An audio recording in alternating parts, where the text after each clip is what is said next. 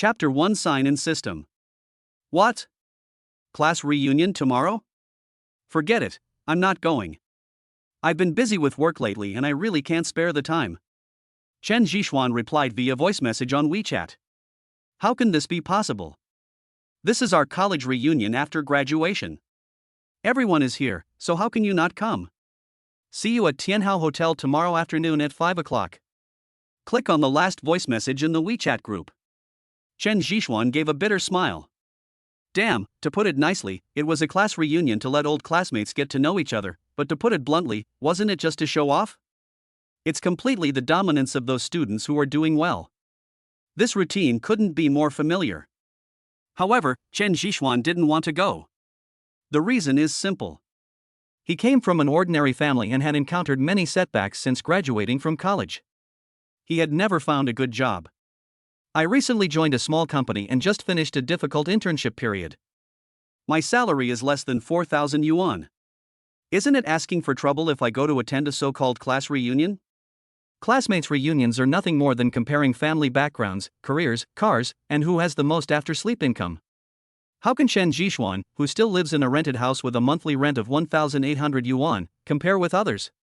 If he goes there, he will just be a green leaf for others to play a supporting role, or even not even a green leaf, maybe he will just be the mud under the green leaf.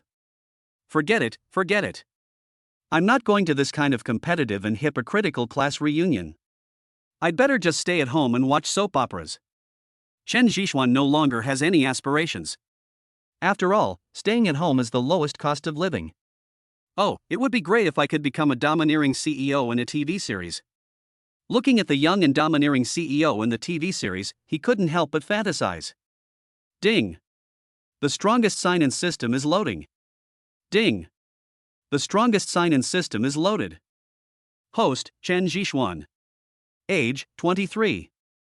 Height, 178 centimeters. Weight, 65 kilograms. Real estate owned, none. Vehicles owned, none. Deposit under name, 3,265 yuan. Personal skills, none. What the hell? What the hell? A mechanical voice suddenly popped up in his mind, scaring Chen Zhixuan. Host, don't panic. I am the strongest sign-in system, and I will serve you from now on. If you sign in on time every day, you can get a random reward. The rewards are all-encompassing, including props, money, skills, everything. After the system's detailed explanation, Chen Zhixuan slowly understood the function of this most powerful sign-in system. To put it bluntly, it's like the protagonist of a novel getting a bug, and his life is unlocked. Having read countless system novels, he never thought that he could actually obtain the blessing of the system. This is really amazing. System, I want to sign in. Chen Zhixuan rubbed his hands, eager to sign in and see what good things he could get. Ding. Host sign-in begins. Ding. Congratulations to the host for signing in successfully. Ding. Congratulations to the host for winning 100 million summer coins. The money has been sent to the host's personal bank account. Please check it carefully. Oh my god. Is this true? 100 million. Chen Zhixuan was confused. Ding. Agricultural Bank, your account with the last digit 9775 completed the transaction at 9:04 on June 26, plus 100,000,000, balance plus 100,003,265. At this time, a text message on the cell phone rang. Chen Zhixuan picked up his phone and took a look. Oh my god, this guy is not dreaming, right? In order to verify the facts, he quickly took out Alipay and transferred 10,000 yuan from his bank card to Alipay. As a result, Alipay clearly showed 10,000 yuan. This happiness comes too quickly. System, there's suddenly an extra 100 million in my account. Will the bank check me? He was panicked as his status suddenly soared to that of a billionaire. If the bank investigates you, no matter how much money you have, it will be useless. System, please rest assured, the host, this system has modified the bank procedures, and no organization can find out. Please feel free to use it. Awesome. Since the system has said so, just be a billionaire with peace of mind. With the mentality of a nouveau riche, Chen Zhixuan decided to go to the bank to check the accounts first to see if there was actually 100 million. Half an hour later, he went to the community ATM to check. Wow, the string of zeros made his eyes dizzy. Now that we have money, let's go out and have a good meal first. After leaving the community, Chen Zhishuan found a taxi and went to a nearby high-end Western restaurant. To be honest, the cost of this Western restaurant was really too extravagant for Chen Zhishuan before. 1,000 per person. It was simply not something that a loser like him could afford. But now I'm a billionaire, so what's $1,000 per person? It is said that if you have money in your pocket, you will be more confident than others. After entering the Western restaurant, Chen Zhishuan asked for a seat by the window and ordered the most expensive sirloin steak in the restaurant. It seems like something is missing. Waiter, how much is your most expensive red cup? Chen Zhishuan had the mentality of a nouveau riche. Anyway, the system would sign him in every day. Who knew if he would sign in another 100 million tomorrow? Now that he had money, he would naturally spend it as much as he could.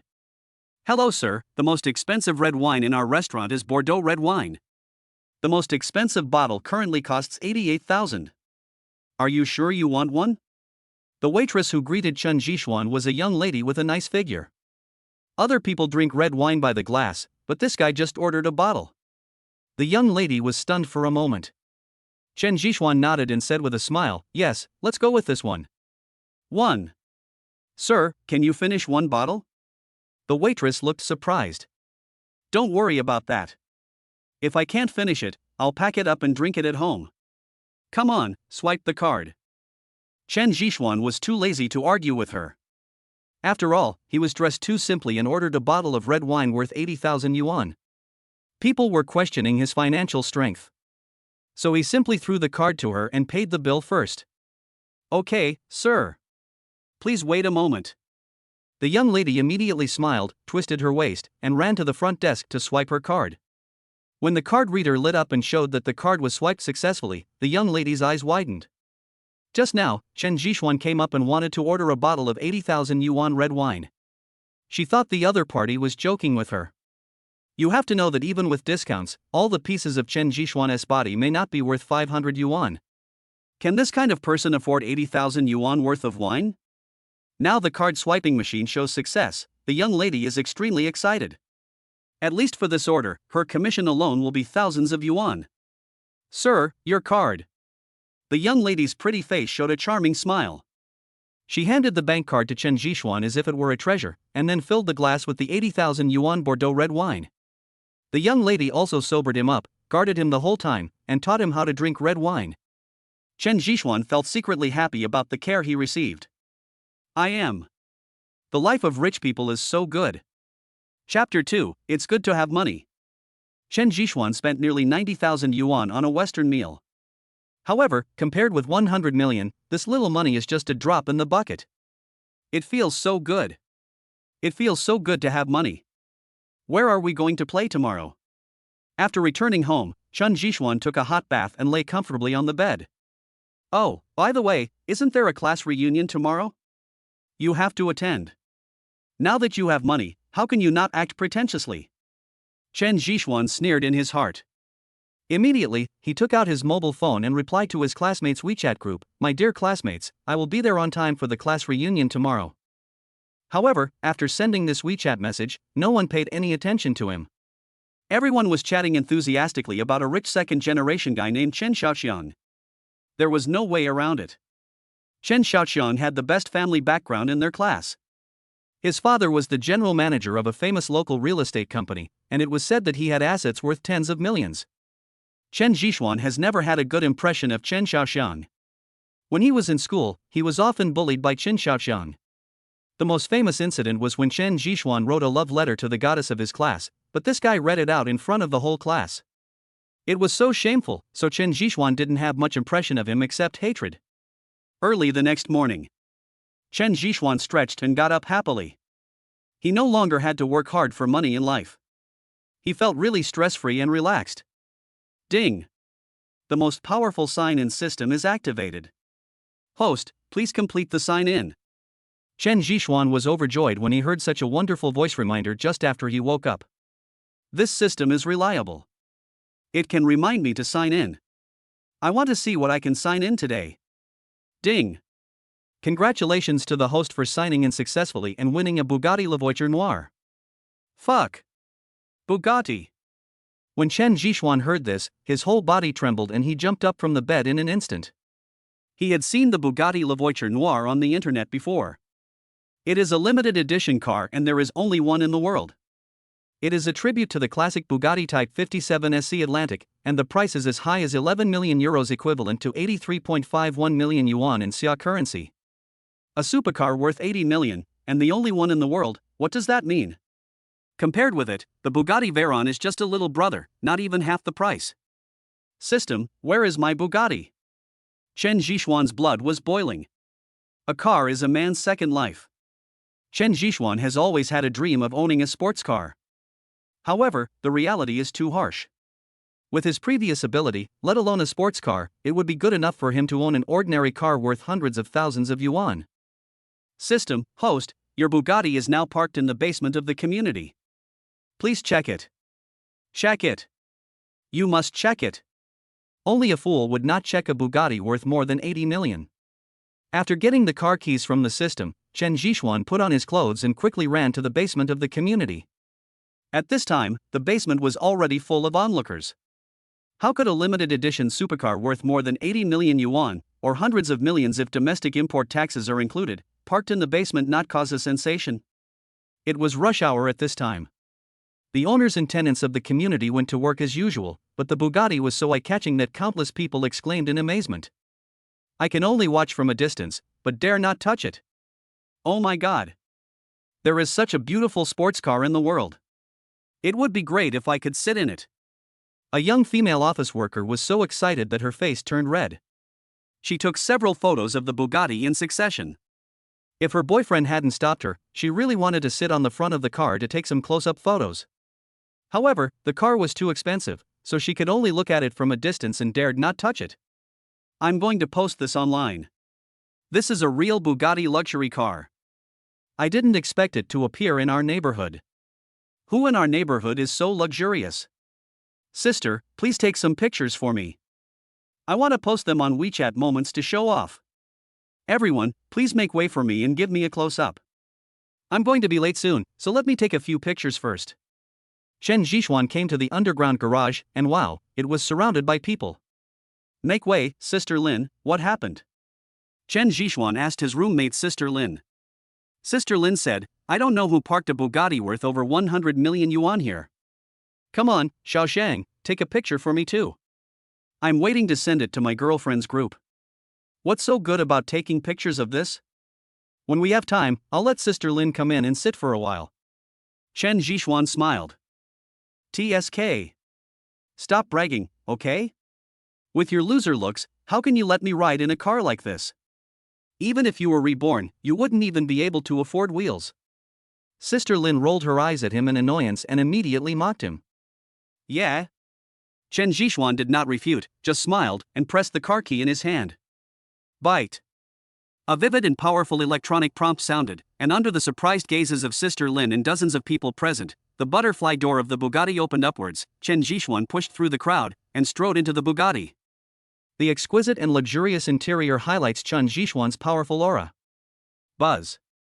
The roaring and roaring sound like a wild beast echoed throughout the underground garage. It wasn't until Chen Zhishuan left for a while that Sister Lin finally came to her senses from her stunned expression. He is really Chen Zhishuan? Sister Lin murmured. I have to say, a luxury car is a luxury car. When it is driving on the road, the rate of people turning their heads to look at it is almost 100%. Whether in terms of maneuverability or stability, it is incomparable to ordinary supercars. Of course, Chen Zhishuan has never driven other sports cars, he only knows that this Bugatti that he got by signing in through the system is so fucking powerful and comfortable to drive. In order to verify the car's speed, which was said to reach 480 km/h, Chen Zhishuan took a spin on the highway. Although he has been photographed countless times, for Chen Zhishuan, who is now worth billions, this is just small money. At 4:30 in the afternoon, at the entrance of Tianhao Hotel, a group of beautifully dressed young people were standing at the door chatting. At this time, a black Mercedes-Benz S-Class sedan slowly appeared in front of the young people. Some people with sharp eyes recognized the owner of the Mercedes-Benz at a glance. Fuck! Our Master Chen is here. Really? After the door of the Mercedes-Benz opened, a young man with a briefcase strode out.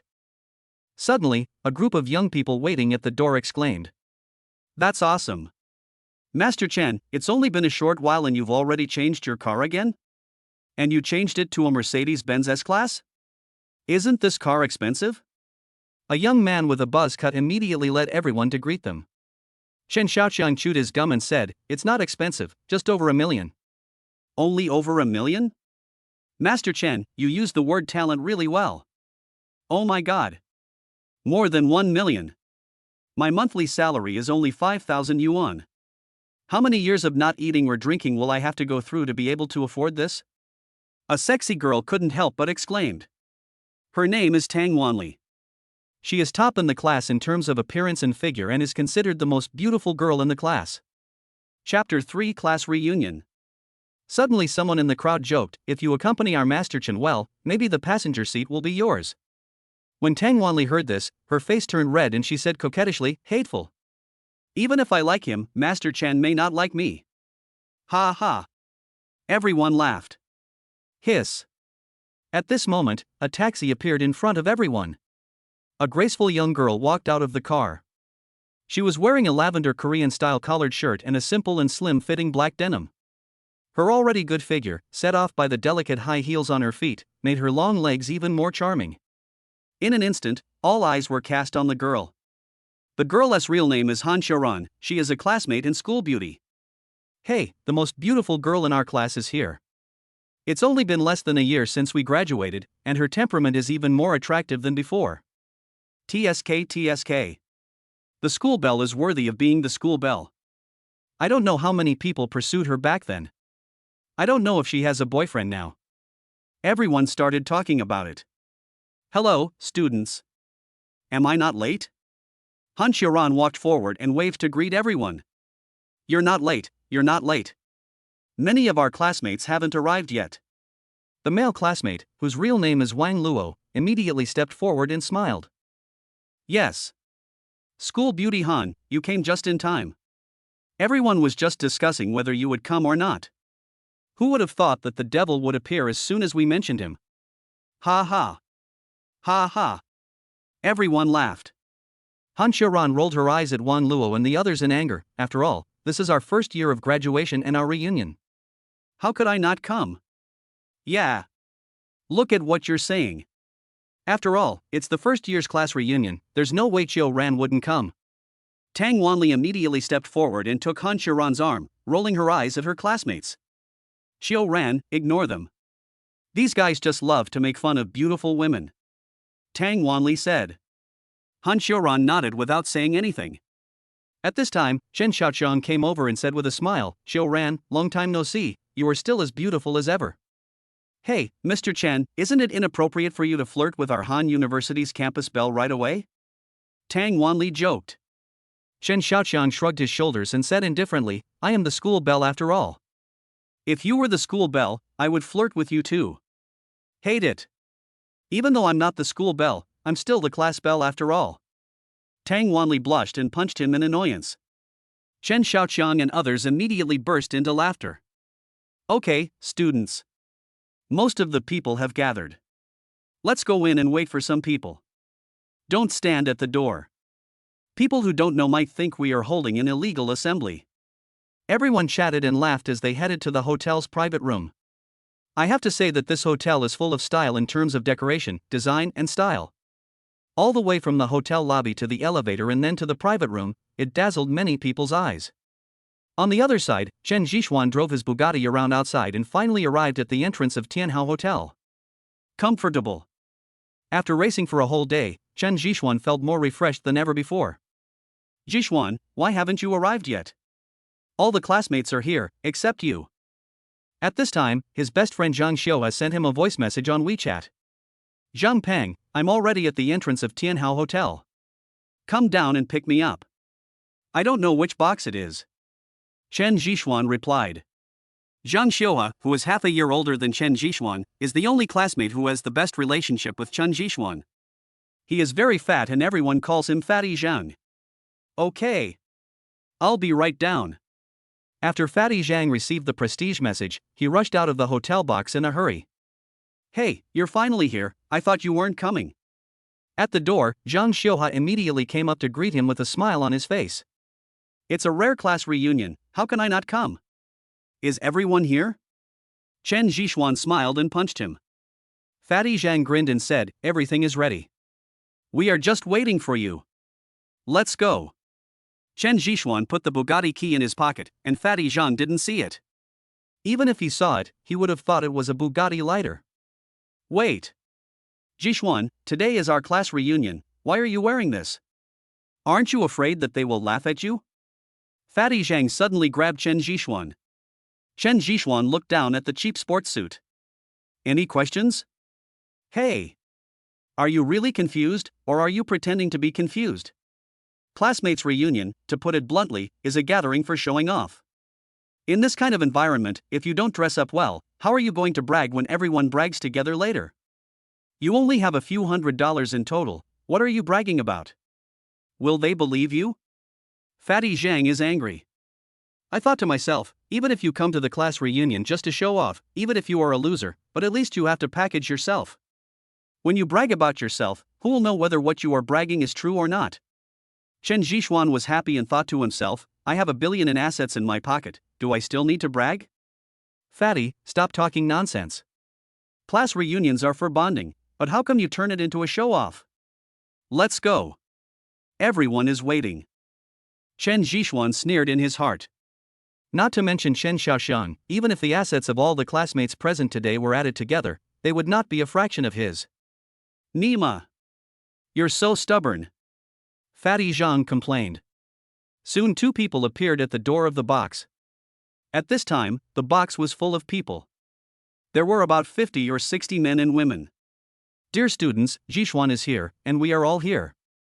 Let's get started. As soon as Fatty Zhang entered the box, he started shouting. Yes. Not many people paid attention to Chen Zhixuan's appearance, and more people focused on Chen Xiaoxiang. Compared with Chen Xiaoxiang, who is Chen Zhixuan? Hey, isn't this Chen Zhixuan, the former top student in our class?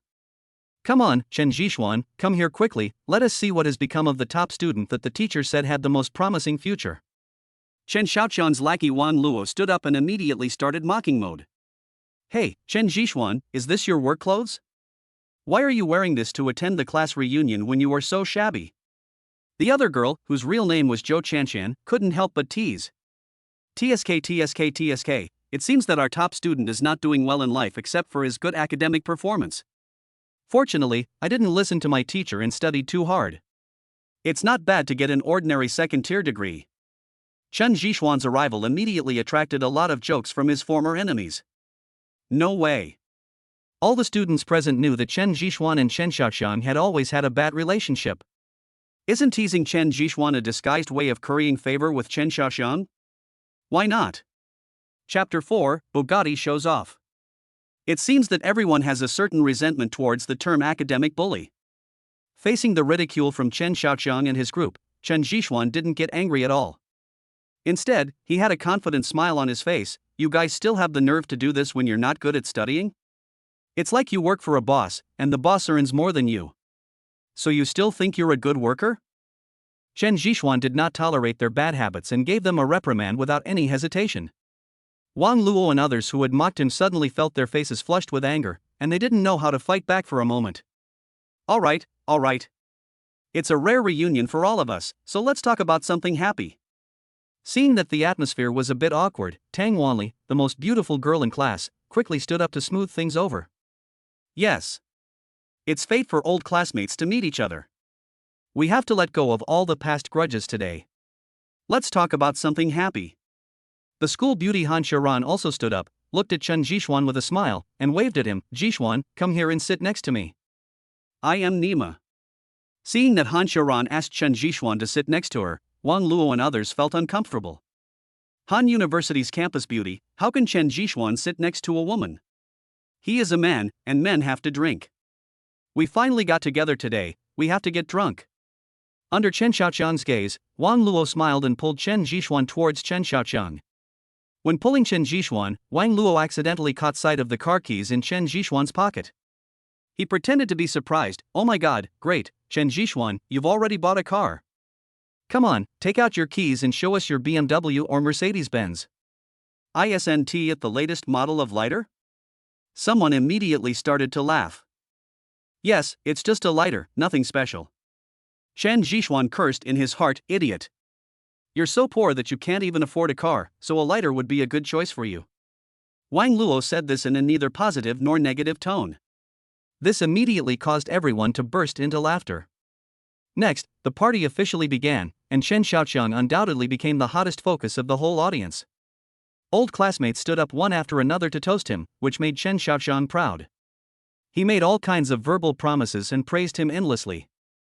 After the class reunion was over, Chen Xiaoqiang waved his hand and said, "Classmates, I've paid for tonight's bill.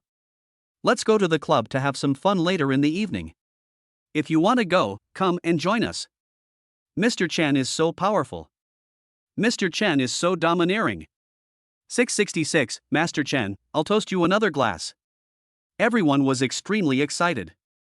Don't worry about it. His father is the manager of a real estate company. We can't compare with him. At this time, Fatty Zhang walked up to Chen Zhishuan and patted him on the shoulder. Few people paid any attention to Chen Zhishuan the whole night. They all kept surrounding Chen Xiaoxiang, which made Fatty Zhang a little unhappy. It's okay. As long as everyone is happy. Chen Zhishuan didn't care about any of this. Soon, after the class reunion, Chen Xiaoqiang walked out of the hotel with the support of everyone. Oh, by the way, Chen Zhishuan, we don't seem to have enough cars. You can only take a taxi. At this time, Chen Xiaoqiang turned around and gave Chen Zhishuan an evil smile. Mr. Chen, isn't there room for another person in Wang Luo's car? Zhang Xiuhua suddenly stood up and said, "We have 10 cars. If we all squeeze in, there will be enough space." Hearing this, Wang Luo smiled and explained, "I'm sorry, my car can only carry 4 people, not 5. This. Fatty Zhang's face flushed red. Chen Xiaoqiang put his hands in his pockets and smiled faintly. If Chen Zhishuan is willing, I can fit someone in the trunk of my Mercedes-Benz. After saying that, Chen Xiaoqiang glanced at Chen Zhishuan playfully, a smug sneer flashing across the depths of his pupils. After hearing what Chen Xiaoqiang said, everyone acted as if it was none of their business. Even Chen Xiaoqiang's lackey Wang Luo smiled and patted Chen Zhishuan on the shoulder. "We are old classmates.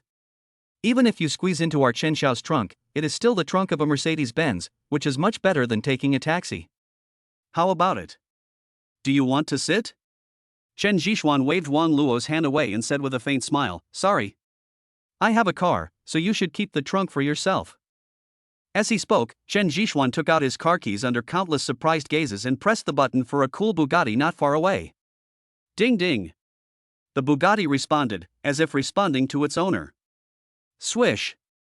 In an instant, dozens of shocked gazes swept towards the Bugatti parked low-key in the corner. "Zhang, Chen Zhishuan, is this your car?" Wang Luo was the first to react. He stared at him in disbelief, stammering. Chen Zhishuan shrugged and smiled. "Any questions?" As he spoke, under the astonished gazes of everyone, Chen Zhishuan walked up to the Bugatti and opened the upward floating butterfly doors with the remote control. In an instant, everyone was excited. Oh my god! Isn't this the global limited edition Bugatti? I actually saw it here. Bugatti? How much does this car cost? It looks cool. Tang Wanli didn't know much about cars, but she thought Chen Zhishuan's car was very cool. How much is it? Can a limited edition be measured by money? This car costs at least 80 million. It can't be bought without 100 million. A boy wearing glasses almost shouted. What? 80 million. Hearing this, Tang Wanli felt her head buzzing. What does 80 million mean? Her entire fortune now is less than 8,000. A supercar of this level would cost a lot of money just to move. How is that possible? Not only Tang Wanli was shocked, but even Chen Xiaoxiang stared with his eyes wide open, looking as if he had seen a ghost. He could never imagine that Chen Zhishuan, a loser, would drive a supercar worth 80 million yuan to the party. He had just mocked him. How could a broken Mercedes compare to a Bugatti? Wang Luo rubbed his eyes vigorously and murmured, how could he have money? Could he be a driver? Or rented it? The result was that countless people at the scene rolled their eyes. Driver? Have you ever seen a supercar driver looking for a driver? Can this global limited edition sports car be rented? I'll give you money, and you help me rent one. Everyone expressed dissatisfaction with Wang Luo's words and complained about his knowledge. Buzz buzz buzz. Chen Zhixuan skillfully controlled the Bugatti, then slowly appeared in front of Chen Xiaoqiang and others, pressed the electronic window, and smiled faintly. I think I don't need to sit in the trunk. Chen Xiaoqiang, this. Chen Xiaoqiang only felt his face burning, as if he had been slapped in the face. He didn't even dare to look at Chen Zhixuan. Chen Zhixuan, you bastard. You bought such a nice car without telling anyone, you must have made a fortune. Zhang Xiuhua felt very relieved and scolded Chen Zhixuan with a smile. Chapter 5, Take It for a Ride. Chen Zhixuan smiled and said, Sorry fatty, I made a lot of money from stock trading recently. Come on, get in the car, I'll take you for a ride. Okay. Fatty Zhang happily opened the car door and sat in the passenger seat. Well, Chen Zhixuan, can you take me with you? At this time, Tang Wanli squeezed forward and came over with a smile on her face.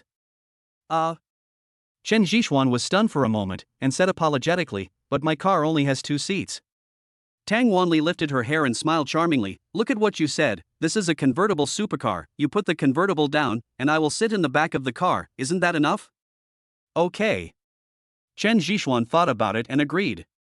He immediately pressed the convertible top retracting button, and under dozens of gazes, the convertible top retracted, revealing the luxurious and dazzling interior of the Bugatti, which immediately made countless people envious.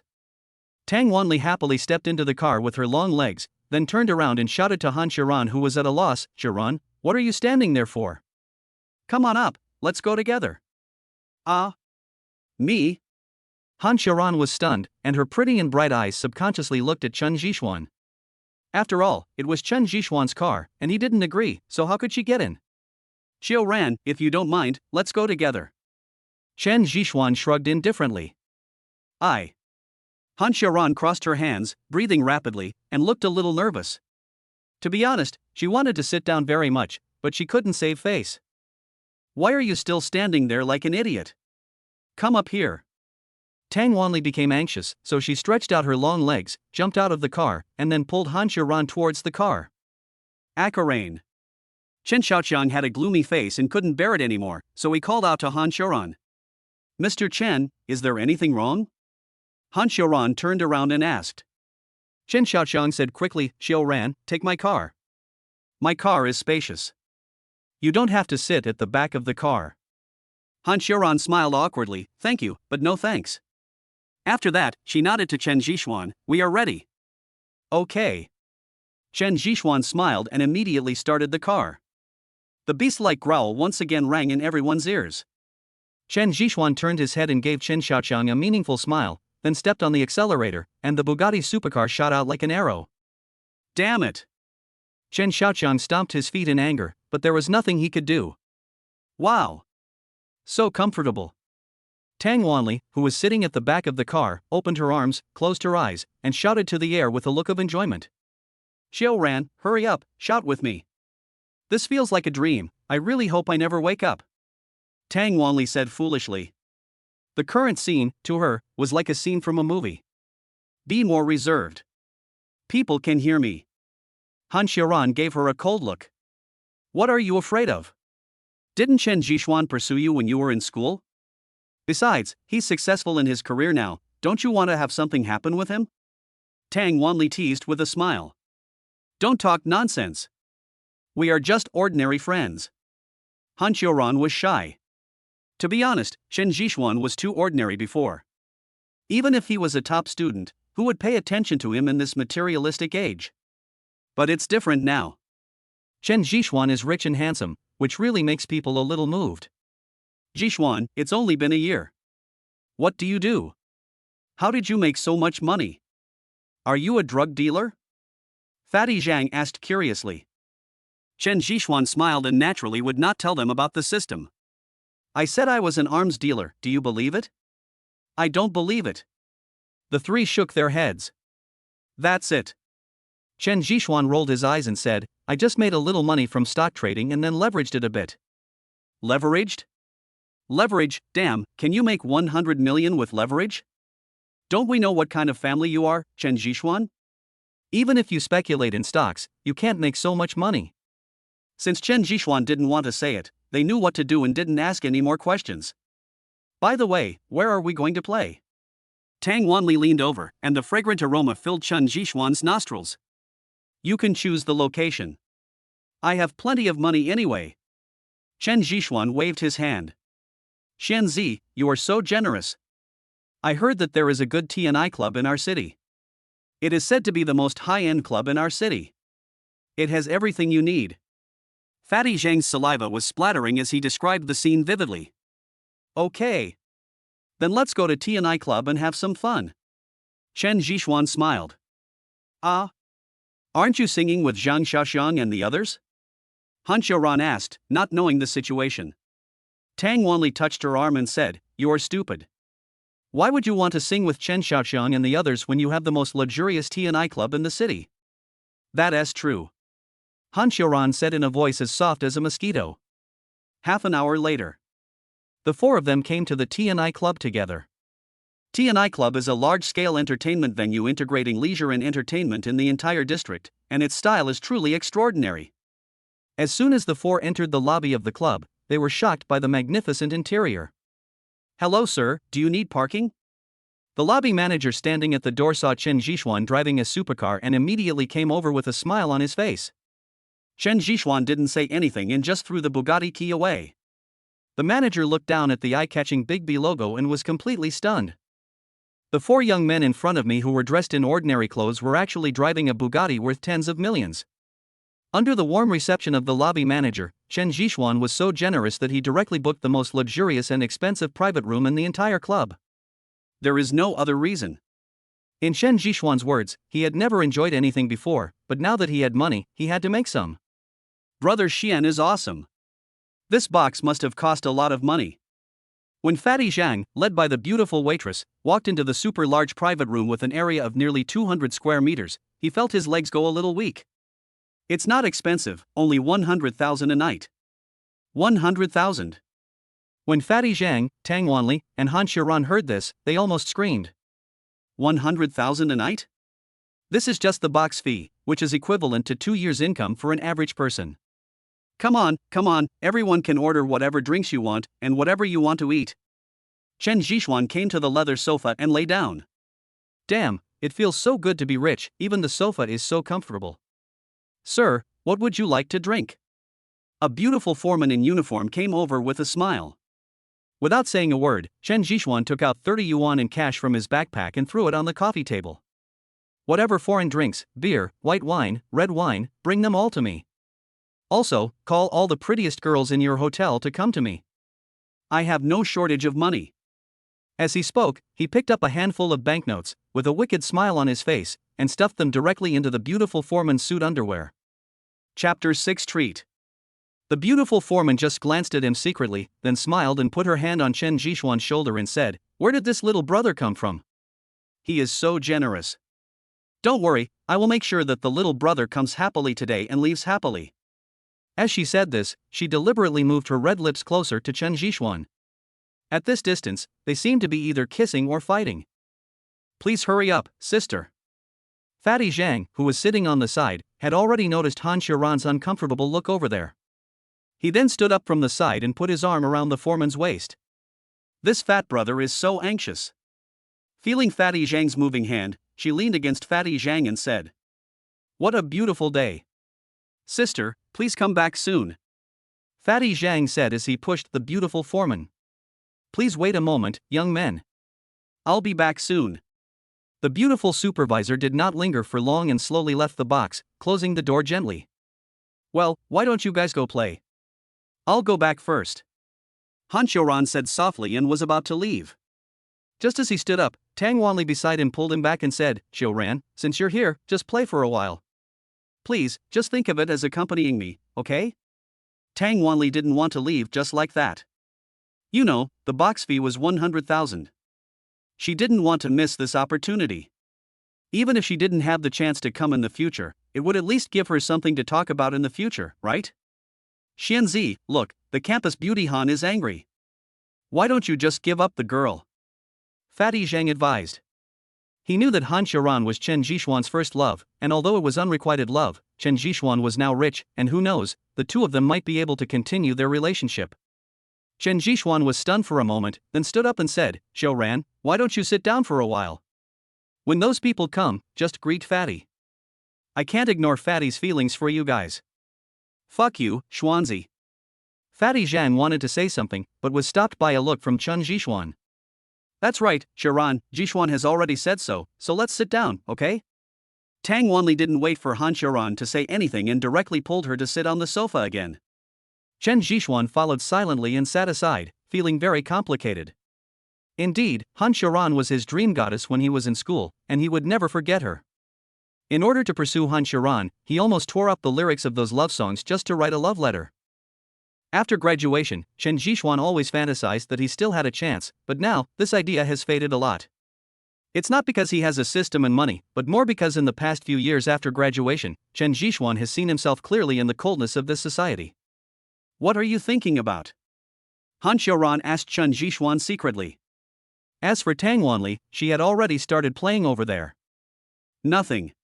Chen Jishuan, I have a question for you, can you tell me? Okay, I'll tell you everything I know. I heard from them that your car is worth tens of millions. Good. You didn't really do anything illegal, did you? Han Xiaoran asked in a low voice, somewhat anxiously.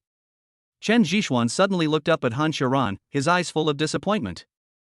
As they were looking at each other, they saw the door over there opened, and the beautiful foreman walked in first, followed by a number of pretty figures. She sat down next to Chen Jishuan in a familiar manner and said with a smile, "Little brother, is the person you wanted here?"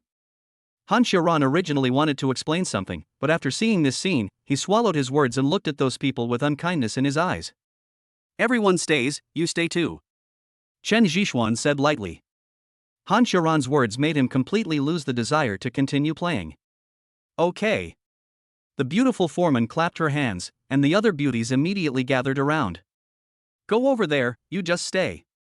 Chen Jishuan waved his hand. Those beauties were smart people. They immediately understood what was going on and surrounded Fatty Zhang. Fatty Zhang was still pretending to be calm, but he surrendered after more than 10 seconds. The atmosphere on both sides was very extreme. On one side it was very heated, while on the other side it was very awkward. Even the battle-hardened beauty who led the class didn't know how to start. I'm going out to smoke a cigarette. Chen Jishuan stood up and left the box. I'll go too. Fatty Zhang couldn't stand it anymore, so he greeted and followed him out. He originally thought there was something special about a private room that costs more than 100,000 yuan a night, but now it seems that there is no difference from an ordinary club, except that the girls are prettier and the decoration and service are high-end. If it were any other day, he might have been having so much fun that he forgot himself, but today was different. He had a female companion with him, so he had to give Chen Jishuan some face, right? At the end of the corridor, Chen Jishuan took out a lighter and the unopened box of .5 Zongnanhai cigarettes from his pocket. Fatty, do you want one? Chen Jishuan handed one to Fatty Zhang. Brother Xian, are you still smoking this cigarette? Fatty Zhang came over with a smile and skillfully put the cigarette to his nose and sniffed it. This is our memory, isn't it? Shen Jiyu chuckled, but the smile was somewhat bitter. He took a deep breath and slowly blew out a smoke ring from his mouth. Xianzi, what did the campus beauty Han say to you? Fatty Zhang asked, leaning against the wall and puffing out smoke. Nothing, just asking me if I have done anything illegal. It seems like he wants me to turn myself in. Chen Jishuan said self-deprecatingly. Fatty Zhang didn't respond, but took several deep puffs of his cigarette. Fatty Zhang smoked half of his cigarette and took a deep breath. Xianzi, I also suspected that you had done something illegal, but now I don't doubt it anymore. Why? Because of this. Fatty Zhang fiddled with the cigarette but in his hand and stared at Chen Jishuan with amusement. You kid. Chen Jishuan shook his head helplessly. The reason why Fatty Zhang did poorly in school was not because he was not smart, but because he didn't like it. In other aspects, his IQ and EQ are absolutely top-notch. Are you not going to pursue Han Xiaoran anymore? Fatty Zhang asked as he put out the cigarette in his hand. I don't know. I'm very upset and I can't be sure of my attitude now. Chen Jishuan said truthfully. Just follow your heart. Have you forgotten that when you were pursuing Han Xiaoran in school, I said you were a toad wanting to eat swan meat? No matter how I persuaded you, you still wrote a love letter. This time is no exception. In fact, you already have the answer in your heart, don't you? Fatty Zhang whispered a few words. Chapter 7 Threats. Got an answer? Chen Zhishuan muttered, and his thoughts instantly returned to his school days. No, boss, you've come to the wrong box. Chen Zhishuan was just thinking about it when he heard the voice of the beautiful foreman coming from afar. Something happened. Fatty Zhang patted Chen Zhishuan on the shoulder and ran over. Chen Zhishuan put out the cigarette in his hand and followed him. The closer he got to the house, the louder the noise became. Get lost. Before the two men could get close, the two men in black standing by stopped Chen Zhishuan and cursed at them. Their neat black suits and shiny sunglasses showed their identities. My friend is in there? Chen Zhishuan said coldly to the two bodyguards in front of him. Two bosses, you are finally here. This. Just at this moment, the beautiful foreman ran out, looking very panicked. Don't come over. Before the beautiful foreman could finish her words, Han Xiaoran's scream was heard from inside. Fuck you. Fatty Zhang said as he smashed one of the bodyguards' head with a red wine bottle in his hand. With a dull thud, one of the bodyguards fell to the ground unconscious. Chen Zhishuan was stunned. He didn't expect Fatty Zhang to be so cruel. He was also wondering where Fatty Zhang got the bottle of red wine. Xianzi, you go in first and leave this man to me. Fatty Zhang shouted. Chen Zhishuan didn't care about anything and just pushed the door open and rushed in. You know, Han Xiaoran and Tang Wanli were still inside. When he opened the door, he saw Han Xiaoran being held by a young man, with her clothes a little messy. The young man had a smirk on his face and his steps were light, and it was obvious that he was drunk. Zhishuan, save me.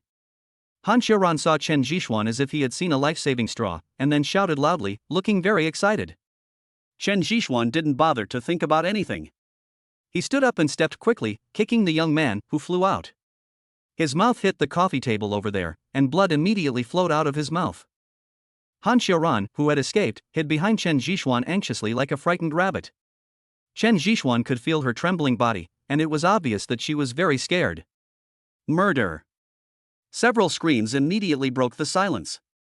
As soon as these words came out, the first person to run in was the beautiful foreman. She was also a little panicked when she saw this scene. She stood there at a loss, mumbling something.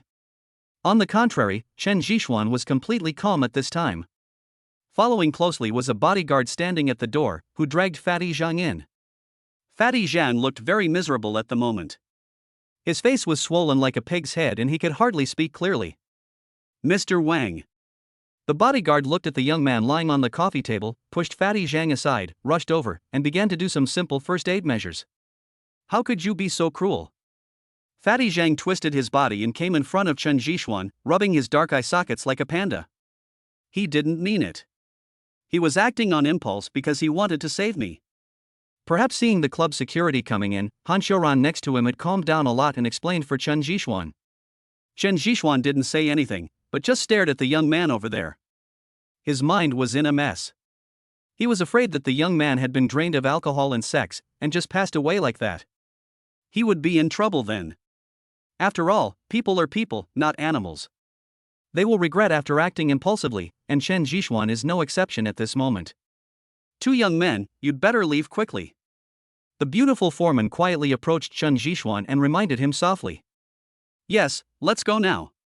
Although Fatty Zhang was beaten into a pig's head, he kept watching the situation around him. There were more and more people in black outside the door. It was obvious that the person they offended this time was not simple. Based on the principle of a hero not to suffer a loss in front of him, he whispered to Chen Zhishuan.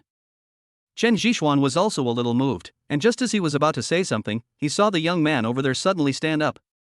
At this moment, he was no longer drunk, and stared at Chen Zhishuan with a pair of vicious eyes, as if he was going to eat Chen Zhishuan alive in the next second. The bodyguard next to him was still wiping the blood from the corner of his mouth, but the next second he was slapped in the face by Wang Xiao. Waste. Wang Xiao said coldly. Yes. The bodyguard's face immediately became red and swollen at a speed visible to the naked eye. One can imagine how powerful the slap was. The bodyguard didn't dare to dodge or say anything, but just silently endured the slap. Not bad, kid, you dare to attack me, do you know who I am? Wang Xiao sneered repeatedly, and at the same time, he touched the remaining blood at the corner of his mouth with his finger and put it directly into his mouth, then began to slowly look at Chen Zhishuan. Chen Zhishuan was not moved. Seeing that the person was fine, he actually relaxed a lot. He pulled Han Xiaoran to sit on the sofa beside him, took out his Ongnanhai, lit it and said, "Tell me, what do you want?" "What should I do?" Wang Xiao repeated, then walked towards Chen Zhishuan very slowly. "What do you want to do?" Fatty Zhang stood directly in front of Chen Zhishuan. Although his face was swollen and he couldn't speak clearly, it was clear from the bottle of wine in his hand that he was not scared by Wang Xiao in front of him, but was aroused by his ferocity. "Ha, interesting, interesting." Wang Xiao laughed wildly a few times, then snapped his fingers at the people next to him. The bodyguards guarding outside the door immediately rushed in. It was a dark mass. The originally spacious box became a little crowded. "Mr. Wang, this is T&I Club, and our bosses." Before the pretty foreman next to her could finish her words, Mr. Wang raised his leg and kicked her to the side. "You're talking nonsense. Do you have the right to speak here?" Wang Xiao snorted condescendingly. "You." The beautiful foreman didn't dare to say anything else and could only endure it all silently. Suddenly, Wang Xiao took out something from the bodyguard next to him. It was a knife. It reflected a little light under the light.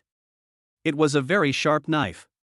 He just placed it lightly on the coffee table and immediately inserted it into the wooden table. "What do you want to do?" "I tell you, I'm calling the police." Fatty Zhang was a little flustered and took out his cell phone from his pocket. "I, Wang Yu, have never suffered such a great loss in my life. If you want to end this matter, it's very simple. All you need to do is leave one of your little fingers. I don't want anything else." Wang Yu stared at Chen Zhishuan playfully. His violet eyes made Tang Wanli beside him scream. "What if I say no?" Chen Zhishuan flicked the ash from his cigarette and said to Wang Yu without fear. "Haha, no? Are you sure? If my people were to take action, it wouldn't be that simple. Think about it before you answer." Chapter 8 Dreams Like Smoke. "Security, security, are you blind? Didn't you see that he was going to cut off our little fingers? Stop them quickly, or I will complain about you." Tang Wanli's voice broke. She was really scared. "Beauty, don't worry, I won't attack you. At most, I will let them serve you well." Wang Yu licked his lips. That voice was like a devil, constantly eroding Tang Wanli's heart. Chen Zhishuan already understood that those security guards would definitely not help them. If Wang Yu on the opposite side did not have a certain amount of power, he would not cause trouble in the T&I Club. Young Master Wang, I was wrong." "No, they were wrong. It has nothing to do with me. Please let me go." After more than 10 seconds of silence, Tang Wanli suddenly begged for mercy to Wang Yu. "Wanli, how could you do this?" Han Xiaoran looked at Tang Wanli stupidly. She was stunned by Tang Wanli's actions and didn't expect Tang Wanli to say such words. "Xiaoran, it was your fault in the first place.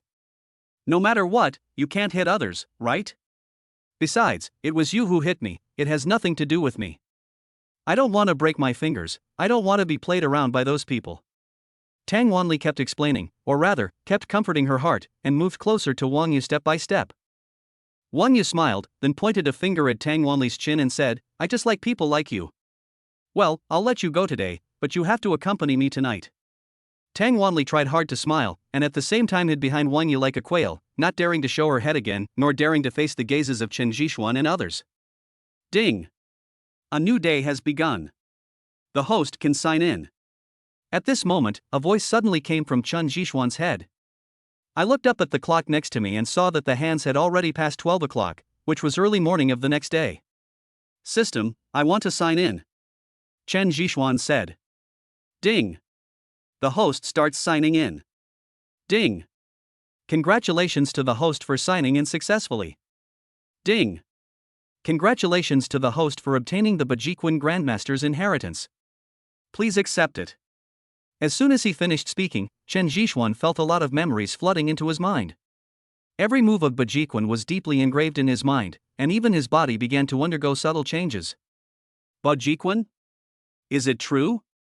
Chen Zhishuan still couldn't believe it, but he no longer had any doubts when he felt the power contained in his body. Which young man doesn't have a dream of being a hero, let alone Chen Zhishuan? He used to be envious of the methods of martial arts masters in novels. For this purpose, he also searched a lot of information, and even mixed a lot of words from novels in the love letter he wrote to Han Sharan. But the reality is cruel. He didn't find it. However, he did look up a lot of information about Bajiquan, Bagwazang, etc. After careful comparison, he found that they were not even as good as Sanda and were just fancy things. But now, he doesn't think so anymore. With the continuous integration of the essence of Bajiquan, he has a deeper understanding of Bajiquan. A Tai Chi practitioner doesn't go out for 10 years, but a Baji practitioner can kill people in a year. The ferocity of Bajiquan is simply beyond the comprehension of outsiders. At the same time, Chen Zhishuan also knows why Bajiquan is now just a martial arts routine, simply because the lethality of Bajiquan is too terrifying. Chen Zhishuan was absorbing the essence of Bajiquan, while Good Wan Yu couldn't wait any longer. He held the knife and said, "You haven't made a decision yet? I really don't want to do it. I can't stand seeing people's painful expressions. Young Master Wang, it's over." At this moment, a voice came from outside, light and crisp like an aureole. Soon the bodyguards made way for them and a very beautiful woman walked in, followed by a burly man who was over 2 meters tall. Everyone was attracted by the voice, including Chen Zhishuan. When he first met that woman, Chen Zhishuan sighed, how could there be such a beautiful person in the world? It was simply impossible to describe her in words. It could be said that it was as if that person had walked out of a book. The temperament she exuded seemed to come from the sky. "Meng Ruyan, do you want to interfere in this matter?" Wang Yu stared at the woman in front of him. "Young Master Wang, this is T&I Club, not your home. Even if your father is here, he has to follow our young lady's wishes." The big man next to him spoke in a loud voice, and everyone in the box could hear it clearly. "I'm giving you the face, come on." Wang Yu sneered and called to the bodyguard next to him. Before he finished speaking, the bodyguards hadn't made a move yet, when the burly man next to Meng Ruyan flashed and appeared in front of Wang Yu in an instant, with a black object pressing on Wang Yu's head. "Master." Chen Zhishuan was already a master at this moment. With his vision, he could naturally see clearly the movements of the sturdy man, and a hint of surprise flashed in his eyes. "Young Master Wang, don't move. You should know what this thing in my hand is. I don't want old Master Wang to see his son off." The burly man sneered and pushed young Master Wang hard again. Feeling the coldness of the thing on his head, a trace of fear flashed in Wang Xiao's eyes. "Meng Ruyan, what do you mean?" Wang Yu broke out in cold sweat on his forehead. There was nothing he could do. Anyone would be scared if they had a gun to their head. "Mr. Wang, it's time for you to go home." Meng Ruyan gently touched her red lips and uttered a word slowly. Hearing this, the big man put away the gun in his hand, and Wang Yu breathed a sigh of relief. "I will never forget what happened today. I just hope Miss Meng won't forget it either." Wang Yu snorted coldly and prepared to leave with his men. "Wait." Chen Zhishuan stood up and said, "Sir, do you have anything else to say?" Meng Ruyan asked slowly. "You have seen what happened to my friend. As customers, we came here to spend money, but we were beaten like this. Shouldn't we have an explanation?" Chen Zhishuan looked at Meng Ruyan with amusement. "Sir, my T&I Club will compensate you for your losses and guarantee your satisfaction. Please don't make trouble here. Otherwise, if something really happens, it will be your own fault," warned the burly man next to him. In his eyes, Chen Zhishuan was a guy who was taking advantage of the situation. He didn't even look at the situation at the moment and dared to say such words. "Interesting, Miss Meng, it's not that I won't let go, but I would like to hear what you want to do?" Wang Yu stopped and a smile appeared on his face again. "It's very simple. You should suffer the same thing as my brother. Otherwise, how about you also spare a finger?" Chen Zhishuan said slowly, with a sense of momentum emanating from his body. Chapter 9, Tooth for Tooth. Perhaps influenced by the essence of Bajiquan, Chen Zhishuan began to become much stronger. Even if Meng Ruyan had not appeared, he would have wanted Wang Yu and others to stay in the hospital for a few months. Fatty Zhang would not be beaten in vain. Ha ha ha. Wang Yu laughed over there, as if what Chen Zhishuan had just said was a huge joke. "Sir, please don't mess around. This is T&I Club." The sturdy man warned again. "T&I Club? I think it's a place full of filth and dirt. Not to mention that the safety of people coming here is not guaranteed, just saying that if he can attack me, shouldn't I fight back? Or is your T&I Club also a place where right and wrong are reversed, and only those with the big fists can speak?" Chen Zhishuan said calmly. You are being unreasonable. The sturdy man replied with an uncomfortable look on his face. Are you being unreasonable? It would be great if my request can be met today. If not, I don't mind being a little more persistent. Chen Zhishuan said slowly. Xianzi, it's almost over. These people are not easy to mess with. Let's go first. Fatty Zhang was very touched. Chen Zhishuan stood up for him. He didn't trust the wrong person. But now they are weak and will suffer if they fight. Besides, the club will compensate him. As for the injury, it's nothing. He was used to fighting every time he went to school. He didn't feel humiliated. Fatty, we are brothers. I have said that others cannot force you to have something you don't want, and others cannot take away something you want. What you suffer, others must return double. Chen Zhishuan patted Fatty Zhang's red and swollen face. Hiss, it hurts so much, but now. Fatty Zhang took a breath and was still a little worried. Don't worry, I know my limits. Chen Zhishuan comforted Fatty Zhang and turned to look at Wang Yu over there. What a brotherly love. Let me see what you can do to me. Wang Yu said sarcastically. Since you don't want to do it, let me help you. Chen Zhishuan's figure flashed, and the whole person instantly stuck to him and slapped him hard. Wang Yu flew to the side and hit a security guard. A martial artist. A trace of solemnity flashed across the sturdy man's eyes. Chen Zhishuan's action was so fast just now that he didn't even have time to react. With one slap, 2 teeth fell out of Wang Yu's mouth. His face turned red and purple and began to swell. This slap is to get back at my classmate. Chen Zhishuan said calmly. You. Wang Yu wanted to say something, but his mouth was full of blood and he couldn't express it completely. Chen Zhishuan approached him again and slapped Wang Yu at a 90-degree angle. The other half of Wang Yu's face became red and swollen, and the two sides looked asymmetrical. This is for my brother. Chen Zhishuan said lightly. Fatty Zhang next to him was stunned. He felt like he was in a dream. He pinched his face and the burning pain made him realize that this was real and not a dream. There is still one finger left, don't be anxious. Chen Zhishuan picked up the knife from the ground and began to gesture in his hand. It's almost done. The sturdy man next to Meng Ruyan reminded. Is it almost done? It's still early. Chen Zhishuan waved his hand and raised the knife to stab Wang Yu's little finger. If it was stabbed, the little finger would not be saved. The people around Wang Yu wanted to stop him, but it was too late. When the knife touched Wang Yu's little finger, a hand grabbed Wang Yu's wrist. You can't mess with the people behind Wang Yu, and Our Lady won't let you cut off Wang Yu's little finger.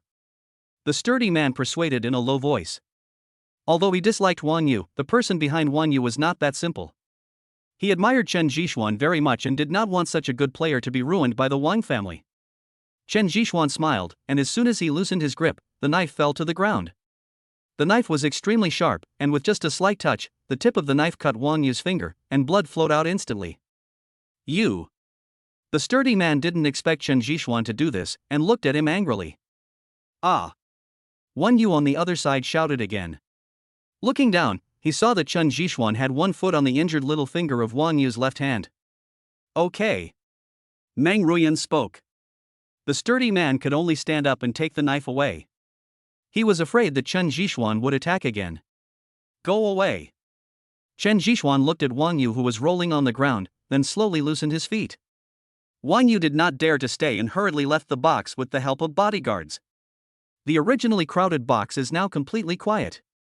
Sir, please follow me. Our club will give you corresponding compensation. The beautiful foreman said to Chen Zhishuan at the instruction of Meng Ruyan. The security guards nearby had already started packing up the things here. Those who had wanted to watch the fun outside had to leave now. However, they were all discussing who dared to touch Wang Yu like this. The old people who played in this club all knew what kind of person Wang Yu was. Normally, he was the only one who took advantage of others, so how could he suffer any loss? Fatty, what do you want? Chen Zhishuan said with a smile, hugging Fatty Zhang's neck. It hurts, let go, I don't want anything. Fatty Zhang struggled. Did you hear that? My brother doesn't want it. Of course, if you can make him more handsome, I will accept him. Chen Zhishuan said jokingly. Okay. Meng Ruyan said and left the box. Can? Chen Zhishuan felt like he was hallucinating. Meng Ruyan actually said that she could make fat men become handsome. Let's go. The sturdy man pulled Fatty Zhang and followed. Chen Jixuan was naturally not worried about anything happening, and he believed that Meng Ruyan would not act on her own. Sitting on the sofa, Chen Jixuan once again experienced the essence of Bajikwan. Jixuan, just now I. At this time Tang Wanli walked over in a low voice. Go away. I will pretend that nothing happened today and we don't need to contact each other anymore. Chen Jixuan said with his eyes closed. Tang Wanli wanted to explain something, but in the end she said nothing and left in a low voice. Chen Jixuan thought there was nothing wrong with Tang Wanli's behavior, which was also human nature.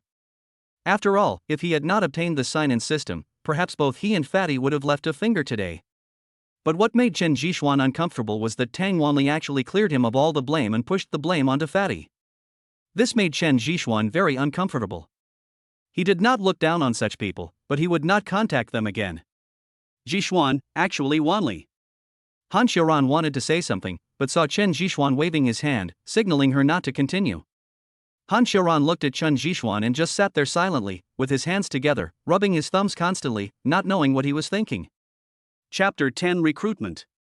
More than 10 minutes later, the beautiful foreman walked in, leaned over to Chen Jixuan's ear and whispered a few words, then left. Xiaoran, I'm going to see how Fatty is doing. Don't wander around here. I'll be back soon. Chen Jixuan said to Han Xiaoran. Han Xiaoran uttered an ah, and it was obvious that she didn't understand what Chen Jixuan said. By the time she came to her senses, Chen Jixuan had already left the box. The entire club is divided into 7 floors. The bottom 4 floors are used to receive club members. As for the top 3 floors, ordinary people cannot go up there, and the security measures are very complete. At least that's what Chen Jixuan thinks. When they reached the 7th floor, the beautiful foreman pointed in a direction to Chen Jixuan and then left. Chen Jixuan could only walk over alone, while constantly looking around. If the 4 floors below are magnificent, then these 3 floors are low-key and luxurious, with exquisite materials and a well-arranged layout, giving people a sense of ancient charm. After walking about 20 meters, Chen Jixuan keenly heard Fatty Zhang's voice. He pushed open the door next to him, only to see a fat woman sitting inside, doing something with her hands on Fatty Zhang's face. Ah, ah, ah. Fatty Zhang shouted in pain and joy. However, Chen Jixuan could clearly see that Fatty Zhang's red and swollen face was beginning to improve. He walked closer and took a look. Wow, Chen Jixuan almost vomited. This woman didn't look like a woman at all. She had a beard on her face, a big upturned nose, and nose hairs all over her face. Her face was full of marks from acne. Seeing this, Chen Jixuan stepped back again and again. Goodbye, brother. I won't see you off. Chen Jixuan originally wanted to say hello, but now it seems that forget it. This is not someone he can afford to offend. Perhaps only Fatty Zhang can enjoy such treatment. Fortunately, Fatty Zhang was wearing an eye patch, otherwise, he would never let this beautiful woman touch his face, even if his face swelled up like a pig. After observing a moment of silence for Fatty Zhang for a few minutes, Chen Jixuan immediately stepped out. Of course, he did not leave. Instead, he stood at the door and started taking pictures with his mobile phone. Especially when Ruhua was giving the fat man a face massage, Chen Jixuan took several pictures in succession. After putting away his phone and closing the door, Chen Jixuan finally breathed a sigh of relief. Mr. Chen, come this way. The burly man who followed Meng Ruyan appeared next to Chen Jixuan at some point in time, appearing and disappearing like a ghost. Oh. Arriving at the last room on the 7th floor, Chen Jixuan slowly opened the door, only to see Meng Ruyan sipping tea there alone. Chen Jixuan sat casually opposite Meng Ruyan, silently picked up a cup of tea and started drinking. Isn't this for you? Meng Ruyan said. What? Chen Jixuan was stunned. This is the water I warmed up in a cup. I haven't had time to pour it yet. Meng Ruyan explained. A warm cup of water? It's the water used to wash teacups, said the big man standing aside. Puff. Chen Jixuan sprayed it out directly. The big man immediately moved his face closer to block Chen Jixuan's sip of tea for Meng Ruyan. I'm sorry. Chen Jixuan looked at the fat face in front of him with some embarrassment, and hurriedly took 2 pieces of paper from the side to wipe the big man's face. Okay, see, clean up here. Mr. Chan and I are going to chat over there. Meng Ruyan stood up and walked towards the window leisurely, as if nothing had happened. Chen Zhishuan was embarrassed and hurriedly followed. Poor Aussie was alone cleaning up the tea that Chen Zhishuan spat out. "Mr. Chen, do you know who Wan Yu is?" Meng Ruyan asked, looking at the neon lights outside the window. "I'm not sure, but he must be a rich second generation." Chen Zhishuan took out a cigarette and put it in his mouth. "You guessed right, but he is not just a simple rich second generation. The Wang family is one of the best families in the whole city, and even in the whole of China, and Wan Yu is the son of the current head of the family." Meng Ruyan said slowly. "What does this have to do with me?" Chen Zhishuan lit a cigarette and took a deep breath. "If you touch Wan Yu today, the Wang family will not let you go. You should know this better than me." Meng Ruyan said. "Then what?" Chen Zhishuan was sure that Meng Ruyan had something to say, otherwise she wouldn't have said so much to him. "I can help you. As long as you become my man, I will help you deal with Wan Yu. As for the Wang family, they will definitely not cause you any trouble." "Become your person? Are you sure you are right?" Chen Zhishuan was a little surprised. "He's the same person as me." Asi said unhappily, looking at Chen Zhishuan with a somewhat unfriendly look. "Becoming your subordinate? Sounds like a good idea, but are you sure Wan Yu won't cause trouble for me?" Chen Zhishuan looked at Meng Ruyan playfully. "Won't? Well, I'll let the Wang family find trouble with me," Chen Zhishuan said with a smile. "You don't agree? I'm not lying to you. You don't have any power behind you. After tonight, Wan Yu will definitely cause trouble for you." Meng Ruyan didn't expect Chen Zhishuan to have such a side, and was a little surprised for a moment. "You are investigating me?" Chen Zhishuan was dissatisfied and stared at Meng Ruyan with unfriendly eyes. Meng Ruyan did not answer, but just looked at Chen Zhishuan silently.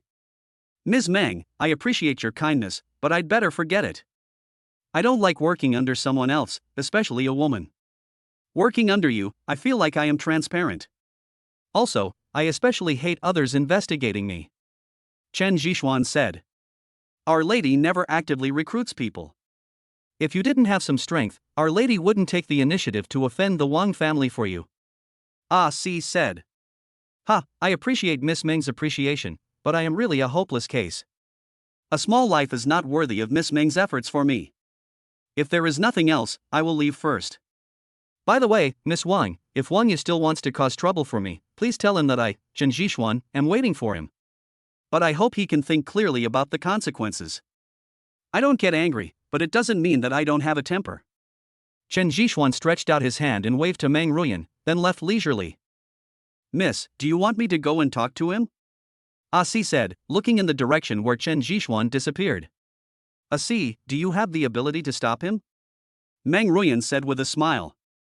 "Yes." Si said after hesitating for a moment. "Look at this." Meng Ruyan pointed to a small stone on the flower pot beside the windowsill. Si was stunned for a moment, then reached out and touched the small stone. With just a light touch, the small stone instantly turned into powder. This is impossible."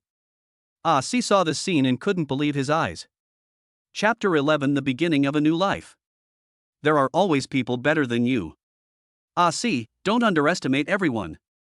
This Chen Zhishuan is no simple person," Meng Ruyan said, staring at the stone that turned into dust. "Miss, the Wang family has provoked a bad opponent this time," Si said in a deep voice. "Yes, with such a master watching, the Wang family will be busy. Go and say hello to Mr. Wang and explain the situation here. He will naturally understand what the decision will be." "Yes." Si was about to leave. "And this, give it to Mr. Chen." Meng Ruyan handed a CD in her hand to Si.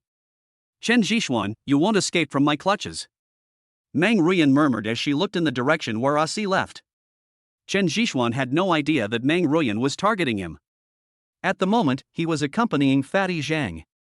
The moment Fatty Zhang took off his blindfold, he almost jumped up from the bed. He said he would not receive any more treatment and wanted to leave with Chen Zhishuan. He looked like a violated little animal, so pitiful. "Okay, Fatty, don't you see how much effort people put into your face? Look, the swelling is starting to go down," Chen Zhishuan joked. "Mr. Chen, this is what the young lady asked me to give you." Si handed a CD to Chen Zhishuan. What is that? Fatty Zhang took it and put it in the computer next to him. Chen Zhixuan was also a little confused, but seeing that Fatty Zhang had already put the CD in the computer, he simply started watching it. The picture kept jumping, and Chen Zhixuan's eyes became more and more fierce. Fatty Zhang next to him also had veins bulging, and he gritted his teeth, not knowing what he was thinking. However, the picture showed the scene at the door of Chen Zhixuan's box, which should be the picture captured by the surveillance camera. After Tang Wanli came out of the box, she deliberately bumped into Wang Yu and kicked him. Wang Yu then followed her into the box, and the following series of events happened. This bitch, did he do it on purpose? Fatty Zhang said, gritting his teeth. Chen Zhixuan didn't say anything, but silently took out the CD, broke it into pieces and threw it into the trash can. Xianzi, I'm not done with her about this matter. I almost became crippled today. Fatty Zhang cursed angrily.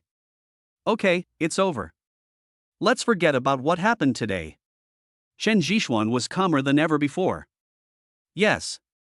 Fatty Zhang was about to say something, but was pulled out by Chen Zhixuan. Tell your lady, thank you. Chen Zhixuan turned his head and said to Asi. After saying that, he ignored Asi and went downstairs with Fatty Zhang. What a talented person.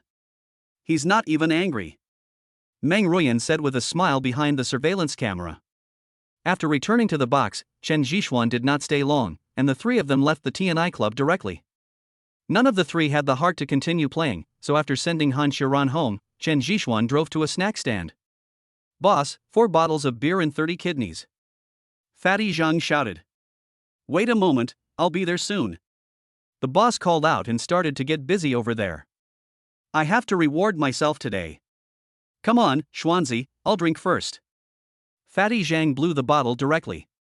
Chen Zhixuan responded and started drinking, but his thoughts returned to Meng Ruyan again. He knew very well that Meng Ruyan must have discovered something unusual about him. Maybe it was his car, or his money, or maybe it was Bajiquan. This made Chen Zhixuan very uncomfortable. No matter what the system is, it is a huge secret to Chen Zhixuan and he cannot let anyone else know it, so he is very resistant to Meng Ruyan. What are you thinking about? Fatty Zhang asked Chen Zhixuan. It's nothing, I just feel like a lot of things happened today. Chen Zhixuan sighed. It's okay, but Xuanzi, you are the most surprising. Following you, I also experienced the life of a rich man. Fatty Zhang said heartlessly. Chen Zhixuan didn't say anything, but an idea had already emerged in his mind that he should have some power. As soon as this thought came to mind, Chen Zhixuan's thoughts instantly became more active. After 2 bottles of wine, Fatty Zhang started to talk nonsense, from some embarrassing things in college to the troubles at work. Slowly, he became more depressed. Chen Zhixuan also recalled the lofty words he had said in college. Unfortunately, reality was cruel and would not give anyone shortcuts. If Fatty hadn't mentioned it, he would have forgotten his dreams. Thinking of this, Chen Zhixuan drank the wine in the bottle in his hand, then stood up and said, Fatty, do you dare to charge towards a better life with me? Of course we are. What is there to be afraid of? Come rain or shine, we will face it together. Fatty Zhang was indeed drunk, and after just a few words he said he wanted to save the moon. Looking at Fatty Zhang's appearance, Chen Zhixuan shook his head, then pulled the heavy-hearted Fatty Zhang into the hotel next door. There was silence all night, and just after dawn the next morning, Fatty Zhang's cell phone rang. After checking the time, he hurriedly got up to wash up, mumbling, "It's over. I'm going to be late today. Who knows what that bald guy is going to say to me?" Chen Zhixuan didn't say anything, but just looked at Fatty Zhang silently, not knowing what he was thinking. Around 8 o'clock in the morning, Chen Zhixuan was still meeting Zhou Gong when he heard his phone ringing. Where the hell have you been? It's past 8 o'clock and you haven't come yet? Or are you not going to work? If you are not going to work, just tell me earlier so that I don't have to look for you. As soon as the phone was connected, a crackling voice of education came from the other end. Chen Zhixuan rubbed his eyes, then threw his phone aside and continued to sleep. It was around 10 o'clock in the morning when he finally came to his senses and drove to the company's building. Looking at the office building in front of him, Chen Zhixuan bought a cup of milk tea and walked in while drinking it. He came here today to resign. Ding. You're late. Listening to the sound from the time clock, Chen Zhixuan walked in nonchalantly. Brother Xian, why did you come just now? Your supervisor has been scolding people early in the morning and is in a bad mood. You'd better take sick leave to avoid being scolded by her. A chubby-faced girl came over and whispered to Chen Jishuan. It's okay. But you didn't have breakfast again. Here, this is the breakfast I brought for you. Chen Jishuan handed over another breakfast in his hand. Thank you, Brother Xian. The chubby-faced girl took it with a smile, and then started eating secretly. Be careful, don't choke. Chen Jishuan said speechlessly. Brother Xian, I wish you good luck. The chubby-faced girl made a gesture. Chen Jishuan shook his head. This was where his new life began. Chapter 12 Shell Companies. Chen Jishuan still remembers that when he graduated, he worked very hard to get in here. He even bribed the supervisor with his meager living expenses. Only because he graduated from a prestigious university was he able to get the job as a clerk. During this time, Chen Jishuan was often bullied by the supervisor. First, he asked him to bring breakfast, and then he had to take care of any hard work at home. Even the purchase of lipstick had to be paid for by Chen Jishuan himself. If it were someone else, they might have left this place of trouble long ago, but Chen Jishuan couldn't. He would never forget the money for college, which was raised by his parents by borrowing from relatives and friends. Because of this, his parents could no longer hold their heads up. The first thing those relatives and friends said when they saw his parents was, "No money." Thinking back to this, Chen Jishuan took a deep breath. In the past, he could only muddle through, but now with the emergence of the system, he has the ability to change his life. Of course, he will not forget what his supervisor has brought him, and today he is going to settle all the old accounts together. Walking to his own place of less than 2 square meters, looking at the note on the desk, Chen Jishuan sneered. This was a private task assigned to him by his supervisor every day, all to serve him. He rolled it up and threw it into the trash can next to him without any hesitation. Hey, isn't this the talented guy in our company? What? Are you planning to revolt? Why are you here so late? A handsome young man next to him said sarcastically. Get out, little beast. Chen Jishuan said coldly. What did you say? The young man came closer to Chen Jishuan like a hedgehog with its fur standing on end. I'm talking about you, little beast. I don't know how you bear the burden of your supervisor's 200 pounds. No wonder you have to drink bullwhip soup every day. Also, do you think you are doing it secretly? Everyone in the company knows that you are paying for it, little beast. Chen Jishuan stared at him playfully. Don't give it to me. The little beast was furious and was about to attack Chen Jishuan. But the next second, he met with tragedy. His body flew backwards like a cannonball and hit his computer. The computer screen then made a clicking sound and many cracks appeared on it. Chen Jishuan, are you trying to rebel? How dare you start a fight in the company? This is an office, not a place for you to act like a spoiled child. Do you think you can become a superior person after working here for a few years? You will always be stepped on by others all your life. A shrew-like voice immediately appeared behind Chen Jishuan. Chen Jishuan knew who it was without even looking at it. It was the old woman weighing over 300 pounds who was in charge. Only she could make such a roar. Baby, are you okay? The next second, the shrew manager ran towards the little beast. The overly gentle voice made Chen Jishuan shiver and get goosebumps all over his body. Baby, haha. The colleagues around couldn't help laughing when they heard this name, but as the shrewish supervisor's eyes swept over them, they all shut up, but everyone's face turned red. Baby, your mother is here to see you. Chen Jishuan sat on the chair, looking at the little animal over there with playfulness. Security, security, kick this man out. From today on, he is no longer an employee of our company. The shrewish supervisor shouted with a dark face. The security guards outside rushed in immediately, glanced at Chen Jishuan and gave him an apologetic look. It was obvious that they did not want to attack Chen Jishuan. Gossip girl, you don't have to chase me away. I won't stay here. But before I leave, I have to give you a piece of advice. Your baby is in very weak condition. Be careful not to get crushed to death by you tonight. Chen Jishuan snorted coldly and threw out all the things he had packed. Security guard, call the police quickly, I want him to go to jail. The shrewish supervisor could no longer hold back her anger, and she roared with her eyes as big as copper bells.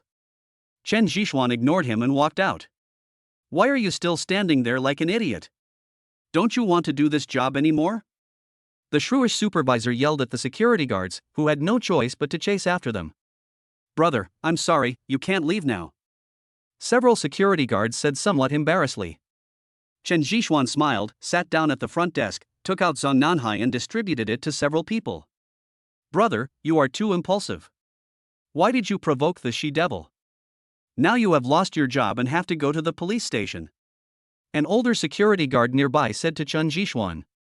Brother, there is no way. That she-devil is going too far. Didn't a famous person once say that one either dies in silence or explodes in silence? I don't want to die, so I can only explode.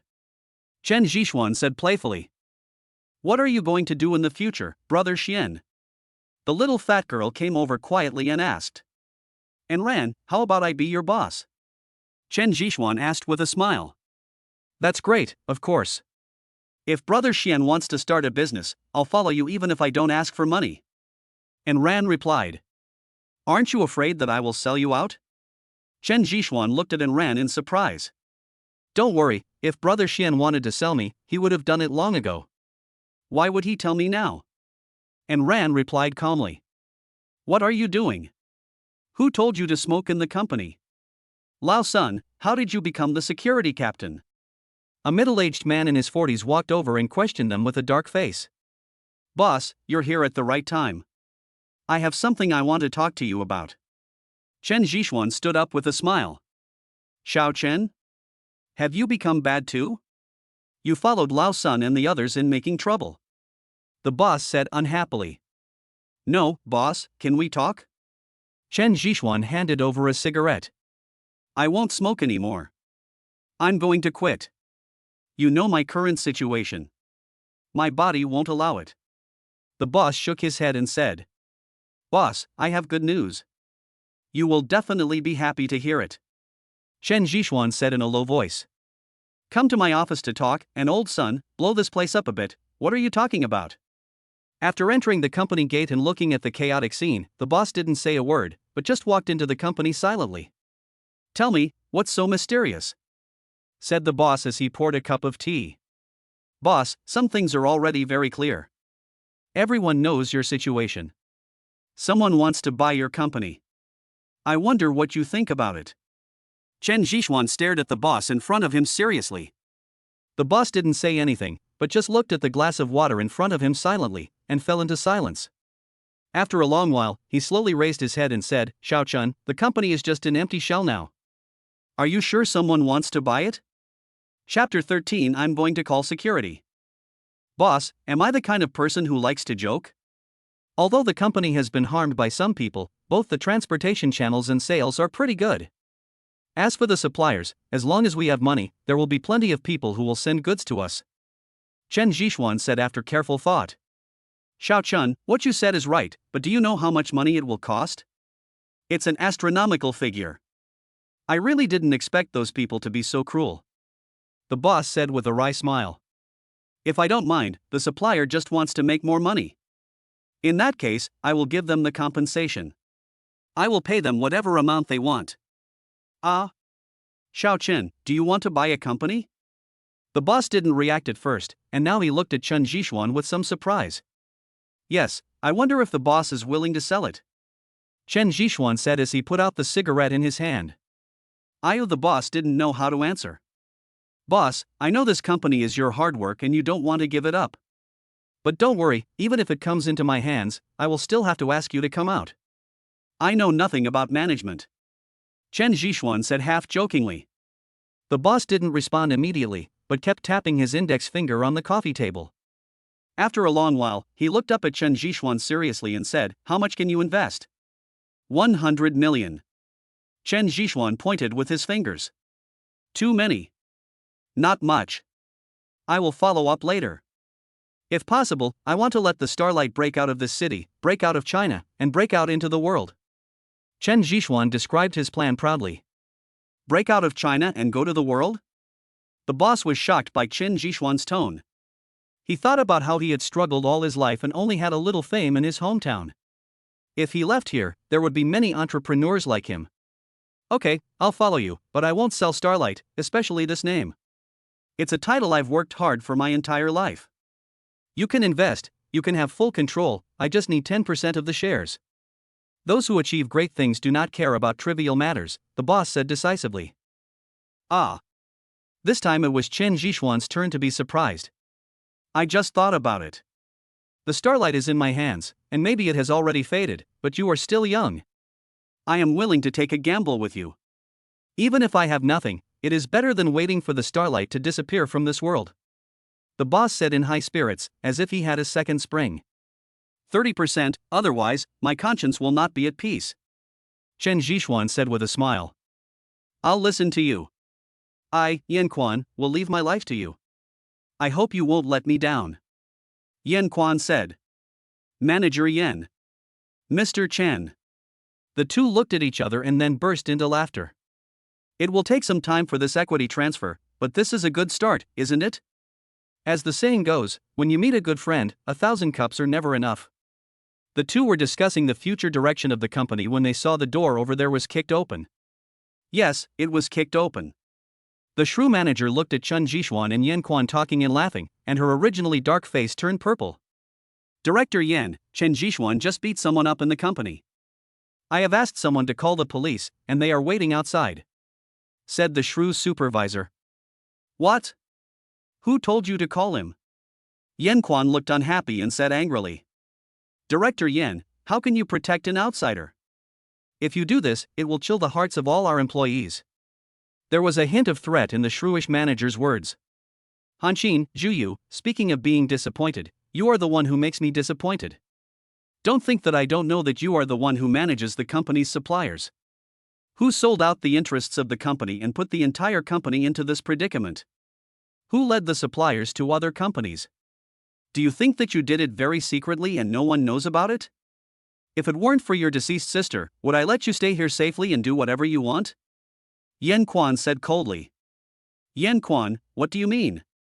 Do you look down on me? Zhu Yu's voice like a broken gong sounded again. You know what you have done. Okay, go to the finance department to settle the accounts now. The company doesn't need people like you. Yan Quan said. Yan Quan, don't forget that this is the company my sister and you founded. My sister also has shares. If you want me to leave, the worst that can happen is that we just go our separate ways and see who suffers. Zhu Yu sneered. You.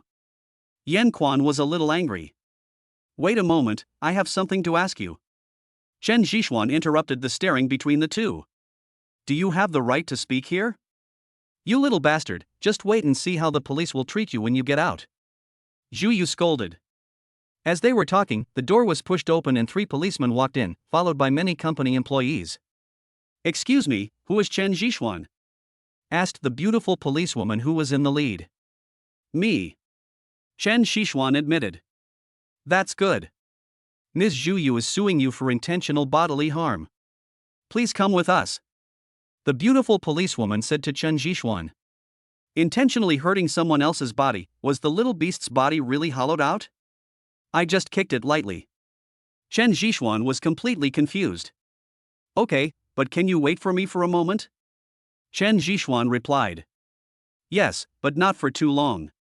The 3 policemen said and went to wait nearby. You are really cruel. You exploit that little beast every day, but now it can't stand being touched. You are amazing. Chen Zhishuan mocked Zhu Yu.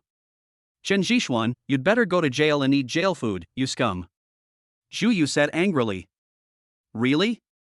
I'm really looking forward to it. But Mr. Yan, did you sign the share transfer agreement with your wife? Chen Zhishuan looked at Yan Quan with a stern face. That wasn't the case. She just said it verbally and then she left, Yan Quan said. That's good. Now this company is mine. I would like to ask Ms. Zhu Yu to leave my company. I wonder if that's possible. Chen Zhishuan said with a smile. Certainly. Zhu Yu, you heard it clearly.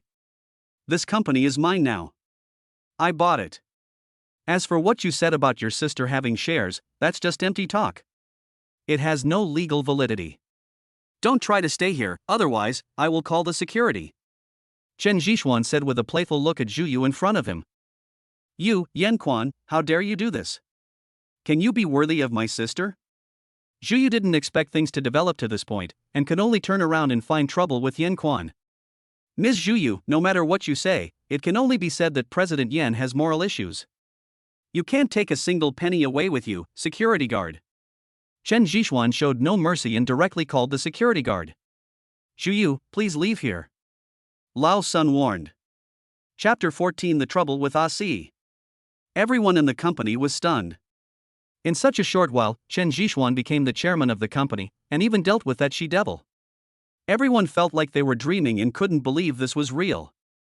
Brother Xian, did you really buy the company? And Ran stuttered as she pulled Chen Zhixuan's sleeve. Of course, you will replace the position of that female demon in the future. I believe you can do a good job. Chen Zhixuan said with a smile. But I'm afraid. Okay, there are police officers waiting for me here, you guys go and do your work first. Chen Zhixuan greeted. Mr. Chen, can we go now? The beautiful policewoman next to him said impatiently, with a slightly unfriendly look on her face. Okay, Mr. Yan, remember to hire a lawyer for me. Chen Zhixuan said jokingly, and left with the 3 policemen. I really can't believe that Chen Zhixuan would become the boss of our company. Did you see the face of the female demon just now? It was blue and white at times. She was just playing a game of changing her face. Who says it's not true? But I feel like everything is a dream, it's not real. How about I kiss you and you'll know whether it's true or not? Get lost. I don't think we will be fired. The company's employees were discussing what had just happened. As for Ran, she hadn't recovered yet. Sitting in the police car, Chen Zhixuan looked at the handcuffs on his wrists and was a little speechless. I say, beautiful sister, there is no need to do this. Just handcuff me. I haven't committed such a serious crime. Shut up, do you want me to let you go? The beautiful policewoman said unhappily. No, I'm a good citizen after all. Can't you be a little gentler to me? Chen Zhixuan couldn't remember how he had offended the beautiful policewoman in front of him that made her so unkind to him. A rich second generation, a prodigal son, he doesn't even teach people good things. Said the beautiful policewoman. Stop, let me correct you. I am the first generation of a wealthy family, my father is an honest farmer, and I did not teach anyone bad things. If you don't believe me, go to my company and ask what that she-devil did. Also, the law stipulates that any promise without any signed document will be invalid. Chen Zhixuan hurriedly defended himself. Stop talking nonsense. You almost kicked that guy away. Let me see how you solve this problem. The beautiful policewoman said angrily. Chen Zhixuan wanted to say something, but when he saw the murderous look in the beautiful policewoman's eyes, he could only shut up silently. In the interrogation room, the beautiful policewoman took the lead. Sister, I didn't hit anyone, I was just defending myself. Who could have thought that the man would be so fragile? He was carried directly to the hospital. I was wronged. Chen Zhixuan said helplessly to the beautiful policewoman in front of him. It's been 2 hours, and the beautiful policewoman is still asking him why he hurt the little beast. Look at the words behind me. Leniency to those who confess and severity to those who resist. I advise you to just speak. The beautiful policewoman said, gritting her teeth. There's nothing we can say. By the way, tell the other police officers to take that man for a physical examination, in case he's in poor health. Chen Zhixuan reminded. Another hour passed, and just when the beautiful policewoman's patience was almost exhausted, a policeman with a righteous face walked in. Wrong girl, you are still asking. Let him go.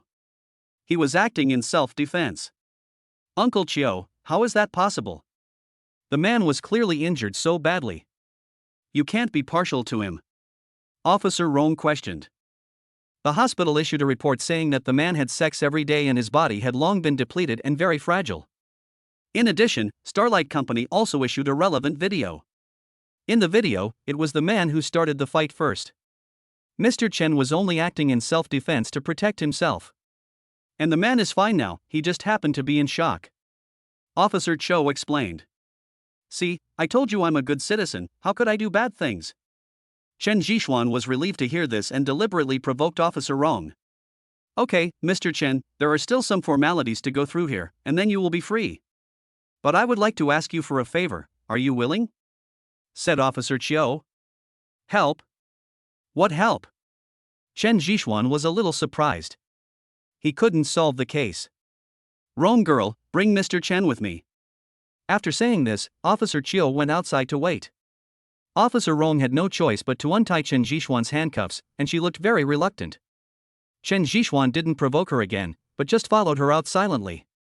After making a big circle, he stopped at a morgue. "No, Officer Chiu, you don't want me to study the corpse?" Chen Jixuan took a few steps back and said. "Yes, we have a homicide case here. The whole case is full of doubts, but we can't find out how the other party killed the victim," said Officer Chiu. "I can't do that either. I'm not a forensic doctor." Chen Jixuan didn't want to deal with the dead. It was unlucky. "Mr. Aussie said you can do it, so please help me, Mr. Chen." Officer Chiu stared at Chen Jixuan sincerely. "Ah, see? Meng Ruyan?" Chen Jixuan reacted immediately. "Mr. Chen, cooperating with the police in their investigation is the responsibility of every citizen. I think you should be aware of this," Officer Rong said slowly. "Of course, but I have a request." "Explain. What's your name?" "Roll." After teasing Officer Rong for a while, Chen Jixuan had no choice but to follow her into the morgue. Everything was so quiet under the green light. What was strange was that there was no corpse inside the house, but there were quite a few drawers on the far wall. "Number 2203. Officer Chiu shouted to the staff next to him. Soon, after a number was entered on the wall, a drawer suddenly popped out of the wall, like a coffin. Soon, with the help of several police officers, the drawer was placed in front of Chen Jixuan. Feeling the temperature in front of him, Chen Jixuan realized that it was a freezing device. I looked down for a few seconds and saw an old man who looked somewhat familiar. Industrial entrepreneur Mr. Ho? Chen Jixuan recognized him immediately. "Yes, this is Mr. Ho, the largest industrialist in this city. I think you should understand what kind of influence Mr. Ho has on our city, so I hope you can help us," Officer Chiu said. "Murder?" "Yes, everyone knows Mr. Ho's style. A year ago, he spent all his wealth to support our city's construction. But just last week, he was murdered, and it was his son who called the police," explained Officer Chiu. Chen Jixuan did not say anything, but just started to examine silently. It was strange that he had never touched a dead body before, but now he seemed to be somewhat familiar with it. Chapter 15, Being a Hooligan? There are no injuries on the body. Why are you so sure it was a homicide? Chen Jixuan checked and did not find any obvious wounds. He suspected that Ho had died of natural causes. "Mr. Chen, is there any method that can cause death without leaving any external traces?" Officer Chiu asked. "A method of causing death without leaving any trace?" Chen Jixuan muttered, then stretched his body and became extremely serious. "Officer Rong, take off your clothes." "Ah, you filthy bastard." Officer Rong kicked Chen Jixuan. Chen Jixuan dodged with just a move of his body and grabbed Officer Rong's ankle at the same time. "I mean taking off Ho Lao's clothes. Some wounds don't damage the appearance. I need to feel them carefully," Chen Jixuan explained. "You hooligan, why don't you make it clear earlier?" Officer Rong rolled her eyes at him unhappily, then began to help take off Mr. Ho's coat. A hand was placed on Ho Lao's chest and began to move continuously. As Chen Jixuan's palm moved, a slight sound came from the body of Ho Lao who was lying inside. This is a way of listening to strength that Chen Jixuan learned from the essence of Bugatti, and it is also a method of using strength. A few minutes later, Chen Jixuan shook his head and said, "That's impossible. There is absolutely no problem inside. Could it be poison? What are you doing? Who told you to touch him?" Just when Chen Jixuan was at a loss, a rough voice came from behind him. "Mr. Ho, we are here to solve the case." Officer Rong stopped the person. "It's Mr. Ho's son, Ho Yuan." Officer Chiu explained on the side. Chen Jixuan did not answer, but observed Ho Yuan carefully. His expression was exactly the same as Mr. Ho's. "Rong girl, let him come over." "Who told you to move around?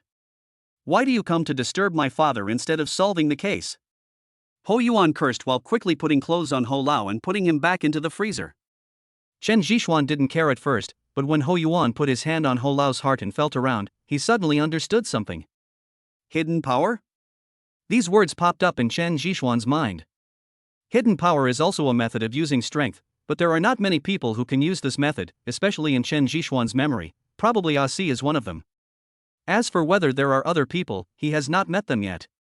Even he, although he has absorbed the essence of Bugatti, cannot use the hidden power skillfully. Hidden power is a kind of force that penetrates the body and destroys the inside. It can be said that it is extremely strange and difficult to guard against. It is very harmful and will not damage the surface. It is like the stone that Chen Zhixuan left for Asi. Its internal structure was destroyed by the hidden power, but there was no damage on the surface.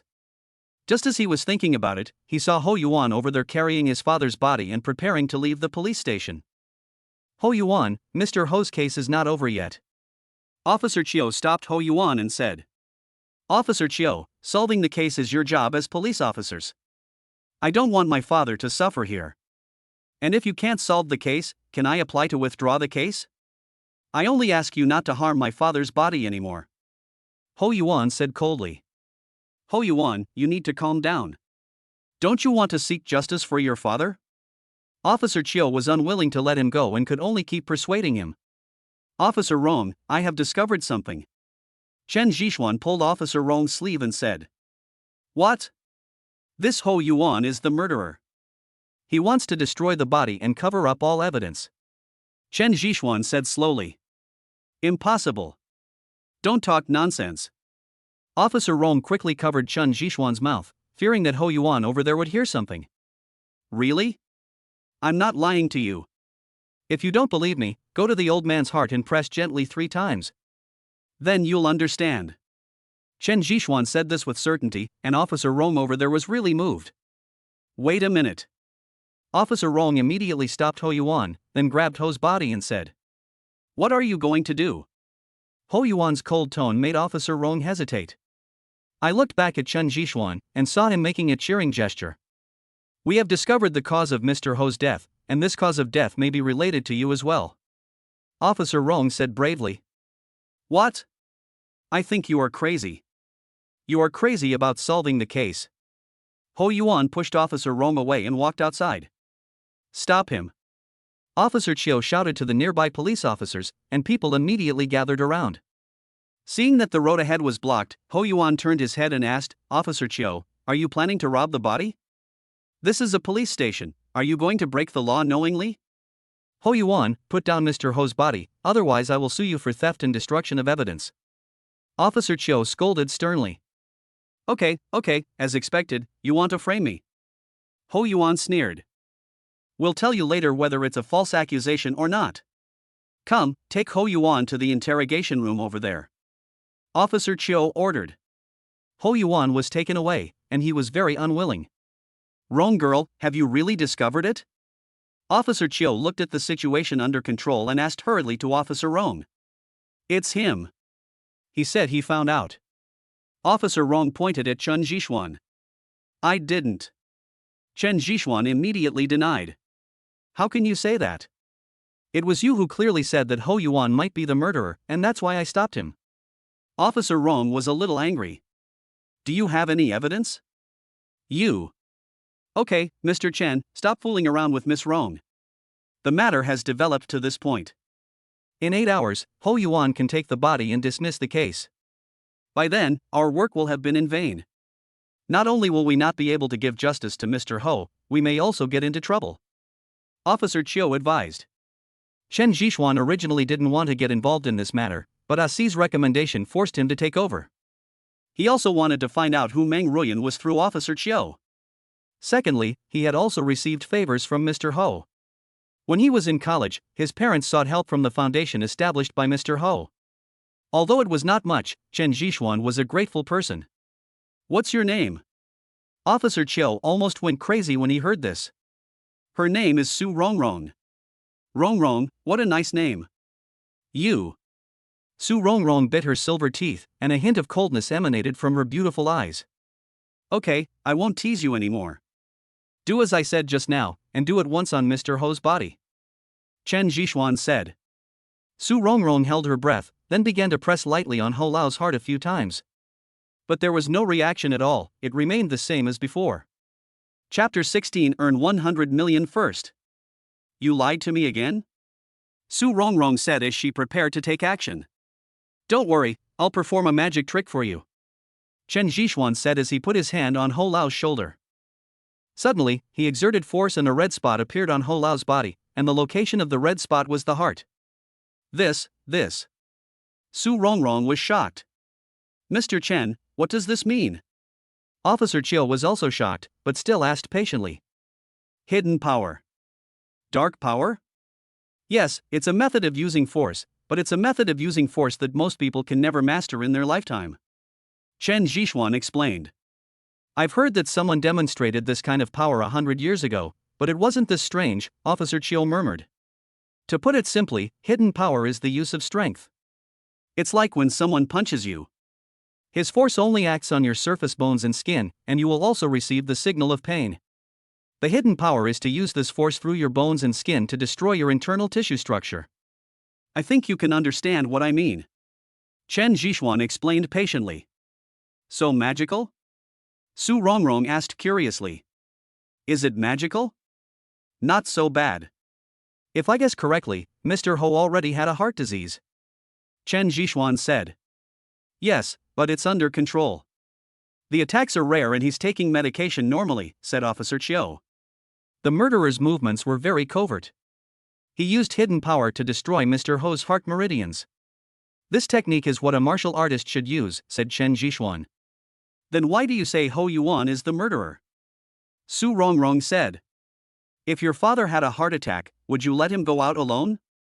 The answer is definitely no. But he has no motive for committing the crime. What benefit would Ho Yuan get from killing his own father? This doesn't make sense, Officer Chiu asked.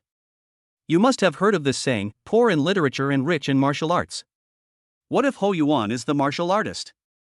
Moreover, every martial artist needs a constant supply of resources, and Mr. Ho donated all his property. Are you saying Ho Yuan did it for money? Su Rongrong interrupted Chen Zhixuan. It is possible. It is easy to go from frugality to extravagance, but it is difficult to go from extravagance to frugality. Chen Zhixuan said this and did not say anything else. After all of this was just speculation. He had clearly seen Ho Yuan checking Ho Lao's heart before, so he naturally suspected him.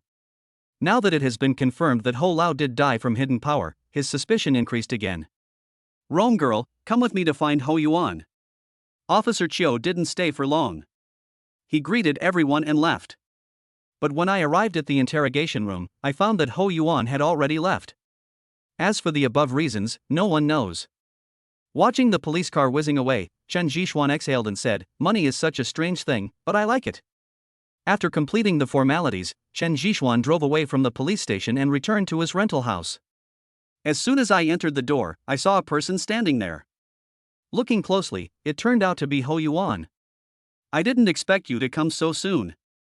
Chen Zhixuan was not surprised, but rather very calm. Why do you want to hurt me? Ho Yuan stared at Chen Zhixuan, with murderous intent surging in his eyes. I'm not harming you. I'm just helping the police investigate the case. Chen Zhixuan lit a cigarette nonchalantly. What benefits did they give you to make you help them like this? Ho Yuan looked incredulous. It's nothing, it just gave me justice, and I think Mr. Ho also needs justice. Chen Zhixuan said after blowing out a smoke ring. Justice, why don't I have justice? He used my money to do charity, but left his own money to my sister. Don't I need justice? He got the fame, but didn't leave me a penny. He even planned to report me to the police. Why is everyone targeting me? Ho Yuan roared. God is watching what you do. Stop it, Ho Yuan. You've gone crazy. Chen Zhixuan flicked the ash from his cigarette and began to persuade him seriously. I just want to get back what I earned. Why are you all trying to stop me? Ho Yuan punched the table next to him. There is no such thing as a cheap product. This punch actually shattered the entire table. If you dare to resell human organs, you should have thought that this day would come. Your father is just helping you, said Chen Zhixuan. Chen Zhixuan's words seemed to hit Ho Yuan's soft spot. He stared at Chen Zhixuan and asked in a suppressed voice, Who are you? What else do you know? I'm just a passerby. When I was checking your father's body just now, I found that his bone marrow had completely disappeared. I guess you have sold your father's bone marrow. Otherwise, you wouldn't be so eager to take your father's body away, right? Chen Zhixuan said. You deserve to die. Ho Yuan rushed over madly, but Chen Zhixuan did not dodge. The next second, the door over there was rushed open, and Officer Chiu rushed in with Su Rongrong and a group of special police officers. "Don't move, Ho Yuan, you are under arrest," Officer Chiu shouted. Ho Yuan looked at Chen Jixuan, who was so close to him, and rushed over. Bang! After a gunshot, Ho Yuan fell to the ground. The one who fired the shot was Su Rongrong, who looked very heroic at the moment. Help him, Officer Chiu said as he asked people to send Ho Yuan to the hospital. Why did you shoot just now? Officer Chiu asked. Su Rongrong didn't say anything, but just lowered her head silently. Oh. With a sigh, Officer Chiu led his men away. Thank you. Please have dinner. Chen Jixuan stuffed a note in his hand into Su Rongrong's hand and said in a low voice. Su Rongrong did not answer, but followed the police team away. It's really lively today. One person leaves and another comes. My place is small and can't accommodate so many of you. Chen Jixuan smiled self-deprecatingly. Mr. Chen, we meet again. The person who came was Ah Si. Ah Si, I don't want to meet you. It would be best if we never meet again. Chen Jixuan said helplessly. This time I'm here to give you money. Ah Si handed Chen Jixuan a check, and there was actually 100 million on it. What? Bribe me? No, this was given to me by Ho Lao's daughter, saying thank you for giving her father justice. Ah Si said. Then I'll be honored to refuse it. Chen Jixuan took it immediately. If you don't give money, you're a fool. By the way, my lady invites you to a party at TNI Club in 7 days. I wonder if you would like to come. Ah Si said. Okay, I'll go over and take a look. Chen Jixuan carefully packed up the check. Just kidding, this was the income from his own labor. Chapter 17, Fatty Lover. After Ah Si left, Chen Jixuan looked at his dirty house and could only start cleaning it helplessly. But a few minutes later, the sound of hurried high heels was heard in the stairwell, and the sound was getting closer and closer. Chen Jixuan knew who it was without thinking. It was his landlord. Today was the first of the day, and the landlord came to collect the rent. Xiao Chun, I heard that a group of police came looking for you just now. I heard that they fired shots and took someone away? The landlord asked with rapid breathing. It has nothing to do with me. That man fled here and the police took him away. Chen Jixuan explained hurriedly. Although my landlord is a bit harsh, he is the kind of person who has a soft heart. He always urges me to pay the rent, but after the third, he will stop bothering me and I just need to pay it in the future. Xiao Chen, please don't mess around. I can't stand your bullying. Okay, you should pay me the rent this month. The landlord stretched out his hand and gestured to Chen Jixuan. Sister Fong, I've prepared it for you a long time ago, look. Chen Jixuan took out a thick stack of banknotes and handed it over. Sister Fong didn't expect Chen Jixuan to be so straightforward, and she was a little overwhelmed for a moment. What's wrong, Miss Fong? Are you going to let me live here for free? Chen Jixuan joked. Here, little brat. You've owed me rent for several months. Let me count and see if any of them are fake.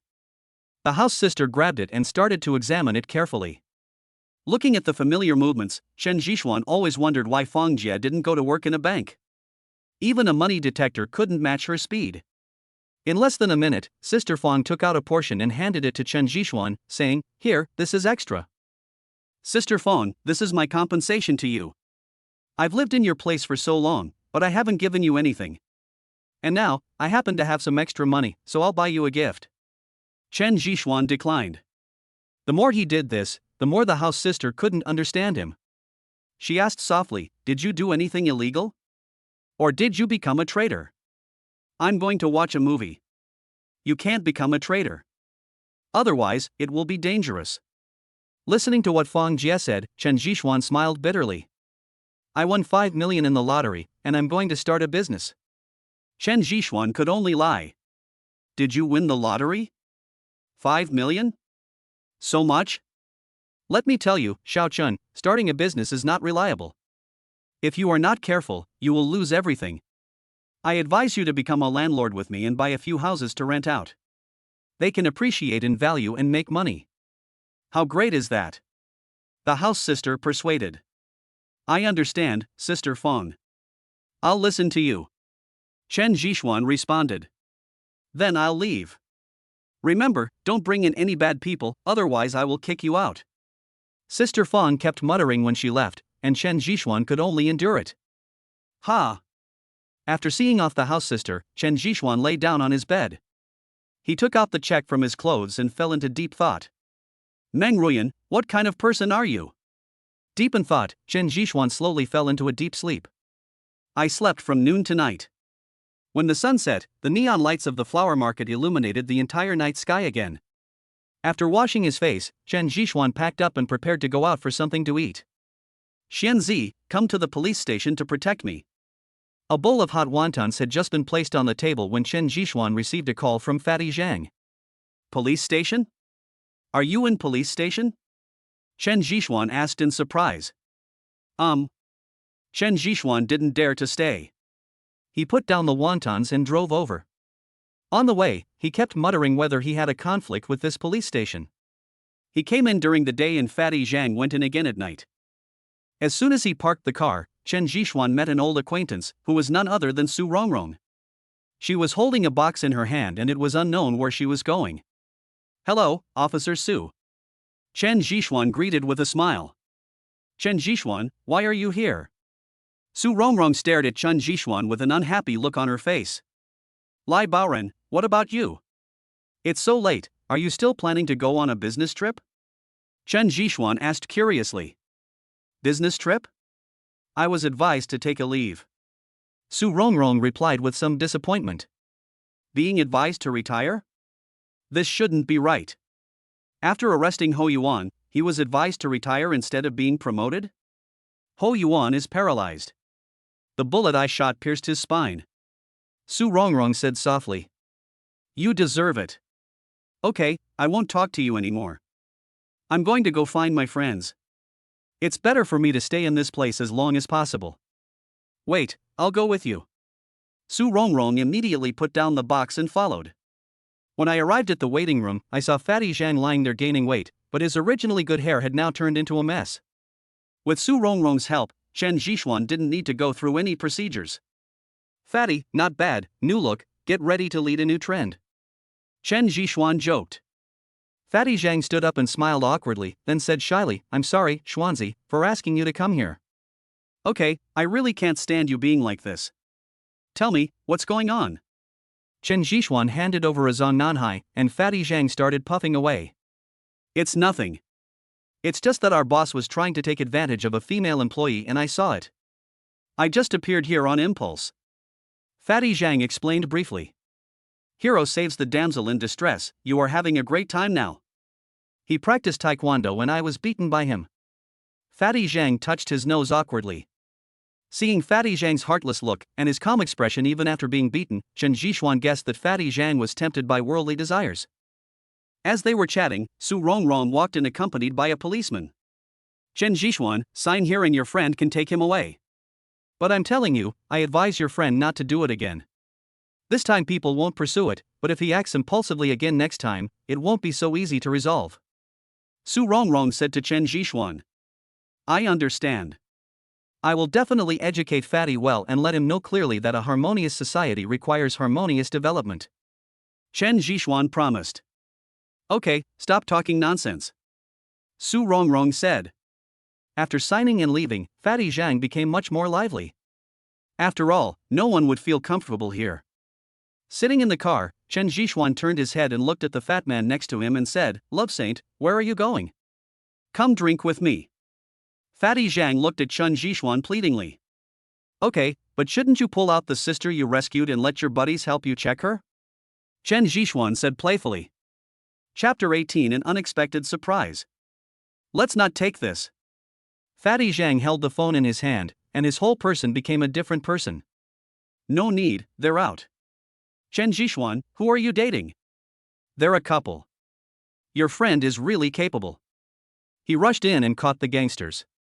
Su Rongrong stood beside Chen Jishuan at some point and pointed at the two figures in the distance. What? That's impossible. She said it was our boss who was harassing her. Fatty Zhang looked at the figure in the distance and spoke with a stutter. The next second, two figures in the distance were seen hugging each other and kissing passionately in the police station. TSK, in broad daylight, in the open, what a beast. Chen Zhishuan muttered. Su Rongrong next to him touched Chen Zhishuan's shoulder and motioned for him to look at Fatty Zhang next to him. When I turned around, I saw Fatty Zhang biting his lips, staring at the two people in the distance. Officer Su, if everything is okay, I'll treat you to a drink. Get in the car. Chen Zhishuan greeted. Su Rongrong hesitated for a moment, picked up her suitcase, and jumped out from under the car with very skillful movements. Boom. With a step on the accelerator, the car rushed out. When passing by the two people, Chen Zhishuan deliberately stopped, leaned over and said to them, "You two, my friend is very uncomfortable with you doing this, okay? But as an outsider, I wish you two to be together forever, have children soon, and live together until old age." As he spoke, he made some space so that Fatty Zhang's face could be seen by the two men. Before the two men could say anything, the car whizzed past. Confused, the two men stood there in a daze. Okay, just like a man, women and such, once you have money, you will have everything you need. Chen Zhishuan was trying to persuade Fatty Zhang, but Fatty Zhang wouldn't listen. Hey, what are you talking about? What's wrong with us women? It's you who have no ability, and you blame women?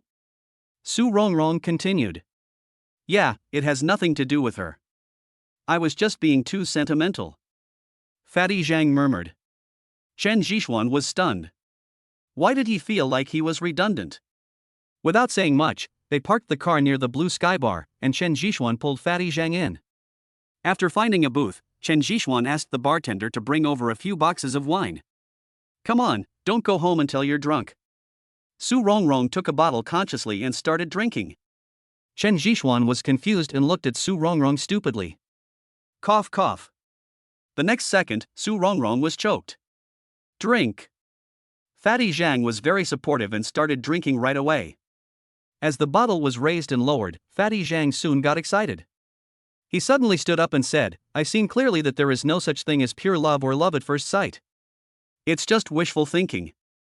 If you have money, you are the boss." As soon as he finished speaking, he staggered towards the DJ over there, leaning his whole body on the microphone over there, while holding his beer in one hand. Fatty Zhang's voice rang out, and it sounded quite pleasant. After lighting a cigarette, Chen Zhishuan couldn't help but shook his head. It seemed that he was a little self-sentimental. Fatty Zhang's mentality was much better than he thought. Turning his head to look at Su Rongrong beside him, Chen Zhishuan was so scared that the eyes in his mouth almost fell out. I saw Su Rongrong was about to take off her shirt, her face flushed and she was shouting over there. "My aunt, what are you doing?" Chen Zhishuan hurriedly stopped her. "Don't bother me, I want to have fun." Su Rongrong pushed Chen Zhishuan away, then stood up and staggered towards the dance floor. Was it a mistake to come to the bar today? Chen Zhishuan muttered and could only follow. It's true, Su Rongrong has a great figure. Although her face is a little red, it adds a kind of hazy beauty to her. She is so beautiful when she takes off her police uniform. Flowers will attract flies wherever they go. Look, several of them have already sneaked over. Hey, brothers, this beautiful girl has a boyfriend, okay? Chen Zhishuan could only act as the flower protector. Get out. Do you have the right to speak here? Several young people shouted at Chen Zhishuan. Chen Zhishuan sneered, then raised his foot and stepped towards the three people. The force was so strong that the three of them retreated holding their feet. The other people around looked at this sight in confusion, but seeing that there was nothing to follow up, they all started to celebrate. After jumping for more than half an hour, Su Rongrong finally felt comfortable and returned to the booth with the help of Chen Zhishuan. Fatty Zhang was already drunk by now, and was snoring while lying there. All of these have made me become a maid. Chen Zhishuan was speechless. Ding, a new day has begun, host, please sign in. Hearing the system prompt, Chen Zhishuan directly clicked to sign in. Ding, congratulations to the host for signing in successfully. Ding, congratulations to the host for signing in and winning a villa by the Shishan Lake. Please keep the reward. As the system prompt sound ended, Chen Zhishuan found an extra key in his pocket. Well, what you think is what you get. Chen Zhishuan smiled, called the bartender and took the two of them away. The villa area by Shishan Lake is where the wealthy people in the entire flower market live. It is rumored that the starting price per square meter here is at least 100,000. There is a large green area and it is backed by Shishan Lake, so the environment is very good. Just when he was thinking about whether to call a designated driver, he saw a lot of people appear at the front of the car and surrounded Chen Zhixuan. You still remember us, right? One of the little yellow-haired boys said on tiptoe. Boy, you are the one who touched my brother? Said one of the burly men with a fat face. No, just a warning. Chen Zhixuan looked at the dozen people in front of him with amusement. You hurt my brother. Tell me, how are you going to end it? The sturdy man said coldly. Really? I'm trying to save him. If he does something, you'll be in big trouble. Chen Zhixuan said slowly. Really? What kind of trouble is it? I've grown up and still don't know what trouble is. If you don't get 80,000 or 100,000 yuan today, you can't leave. Of course, if you leave that woman, this matter can be settled. The sturdy man said in a deep voice. Are you sure? Chen Zhixuan asked with a smile. Certainly. Got it. Chen Zhixuan threw Su Rongrong's coat out, ready to teach these people a lesson and let them know why the flowers are so red. But a small red notebook fell out of the clothes in mid-air, and a paper bag also fell out. It fell to the ground, and the contents of the paper bag fell out. It was a gun. When those thugs saw the gun, they involuntarily took a step back, as if they had seen the god of plague at night. Chapter 19, Sudden Departure. Chen Zhixuan didn't expect that Su Rongrong would put a gun in her clothes, so he had to get out of the car and pick it up, of course, along with the little red notebook. Officer's certificate? A major? Chen Zhixuan looked at the contents in surprise. Every word he said made the arrogant thugs take a step back. When he raised his head again, he saw that all the thugs had run away. The little yellow-haired guy ran the fastest, and his feet didn't seem to hurt anymore. So simple? Chen Zhixuan gestured with the gun, then put it in Su Rongrong's pocket. As soon as he turned around, he saw Su Rongrong staring at him, as if she was looking at a criminal. Chen Zhixuan originally wanted to explain something, but the next second, Su Rongrong started to speak foul language, targeting Chen Zhixuan, and then she fell limply on the seat again. Feeling the sticky vomit on his clothes, Chen Zhixuan regretted bringing the two people out more and more. Enduring the smell, Chen Zhixuan took off his clothes, threw them behind him, and drove to the villa by Xishan Lake. Perhaps because of the luxury car, the security guard let Chen Zhixuan in after just asking a few questions. Chen Zhixuan finally breathed a sigh of relief after finding his villa. When he turned around, he saw Fatty Zhang lying on his contaminated coat, his fingers sliding on it and mumbling some incomprehensible words. Awesome. After a long time, Chen Zhixuan uttered this word. Holding one in each hand, Chen Zhixuan walked into the house over there. The villa is very large, covering several hundred square meters, with 2 floors, and all decorations are made of the best materials.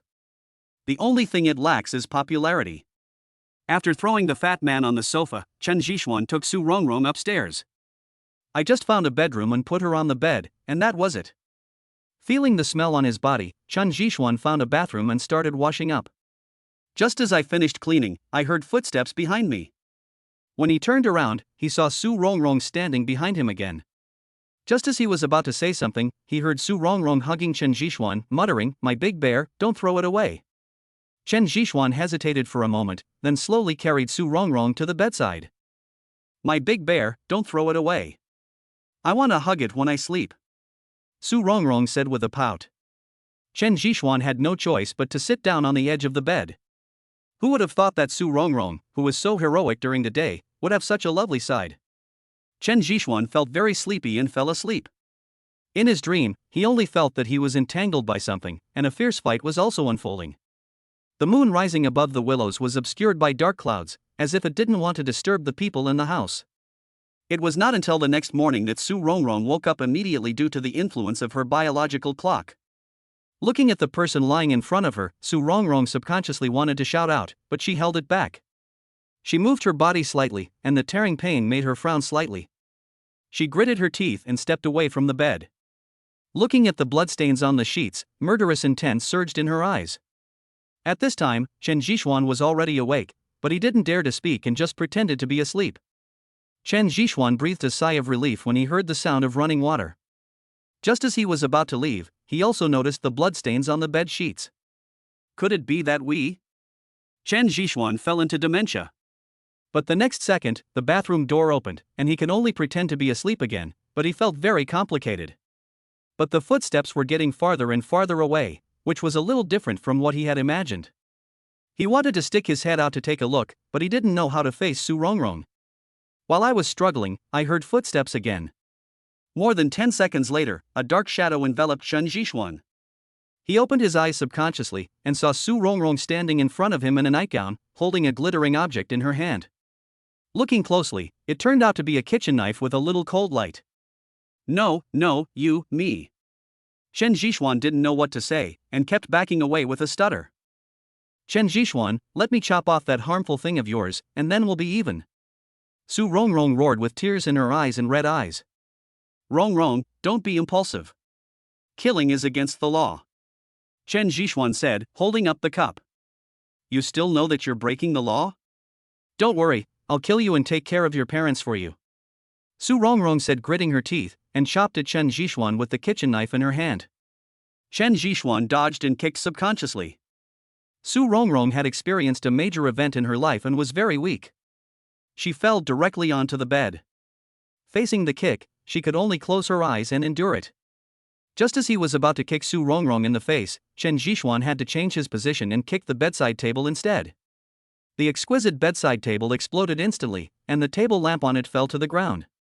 The broken pieces of wood pierced into Chen Zhixuan's feet. Looking at this scene, Su Rongrong was stunned for a moment and looked up at Chen Zhixuan in front of her. Why don't you kick it over here? I can't.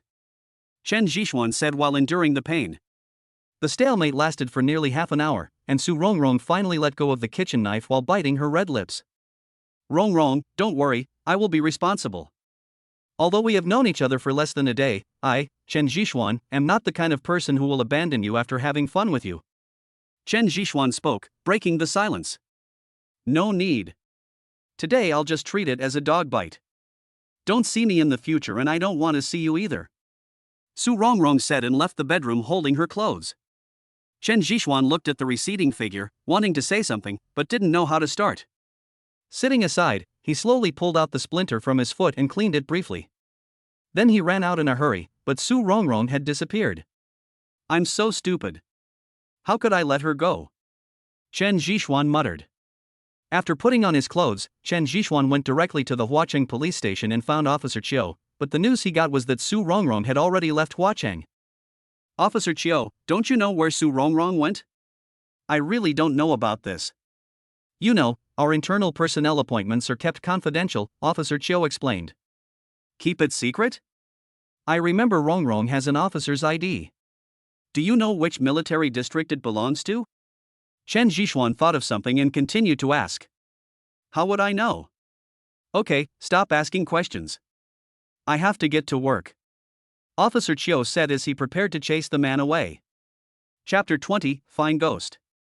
Looking at Chen Zhixuan's back, Officer Chiu took a deep breath and said, "Rong girl, are you sure you don't want him to know?"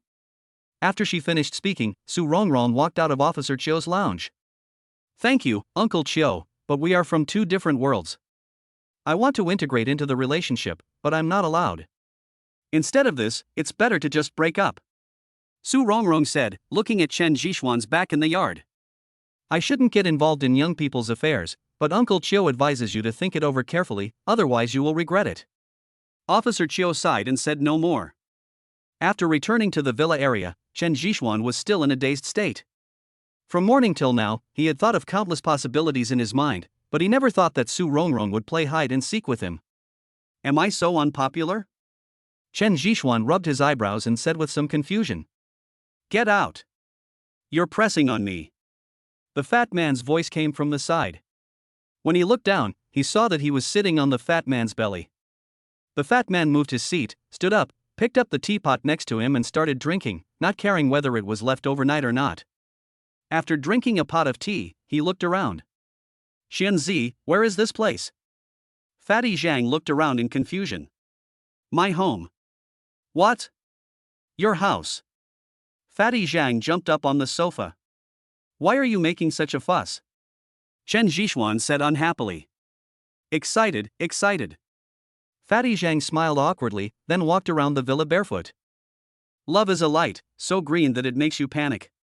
A familiar cell phone ringtone rang.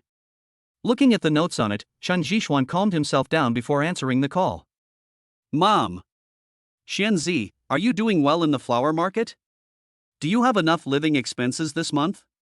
Hearing the familiar voice on the phone, Chen Jixuan immediately choked up. Xianzi? Are you listening? Mom, I'm doing fine here. I've changed my job and can earn a lot of money. I was just about to give it back to you. Chen Jixuan said in a low voice. Mom is not short of money, it's just that it's the beginning of the month and I haven't heard from you, so I wanted to ask you, you have to work hard in your new position, and you, brat, bring me a girlfriend next time you come back, otherwise, don't come back, understand? Listening to his mother's nagging, Chen Jixuan burst out laughing. Still laughing? You are already an adult. Your Aunt Wang Xiaoqiang's baby is already 1 month old. What are you waiting for? If you wait any longer, the flowers will be cold. Remember. Okay, I'll bring you a wife next time. Well, I won't say much. Remember to take care of yourself. After putting down his phone, Chen Jixuan hesitated for a moment, then transferred 10,000 yuan to his family. He didn't dare to turn around too much, otherwise the mother might come and kill him. After taking a deep breath, Chen Jixuan lit a cigarette and started smoking. Xianzi, is this place really yours? Wow, you built such a big villa secretly. Fatty Zhang walked over with a grin and said enviously. Okay Fatty, stop wandering around. At worst you can just move in. There's plenty of room. Chen Jixuan was speechless. Okay, it looks like I'll have to hang out with brother Xian from now on. Fatty Zhang joked. Come on, why aren't you going to work today? Chen Jixuan looked at him in surprise. What the hell? I just handed in my resignation on my phone. I quit. Whoever wants to do it can do it. Fatty Zhang said unhappily. Okay, then come to work in my company and work for you as the deputy manager? Chen Jixuan said, putting his arm around Fatty Zhang's shoulders. Come on, it's a one-person company, and there are 2 of us including me. I'd better go out and beg. Fatty Zhang muttered. After lunch, Chen Jixuan took Fatty Zhang to Xingguang. After the reorganization, Xingguang's whole mental outlook was different, and he was no longer depressed as before. Mr. Chen. Security team leader Lao Sun saw Chen Jixuan come in and greeted him hurriedly.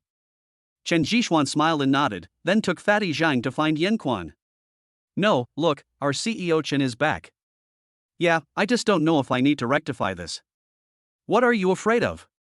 We are all working diligently. Mr. Chen may not fire us. Okay, stop talking nonsense and work hard, or you'll be kicked out. After a few whispers, everyone returned to their seats. Mr. Yan, what are you thinking about? So engrossed? Chen Jixuan had been in for a few minutes, but Yan Quan didn't notice it, which surprised Chen Jixuan. Jixuan, you are here. This is a collection notice from the bank. We need to repay a bank loan of 30 million. Yan Quan said in a deep voice. A 30 million bank loan? What's going on? Chen Jixuan looked at Yan Quan in confusion. It was Zhu Yu. She moved the company's loan of 30 million without my knowledge. I just found out about it. Yan Quan smiled bitterly. Mr. Yan, what are you going to do? Chen Jixuan sat on the sofa beside him and handed Fatty Zhang a cigarette. I don't want to pursue it. After all, I owe her sister. Yan Quan asked for a cigarette, but he started coughing as soon as he took a puff.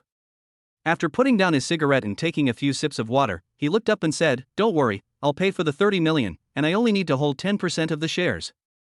No need, I'll pay for it. Chen Jixuan took out a check and handed it over. Xianzi. Although Fatty Zhang didn't understand, he still reminded Chen Jixuan when he saw him taking out 30 million and giving it away for free. Mr. Yan, Starlight is our new starting point.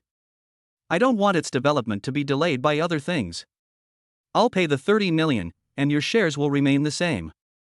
But there is one thing I need to make clear. Chen Jixuan said seriously. What? The business world is like a battlefield. I know that you, Mr. Yan, value friendship and loyalty, but you have to change this bad habit. You have to know that you now represent Starlight and the jobs of all of us, Chen Jixuan reminded. I understand, it's just this once, but I can't take the money, Yan Quan refused. Mr. Yan, you still don't understand your position clearly. You are the helmsman of Starlight. If you hold fewer shares and don't work hard for me, I will suffer a huge loss. Also, this money is considered a loan to you, how about it? Chen Zhishuan joked. Thank you. Yan Quan then took the check. The rest will be deposited into the company's account. By the way, this is my brother Zhang Shoa, you can call him Fatty. He will be in charge of the financial aspect from now on. Don't underestimate him, this guy is a meticulous guy, nothing escapes his eyes. Chen Zhishuan introduced. Mr. Yan. The fat man extended his hands solemnly. Welcome, but what does this subtle ghost mean? Yan Quan asked in confusion. Chapter 21, The Past of the Dilapidated Community. Soon after Chen Zhishuan's revelation, Fatty Zhang was directly accepted by Yan Quan. Especially when he heard that Fatty Zhang found out that someone had stolen 100 yuan during the school fundraising, he became even more enthusiastic.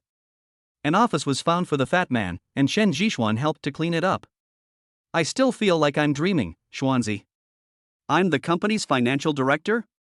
And my annual salary is 500,000? Fatty Zhang pinched the flesh on his face and said. Aren't you afraid of it getting swollen again by pinching it again? Chen Zhishuan said with a smile. No, I just feel like I've been in a dream these past few days. It's so unreal. Come on, you are a typical ungrateful person. Do your job well, otherwise I will have to replace someone in this place. Before he could finish his words, Fatty Zhang rushed over and hung on Chen Zhishuan's back.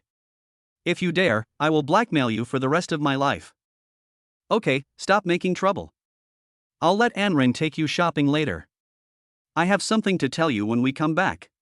Chen Zhishuan patted Fatty Zhang's pig butt. Oh. After a busy afternoon, I finally finished setting up an office for Fatty Zhang. Sitting on the sofa, Chen Zhishuan took a sip of tea and said, Fatty, I have something I want to ask you. What should I do if I can't find a woman? What woman? What kind of romantic debt did you get into outside? Fatty Zhang took a bite of the apple, his eyes always fixed on Anran who was busy outside. Where is the romantic debt? Just tell me where you should go to find someone you've only known for one day. Chen Zhishuan snatched the apple and blocked Fatty Zhang's sight. It's easy. Just call the police and let them help you find it. Isn't that easy? Fatty Zhang replied with a resentful look on his face. Call the police? What if the other party is a policeman? Chen Zhishuan asked back.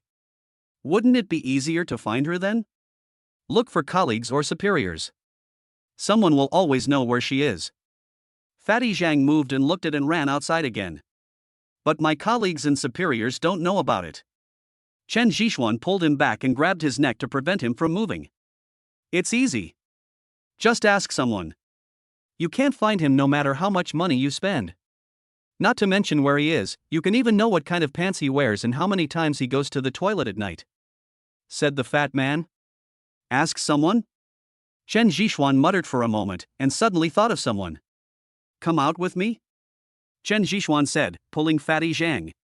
No, I want to work seriously. Fatty Zhang changed his previous appearance, but his eyes kept glancing outside. Really? Then you work hard. Anren, follow me to a place. Chen Zhishuan let go of Fatty Zhang and said. No, I'll go with you and let Anran work. Fatty Zhang immediately begged for mercy. Little guy, I can't cure you.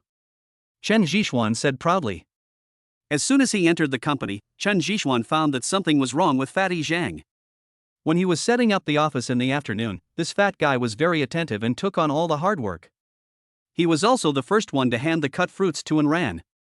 Sitting in the car, Fatty Zhang suddenly hugged Chen Zhishuan and said, Brother Xian, please be magnanimous and stop targeting me. My heart is very fragile and I can't stand a second blow. What did I do to you?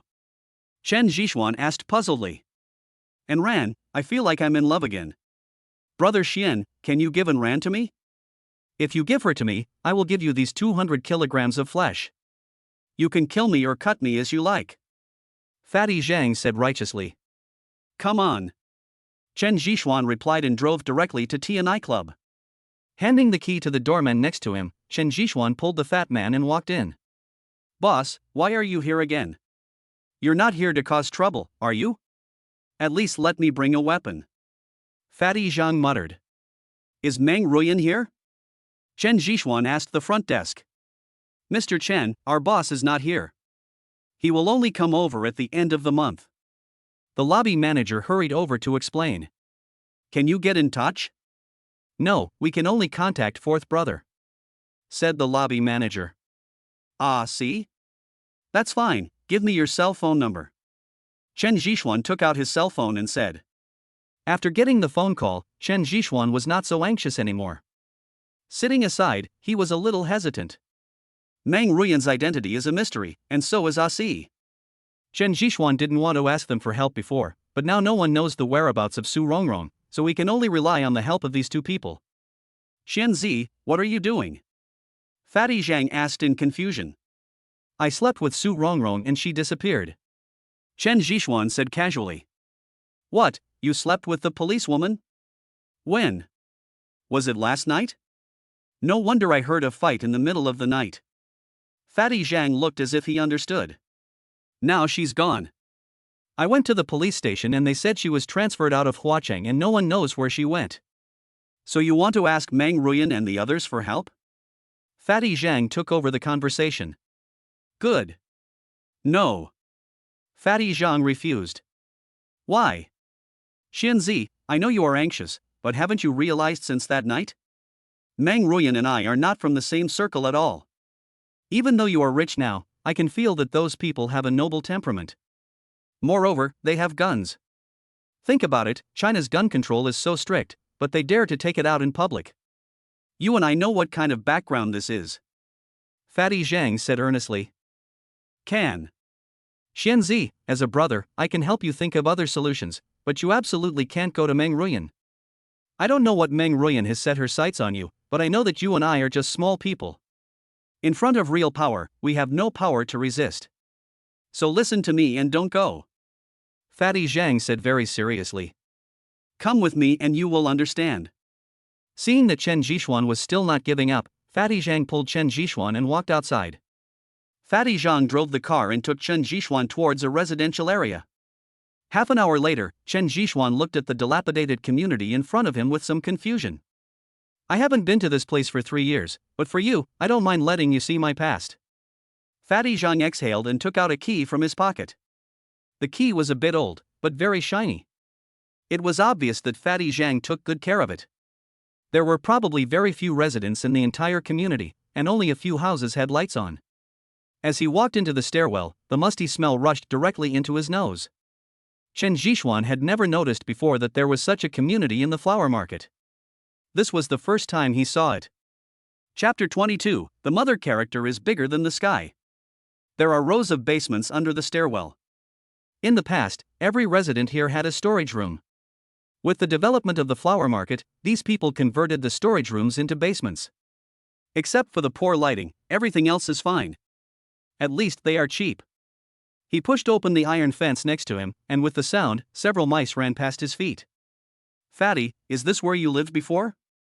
Chen Zhishuan asked in a deep voice. He had never heard Fatty Zhang talk about it before. That was a long time ago. We'll be there soon. Fatty Zhang smiled and pushed open a dusty iron door next to him. The rust on the door indicated that no one had lived there for a long time. Click. The iron door was opened. What catches the eye is a space of less than 30 square meters. Opposite the door is an altar with 2 spirit tablets on it. What is this? Chen Zhishuan hesitated for a moment and asked, pointing at the memorial tablet. My mother and my sister. Fatty Zhang said, reaching out to slowly wipe the dust off it, and then kneeling directly in front of the tablet. Aunt? But that's not right, I remember. Chen Zhishuan was very confused. You know, he had met Fatty Zhang's mother before, and she was an extremely kind woman. This is my biological mother, and the one you met is my adoptive mother. Fatty Zhang kowtowed, then stood up and started to clean up. After Chen Zhishuan bowed, he also started to help, and the two of them were busy and having a lot of fun. It may be that this basement has not been lived in for too long, and the cabinets and other things have been bitten by rats. If Fatty Zhang had not raised the spirit platform before, this place might have been affected as well. When the dust settled, Chen Zhishuan sat down on the ground and handed Fatty Zhang a cigarette. After taking a few deep breaths, Fatty Zhang wiped the sweat from his forehead and breathed a long sigh of relief. Then he unscrewed a small safe next to him and took out a photo album. Maybe it was well preserved, there was not a speck of dust on it and it looked as good as new. Take a look. This is a photo of my mother when she was alive. Fatty Zhang handed it over carefully. Chen Zhishuan quickly put out the cigarette in his mouth, rubbed his fingers, and then began to look through the pages. Xianzi, although I don't know where you got so much money, luxury cars, and mansions, as a brother I have to remind you of something, that is, this world is not as simple as we think. Your money may be wealth that ordinary people can never get in a lifetime, but in front of those hidden rich people, it is just a small number. Zhang Panzi changed from his previous heartless attitude, and his whole body became heavy. I know. Chen Zhishuan is not a fool. Not to mention Meng Ruyan, just talking about Asi, if he didn't get the sign-in system, would he still know the existence of such a master? It's enough to know it, Xuanzi.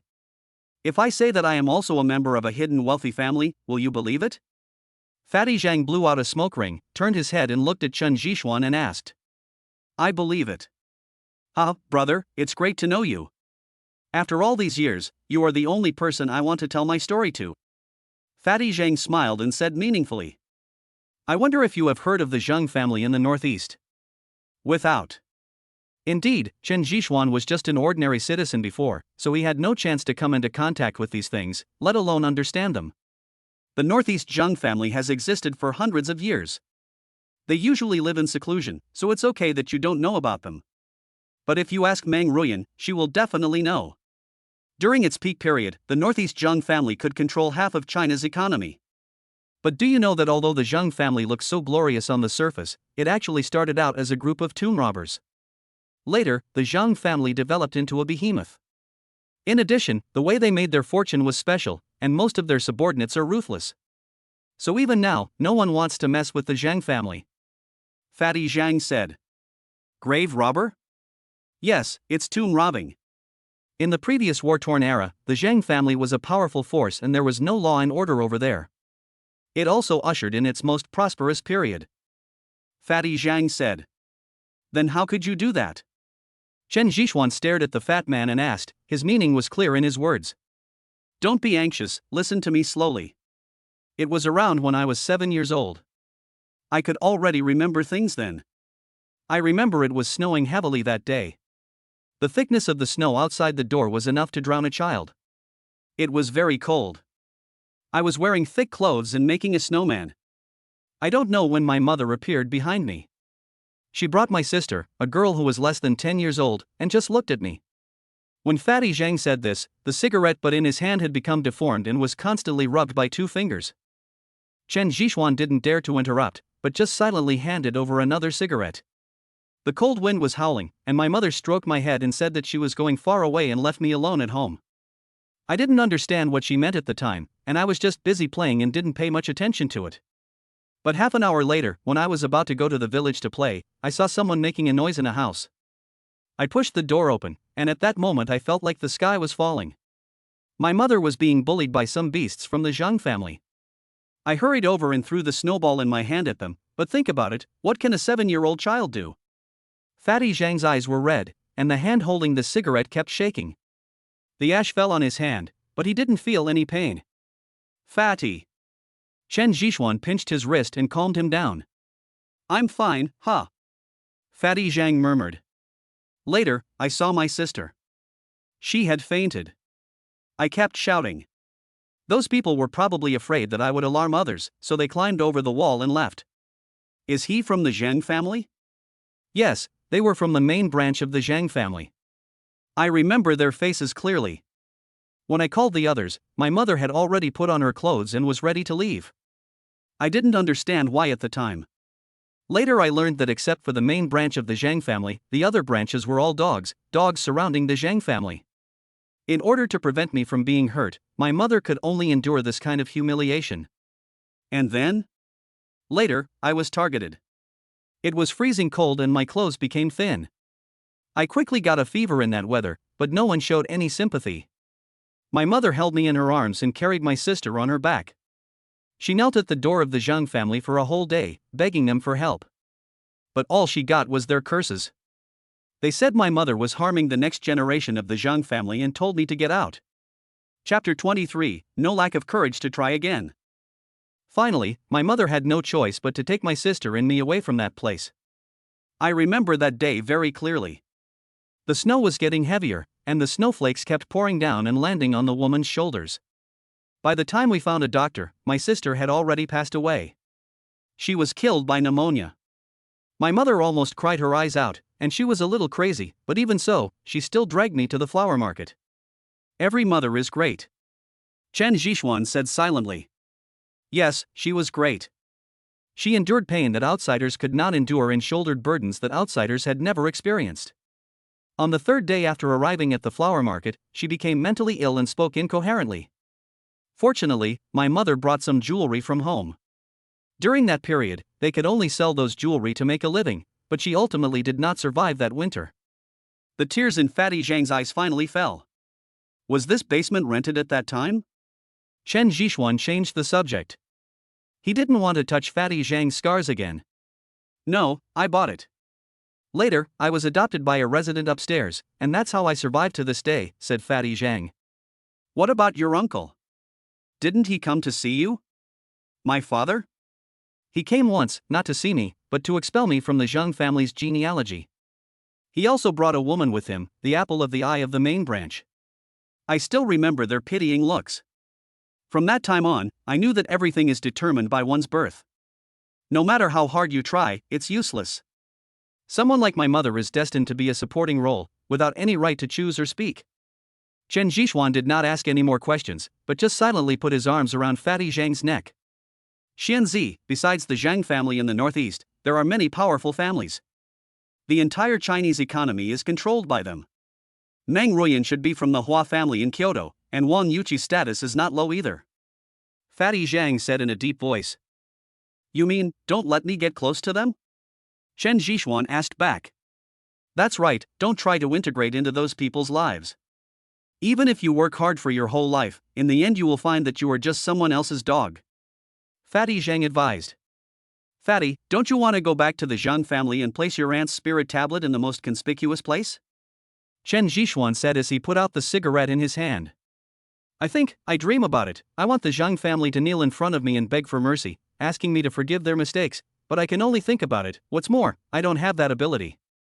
Besides, people should be grateful, and I don't want to implicate the people around me, my adoptive parents, my friends, and my brothers. Fatty Zhang roared crazily, and the whole basement was filled with his voice. I'll help you. Chen Zhishuan said very seriously.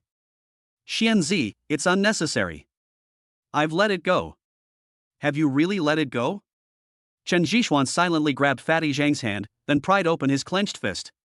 The nails on his fingers had already penetrated deeply into the flesh of his palm, and blood had already covered the entire palm. We are brothers in this life. I will help you.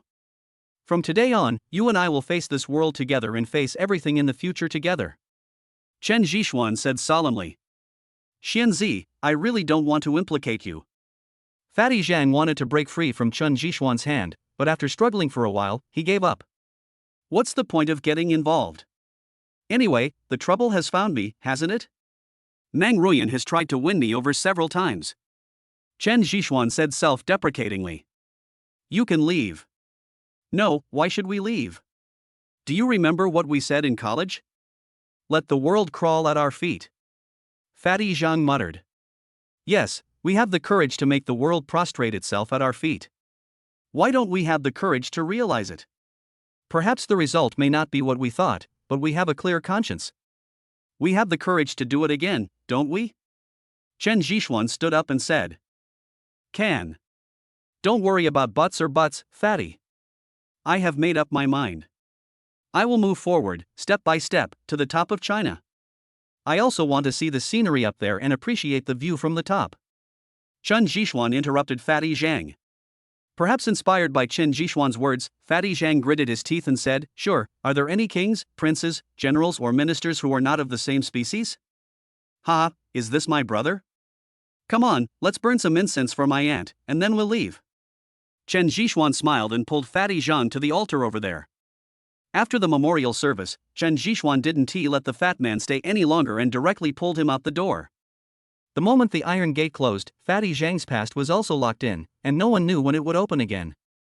And Chen Zhishuan also realized at this moment that some things will not exist or not happen if you don't do them.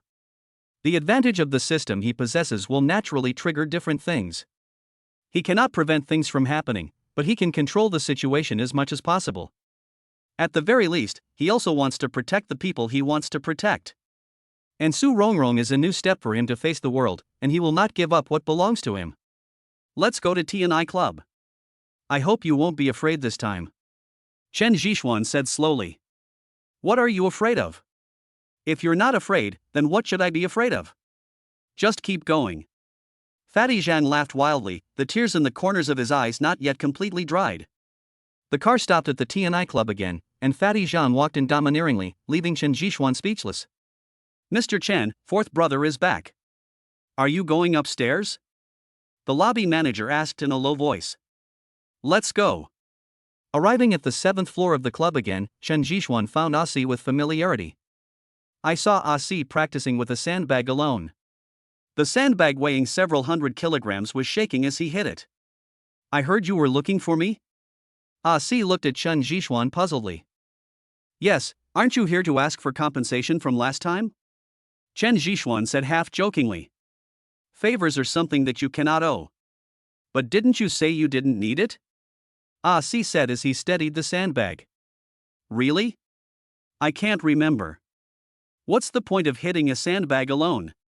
A sandbag is not a person. People are alive, and sandbags are dead. How about I practice with you? Chen Zhixuan said as he took off his coat and walked towards Ah-Si. Sure, if you beat me, I can compensate you. Ah-Si said with a smile. It's settled. Chen Zhixuan flexed his wrist and suddenly punched the sandbag in front of him. The hidden force came out, and through the fist, a big hole was instantly blasted in the sandbag. As the sandbags broke, the sand in them continued to flow out. Chapter 24. The person behind Su Rongrong.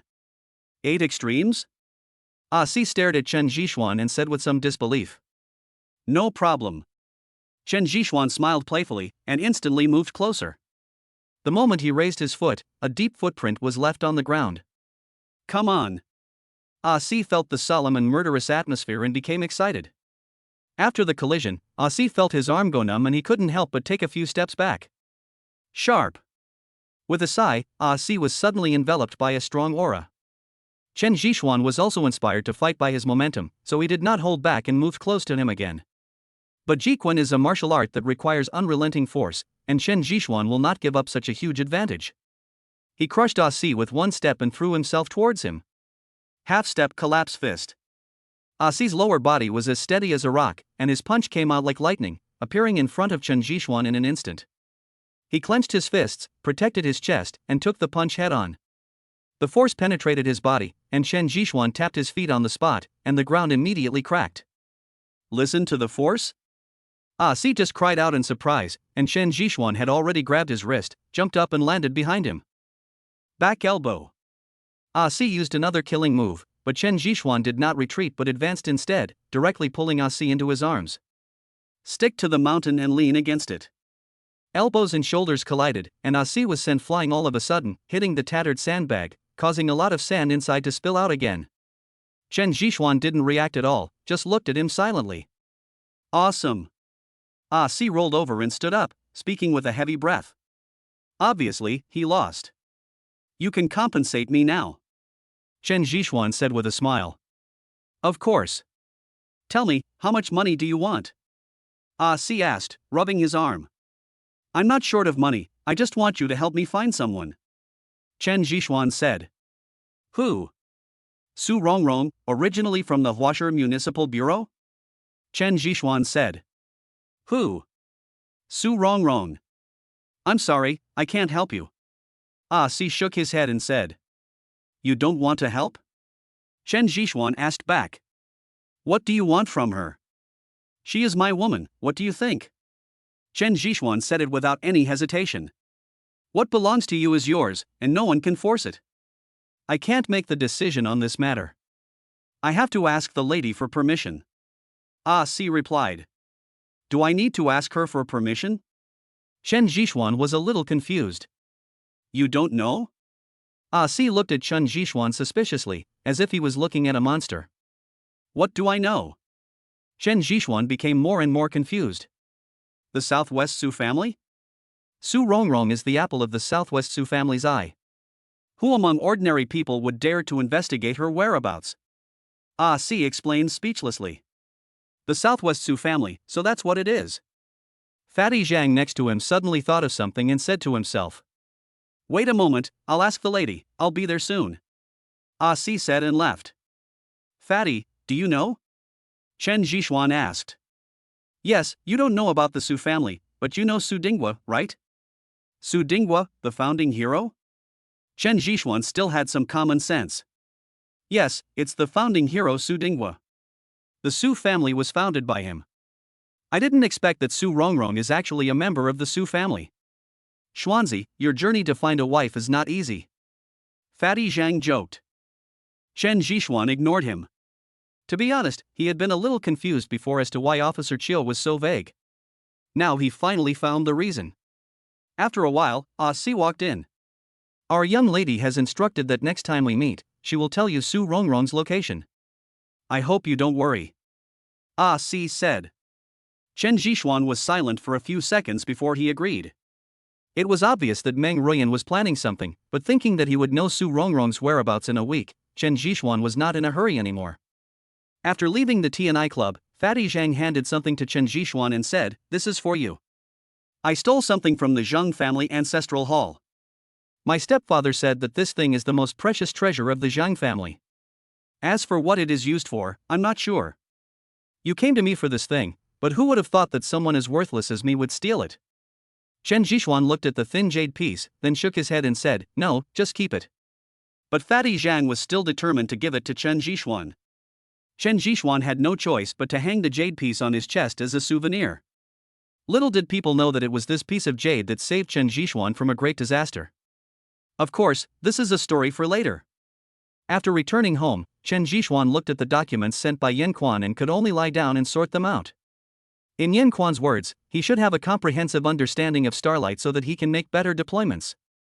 After a busy day, it was not until the evening that Fatty Zhang came in with a big bag of barbecue that Chen Zhishuan stopped what he was doing. You're still working so hard. Eat something, otherwise you'll starve and become thin. Fatty Zhang pointed at the barbecue. It's okay to have a date in the afternoon. Chen Zhishuan teased. Don't talk nonsense. I'm just building relationships among my colleagues. Fatty Zhang explained hurriedly. He would not admit that he and Ran ordered too much barbecue and brought it back to Chen Zhishuan. After taking a few bites, Fatty Zhang said carefully, "Brother Xian, can we discuss something?" What? Have a drink. This is authentic foreign product. Fatty Zhang quickly opened a can of beer and put it in Chen Zhishuan's hand. If someone is being too nice to you for no reason, he is either a traitor or a thief. Tell me, what do you want to do? Drive out to pick up girls?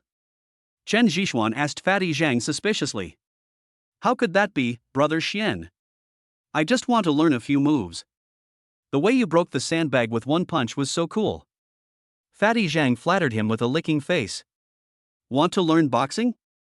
Chen Zhishuan asked Fatty Zhang while staring at him. Yeah, I just want to learn a few moves. Okay, let's do a horse stance first. Chen Zhishuan packed up his hands and pulled Fatty Zhang out of the house. Is this okay? Fatty Zhang half knelt down. I'm asking you to go to the toilet? You have to do this. After correcting him for a long time, Chen Zhishuan finally got Fatty Zhang to do a horse stance. How long will it take? Just stay for half an hour, I'm going to eat. Chen Zhishuan said and left. After 1.5 minutes, Fatty Zhang came back with trembling legs, still saying that Chen Zhishuan was not considerate or something like that. Chen Zhishuan ignored him and continued eating and reading the report. Seeing that Chen Zhishuan was unmoved, Fatty Zhang felt that he had fed his meal to an ungrateful person. Chapter 25, Killing and Destroying the Heart. As soon as midnight passed, the system prompt sounded. Ding! A new day has begun. The host can sign in. Sign in. Ding! Congratulations to the host for signing in successfully. Ding! Congratulations to the host for achieving computer proficiency. Soon, all the knowledge about computers came into Chen Zhishuan's mind. He felt that he had become a computer expert, and his rows of codes could break through any network defense at any time. Ding! Congratulations to the host for signing in for 5 full days and getting an extra draw. Ding! Host, do you want to draw a prize? System, what is this lottery about? What are the prizes? Chen Zhishuan asked, somewhat confused. Every 5 days you sign in, you can get an extra lottery draw. The lottery items are random and the types are ever changing. You can win anything from a dime to a star in the sky. That's amazing, I want to draw a prize. Ding! The lottery begins. As the system prompt sounded, a virtual frame appeared in front of Chen Zhishuan with a pointer on it and objects next to it, shaking up and down at a very fast speed. Stop! Chen Zhishuan shouted suddenly. Sure enough, the object swaying next to him suddenly slowed down a lot, and as time went by, he could clearly see the names of the items on them. Alien technology? Biotechnology? An ant? Chen Zhishuan was stunned by the things on it, and kept muttering something about the items. Martial arts techniques are also okay, stop. Seeing the items constantly disappearing, Chen Zhishuan became anxious and angry. Northern divine art, stop. 1 billion in cash, stop. But no matter how Chen Zhishuan shouted, the items did not stop. Slowly, another object appeared over there, and Chen Zhishuan felt unwell. Ding! Congratulations to the host for winning an extra-large Durex. As the prompt sounded, it felt like countless alpaca were galloping through Chen Zhishuan's heart. The feeling was really indescribable. What's the use of giving this thing? Chen Zhishuan said, gritting his teeth as he looked at Durex that appeared out of thin air. Chen Zhishuan casually threw the prize aside and lay down to rest. Early the next morning, Chen Zhishuan was pulled up by the fat man. Boss, it's time to go to work. The fat man greeted while pulling Chen Zhishuan's quilt. Fuck you, I'm the boss. Can't I sleep a little longer? Chen Zhishuan said a little irritably. The early bird catches the worm. Who wants to take me to the top? Get up and eat. Fatty Zhang shouted regardless. You win. Chen Zhishuan went to wash up with drooping eyelids. After breakfast, the two came to the company. Yan Quan had been waiting there for a long time.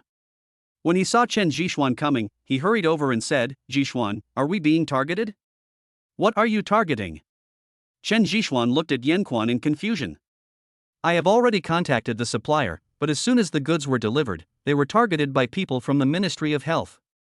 They said that the cosmetics we provided had carcinogenic risks. Now all our goods have been seized. Yan Quan said. That's impossible. Didn't you send it for testing? Chen Zhishuan looked at Yan Quan in confusion. I sent it for testing, but the results didn't show any adverse reactions. However, this morning I received a call from the marketing department, saying that everything on our shelves had been sealed, and people from the Industrial and Commercial Bureau would come to inspect soon, said Yan Quan. It's just that someone wants to mess with us, Xuanzi. Fatty Zhang muttered. Yes, do you know who did it? Chen Zhishuan asked Yan Quan. It should be Zhu Yu. A friend of mine said that she was the one who provided the information, and she was also the one who had been in contact with the people in the Ministry of Health. Yan Quan said awkwardly. It really is a flea, disgusting. Chen Zhishuan said coldly. Okay, Xuanzi, now is not the time to find fault. People from the Industrial and Commercial Bureau are coming, so we should first check if there are any problems we have. Fatty Zhang changed the subject. There shouldn't be any problem. Yan Quan said stiffly. Should? Not exactly? Chen Zhishuan didn't dare to believe Yan Quan's words at this moment, and stared at him hesitantly. Whether there is a problem or not, we still have time to check and fill in the gaps, right? Let's get everyone to work. Fatty Zhang pulled Chen Zhishuan out. After a busy period, it was around 9 o'clock in the morning. Fatty Zhang found Chen Zhishuan with a pile of information. Xianzi, there are fake accounts here. I just checked and it's not much, just a few million. Fatty Zhang handed over the information. Yan Quan took it and looked at it, then shook his head and said, that's impossible. This bill has already been paid. It was sent to the disaster area, so it should have been ready. If this is discovered by someone, we will be in big trouble, said Fatty Zhang seriously. If you falsify accounts and are discovered by the tax department, you will be sent to prison. Fatty, stop complaining. Go get another checkup and talk about it after you've dealt with it. Chen Zhishuan said in a deep voice. After watching Fatty Zhang leave, Chen Zhishuan said, Boss Yan, this is the price of your tolerance. Tell me, what is going on with this account? Seeing Chen Zhishuan's dissatisfaction, Yan Quan hesitated and said, I have indeed paid this money, and it was reported in the news. As for why there is so much more on the account, I don't know. I remember that Zhu Yu was also responsible for this matter. It's Zhu Yu again, Mr. Yen. I don't need to repeat the story of the farmer and the snake. This Zhu Yu is quite cunning. He has done so many things right under your nose. He wants to kill us. Chen Zhixuan sneered. Zhixuan, if possible, can you let her go? Yan Quan pleaded with gritted teeth. Boss Yen. Please, I beg you. I just want peace of mind. Yan Quan said. After taking a deep breath, Chen Zhixuan nodded and said, okay, but only this time. If Zhu Yu sets a trap for us again, don't blame me for being ruthless. Okay. Yan Quan breathed a sigh of relief. After a while, Yan Quan received a phone call and went to greet the staff from the Industrial and Commercial Bureau. Chen Zhixuan sat alone in the office waiting. At this moment, Fatty Zhang ran in from the other side, holding a notebook in his hand, on which a video was playing. Xianzi, look. Excuse me, Ms. Zhu Yu, you said Xingguang was your sister's company. Was it taken over and sold by Yan Quan? Yes, it is my sister's company. It was founded when my sister was alive, but it was taken away by Yan Quan and others using despicable means. After watching for more than 10 seconds, Chen Zhixuan said coldly, this is killing people and destroying their hearts. Chapter 26, Turning Hands into Clouds. How do we do this? The fat man stared at Chen Zhixuan and asked. You go deal with the inspection, and I'll take care of her. Chen Zhixuan said and turned on the computer directly. As the fat man went out, Chen Zhixuan started to make code by himself. He was very fast, and his 10 fingers seemed to be dancing on the keyboard. In just a few minutes, Chen Zhixuan finished the code, and then he sent it to the company email address that Zhu Yu originally used. After a while, a lot of letters kept popping up on the computer screen. It's really interesting. I was planning to let you go, but you're seeking death. So I'll grant your wish. Chen Zhixuan sneered. More than 10 minutes later, the entire internet was filled with news that Zhu Yu had embezzled 30 million from Starlight. Chen Zhixuan even found a recording in Zhu Yu's mailbox. After listening carefully, he found that it was actually her passionate kiss with that little beast. This time, the whole flower market was in an uproar. Old Xian, check the messages on your phone and don't let Zhu Yu leave. The leader in the interview room on the other side shouted. Soon, Zhu Yu was pulled back. Ms. Zhu, there are some things I don't understand. We just received a message saying that you misappropriated 30 million of Starlight's working capital. Is this true?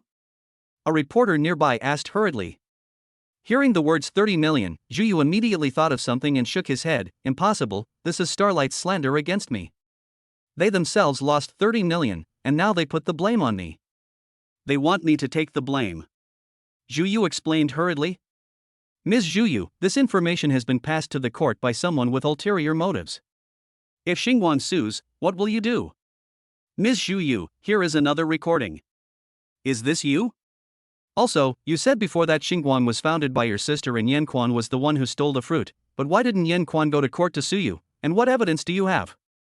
The continuous questions made Zhu Yu's face look more and more unsightly. Baby, you said that we stole the 30 million. Will Yan Quan find out? No one knew who played the recording, but the voice of the little beast came out. How is that possible? Yan Quan is just a coward.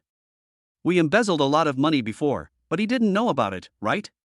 Besides, he feels guilty about my sister, so it's reasonable for him to spend some of his money, right? Okay, baby, love me. After just 2 simple sentences, an unbearable sound was heard. Get out, all of you, get out, turn off that thing for me. Zhu Yu went completely crazy and started cursing at the reporters around him. Chen Zhixuan did not expect that the little beast actually had such a trick up his sleeve. It seemed that he wanted to trick Zhu Yu in the end, and he even put the recording in Zhu Yu's mailbox. It was really bold. Regardless of the live broadcast he had just seen of Zhu Yu, Chen Zhixuan understood that at this moment, Zhu Yu had become something impossible. Sure enough, half an hour later, Zhu Yu called Yan Quan and asked for forgiveness. Mr. Yen, I said I would let her go, but you have also seen the video of her interview. Starlight is not just yours now. I am doing this for everyone. Chen Zhixuan said slowly. I understand, but I didn't expect her to be so cruel. Yan Quan sighed. Okay, I'll handle the matter. You can go over there and take care of the inspection. Chen Zhixuan didn't want Yan Quan to interfere again. This time, he wanted to eradicate all the cancer in Xinguang and let Xinguang be reborn from the ashes. At this moment, the internet has already exploded. Oh my god, this woman is really shameless. She spent her brother-in-law's money and still hurt him. A bitch and a dog, forever. Baby, love me, don't you have any idea what you look like? I don't know which man he is. I really hope I can get to know him. The one upstairs, please help me find some human flesh. Chen Zhishuan looked at the comments from netizens and a sly smile appeared on his face. Chen Zhishuan randomly hacked into an account with the online name Dao Can Go, posted photos of Xiaoxiao and Zhuyu, and deliberately left a message. Oh my god, man, awesome. You found the leading actor so quickly? What kind of soup is this? Can anyone tell me more about it? Tiger penis soup, I heard it's very expensive. No wonder. I have to take care of myself when I'm pressed down by such a fat pig every day. Ha, baby, honey, that's really amazing. Chen Zhishuan's fire made Zhuyu famous again. At this moment, she was hiding in the toilet of the interview room and dared not come out. There were many reporters outside who had heard the news and were waiting to get the latest news. Brother Xian, the wind direction has changed. I don't know who is so kind to help our Xinguang. And Ran rushed in anxiously and said, It's good that it has changed, and Ran, you should send out a notice now. What to write? Just write that we at Xinguang are not the kind of people who would take advantage of others' misfortunes. We will further verify the misappropriation of 30 million yuan. At the same time, we hope that you will not affect Miss Zhuyu's normal life. Chen Zhishuan said after a pause. In whose name? And Ran asked. Boss Yen, at least we have to return the favor, right? Soon, Starlight's announcement attracted everyone. That's what a man should be, but I'm now 100% sure that Zhuyu embezzled 30 million. Who knows? But Yan Quan is a real man. He still cares about his sister-in-law. Who said it wasn't? Is Xinguang still hiring? I just graduated and want to apply for a job. Watching the heated discussion among netizens, Chen Zhishuan lit a cigarette and said, Zhuyu, I hope you can hold on to this trick of killing someone with a borrowed knife? At noon, Fatty Zhang accompanied the leaders out for lunch, while Yan Quan returned to the office. Thank you. Yan Quan took a cigarette and took a few puffs and said, What are you thanking me for? You have done your best. You should kill this kind of parasite directly. Otherwise, she will harass you endlessly.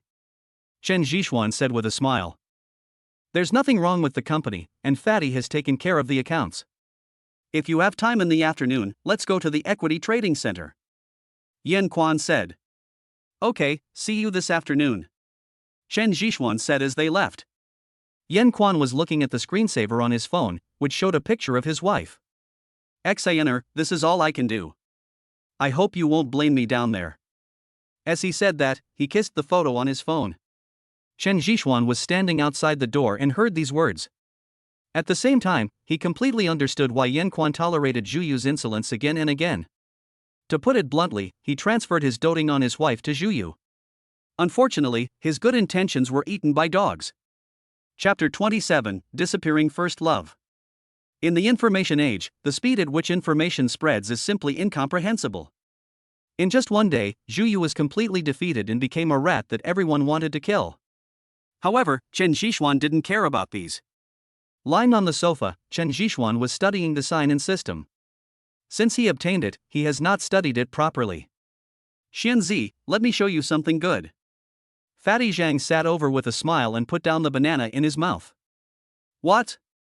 What do you think of this person? Fatty Zhang typed out a resume on his notebook and handed it to Chen Zhishuan. MOE? What do you do? Chen Zhishuan asked puzzledly. You don't know MOE? He's the vice president of Xingxing Group. It's rumored that he made an indispensable contribution to Xingxing Group becoming the #1 commercial company in China. He even did a lot of things. Fatty Zhang explained. So arrogant? Chen Zhishuan couldn't believe it. He knew Xingxing Group very well. It was a real business empire. Xingxing had been involved in everything from daily necessities to cars and airplanes. It was a company established on real business operations. Every investment was a sure win. Yes, you can search for some news about MOE on the internet, it will definitely surprise you. Fatty Zhang said. Chen Zhixuan took the computer, and soon Mo Yi's resume appeared on the internet. After studying for a few minutes, Chen Zhixuan touched his nose and said, "This Mo Yi is so awesome, why would he submit his resume to our company? I'm wondering too. I didn't notice it before. This was sent to me by Ran. I felt like I was dreaming at the time." Fatty Zhang replied. "Speaking of Ran, you must not be too presumptuous when you first come in. I don't want all your subordinates to fall in love and stop working." Chen Zhixuan teased. "Come on, let's talk about MOE. What are you talking about in Ran? Should we make an appointment to meet this MOE, to meet this legendary figure of China?" "You can make an appointment, but we have to find out why he left Xingxing and why he chose us Xinguang." "I don't want to be targeted by Xingxing just when I'm starting out. You should understand their power," Chen Zhixuan reminded. "Okay, just leave it to me. I'll arrange a meeting with him tomorrow," Fatty Zhang said with a smile. At 12 o'clock in the evening, after Chen Zhixuan signed in, he only received a piece of jewelry, but the workmanship was very exquisite. The whole night passed in silence, and early the next morning, Fatty Zhang disappeared from the villa. After drinking some milk, Chen Zhixuan originally planned to go to the company to take a look, but a text message on his mobile phone disrupted his plan. "I drove to Century Square and found a coffee shop called Century Jiayuan. It was in a corner, very hidden, and there were basically no customers at that time." When he pushed the door open, he saw someone waving at Chen Zhixuan from afar. After taking a closer look, he saw that it was Tang Wanli. Chen Zhixuan turned around and prepared to leave. "Chen Zhixuan, don't go. I have something to talk to you about. It's about Han Xiuran. Don't you want to know?"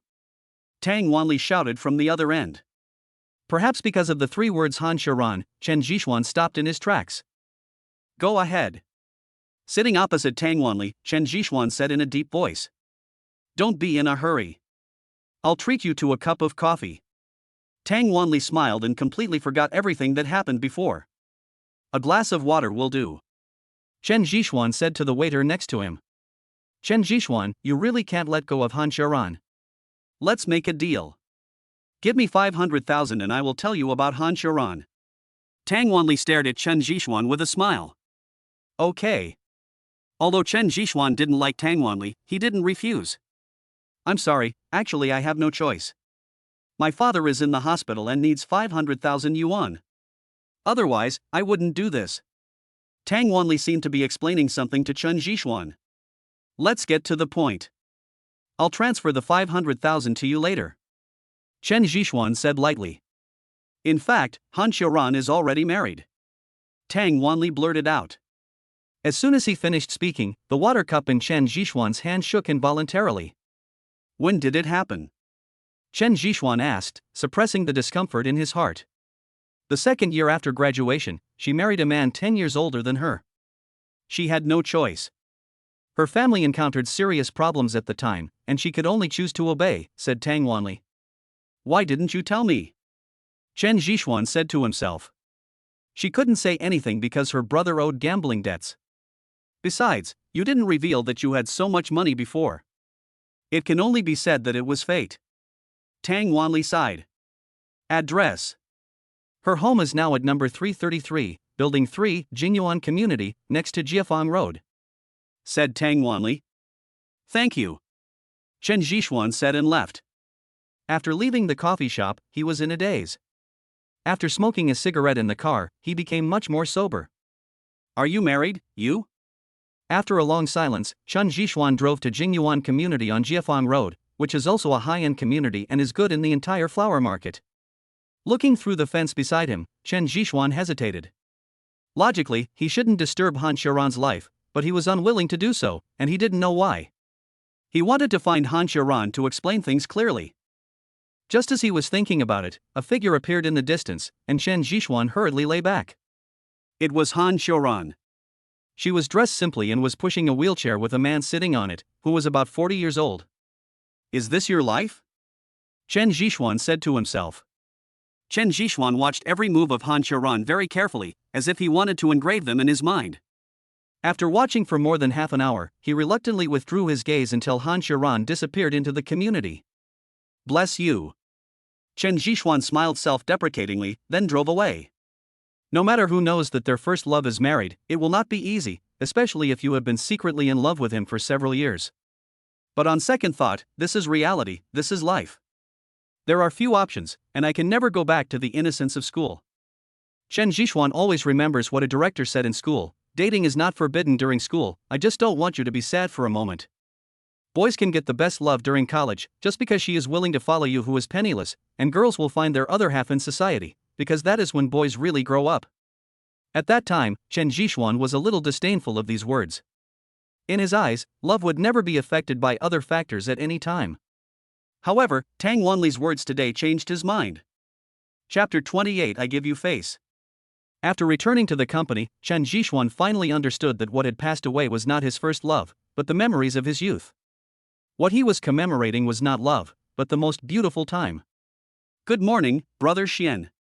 And Ran greeted Chen Zhixuan. And Ran, you and Fatty. Chen Zhixuan said subconsciously. And Ran's face immediately turned red and she just slipped away. You guys. Chen Zhixuan shook his head helplessly and walked towards the fat man's office. When I pushed the door open, I saw a middle-aged man sitting inside. He was wearing a gray suit that looked like it had been washed many times, with threads sticking out of the pockets. He was wearing a pair of glasses and looked a little dull. Shenzi, you're here at the right time. This is Moe. You guys chat. I'll get you a glass of water. After saying that, Fatty Zhang stood up and ran away. I've heard a lot about you. Chen Zhixuan smiled and stretched out his hand. I've heard a lot about you. After some polite exchanges, Chen Zhixuan sat on a chair at the side and looked at Moe again.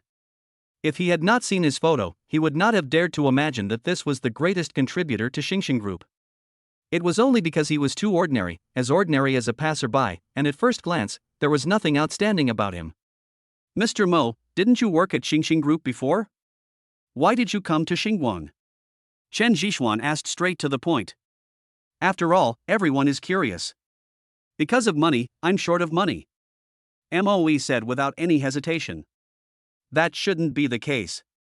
According to the investigations conducted by those people online, you have a base salary plus dividends of tens of millions a year at Xingxing Group. How could you be short of money? Chen Zhixuan looked at Moe in confusion, somewhat unable to believe that this was his answer. What if I say that I was set up by someone and now I am alone and can't even find food and accommodation for myself? Would you believe it? Moe said with a self-deprecating smile. I don't believe it. Chen Zhixuan still didn't believe it. You know, Moe is not a nouveau riche. How could he not even have enough money to eat after all these years of savings? I was framed. My ex-wife designed to make me leave the house with nothing. Apart from this suit, I don't have a penny on me. Moe Dao. What about Xingxing? Why don't you reply to Xingxing? Just open your mouth and you will get everything you want. Chen Zhixuan asked back. Xingxing? Have you ever heard of a person who was too successful to be accepted by his boss? Xingxing can no longer accommodate me. My persistence has touched their interests. How can I go back? Don't worry, you will laugh at me. I have been out of the house for a month. I have sent out tens of thousands of resumes, but no company is willing to accept me. I am very grateful that you can interview me. Moe said slowly, with a calm face, as if he was talking about something that had nothing to do with him. Was it Xingxing who did it? Yes, Xingxing is too big. They have said that whoever takes me in is going against them. They will suppress you endlessly. No one is willing to mess with Xingxing for me. Moe spoke calmly again. Chen Zhixuan took out a cigarette and started smoking. To be honest, he didn't expect Moe's situation to be like this at the moment. No wonder Fatty Zhang ran away just now. It turned out that such a big trouble was waiting for him. After a while, Fatty Zhang came in with some water, put it on the table, and then hid aside pretending to be invisible. Moe looked at the two people in front of him, then silently packed up his resume and prepared to leave. Mr. Mo, where are you going? Chen Zhixuan looked at Moe's actions in confusion. There's no point in staying any longer. It will only cause trouble to the two of you. It's better to leave first. Mo said without looking back. Mr. Mo, did I chase him away? Besides, others are afraid of Xingxing, but I am not. Or maybe Mr. Mo is just teasing me? Chen Zhishuan looked at Moe playfully. Are you planning to use me? Moe suddenly turned his head and stared at Chen Zhishuan, his face full of excitement. Ha, Mr. Mo, I thought you would always have a poker face, but it turns out you can change. Chen Zhishuan joked. Moe was a little overwhelmed by Chen Zhishuan. Yes, I agree that you stay. Chen Zhishuan said with a smile. I don't agree. At this moment, Yan Quan walked in from outside, his face full of anxiety and seriousness. Why? Chen Zhishuan asked as he lit another cigarette. I just received a call from Xingxing's Human Resources Department. They issued a warning and asked us to think carefully, otherwise we will bear the consequences? Yan Quan said in a deep voice. I've received this kind of call too. Fatty Zhang next to him said. Interesting, even the Human Resources Department is so arrogant. Xingxing is really powerful. Chen Zhishuan said nonchalantly. Brother Xian, someone wants to video chat with you. The other party is a supervisor in Xingxing's Human Resources Department. And Ran walked in, holding a notebook in her hand. The movements are getting bigger and bigger. Help me connect it so I can see what Xingxing looks like. Chen Zhishuan said while crossing his legs. After the call was connected, a bald man appeared on the screen. The first thing he said when they met was, if Xingguang dares to take Mo in, don't blame me for being ruthless. Chen Zhishuan was stunned, then pointed at Mo and said, look at how unpopular you are. People are targeting you. Why don't you catch up with your old friend? Mo didn't say anything, he bit his lips, his hands clenched together until they turned pale. Xianzi, how about we? Fatty Zhang secretly pulled Chen Zhishuan's arm, signaling him not to be too impulsive. Wait a minute, let me finish scolding this guy. Chen Zhishuan smiled at the video, very politely. Fatty, how can you say that Xingxing is a beast? Their employees are also human beings. You can't deny the entire group because of the actions of one or two people. After all, they also know how to repay kindness. Aren't you afraid that Mo will be tired, so you don't let him work? Chen Zhishuan said sarcastically. Everyone around understood what Chen Zhishuan meant and tried to hold back their laughter. Xingguang can choose not to listen to my advice, but you will have to bear all the consequences. And if you insult me, Xingxing, I will let you know what regret is. The bald man in the video threatened with gritted teeth. Chen Zhishuan picked his ears, then squinted at the bald man in front of him and said, that's enough. Stop making such a fuss. What do you want? What do you want with Xingxing? He's your father, not my son. I'm giving you face, but I'm telling you, I won't fall for it. Don't talk to your father with the accent of a son. You, how dare you, just wait for my wrath, you little bastard. You little bastard, don't you see what you are? You have a boiled egg on your head, a hairless thing, and you still have the anger of Xingxing. If you leave Xingxing, I will kill you in minutes, believe it or not. You are still pretending in front of me. I also told you, I want Moe, and he is the vice president of my Xingguang group. Apart from me, he is fully responsible for everything in Xingguang. Chen Zhishuan said coldly. Chapter 29, Brother-in-Law. You. What are you talking about, fatty? Go prepare the contract. I want to see what Xingxing can do. By the way, I'll give you a piece of advice. If you touch my Xingguang, you must think about the consequences. Otherwise, you will become cannon fodder and not know how to die. After saying this, Chen Zhishuan hung up the video. Xianzi, are you really ready? Although the fat man praised Chen Zhishuan's approach, he still had a little hesitation because the other party was Xingxing. Of course. Do you think I'm kidding you? Chen Zhishuan, won't fall for his tricks. Let him try to touch me. Chen Zhishuan said with a cold snort. Seeing that Chen Zhishuan had made up his mind, Yan Quan could only silently ask Ran to draw up the contract. Thank you. Moe stared at Chen Zhishuan and said. What are you thanking me for, President Mo? Is there anything you need my help with? Chen Zhishuan said with a smile. I want to advance a few months' salary. After all, I don't have a penny on me right now, and I'm sleeping on a lounge chair in the park. Moe said more and more embarrassedly. Fatty, give 3 million to our President Mo. Also, President Mo will live with us from now on. Chen Zhishuan said. That's not good. I'd better find a place. Or the company will be fine. Moe evaded the question. It's okay. My place is big and it's empty anyway. Besides, I have to keep an eye on you all the time. I have offended Xingxing Group for you. If you are lazy, I won't allow it. Chen Zhixuan teased with a smile. I dare not fight to the death. MOE said very seriously. After signing the contract, MOE looked a lot more relaxed. Under Fatty Zhang's arrangement, MOE officially moved into Xingguang. Mr. Yan, issue an announcement saying that MOE has officially joined our Starlight. Chen Zhixuan looked at Yan Quan and said. You are so frivolous. You even dare to touch Xingxing. Yan Quan said helplessly. Why, is Mr. Yan scared? Will being afraid be of any use? Now that the matter is done, life will be difficult in the future. Yan Quan said with a sigh. Okay, just tell me what Xingxing does. I don't believe that he can really cover the sky with one hand. Chen Zhixuan already had a plan in mind and was not worried at all. I hope so. By the way, there is a meeting held by the city tomorrow. Are you going? Yan Quan asked. No need for that. Don't we have you and President Mo? You two are the backbone of our Starlight. Chen Zhixuan teased. Well, I don't know whether it is a good or bad thing to have a boss like you who doesn't care about anything. Yan Quan said with a smile. Don't think so. I am still very responsible. Don't worry, Xingguang will definitely have a long future. After settling the company's affairs, Chen Zhixuan started to do bad things. The keyboard was clattering, and a cigarette was dangling from his lips, looking like a typical internet-addicted teenager. Half an hour later, the computer screen began to continuously receive data, and he leaned back in his chair and became dazed. Xingxing's network protection was very conservative. It took him 20 minutes to break in. After searching for a long time, he finally gained some results. From Zhuyu's incident, Chen Zhixuan came to a conclusion that it is better to be prepared. He didn't want to fight back after being slapped in the face by Xingxing. After receiving it, Chen Zhixuan checked the folder and felt particularly happy.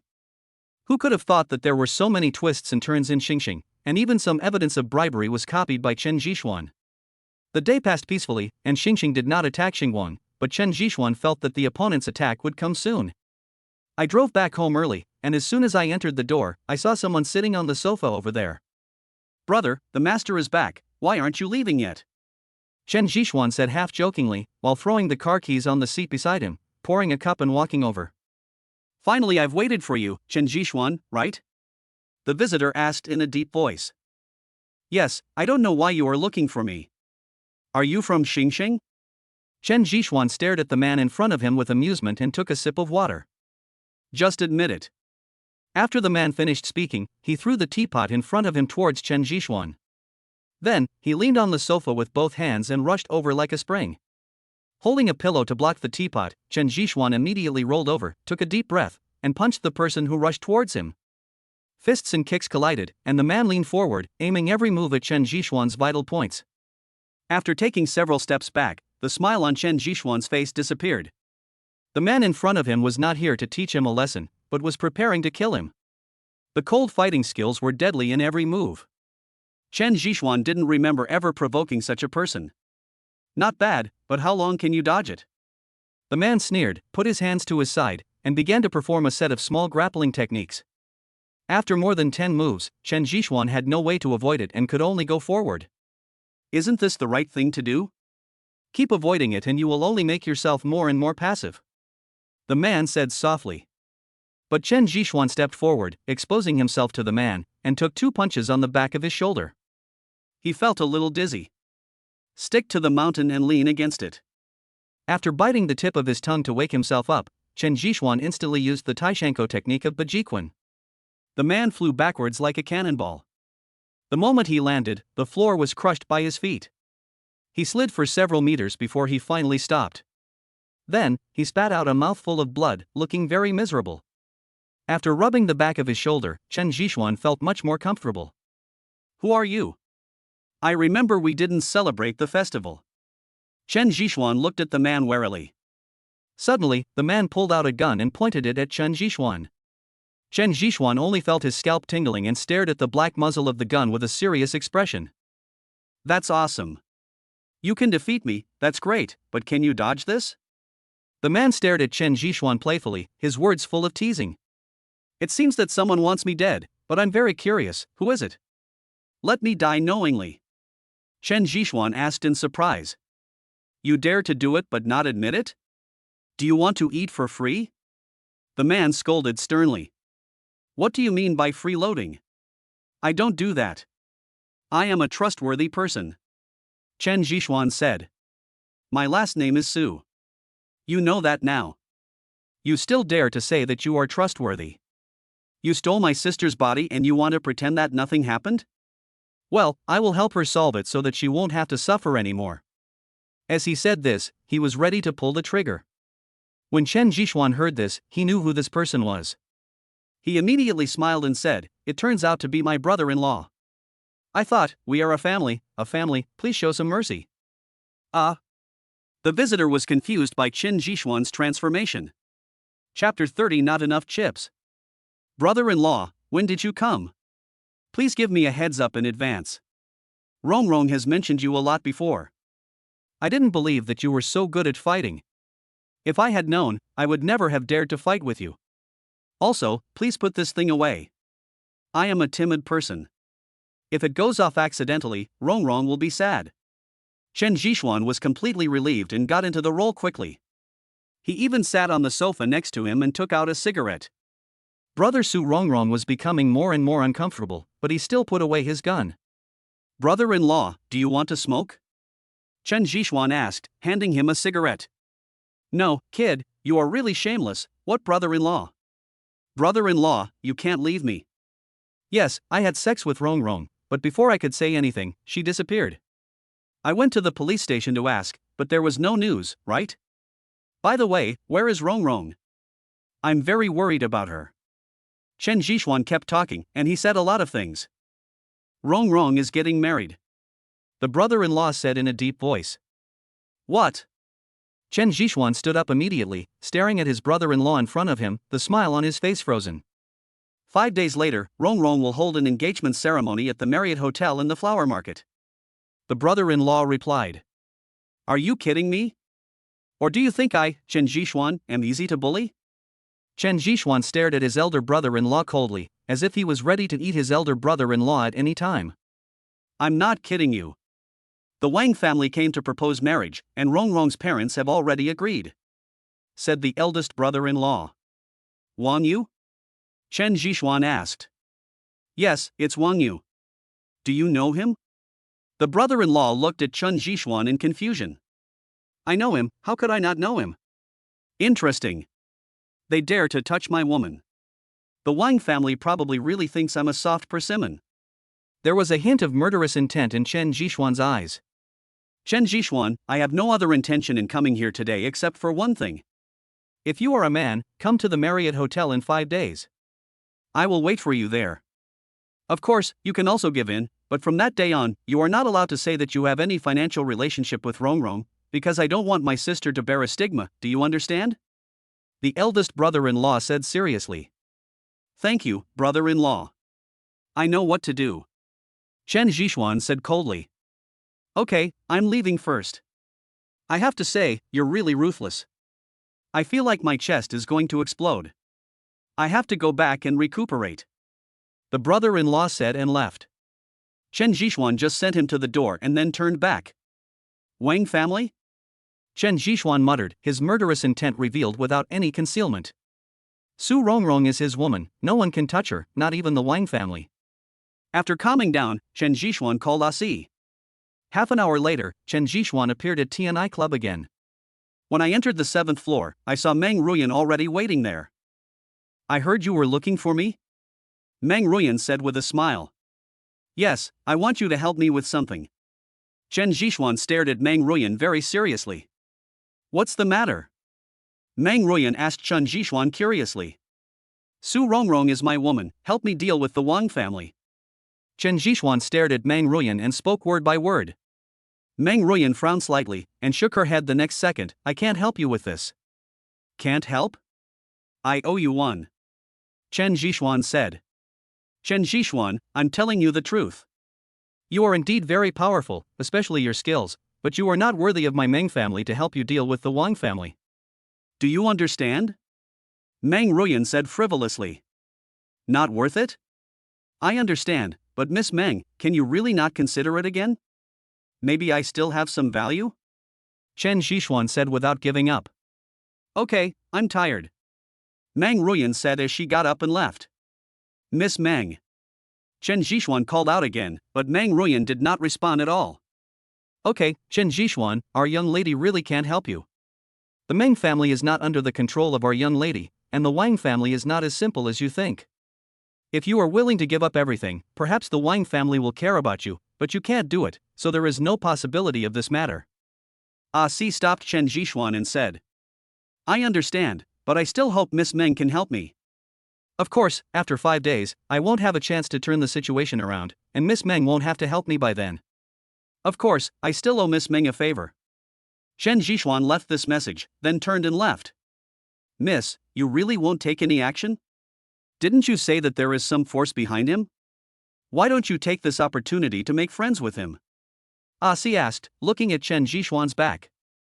There's no need. Chen Zhishuan's appearance surprised everyone. I also suspect that he has someone supporting him behind the scenes. But from the moment he stepped into the TNI club, I knew that his position and the power behind him was not that important. Of course, if he can come up with enough chips in the remaining time, I don't mind helping him. Meng Ruyan said.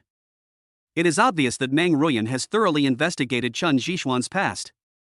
At the same time, she speculated that Chen Zhishuan's rise was due to a mysterious force behind him. If Chen Zhishuan heard these words, he would definitely be surprised. Strength? I still don't have the strength. Chen Zhishuan sat by the lake, muttering to himself. He never thought that he would be so powerless. If you were a man, I hope you could come, take your woman, and leave the Marriott Hotel. Chen Zhishuan's mind kept echoing with his brother-in-law's words, and every word was tugging at his nerves. Speaking of Su Rongrong, Chen Zhishuan couldn't say that he loved her very much, but after seeing Han Xiaoran's life over there, he discovered that someone had secretly lived in his heart, and that person was Su Rongrong. No matter how he tried to cover it up, it was useless. Su Rongrong was his woman. Putting out the cigarette in his hand, Chen Zhishuan looked coldly at the rippling lake in front of him, his thoughts drifting to who knows where. Time passed by little, the night was so quiet that it was scary. He had no chips. The only chip he had was the sign and system. However, there were only 5 short days, and he didn't know if he could have the chips to impress Meng Ruyan. Just as he was about to get up and leave, he saw 2 cars coming from the distance at a very fast speed. The glaring high beams made Chen Zhishuan squint his eyes. At the bend, one of the cars suddenly rushed into the lake, splashing a lot of water on the lake surface, and then slowly sank to the bottom of the lake. In just over 10 seconds, the light from the car lights completely disappeared from the surroundings. Chapter 31, A Hero's Cutting Off His Arm. To save people, Chen Zhishuan subconsciously jumped into the lake. The lake water in early spring was still so cold, with a bit of biting chill, but Chen Zhishuan did not hesitate and swam directly over there. Soon, he saw the people who were trapped in the car by the water pressure. They kept struggling there, but to no avail. The water pressure completely sealed off the space inside the car, and water began to seep in continuously. After getting closer, Chen Zhishuan discovered that it was actually a little gangster girl with colorful hair and fancy clothes. He reached out and pulled the car door, but there was no response. Chen Zhishuan could only signal the girl inside to move to the side. After taking a deep breath, Chen Zhishuan suddenly punched the car window. If it was on the ground, Chen Zhishuan's punch would have definitely smashed the car door open, but the resistance in the water made the car window unable to react at all. After 3 more punches, a gap appeared in the car window. Then, the cracks began to expand continuously, and in just a few seconds, they covered the entire car window. Without any hesitation, Chen Zhishuan swung his fist again and punched forward. After more than 10 punches, the car window suddenly shattered and the lake water immediately rushed in. Chen Zhishuan took the opportunity to grab the little girl inside and pulled her out. Maybe she was choked by the water and fell into coma. When they reached the lake, Chen Zhishuan finally breathed a sigh of relief and swam towards the lake carrying the little girl. At this moment, there was a car on the shore, and the headlights illuminated the entire lake. After putting the little girl on the shore, Chen Zhishuan leaned on the rock beside him and gasped for breath. Fortunately, he was a good swimmer, otherwise, he would have been left down there. Xiao Xian, are you okay? Chen Zhishuan looked at a beautiful woman holding a little girl and kept shouting over there. It's okay, she just choked on the water. Just put her upside down. Chen Zhishuan reminded. But the beauty didn't react, she just kept pinching her philtrum. Trouble. Chen Zhishuan walked over with a tired figure and picked up the little girl with one hand. After shaking a few times, the little girl coughed a few times and spat out the water in her mouth into her nose. Ahem, who is it? Hearing the little girl speak, the beautiful lady next to her was very happy. Chen Zhishuan put the little girl on the hood of the car, reached into his pocket, and found that his cigarette had been soaked by water. He had no choice but to throw the cigarette into the lake. After the beautiful woman next to him settled the little girl, she walked over to Chen Zhishuan and said, "Thank you, if it weren't for you, Xiaoxin would definitely not be able to come up." It's okay. Chen Zhishuan said politely and prepared to leave. He was feeling annoyed. Wait, I haven't left your phone number yet. I have to thank you. The beautiful woman called out from behind. Chen Zhishuan waved his hand and left without hesitation. Am I so unattractive? The beauty muttered for a while as she stood there, but quickly went to take care of Xiaoxin. Chen Zhishuan drove back home. It was almost past 12 o'clock and he was still waiting to sign in at 12 o'clock. After washing up, I lay on the bed, staring at the clock, waiting for 12 o'clock every minute. Ding! A new day has begun. The host can sign in. I want to sign in. Chen Zhishuan said anxiously. Ding! The host starts signing in. Ding! Congratulations to the host for signing in successfully. Ding! Congratulations to the host for obtaining the medical master skill. Please accept it. The next second, a lot of medical knowledge entered Chen Zhishuan's head, more and more. Chen Zhishuan was like a sponge, constantly absorbing it. Finally, he fell asleep. He woke up early the next morning. Medical skills? Not bad, but they are of no use to me now. Chen Zhishuan muttered, but he had already got it and there was nothing he could do about it. After washing up, before he could have breakfast, Moe appeared in front of Chen Zhishuan. What? Chen Zhishuan looked at him speechlessly. Xingxing has taken action. President Yan just called and said that many of our partners are going to breach the contract. They are willing to pay the penalty, but they don't want to cooperate with us. Moe said slowly. So fast? Xingxing really thinks highly of me. Chen Zhishuan touched his chin. Then what should we do? Moe stared at Chen Zhishuan and asked. I have a USB flash drive in my pocket. Take it and show it to the people from Xingxing. Ask them if they want to perish together with their loved ones. If they are willing, we, Xingguan, will accompany them to the end. Chen Zhishuan said in a deep voice. Mo nodded, then took the USB drive and went out. You came a little too fast, Xingxing, but do you like this gift of mine? Chen Zhishuan sneered, then went over to have breakfast. Half an hour later, Fatty Zhang said in a deep voice, Xianzi, Xingxing didn't care and completely abandoned those people, you see. Chen Zhishuan was stunned for a moment and took the notebook. Xingxing held a press conference first, saying that there were many corrupt officials inside Xingxing. They had evidence and were ready to bring those people to court, and they also drew up a series of names. Interesting, is this a heroic act? Chen Zhishuan muttered as he looked at the list of names. Xianzi, if Xingxing doesn't buy it, what should we do? Fatty Zhan was a little panicked. They want to sacrifice the rook to save the king, so we should let them save it. If the morale of the team is low, it will be difficult to lead the team. Chen Zhishuan said with a smile. Are you saying that we should add fuel to the fire and let this matter ferment completely? Fatty Zhang asked tentatively. Do you remember what you did in school? Just do it that way. Let this matter get bigger and bigger. I believe someone can withstand the pressure of public opinion. Also, ask the internet trolls to help whitewash them. The whiter the better. Chen Zhishuan said with a smile. I understand. I didn't expect you to be so sinister, Xuanzi. But I like it.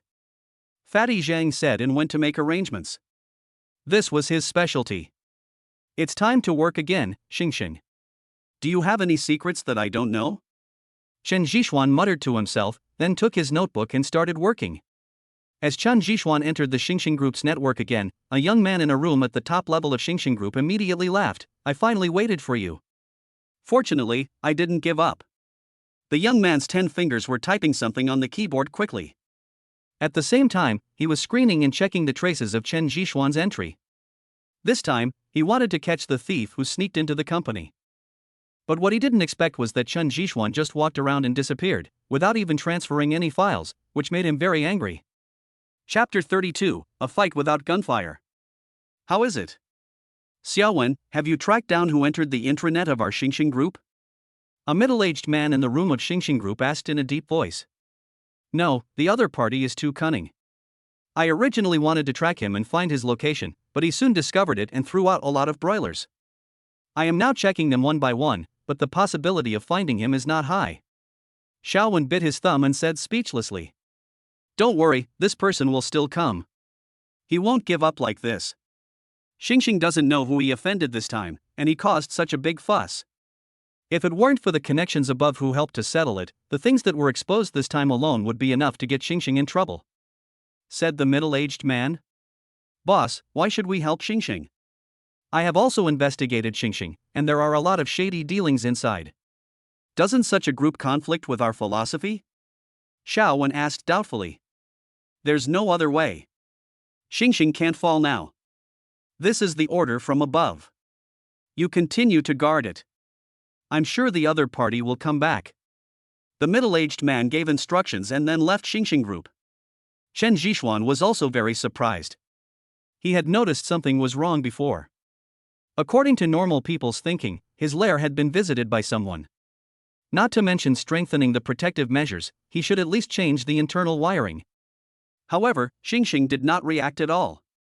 Just as he was thinking about it, he saw a bunch of garbled characters appear on the computer, and Chen Jishuan couldn't help but take a breath. Not bad, you found help so quickly, no wonder. But what's the harm in finding help? Chen Jishuan said to himself, and then began to type quickly on the keyboard over there. A smokeless battle broke out between two network cables. At the Southwest Su family, Su Rongrong was sitting at the head of her bed, holding a photo in her hand. The photo was now wrinkled a lot. Upon closer inspection, the person in the photo was Chen Jishuan. Girl, your brother is here, go and greet him. The voice of Su Rongrong's mother came from the hall. Coming. Su Rongrong carefully put the photo into her pocket, then walked out slowly. At the door, Su Rongrong stopped. Why are you so unhappy? Look what I brought you. The person who came was the brother-in-law who had met Chen Jishuan. Brother, I'm not a child anymore, why are you buying me a doll? Su Rongrong couldn't help but rolled her eyes, turned her head and lay on the bed. Little girl, you are small in my eyes. By the way, I want to tell you a piece of news. I wonder if you are willing to hear it, said the brother-in-law with a smile. What? If you are here to lobby for the Wang family, then turn left and I won't see you off. Su Rongrong turned over and said. I've seen that guy. He's pretty good at fighting. I almost got in trouble. Fortunately, I brought a gun. The brother-in-law whispered. Brother, how could you do this? Didn't I tell you not to disturb him? Besides, there is nothing between him and me. Su Rongrong quickly stood up and held her brother's hand. Okay, don't I know what's going on around you? Do you think you can hide it from me? I told him that you were getting engaged, do you want to know what he said? The brother-in-law teased. I don't want to know. Su Rongrong said angrily. You really don't want to know? Forget it, I won't tell you. That person is so pitiful, being toyed with and abandoned by you like this. The eldest brother-in-law sighed. Bang. Su Rongrong grabbed the doll next to her and hit her brother-in-law on the head. It's so violent. I don't know how he fell in love with you. He's afraid of you. That guy is coming to snatch your bride. How about it? Are you excited? The brother-in-law compromised. What? No, brother, please help me go and tell him not to come. This is not something he can participate in. The smile on Su Rongrong's face disappeared in an instant, and she began to plead with her brother-in-law. Why, you don't want him to come? Su Rongrong nodded. No one knew better than her what kind of existence the Wang family was. She also knew better why the Wang family proposed marriage at this juncture. It was because they had seen the old man's health. The old man's health was getting worse and worse. The Wang family had a precious medicinal material. Although it could not bring the old man back to life, it could extend his life for 3 or 4 years. You know, for such a big family, it is extremely important for a magic needle to live 3 or 4 more years. Brother, give this to him and tell him that I have no feelings for him. One night stands are very common now, right? Tell him not to do stupid things and live a good life. Life is good and there will be more girls in his life. Forget me. Su Rongrong pondered for a long time before slowly taking out the secretly taken photo from her pocket. Her movements were very slow, and it was obvious how reluctant she was to let it go. Although she had only known Chen Jixuan for less than a day, Su Rongrong really fell in love with this man. She didn't know what was going on, but the resistance at the beginning had now completely turned into love. No one could explain why. Perhaps this was fate, this was love. Are you sure you want to do this? The brother-in-law asked in a deep voice. Brother, you know the current situation of our family. I can only do this for Grandpa. Maybe in 3 to 5 years, the Wang family will no longer want me. If Chen Jixuan is still willing to accept me at that time, I am willing to get closer to him again. If he is not willing to accept it, I will not force him. After a miserable smile, Su Rongrong dived into the quilt. My brother-in-law didn't say anything, but the 2 fingers he was holding the photo with had turned white, leaving 2 finger marks on the photo. But Chen Jixuan didn't know about these things, he was fighting over there at the moment. Little brat, why are you working so hard? I don't want to play with you anymore. I'm leaving. Looking at the words on the computer desktop, Xiaowen directly smashed the mouse next to him, and the display screen exploded immediately. I'll remember you, old black man. Next time, don't get caught by me. If I do, I'll show you how I'll deal with you. Xiaowen said, gritting his teeth. Failed? Said the middle-aged man behind him. Yes, that person's attack was very sharp. The defense I arranged before was totally vulnerable in front of him. If I hadn't prepared a lot of broilers before, Xingxing Group would have been completely wiped out by now, and no information would exist. Xiaowen sighed and said unwillingly. I understand. Come on, follow me. Said the middle-aged man. You're not going to help anymore? Xiaowen asked doubtfully. No need for that. We have done what we can. The rest is up to fate. After all, we can't stop it, right? The middle-aged man said and left. Chapter 33, Victory. Chen Jixuan was at home. At this moment, he had uploaded all the files he had obtained to the internet and created a public account called Big Bang. As soon as the Big Bang came online, it immediately attracted a lot of attention. No one knew where the Big Bang came from, but the content was rich and colorful. In just a few hours, Xingxing Group became the topic of conversation for everyone in China, especially young people, who responded one after another.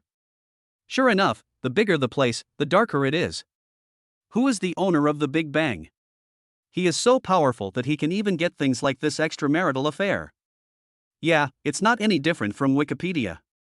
The country has already intervened. Who would have thought that the prosperity of the largest business group was backed by Japanese investment? Yeah, things from Japan are all on the front page. Even a toilet is sold at such a high price. So that's what's going on. The scariest thing is not this, but the flow of funds. If it is money laundering, just imagine how terrible it would be. Rumors were spreading on the internet. Although Xingxing hired a lot of people to clean up the mess, what Chen Jixuan threw out was too shocking. In addition, the internet army hired by Fatty Zhang kept cleaning up the mess, and a war of words on the internet had already begun. Is this what you did? At the Xingxing Group's board meeting, an old man with white hair angrily scolded the board members in front of him. Mr. Wang, actually this can't be blamed on us. Who would have thought that the invasion of the group was just a cover and was to investigate our personal information? Now we can't even leave the house. A pot-bellied middle-aged man next to him said distressfully. You still want to go out? You have such a big mouth, and you're not satisfied with eating so much. You even want to cover the sky with one hand. Do you really think you are gods? This is China, not some other place. No one can get away with doing something illegal. Old Wang sneered. Mr. Wang, you can't just ignore us. We are working for the group, aren't we? And we have worked for the group for so many years. Even if we have no credit, we have worked hard. You can't abandon us. Someone wailed nearby. Ha, you didn't think about the consequences before doing these things. Let me tell you, although Xingxing Group is the property of my Wang family, I tell you, I can abandon it at any time, and you just wait to go to jail. The old man snorted coldly and left. All the members of the board of directors slumped in their chairs, faces filled with wailing. In the evening, Chen Zhixuan received news that the country had taken over Xingxing Group in full and had begun investigating what Xingxing Group had done over the years and would not tolerate it. As soon as this news came out, the internet exploded again. Great! My country should take good care of these parasites. They have done so many evil things that they should be resolutely punished. So there's no news about the big explosion? Could this public account of Big Bang be created by the country? It strikes with lightning speed without any hesitation. Who knows? Chen Zhixuan didn't expect the country to act so quickly. You know, the Wang family is behind it. From those materials, Chen Zhixuan discovered that the Wang family was the real owner behind the prosperity. Zi, we won. The company's channels have returned to normal, and even the attitudes of those who breached the contract before have improved a lot. Fatty Zhang said with a smile. This is such a scary information age. One day, prosperity changed hands. Could you have imagined it before? Chen Zhixuan couldn't help but sigh as he looked at the messages from netizens. Don't worry, I have already informed everyone in the company. All the secret documents have been printed out, and everything on the computer has been deleted. It's impossible for others to use this trick against us. Fatty Zhang said. The power of public opinion? Can I use the power of public opinion to achieve my goal? Chen Zhixuan muttered. Zi, I advise you not to do this? Fatty Zhang advised solemnly. Why? This time, such a big thing was solved easily by the Wang family immediately. Apart from using the power of public opinion, I can't think of any other way. Chen Zhixuan said slowly. Zi, public opinion is a double-edged sword, and the internal protection of those big families is simply beyond your and my imagination. Take Meng Ruyan for example. Have you noticed that she seldom uses the computer for work? It can be said that their awareness of defense is stronger than anyone else. It's useless for you to use the same old tricks again. Besides, the Su family and the Wang family cannot be exposed to the public, and the higher-ups won't let you reveal it. Fatty Zhang explained. Chen Zhixuan thought about it carefully and felt that what Fatty Zhang said made sense. The evidence provided by Chen Zhixuan was one aspect of the victory, but the direction of the country was the ultimate will behind this swift and decisive action. Is there really no way out? Chen Zhixuan lay on the sofa, staring at the computer screen in front of him motionlessly. Let's wait. There are still a few days left. If it really doesn't work, I'll go back to the Zhang family and return the jade piece to them. At least I can get their help, right? Fatty Zhang thought for a long time before speaking. No, Fatty, go to sleep and give up this idea. Chen Zhixuan said resolutely. You. What? Go to bed. I want to watch TV for a while. Chen Zhixuan urged.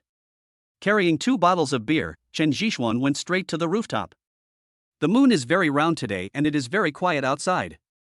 After opening a bottle, Chen Zhixuan started drinking. So leisurely? A familiar voice sounded. Brother-in-law, you're here. Chen Zhixuan said as he threw the beer in his hand to him. My brother-in-law grabbed it and started drinking it without any hesitation. The two stood side by side, neither of them spoke. After drinking a bottle of wine, the brother-in-law took out a photo from his pocket and handed it to Chen Zhixuan. Looking at the handwriting above, Chen Zhixuan couldn't help but look up at his brother-in-law. Rongrong asked me to tell you to forget her. She doesn't want you to be in danger. If you are willing to wait for her for 3 to 5 years and don't despise her, she will come to you no matter what. After saying this, the brother-in-law climbed over the wall without waiting for Chen Zhixuan's answer. Chen Zhixuan looked at his brother-in-law who had disappeared into the darkness, and crushed the beer bottle in his hand. The broken pieces of the beer bottle pierced into Chen Zhixuan's flesh, and blood dripped down his fingers onto the ground. I don't want to wait. I will bring you back no matter what. Chen Zhixuan silently swore in his heart. Dark clouds covered the moon, as if to witness Chen Zhixuan's oath. A cold wind blew, Chen Zhixuan lit a cigarette and turned back to the room. There were only broken glass all over the balcony. Chapter 34, Trouble at the Door. The long-awaited sign in time has arrived, and Chen Zhixuan has once again won a luxury car. Although it is a global limited edition, he cannot be happy. There was silence all night. The next day, when Chen Jixuan arrived at the company, he was stopped by a group of people before he could even enter the door. What? Robbery in broad daylight? Chen Jixuan looked at the people next to him in confusion. Old Sun and the security team had already run over and were confronting these men in black. Bah, scumbag. At this time, a voice popped up beside him. Chen Jixuan turned his head and saw a graceful young girl. She was very pretty. Although she had not fully grown yet, she was obviously a beauty at first glance. Where should I look? What a scumbag! He actually abandoned me. The girl immediately showed an aggrieved expression, which immediately attracted the sympathy of the people around her. Xian Zi, what did you do? How could you have the heart to hurt such a beautiful girl?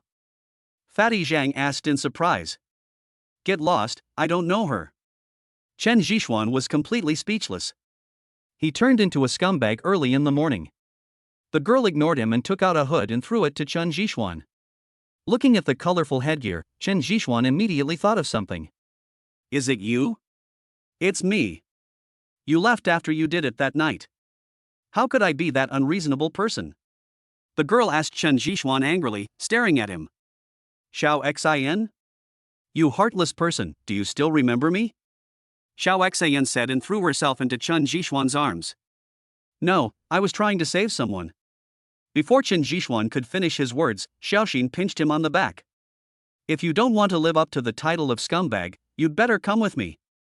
Xiao Xin said playfully. Chen Jixuan was really suffering in silence. Who would have thought that he would rescue such a little witch by his careless hands? Xian Zi, you are awesome. I'm going to work first. Fatty Zhang sighed and pulled Moe upstairs. The people around also dispersed one after another. Of course, the name of Chen Jixuan, the scumbag, would remain in the surrounding area for a while. Boss, if there's nothing else, we'll go in too. Old Sun stared at Chen Jixuan and said. Go ahead. Seeing that most of the people around him had dispersed, Chen Jixuan pushed Xiaoxin away and said, Auntie, I saved your life, there's no need for you to play with me like this. Who told you to act cool and do good deeds without leaving your name? You think you are Lei Feng. Not only did I have to go back and lecture you, but I also had to spend a lot of effort to find you. Xiao Xin said with a smile. Okay, you are right. I shouldn't have saved you. It was my fault. Now I can leave. Chen Jixuan was completely convinced. Don't be anxious. I was just kidding. My parents want to thank you, but I have to tell you, you have to remember, I drove into the lake accidentally, not while racing. Xiaoxin said. No need to thank me. Just tell your parents and tell them that I, Chen Jixuan, appreciate it. As for you, I advise you not to speed. After all, it is too dangerous. It's a good thing you met me. If no one is around, your parents will be sad. Chen Jixuan said. Do you dislike me so much? No, you have to come with me. There is nothing I can't do. Xiao Xin said relentlessly. I don't have time. Thank you for your patience. Chen Jixuan turned around and was about to leave.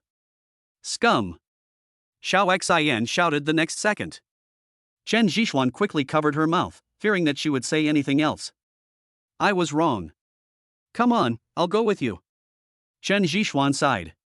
That's better. Remember what I told you. Xiao Xin reminded. After getting into a business car, the bodyguards around him left the entrance of Starlight. It took the car about 30 minutes to arrive at the destination. Chen Jixuan looked at the villa complex by the Xishan Lake in front of him and lit a cigarette. Well, he went to the company early in the morning and came back again. God didn't let him go to work. The car stopped only when we arrived at the last villa area. Remember, don't talk nonsense. Xiao Xin warned again. Yes, I understand. Chen Jixuan replied.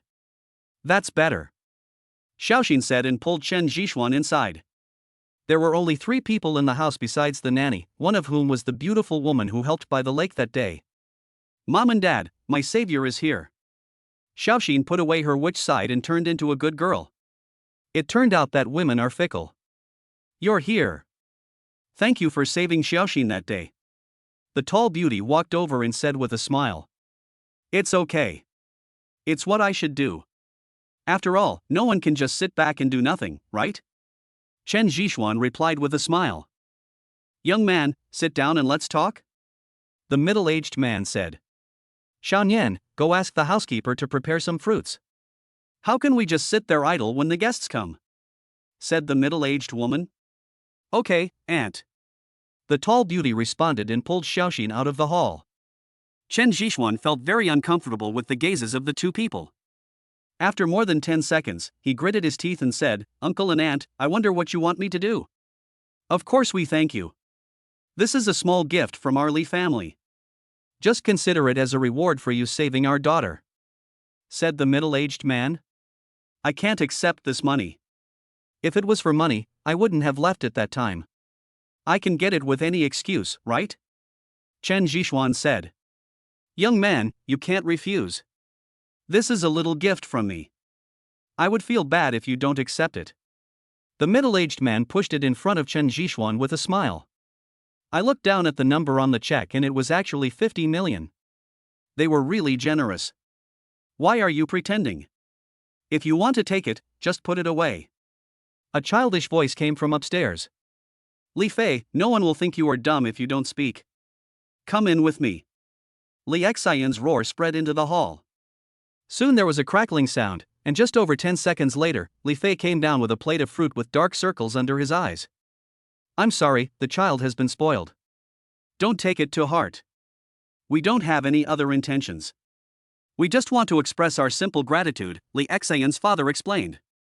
That's right, Chen Zhishuan, just put it away and don't listen to Xiaofei's nonsense. Li Xian echoed. Keep pretending. I don't believe you don't want it. Li Fei muttered secretly. Although he lowered his voice, the people around him could hear it clearly. Seeing Li Xian clenching his fists again, Li Fei jumped behind his mother, as if he had found some kind of protective umbrella. Uncle, I appreciate your gratitude. If there is nothing else, I will leave. Chen Zhishuan stood up politely. Chapter 35, Unexplained Invitation. Seeing Chen Zhishuan really leave, Li Xian flexed his wrist while staring at Li Fei next to him and said, Go, and give the money to him. It's best to get his forgiveness. Otherwise, I will give you a week of military training. Li Fei shuddered and turned his pitiful gaze towards the two elders, but Li's parents seemed not to see him and left immediately. Xiao Fei, you've gone too far. Go ahead, he hasn't gone far yet. Xiao Nian said next to him. Sister Nian, you won't help me either? Li Fei said. I can't help you. You have to bear the consequences of your own actions. Remember, you are not a child anymore. Xiao Nian patted his shoulder.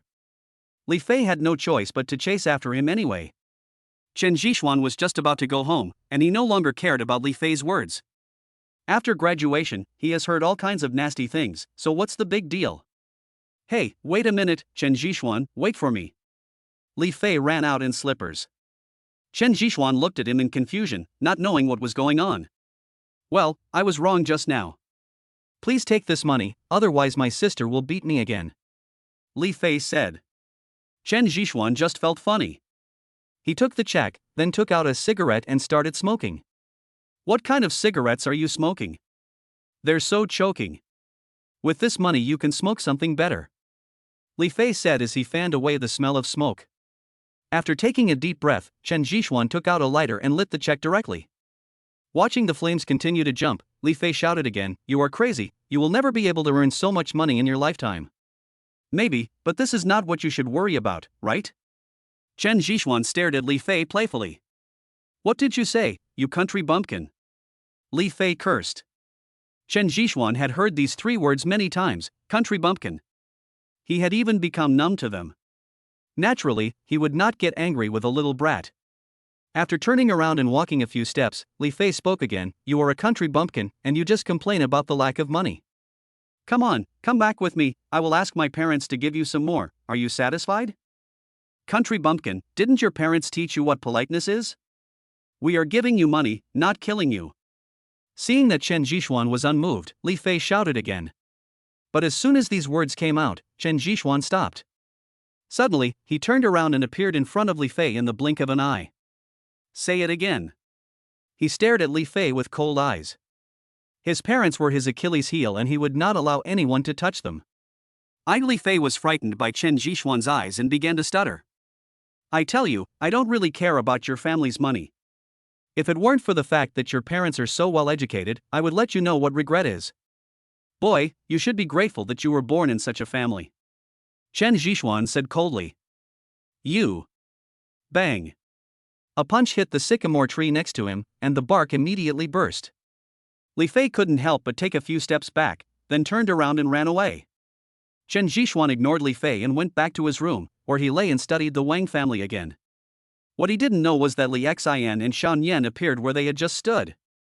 Looking at the cracks on the sycamore tree next to them, Li Xian said happily, Sister Nian, I was right, wasn't I? This was a master who broke the car window underwater with his bare hands. He must not be an ordinary person. Shan Yan touched the crack, then nodded and said, Why, do you want to absorb him into our circle? Why not? I have investigated him. Although I don't know where he got the money, let alone where he learned these skills, he has a clean background in principles. Why can't he join our circle? And I believe they will welcome him, right? Li Xian said with a smile. Of course you can, but how do you tell him? Shan Yan asked. Sister Nian, you don't need to worry about this. If it doesn't work, I will invest in his small company and help solve Xingxing's tricks on them. It will be easy to defeat him. Li Xian said with a smile. I'm afraid it's not that simple, but you can try it. Shan Yan said. Sister Nian, you are not attracted to her, are you? You look absent-minded. Li Xian whispered from the side. Little girl, what nonsense are you talking about? Shan Yan glared at Li Xian and said. Okay, just pretend I didn't say anything. Where is his villa? Li Xian murmured. Chen Zhishuan never thought that he was being targeted by two women.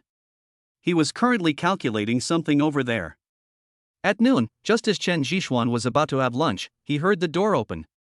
Turning around, I saw the nanny walking in with two beauties. They were Li Xian and Shan Yan. The arrival of the two young ladies has brought honor to our humble abode. Chen Zhishuan joked. You scumbag, your house is nice. No wonder you look down on the money my mom gives you. Li Xian sat casually on the sofa on the side, looking around. Mr. Chen, please forgive me for bothering you. Shan Yan said politely. Of course, you're most welcome. I wonder if you've had your meal yet, would you like to have something to eat together? Chen Zhishuan invited. No need. I came to you this time for something. Li Xian said as he took out a round metal coin with a sun pattern on it. It was finely crafted and very beautiful. What is this? Chen Zhishuan picked up the metal coin and stared at Li Xian in confusion. It's nothing, I just want to invite you to join our circle. Don't worry, I don't have any other intentions, I just think you are a nice person. Li Xian explained. No, I'm not interested in your circle. Chen Zhishuan refused. Mr. Chen, could you please introduce the contents to me? Shan Yan said with a smile. Chen Zhishuan did not answer, but just nodded silently. Mr. Chen, as far as I know, you are in trouble now. Is it from the Wang family? Shan Yan dropped a big bomb as soon as he opened his mouth. What do you mean? Chen Zhishuan said with a dark face, his whole body tensed up. Mr. Chen, don't worry. We just heard by accident that Su Rongrong's brother Su Ming is a member of our circle. We heard it from him. Shan Yan explained. Interesting. Mr. Chen, if you join our circle, you can get help from all of us. Even if we can't eradicate the Wang family, we can still make them compromise. Shan Yan said with a smile. That's right, scumbag, don't think that you can enter our circle at will. Let me tell you, our circle brings together the most powerful families in the country. That one you wanted to join many times, but was rejected by us. Don't let go of this opportunity. Li Xian said hurriedly. Chapter 36, A Strange Welcome Ceremony. One you is not qualified? Not enough. Although our circle consists of some second-generation rich people and officials, they all abide by their duties. We will not take in those with bad natures. Don't worry, it's just a circle of friends. Shan Yan said. Interesting, but what attracts you about me? You should know that I'm not a rich second generation, nor a second generation official. I just have a little money. Chen Zhishuan doesn't believe that pie will fall from the sky. Of course, although Mr. Chen's background is ordinary, what he does makes us identify with him. Not to mention that Mr. Chen's methods were praised by Su Ming, his courage to take an MOE also makes us admire him. Besides, I don't believe that what happened in Xingxing in the past few days has nothing to do with Mr. Chen. Xiao Nian said. Why do you think it has anything to do with me? Chen Zhixuan stared at Xiao Nian. You have to know that he did it without anyone noticing. Ha, how could someone who could be targeted by Mang Ruyan have only a few tricks up his sleeve? Moreover, Mr. Chen, don't forget that when you took over Xinguang before, you used public opinion to sanction Zhuyu. Someone with a keen eye will definitely discover something. Xiao Nian explained. Chen Zhixuan was stunned. He didn't expect that Xiao Nian would suspect him just because of this. And you were able to rescue Xiaoxin without knowing her, so there is no problem with your character. To sum up, you are qualified to enter our circle and gain our friendship. Xiao Nian said this very seriously, so that Chen Zhixuan did not have the slightest doubt. Ha, I guess you should be the initiator of this circle. Chen Zhixuan was silent for a moment, then stared at Xiao Nian and said. There is no order without rules. I am just an integrator. In fact, the circle has existed for a long time, but with our joint efforts, it has become bigger and more solid. Xiao Nian said. What does it take? Chen Zhixuan said. Nothing is needed, just a promise that if one side is in trouble, all sides will come to its aid. Li Xian interrupted. That's right, that's all. Xiao Nian said. Okay, I'll join, but I want to know, how can you help me? Chen Zhixuan smiled. Instead of sitting and waiting for death, he might as well give it a try. How far do you want to go? Xiao Nian asked back. Su Rongrong is my woman, what do you think? Chen Zhixuan said playfully. Okay, come with us tonight and we'll discuss it. Xiao Nian said. Scumbag, don't forget it. Li Xian emphasized. Is Mang Ruyan also from your circle? Chen Zhixuan asked curiously. No, she is not. She has her own circle, which is different from ours, but there is no conflict. Li Xian said. I see. I'll wait for you then. After seeing the two off, Chen Zhixuan was still a little worried. He originally wanted to find his cheap brother-in-law to ask about it, but he didn't have any contact information. Just as I returned to the dining table, I saw my elder brother-in-law eating there. This is mine. Chen Zhixuan said speechlessly. Boy, you are really lucky. How do you know Nian Bingxue and the others, and get their invitation? The brother-in-law stared at Chen Zhixuan in confusion and asked. Chen Zhixuan briefly recounted what happened that night, and his brother-in-law sighed, fate is really good to you. Now that you have entered this circle, the Wang family's affairs will not be so troublesome. However, your chips are still low now. Tonight is a good opportunity. Perform well, and then you will find out how lucky it is to enter this circle. Brother, can you really do it? Of course. Okay, I'm full. It's time for me to go. Remember to be at home at 8 o'clock in the evening. They will come to see you. Also, be respectful to Nian Bingxue. Her identity is not simple. The brother-in-law burped and left leisurely. It's incomprehensible. Chen Zhixuan curled his lips speechlessly. Looking at the mess on the table, he could only ask the nanny to make another one. Time passed quickly, and Fatty Zhang and Moe had returned home. They reported the meeting to Chen Zhixuan and went to wash up. Chen Zhixuan didn't expect Moe to be so capable. Just by holding a meeting, he managed to open up a new career line. At exactly 8 o'clock, Chen Zhixuan's doorbell rang. I got up and opened the door, and it was Li Xian. You scumbag, it's time to go. Li Xian said with a smile. Chen Zhixuan shook his head. He knew that he would not be able to get rid of this title in the short term. When Li Xian came to the garage and looked at the two limited edition sports cars parked there, his eyes widened. Rich man, how did you get them? They are all nice cars. Do you like racing too? Li Xian touched him lovingly. You are the real rich people, what I have is nothing. Chen Zhixuan said with a smile. My life is very difficult. Do you think I'm really a parasite? Besides, my parents would never let me buy a car. Besides, only people with connections can get a car like this. There are only a few in the whole of China. And you have two. I don't care. I want to drive one as compensation to me. Li Xian said unreasonably. What compensation? I saved you. Chen Zhishuan said speechlessly.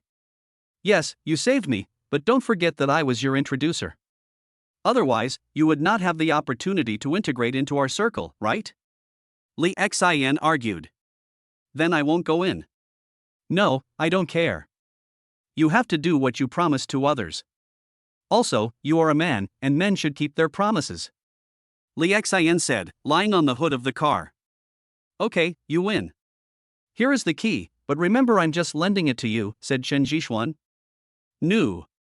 In response to Chen Zhishuan, Li Xian jumped into the car, reached out and touched the steering wheel and said, Baby, I really love you. Soon, a roar was heard. Follow closely. Li Xian called out and disappeared in Chen Zhishuan's car. Chen Zhishuan shook his head helplessly and could only follow. Along the way, Li Xian had a lot of fun, while Chen Zhishuan silently counted how many red lights she ran. At about 9 o'clock, the two parked the car at the south of Nanshan in the flower market. This is a famous private manor in the flower market with convenient transportation. However, it is a private place and ordinary people will not come here at all, so of course there will not be many people. We're here, get off the car. Li Xian looked at the manor in front and shouted with a smile. After parking the car, Chen Zhishuan looked at the luxury cars parked outside the manor and realized that the people inside were either rich or noble. After taking a few steps, the cars parked over there immediately turned on their high beams.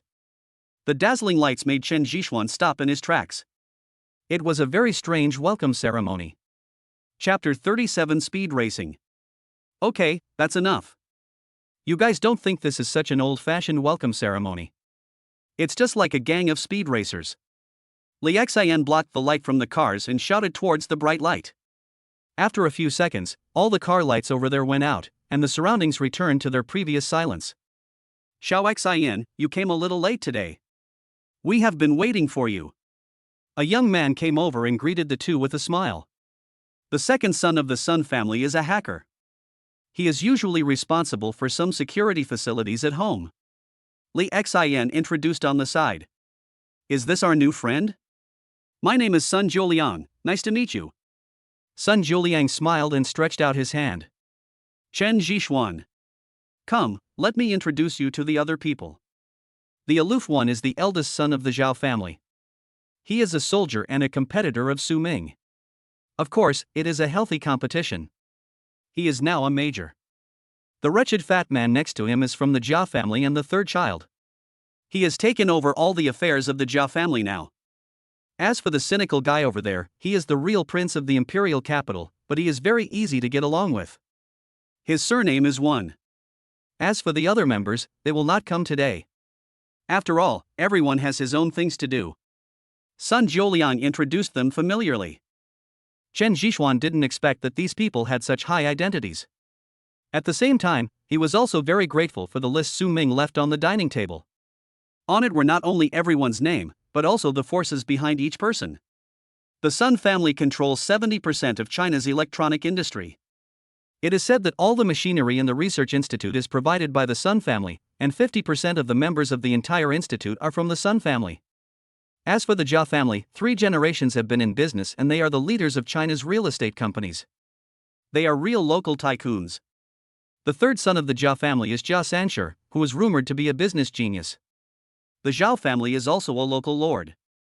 3 generations of them have been in the army. They are no less powerful than the Su family, except that they are in the northeast. The name of the eldest brother of the Zhao family also appeared on the list. His name is Zhao Weigua. The one family is the family that Chen Zhishuan is most wary of. Sun Jiuliang said that he is the prince of the imperial capital, and that is not an exaggeration at all. After a brief introduction, Prince Wen said, "Boy, do you want to play a game? I think your car is pretty good, would you like to take it for a spin?" Wen Lao Air, what do you mean? What are you doing? Bullying the newcomer? Li Xian immediately stepped forward. Little Pepper, we're just playing around, not doing anything. If you're scared, you can stop playing. But when did you get a new car? It's a limited edition Bugatti Veyron, it's pretty good. Prince Wen teased. It's none of your business. If you dare to race with Chen Zhishuan, I will go find Sister Nian. Li Xian immediately brought up Nian Bingxue. What's the matter? You're looking for me? Nian Bingxue walked over with a smile and nodded to Chen Jixuan to express her welcome. When Lao Er is trying to steal Chen Jixuan's car and is preparing to race again, Li Xian reported. Nian Bingxue ignored Li Xian, but smiled at Chen Jixuan and asked, "What do you mean? Are you willing to play?" Chen Jixuan was stunned for a moment, then he understood something, lit a cigarette and said, "Sure, I'm fine." Chen Jixuan, you are stupid. Wen Lauer is a professional racing driver. He has achieved good results in international competitions. His target is your car. Li Xian pulled Chen Jixuan's arm and said, "It's okay. There's nothing wrong with playing around. I'll be waiting for you at the starting line over there." Prince Wen smiled and got directly into the car over there. Chen Jixuan also returned to his car, did a drift, and turned the front of the car around. I'll give you the route map of Nanshan South first, so that you won't suffer any loss. Sun Jiuliang got into Chen Jixuan's sports car and started tinkering with it. It only took him more than 10 seconds to finish it. Some of them are played, I'll go over there to get the equipment. Jia Sancher ran over with a smile. Although he looked a little fat, his speed was not slow at all. Sun Jiuliang also took out a few chairs from the house, obviously ready to watch the game. Sister Nian, why don't you stop Chen Jixuan? He will definitely lose. Li Xian asked puzzledly. Xiao Xian, do you know what method can help a person quickly integrate into a circle? Nian Bingxue said with a smile. What? That's the intersection, and the competition can help Chen Jixuan integrate into this circle faster. Even if he loses the sports car, but he gains Taodao's recognition. Who do you think is taking advantage? Nian Bingxue said slowly. Did you do it on purpose? Li Xian was not stupid, but rather very smart.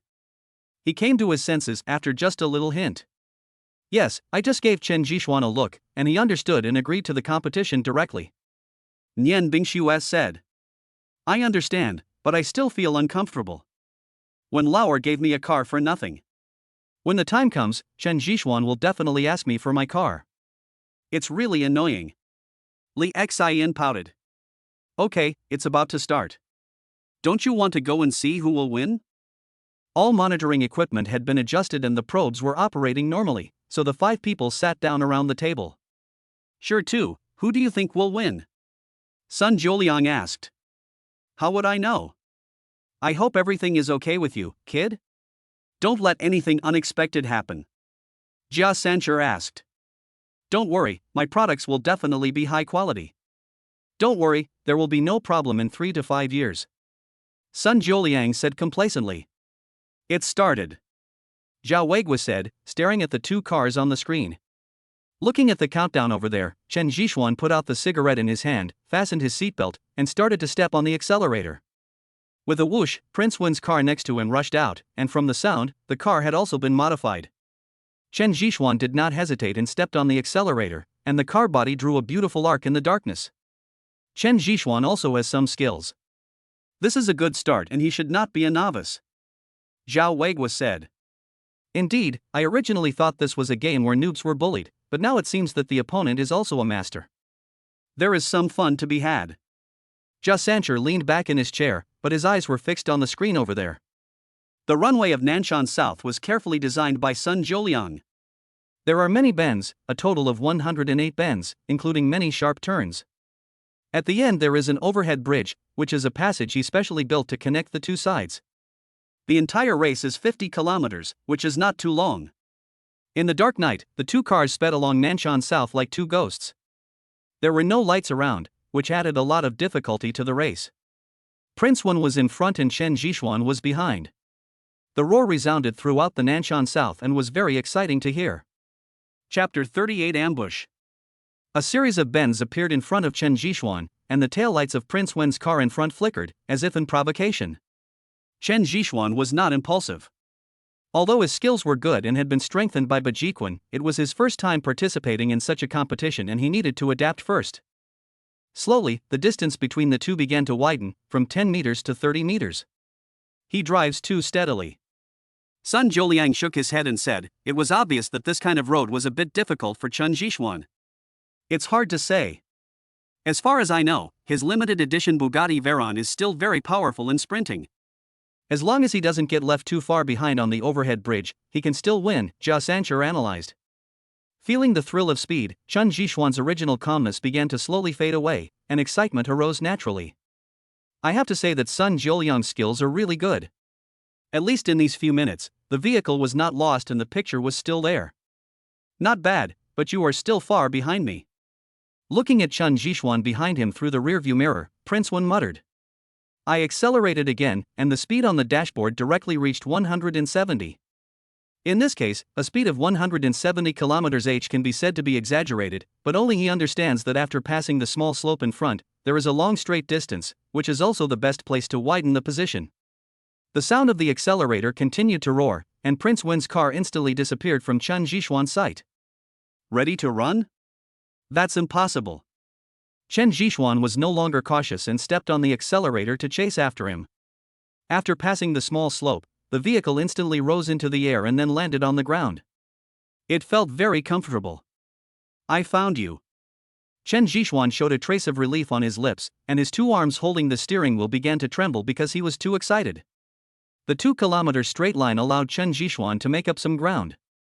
Just as the two were preparing to enter the next bend, a beam of light suddenly appeared from the side and then flashed 3 times. Is there someone? Chen Zhishuan was still confused, but he saw several motorcycles rushing out from the bend. Although Prince Wen had stepped on the brakes, the car was going too fast and due to inertia, it was not easy to stop the car. Moreover, the motorcycle on the opposite side did not try to dodge, but instead rushed over at full throttle. Seeing this, Chen Zhishuan hurriedly drove the car towards the hillside next to him, stepping hard on the brakes. The chassis kept making noises from being hit, and the car was shaking violently. Even so, his eyes were still fixed on Prince Wen's car over there. However, the motorcycle collided head-on with Prince Wen's car. In an instant, the car body began to sway, and finally crashed straight into the slope next to it. Looking at this scene, Chen Zhishuan immediately felt a chill in his heart. Someone was trying to kill Prince Wen. Nian Bingshui at the villa stood up directly, staring at the screen with her eyes fixed. Oh my god, old son, how did you do this job? How come someone went up the mountain? Didn't you notice? Jia Sanchur asked anxiously. Someone is going to attack him. I'll take my men there first. After Zhao Weigua said that, he called for people to ride motorcycles over. For this kind of road, motorcycles are the best choice. Sun Jiuliang quickly clicked a few times on the computer next to him, then frowned and said, someone has accessed the CCTV over there and modified the footage. It's troublesome. Send more people over. Nothing can happen to Tao Hao. Nian Bingshui said. Several cars drove out of the manor again and sped away. Chen Zhishuan's car finally hit a rock and the car stopped again. After coming out of the protective airbag, he immediately felt a chill coming from the aftereffects. After rolling over like a lazy donkey, a snow-white 3-edged bayonet was inserted into the ground where he had just been lying. When the attack missed, the person behind him came back and pressed down. Chen Zhishuan didn't dare to hesitate. He stood up with a somersault and moved towards the man. At this moment, he only wanted to end the battle quickly. He didn't know whether Prince Wen was alive or dead, and there were people lying in ambush. Time was life, and he dared not delay. Ignore the 3 people who come to my door. Trading injury for death, this is Chen Zhishuan's choice, and at the same time, the killing move of Bugatti rushes out. The 3-edged military bayonet cut through the skin on his shoulder and headed straight for his throat, but his 3 punches also arrived, and the man behind him flew out and hit a pine tree as thick as a wrist, which broke. Just as he breathed a sigh of relief, before Chen Zhishuan could check whether the man was really dead, a muffled sound came from Prince Wen's car.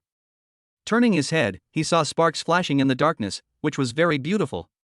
Gun, it was the sound of a gun colliding, Chen Zhishuan was very sure. With a leap, Chen Zhishuan appeared behind the stone and began to search the dead body next to him. A triangular bayonet and a pistol, the model of which he did not recognize. After putting away these 2 things, Chen Zhishuan quietly reached down. Fortunately, Chen Zhishuan's eyesight has been greatly improved thanks to the systematic improvement of his body. Moving step by step, Chen Zhishuan finally saw the situation inside the car. Prince Wen was wrapped in a thick airbag and didn't know whether he was alive or dead. There were 2 men in black next to him, and they kept pointing their guns at Prince Wen's car. The bullets were blocked outside the car window, which was bulletproof glass, and the pistol could not break it at all. The other party also noticed it and turned to look at the car's fuel tank. Chen Zhixuan secretly raised his pistol and pointed it at one of the men, just like in the previous movies. Bang! A loud sound came from his side. The bullet hit one of them, but did not kill him. However, this was enough. The two men looked around and did not attack Prince Wen again. Chen Zhixuan had already changed his position under the cover of night and raised his pistol again. With the feeling of the first shot, Chen Zhixuan took a deep breath and pulled the trigger again at the injured man. The next second, a bloody hole appeared on the man's head and he fell to the ground unconscious. Before Chen Zhixuan could fire the second shot, 2 bullets whizzed towards his position. After being hit on the shoulder, Chen Zhixuan began to sweat. He tore off a piece of cloth from his clothes and bandaged himself simply. By the time he turned over and came out again, 2 grenades had been thrown out and landed just under the car. No! Chen Zhixuan shouted and threw the pistol in his hand away. This time, it hit the man's face. With a wail, Chen Zhixuan appeared in front of the man in the blink of an eye like a tiger rushing down a mountain, and the 3-edged bayonet in his hand fiercely stabbed into his chest. Chapter 39, Not Friends, but Brothers. The next second, an explosion was heard, and Prince Wen's car spun twice in the air and then fell directly to the ground. The fire illuminated the surroundings and Chen Zhixuan was completely stunned. He stared blankly at the vehicle that was already on fire. Soon, he rushed over and began to explore inside. Upon discovering that Prince Wen was still breathing, Chen Zhixuan grabbed the door handle and pulled it out. The car door was violently broken by Chen Zhixuan, who grabbed Prince Wen's shoulder. The seatbelt next to him had loosened, so he pulled the man up without much effort. Carrying the person, Chen Zhixuan jumped into the drainage ditch next to him without any hesitation. Boom! Prince Wen's car could no longer withstand the pressure and exploded directly. The airwaves washed over Chen Zhixuan's skin, and he felt like he was almost burnt. After more than 10 seconds, the arm that was holding Prince Wen slowly loosened. Nian Bingxue, who was far away at the manor, was completely stunned. At the same time, she couldn't help but breathe a sigh of relief when she saw that Chen Zhixuan and Prince Wen were still alive. Good boy, I really underestimated him, Jia Sancher said in a deep voice. Stop talking nonsense and let's go. Nian Bingxue shouted and sat directly in Li Xian's car. At the explosion site, Chen Zhixuan shook his head and then slowly stood up. After calming himself down, he carried out Prince Wen, who was pinned underneath. The burning sensation on his back did not go away but instead made it more painful. However, he still ignored it and began to examine Prince Wen's body. Looking at Prince Wen with blood all over his face, Chen Zhixuan breathed a sigh of relief after completing the examination. He was just knocked unconscious and had scratches all over his body, but no life-threatening injuries. Leaning against a rock, Chen Zhixuan lit a cigarette and started smoking.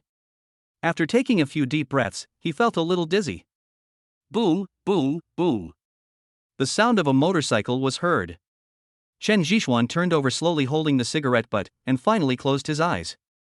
Zhao Weiguo also noticed this scene and hurriedly waved to the ambulance that was speeding towards him. Soon, Chen Zhixuan and Prince Wen were sent to the private medical room in the manor. At the scene, Zhao Weiguo checked the bodies of the 3 people and found that they were all foreigners. Staring at the tattoos on their arms, he clearly knew that they were mercenaries. It's really too dangerous. If Chen Zhixuan wasn't there, Wen Tao might not have escaped this disaster. Zhao Weiguo said in a deep voice, looking at Chen Zhixuan in the video. Yes, this time Wen Laoer has to thank Chen Zhixuan very much. If it weren't for him, that guy would have become a roasted suckling pig long ago. Li Xian said. Old son, have you found out? Who wants to attack Wen Tao? Jia Sancher held a glass of water, his eyes showing an unprecedented solemnity. There is no news. The other party did not leave any trace, but the facial comparison showed that these people are from the Scorpion mercenary group. Sun Jiuliang replied. It's this mercenary group again. Who is behind it? Nian Bingxue muttered to herself. No matter what happens this time, notify all our members and ask them to search for information from all sides. I want to see who dares to attack us. Jia Sancher said. Sister Nian, what do you think? Sun Jiuliang turned his head and looked at Nian Bingxue next to him, without responding to Jia Sancher's words. Sure too is right. The Scorpion mercenary group likes to give us gifts so much. We should not be impolite, right? Tell everyone that within 3 days, I want all the information about the Scorpion mercenary group. Also, who their backers are in China. I want to see who is targeting us. Nian Bingxue said calmly. There's no need to check the mercenary group's information. I can just get you a copy. But I can't do anything about the mastermind behind it. Zhao Weigui responded. I got it. This time I'm going to dig them out one by one. Sun Jiuliang pinched the keyboard next to him, looking very unhappy. Chen Zhixuan in the medical room has not woken up yet. At night, the security of the manor was strengthened again. Nian Bingxue and others did not leave, but everyone in this circle was alarmed. It was destined to be a sleepless night. The whole night was silent, and it was not until noon of the next day that Chen Zhixuan slowly woke up. Looking at the costumes around him, he set his eyes on Nian Bingxue beside him. You're awake. Nian Bingxue whispered. Is Mr. Wen okay? Chen Zhixuan asked. Erwin is fine. Look, he's eating over there. But you, why are you working so hard? You almost got yourself into trouble. Li Xin shouted loudly on purpose. We are friends, aren't we? Chen Zhixuan grinned. No, we are not friends. Wen Tao walked over and stared at Chen Zhixuan. Wen Lao, you have no conscience. If it weren't for Chen Zhixuan, would you still be sitting here to eat breakfast? Li Xin turned his head and cursed angrily. We are not friends, we are brothers, brothers who have shared life and death together. Don't you think I have the qualifications? Wen Tao changed the serious look on his face and asked with a smile while leaning against the bed. That's better. Chen Zhixuan, are you okay? If you have any problems, please tell me in advance so that I can prepare a wreath for you. Li Xin said half-jokingly. It's okay, but I'm hungry. Chen Zhixuan stared at the porridge in the distance, his stomach growling. Ha, there's porridge. I'll get it for you. Jia Sancher hurriedly came over with a big pot and placed it at the head of Chen Zhixuan's bed. Chen Zhixuan was not polite either. He felt like he could eat a whole cow. Half an hour later, he skillfully took out his lighter and prepared to light a cigarette, but when he touched his pocket, he found that his cigarette was gone. You are still sick, so don't smoke. Nian Bingxue appeared behind Chen Zhixuan and said. I'm fine, just a little tired. Chen Zhixuan moved his body. Except for the pain in the arm that was shot by the gun, the burning sensation in his back had weakened and did not affect his movement. That won't work either. Stay here and I'll send someone to check on you later. Nian Bingxue said without hesitation. Chen Zhixuan could only silently endure the patient's treatment, but he still felt pretty good. Brother Xian, look what this is. Wen Tao came out of the bathroom at some point with a box of cigars in his hand. Give me one. Wen Tao handed it to Chen Zhixuan. Let's go and find a place to go so as not to get discovered. Chen Zhixuan said secretly. The two men walked stealthily towards the backyard of the manor, arm in arm. This is the friendship between men, which does not require much, only experience. Chapter 40, Fragments of Tesla's Notes. Chen Zhixuan found a comfortable place and sat aside. To be honest, he never thought that he would become Wen Tao's brother. However, thinking back to what Sun Jiuliang said, Wen Tao was not arrogant. Compared with them, he was more like an ordinary person, loyal and playful. It's authentic foreign product, try it. Wen Tao cut one and handed it to Chen Zhixuan. Chen Zhixuan felt craving for a cigarette, so he grabbed it, lit it up and took a deep breath. Comfortable and enjoyable. Chen Zhixuan praised. There's something I haven't understood. Brother Xian, can you explain it to me? Wen Tao doesn't smoke, but he likes collecting. These are his own collection. What is it? Why are you fighting so hard? Wen Tao stared into Chen Zhixuan's eyes, as if he wanted to see something. Fighting hard? I'm okay. Chen Zhixuan said after a pause. Is it so that we can help you? Do you want to hear the truth or a lie? Chen Zhixuan turned his head and looked at Wen Tao and said. Of course it's true. I did have selfish motives in asking you to help me, I don't deny that, but I was just acting on instinct at the time. If it were someone else, I would have done the same. Chen Zhixuan said very seriously. Do you believe it? I believe it. A voice came from behind the two of them. They turned around and found it was Zhao Weigui. I believe what you said. I believe you are not that kind of person. From the time you got off the car to the time you rescued Tao Tao, you didn't hesitate at all. It's just that your shooting skills are too bad. But since you have talent, I will teach you when I have time.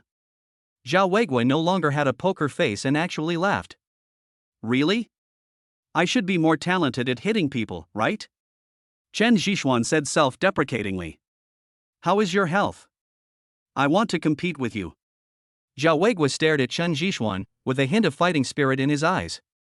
Brother Zhao, what do you think about Brother Xian's situation? Wen Tao said speechlessly. Well, you did a good job, little brother. You ended up in someone else's arms so quickly. Zhao Weigui joked. Of course, the thighs have to be thick.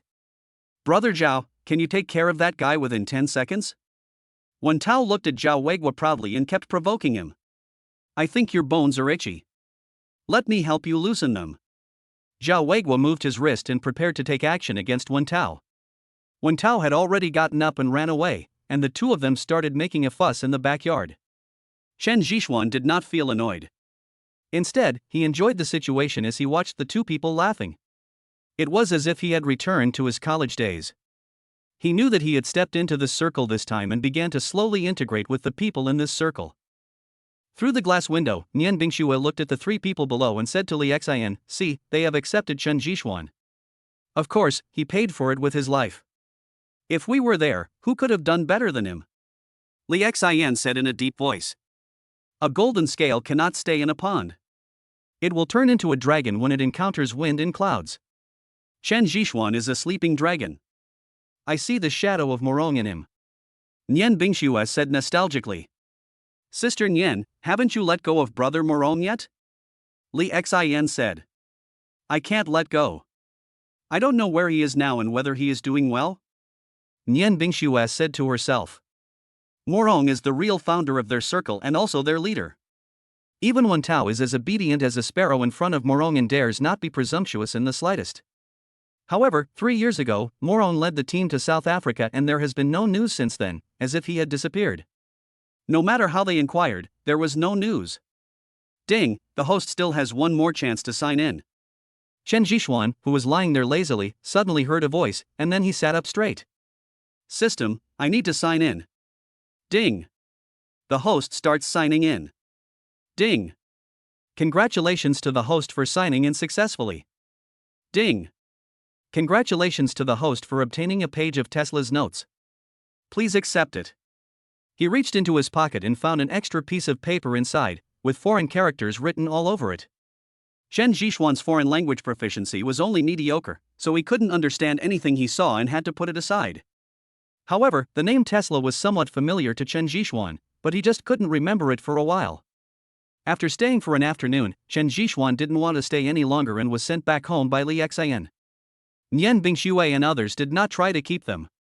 After all, they had more important things to do. I feel like I'm dreaming, Chen Zhishuan said, leaning on the passenger seat. Dream? It must be a nightmare. You won't be so lucky next time. Li Xian replied. Maybe, but why do I feel like there's something wrong with you? Are you in love with me? Chen Zhishuan teased. Come on, you narcissist and scumbag, who would like you? But you have really entered our circle this time, congratulations. Li Xian said. I don't want to do such a desperate thing again. Chen Zhishuan said with a wry smile. By the way, Sister Nian asked me to ask you, how are you going to deal with the Wang family? Li Xian said as he parked the car at the door. Are you really not afraid of trouble? Chen Zhishuan looked at Li Xian seriously and said. Of course I'm afraid, but there are so many people here, and I'm just a small character. Besides, the Wang family is not that easy to deal with. These are some information about the Wang family. You can take a look. When you've made up your mind, call me and we'll discuss it together. After Li Xian finished speaking, he pushed Chen Zhishuan out of the car and disappeared with a whoosh. Chen Zhishuan was not surprised, as he knew that he would not get his car back in a short time. When he opened the door, he saw Fatty Zhang and Moe staring at him with amusement. What's going on? There's something on my face? Chen Zhishuan looked at the two of them in confusion and sat directly on the sofa. Xianzi, I feel like you've been having too much luck with women lately. You've forgotten about the policewoman from Su University and are falling in love with someone else? Fatty Zhang joked. Get lost. Oh, could it be that someone has taken care of him? Fatty Zhang touched the area where Chen Jishuan's body was wrapped in gauze and said playfully, "You're itching for trouble. I'm going to transfer Anren to a business trip tomorrow." Chen Jishuan replied, "Brother Xian, I was wrong, I was really wrong." Fatty Zhang immediately admitted his mistake. "What are you two researching?" Chen Jishuan poured a glass of water and asked puzzledly while lying on the sofa. "It's nothing, it's just about how Starlight should develop next." "I think energy saving is an option." When talking about work, Moe immediately became excited. Chen Jishuan almost fell asleep after listening to her chattering on and on. "Are you done?" Seeing Moe stop talking, Chen Jishuan yawned and said, "Xianzi, I think it's okay. If you agree, we will prepare to change the development plan." Fatty Zhang echoed, "It's up to you guys, just decide." Chen Jishuan took a sip of water and said, Chapter 41, The Real Treasure Mountain. "Okay, you sign it." Fatty Zhang handed over a development plan. Chen Jishuan signed his name, then stood up and said, "I'm going to sleep first. By the way, I have a Tesla notebook in my pocket. See if it can be used." The 5 words Tesla notes appeared, and Fatty Zhang and Moe stood up at the same time. "What are you doing? You scared me to death." Chen Jishuan stared at the two of them unhappily, speechless. "Did you just mention Tesla notes?" Fatty Zhang stuttered a little, looking very anxious. "Good, what's wrong? Is there any problem?" Chen Jishuan looked at the two of them and said, "Xianzi, brother Xian, do you know who Tesla is? Also, is the notebook in your pocket?" Fatty Zhang said and ran to find Chen Jishuan's coat. He took out a wrinkled piece of paper from his pocket. After turning it over, Fatty Zhang's entire body began to tremble. "It's really Tesla's notes." I didn't expect that I would get the torn pages of Tesla's notes in my lifetime. Moe rarely loses his composure, but he was so excited that he couldn't speak clearly. "I say, both of you, that's enough, right?" Chen Jishuan stared at the two of them in confusion. "Brother Xian, we have made it. It's one of Tesla's top 10 inventions in new energy technology." Fatty Zhang laughed wildly, which made Chen Jishuan's heart tremble, for fear that he would laugh to death. "Awesome, awesome." Moe kept flipping through the front and back of the notebook, as if he was looking at a peerless beauty. "Can you two calm down a little and let me understand, okay?" Chen Jishuan said helplessly. It took a long time for the two to calm down, but the fat man's mouth was grinning from ear to ear. "Moe, just say it and let me be happy for a while." Fatty Zhang declined. Moe stood up suddenly and bowed to Chen Jishuan. Chen Jishuan was completely confused when he saw the two people making so much noise. "Mr. Chen, thank you for your trust in me and for letting me see such a valuable thing.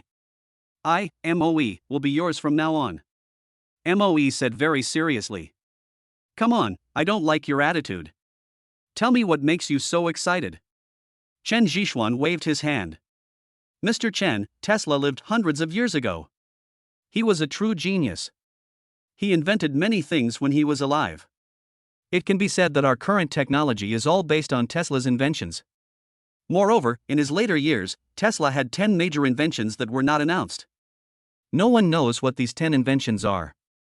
Rumor has it that if someone can obtain one of these technologies, he can become the richest man in the world." Moe said seriously. "Is it true?" Chen Jishuan was still a little skeptical, although this was provided by the system. "Of course it's true. Do you know why the US technology is developing so fast? That's because they got a few fragments of Tesla's notes. With just a few words on it, they have surpassed so many countries." "And do you know what is written on this paper? New energy system." It can be said that with this, our Starlight has a bright future, and becoming the world's #1 company is just around the corner. Zheng Panzi laughed wildly. Fortunately, the nanny went back, otherwise she might have called for emergency services. "You won't lie to me?" "Mr. Chen, you may not understand the value of this.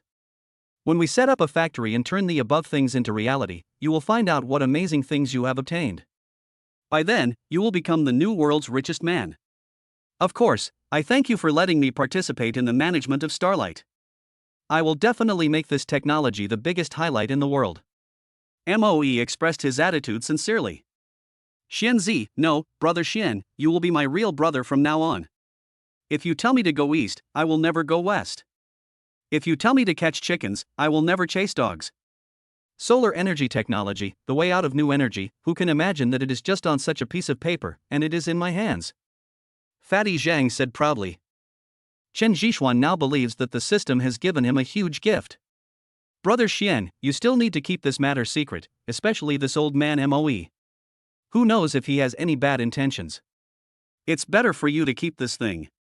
Fatty Zhang stared at Moe as if he was looking at an enemy.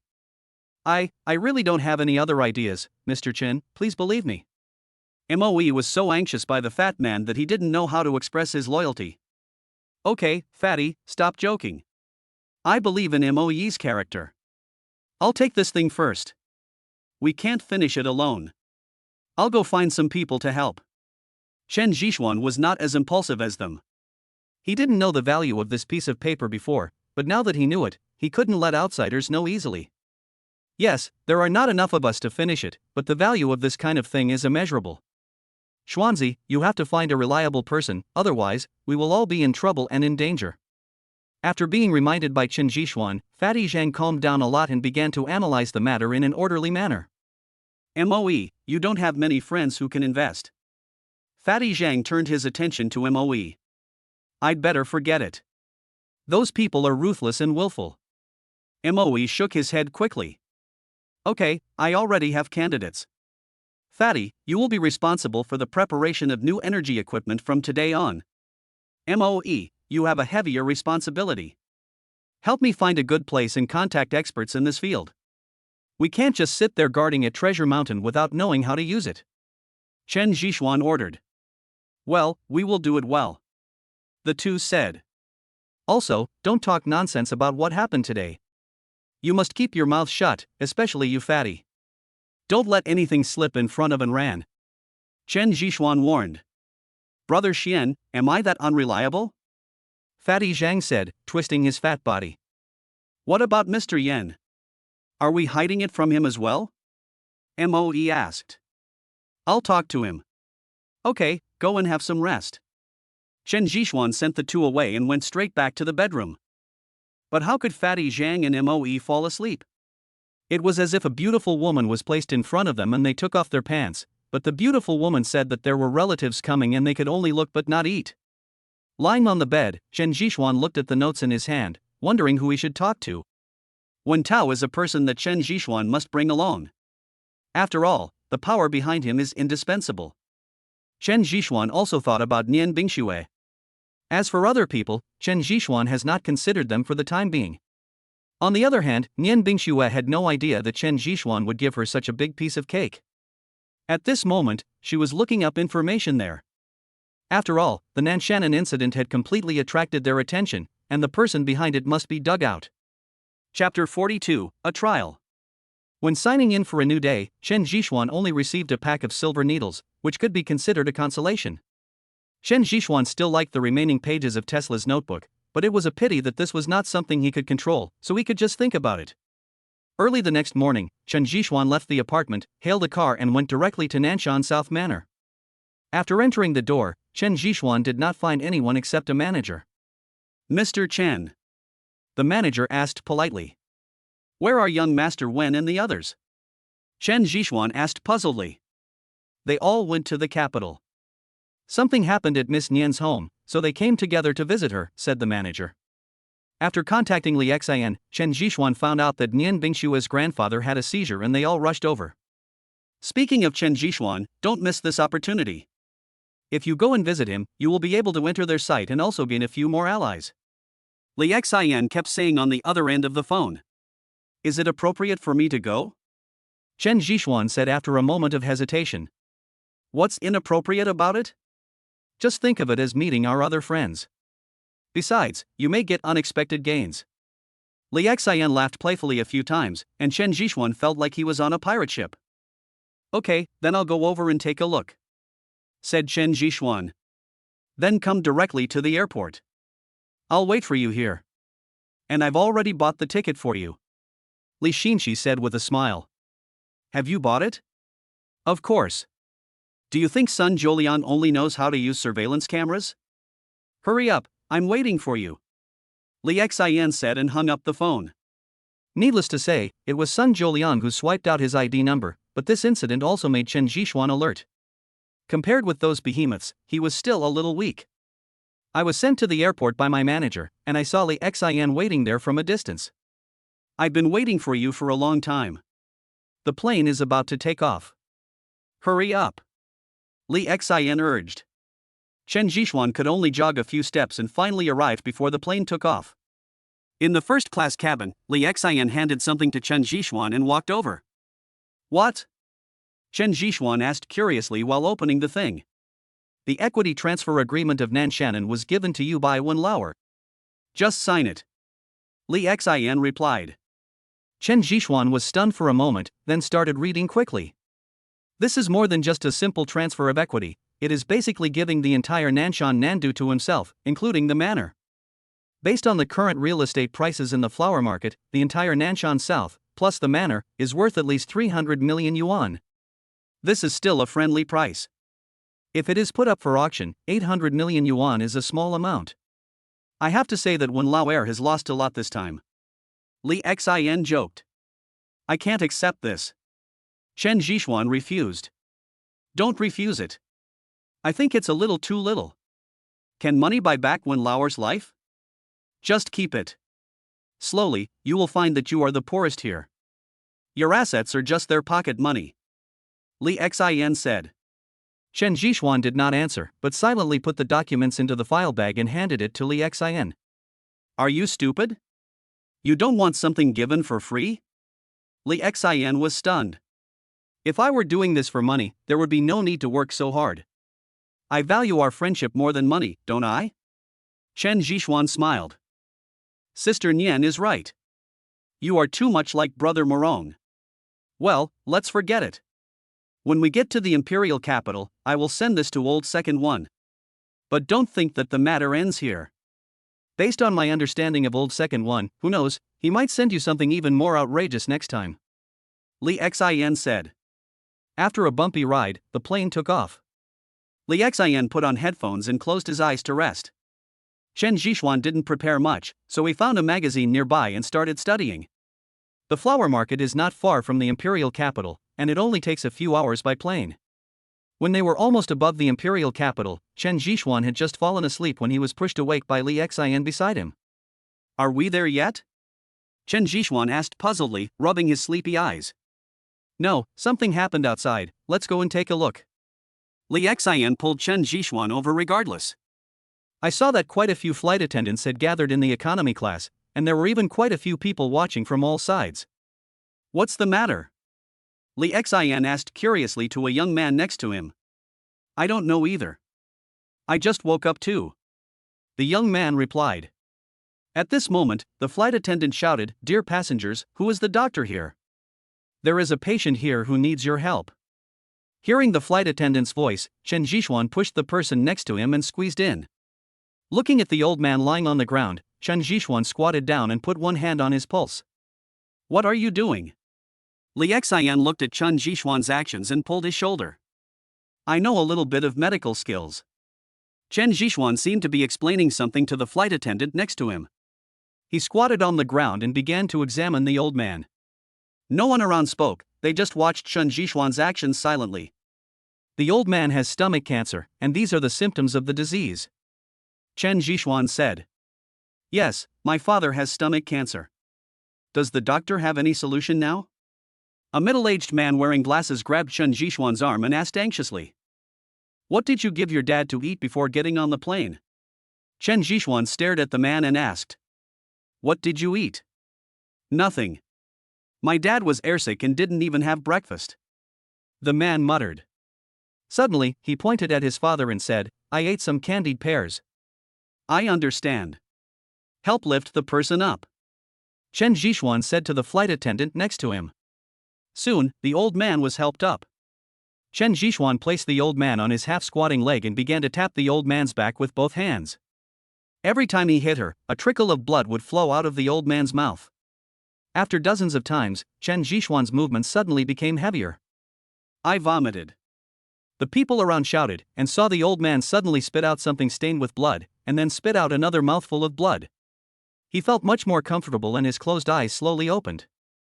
It's okay, it's just that the old man's stomach can't digest it. But he needs to go to the hospital for examination and treatment as soon as he gets off the plane, otherwise it will be very dangerous. Yes, we'll go there as soon as we get off the plane. Thank you very much. The middle-aged man thanked. Chen Zhishuan waved his hand and went to the side to clean the blood splattered on his wrist. Not bad, you also know medical skills. Li Xian asked in surprise. Chapter 43, Transformed into a Porter. After the little episode, the plane returned to calm again, but there was a small sound in Chen Zhishuan's ear. It was Li Xian. Driven by curiosity, Li Xian had been questioning Chen Zhishuan for nearly 10 minutes, asking him what else he could do. Okay, I won't hide it. I am Ultraman, and I am here to maintain world peace. Chen Zhishuan stared at Li Xian seriously. Go to hell, but how good are your medical skills? If possible, you can help when you go to the Nian family, right? Li Xian asked. I'd better not make a fool of myself. The people hired by the Nian family are much more capable than me, and they don't even want me to help out. Chen Zhishuan shook his head. That's right. Li Xian also reacted after hearing what Chen Zhishuan said. After getting off the plane, a luxury car was already waiting there, and the driver was none other than Sun Zhouliang. Zhouliang, I think there are some things we need to talk about. Chen Zhishuan lit a cigarette and stared at Sun Zhouliang with ill eyes. After hearing what Chen Zhishuan said, Sun Zhouliang felt a chill on his back. He turned his gaze to Li Xian next to him, looking for help. However, Li Xian pretended not to hear him and kept looking out the window, like an old monk in meditation. You can't do this, Sister Xian, you can't just ignore me. It was you who asked me to investigate Xianzi. Seeing that Li Xian didn't help, Sun Zhouliang dragged Li Xian into the water and betrayed her with just a few words. You're done, get out of the car and follow me. Li Xian slowly uttered a few words. When Sun Zhouliang heard this, he almost dropped the steering wheel. Chen Zhishuan looked at the two of them and could only silently put away the words he was about to say. After leaving the airport, about 10 minutes later, we arrived at a suburb. There were few pedestrians on the road. We're here. Sun Zhouliang suddenly stopped beside a villa. After looking around, Chen Zhishuan got out of the car. By the way, did you bring a gift? Li Xian suddenly turned around and said. I really don't have this. It's still in time. You brought me here as soon as I got off the plane. How about I go buy some? Chen Zhishuan touched his nose awkwardly. Indeed, it was his own mistake. Fortunately, I prepared it for you.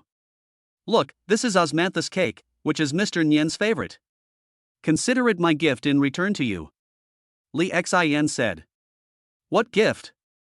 The car you gave me. Li Xian smiled proudly.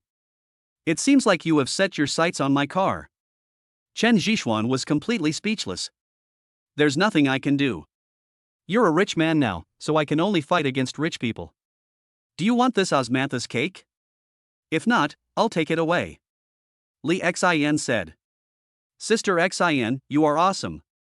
Sun Zhouliang next to her couldn't help but give her a thumbs up. He had never done this business before, exchanging a box of osmanthus cake for a sports car. Give it to you. Chen Zhishuan snatched it away. He knew that Li Xian had no good intentions. Look how stingy you are. I don't want it, okay?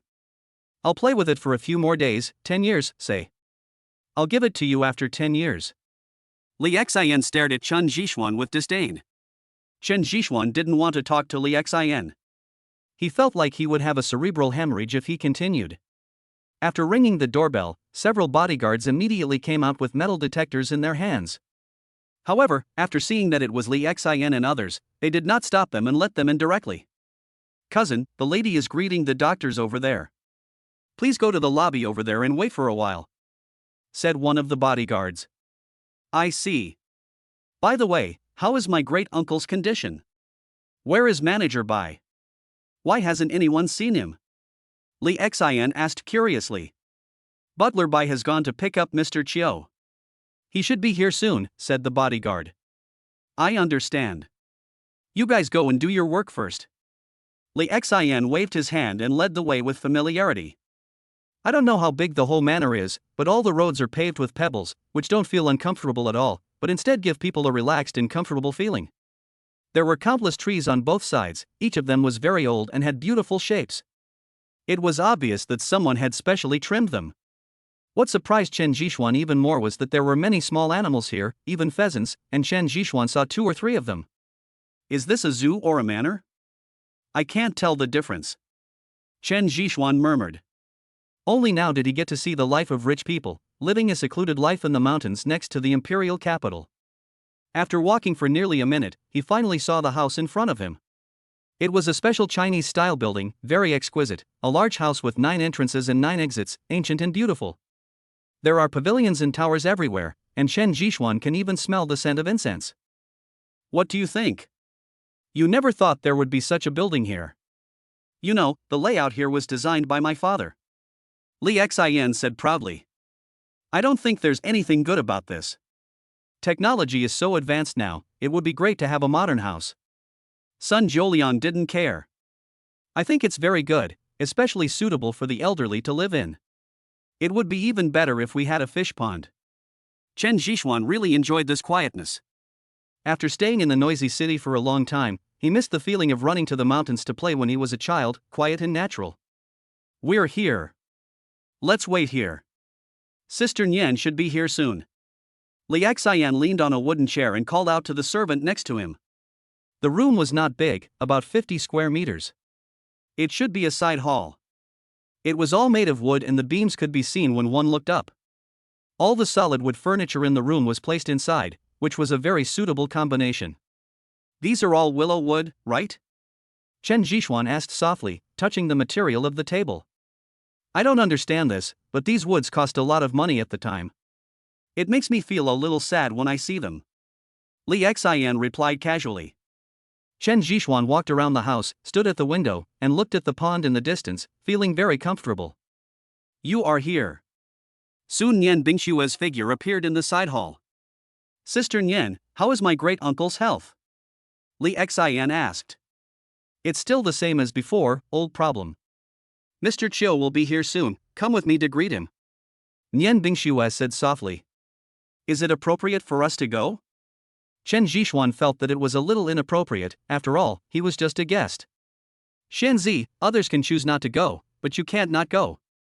Li Xian stared at Chen Jixuan mysteriously and smiled. Seeing Chen Jixuan's puzzled face, Sun Jiuliang said playfully, Brother, I'm sorry to have made you suffer. What? It's nothing.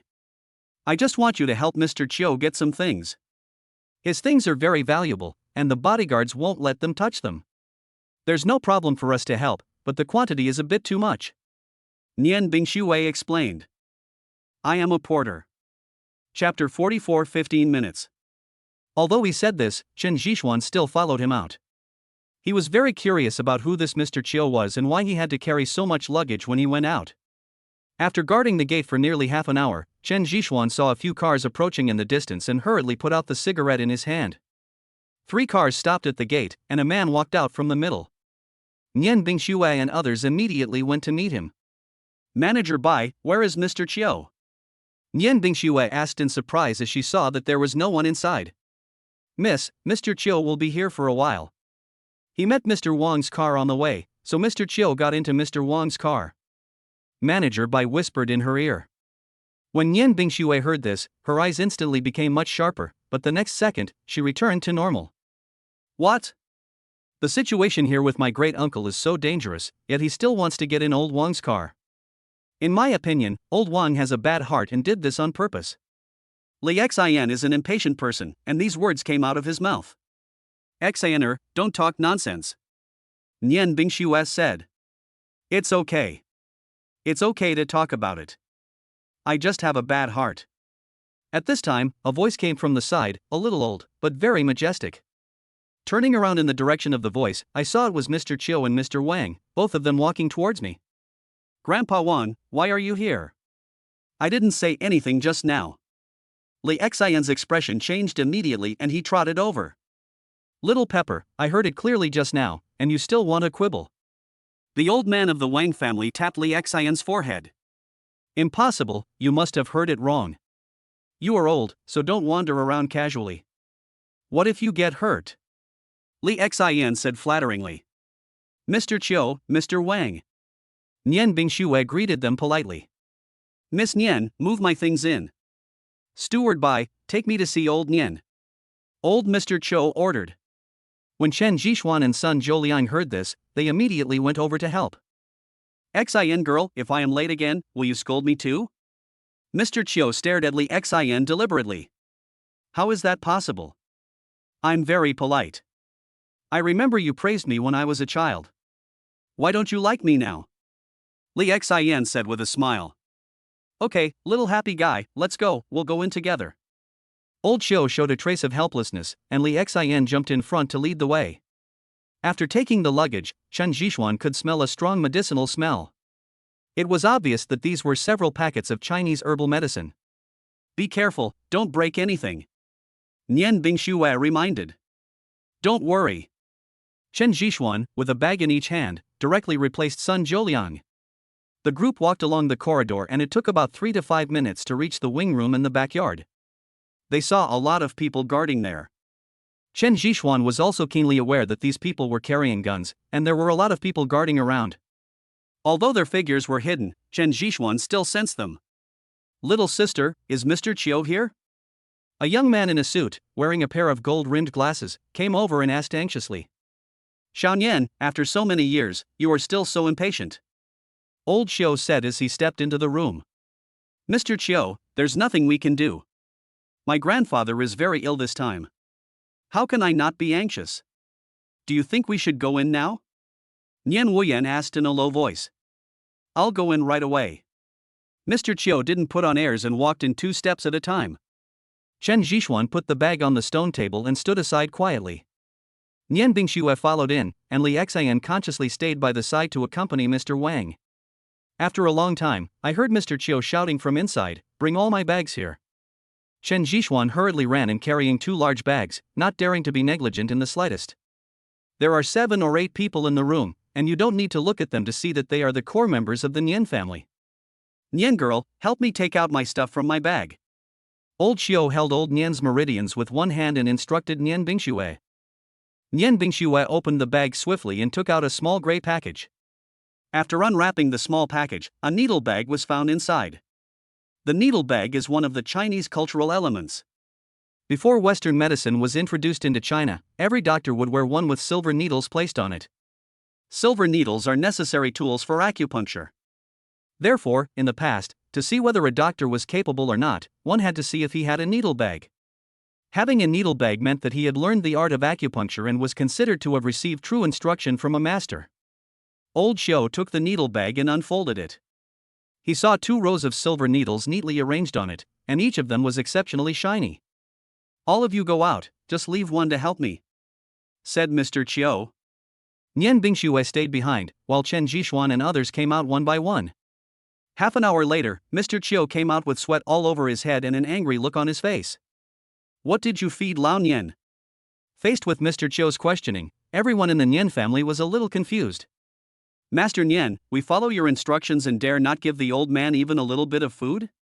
Nian Wuyan said doubtfully. Impossible. Although my apprentice's skills are not better than mine, he can still detect the most basic symptoms. Now Lao Nian's symptoms are more serious than before. Old Chiu shouted loudly. Are they the doctors Tian Yu hired? Butler Bai whispered beside him. What kind of doctor did Tian Yu hire? Nian Wuyan asked coldly. Just the night before yesterday, young Master Tian Yu came here and brought a very famous Western doctor with him.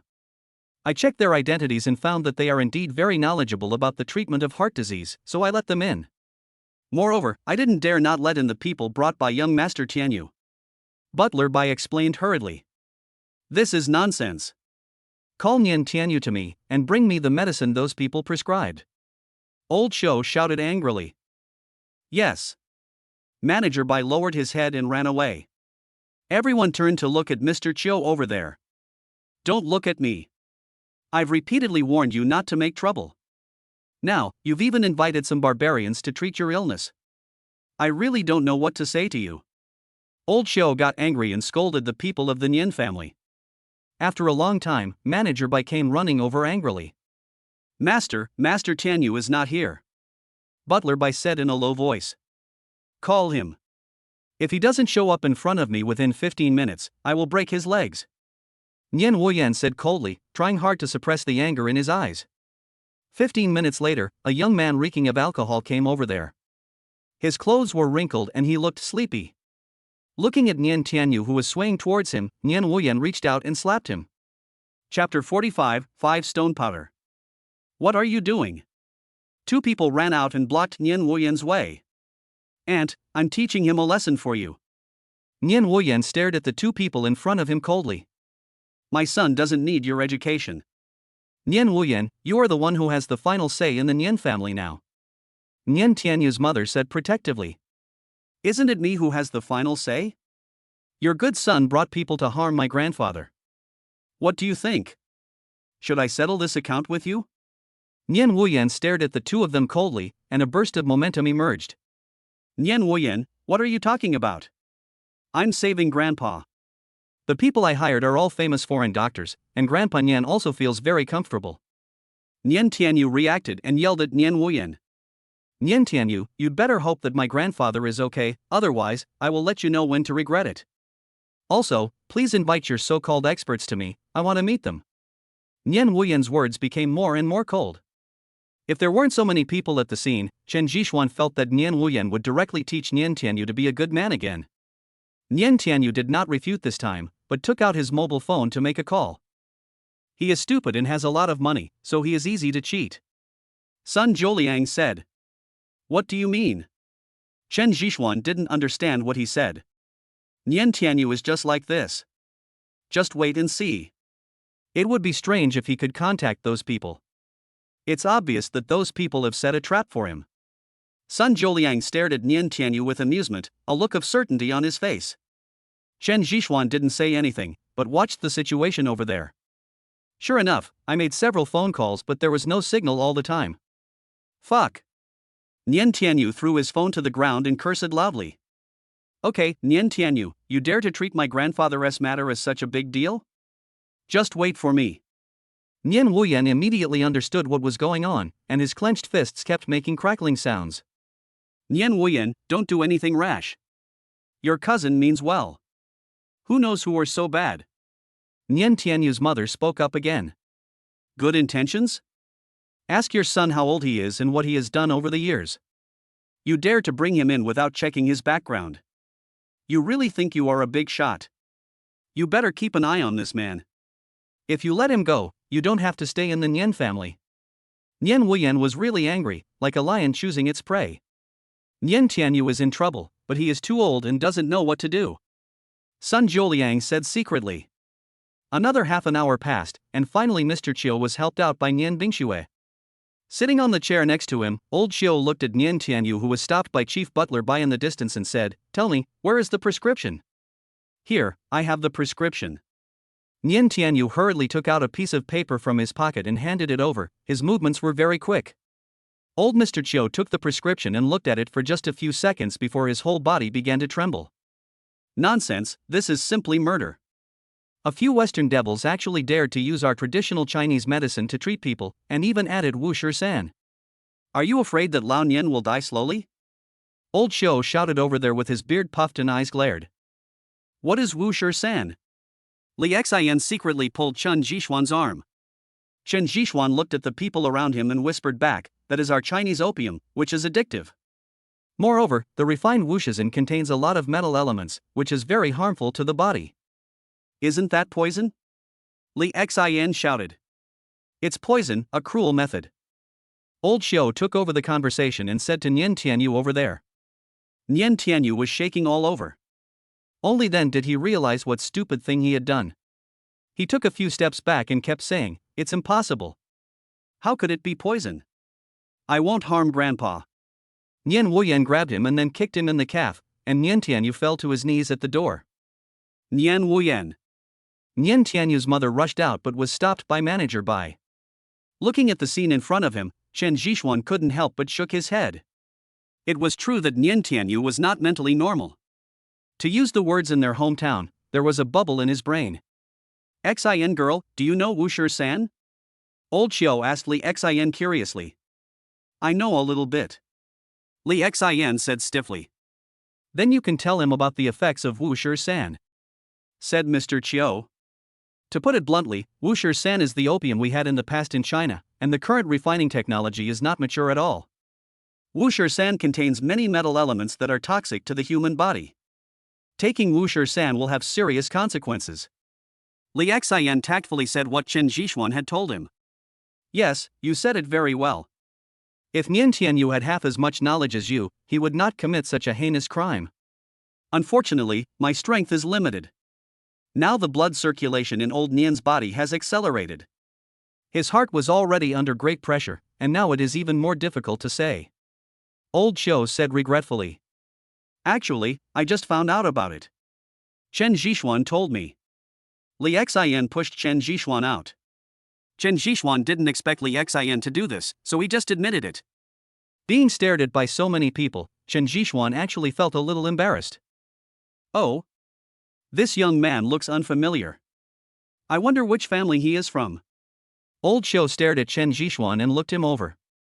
I'm just an unknown person, and I just happen to know the effects of wuxia-san. Chen Zhixuan said modestly. Grandpa Qiu, he also knows medical skills. We encountered a patient with stomach cancer who was having an attack on the plane before. He knew what the disease was after just a few examinations.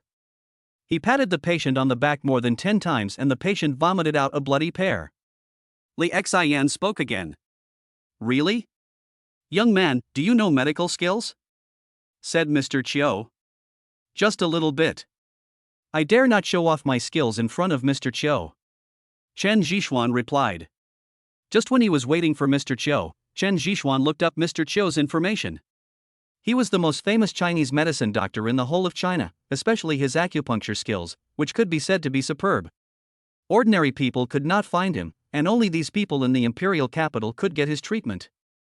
Then let me ask you, since you know wuxia-san, do you have a corresponding solution? Mr. Qiu asked back. Wuxia-san not only makes people excited, but also has the effect of strengthening yang. When taking wuxia-san for the first time, these effects can be eliminated through intense exercise. As for the mental hazards, they can only be slowly treated through decoctions. Chen Zhixuan answered truthfully. Mr. Qiu, can my grandfather use this method? Nian Wuyan asked. Elder Qiu shook his head and said, it's useless. Lao Nian's current physical condition does not allow him to do strenuous exercise. It will only speed up blood circulation and increase the burden on the heart. Chapter 46 Goodbye, no goodbye. Actually, there is another way. Mr. Qiu, why don't you try it? Chen Zhixuan stared at Mr. Qiu and asked. You mean acupuncture?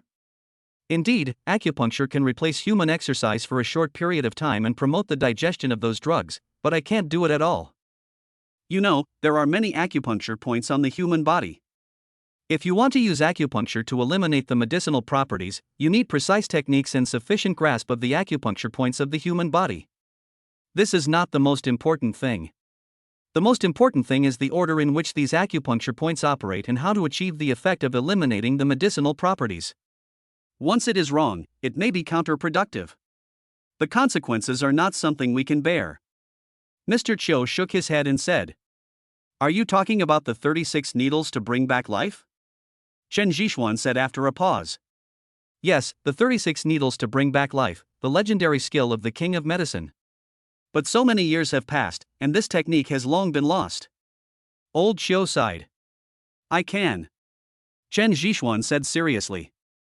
What? Old Qiu stared at Chen Zhixuan in disbelief, his eyes becoming sharp again. Xianzi, don't talk nonsense. Nian Bingshui interrupted. Wait a minute, young man, are you serious? Do you really know how to perform the 36 needles to bring back life? Mr. Qiu asked again. Yes, if possible, I would like to give it a try, said Chen Zhixuan. No. Nian Wuyan refused directly. If he hadn't seen that Nian Bingshui knew Chen Zhixuan, he might have asked Butler Bai to kick her out long ago. Young man, everyone can brag, but take out your needle and let me see it first, said Mr. Qiu. Chen Zhixuan took out a needle bag from his pocket and opened it in front of Mr. Qiu. 18 silver needles lay inside, sparkling in the sunlight. This is the Fengming needle. Looking at the pattern, Old Qiu stood up directly, stretched out his hand and grabbed Chen Zhixuan's hand. his eyes fixed on the silver needle on the needle bag in his hand. Yes, it's the Fengming needle. I want to try it, Chen Zhishuan said. Mr. Chiu didn't say anything, but silently picked up a silver needle and inserted it into the base of his left hand. The moment he let go of his hand, the silver needle began to shake and made a strange sound. The sound was so small that it could not be heard at all if you did not listen carefully. At the same time, under the sunlight, the shadow of a dancing phoenix appeared in Mr. Chiu's hand. It is indeed the Fengming needle. I really don't recognize the real thing. I wonder who your master is. Old Chiu sighed and reluctantly put the Fengming needle back to Chen Zhishuan and asked curiously. Please forgive me, Mr. Chiu.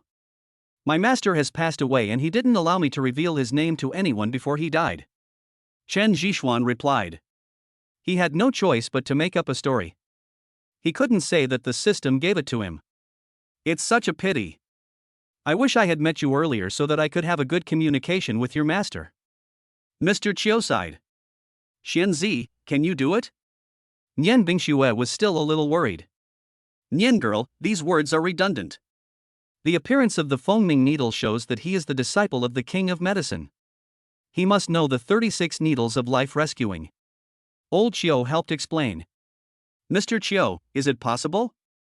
Nian Wuyan still didn't believe it. After all, Chen Zhishuan was too young. No problem. By the way, young friend, I have a request. Can I watch from the side? Old Chiu stared at Chen Zhishuan expectantly. Chen Zhishuan looked at Nian Bingxue and was very hesitant. I understand. The 36 needles for saving life are not to be passed on to other people. I was too talkative. Mr. Chiu apologized quickly. You have to know that it is absolutely impossible to let outsiders see this kind of stunt being performed. This is a Chinese custom. When Mr. Chiu is teaching his disciples, he will not allow outsiders to watch. Partisanship is a bad habit in China, but it is also the general trend.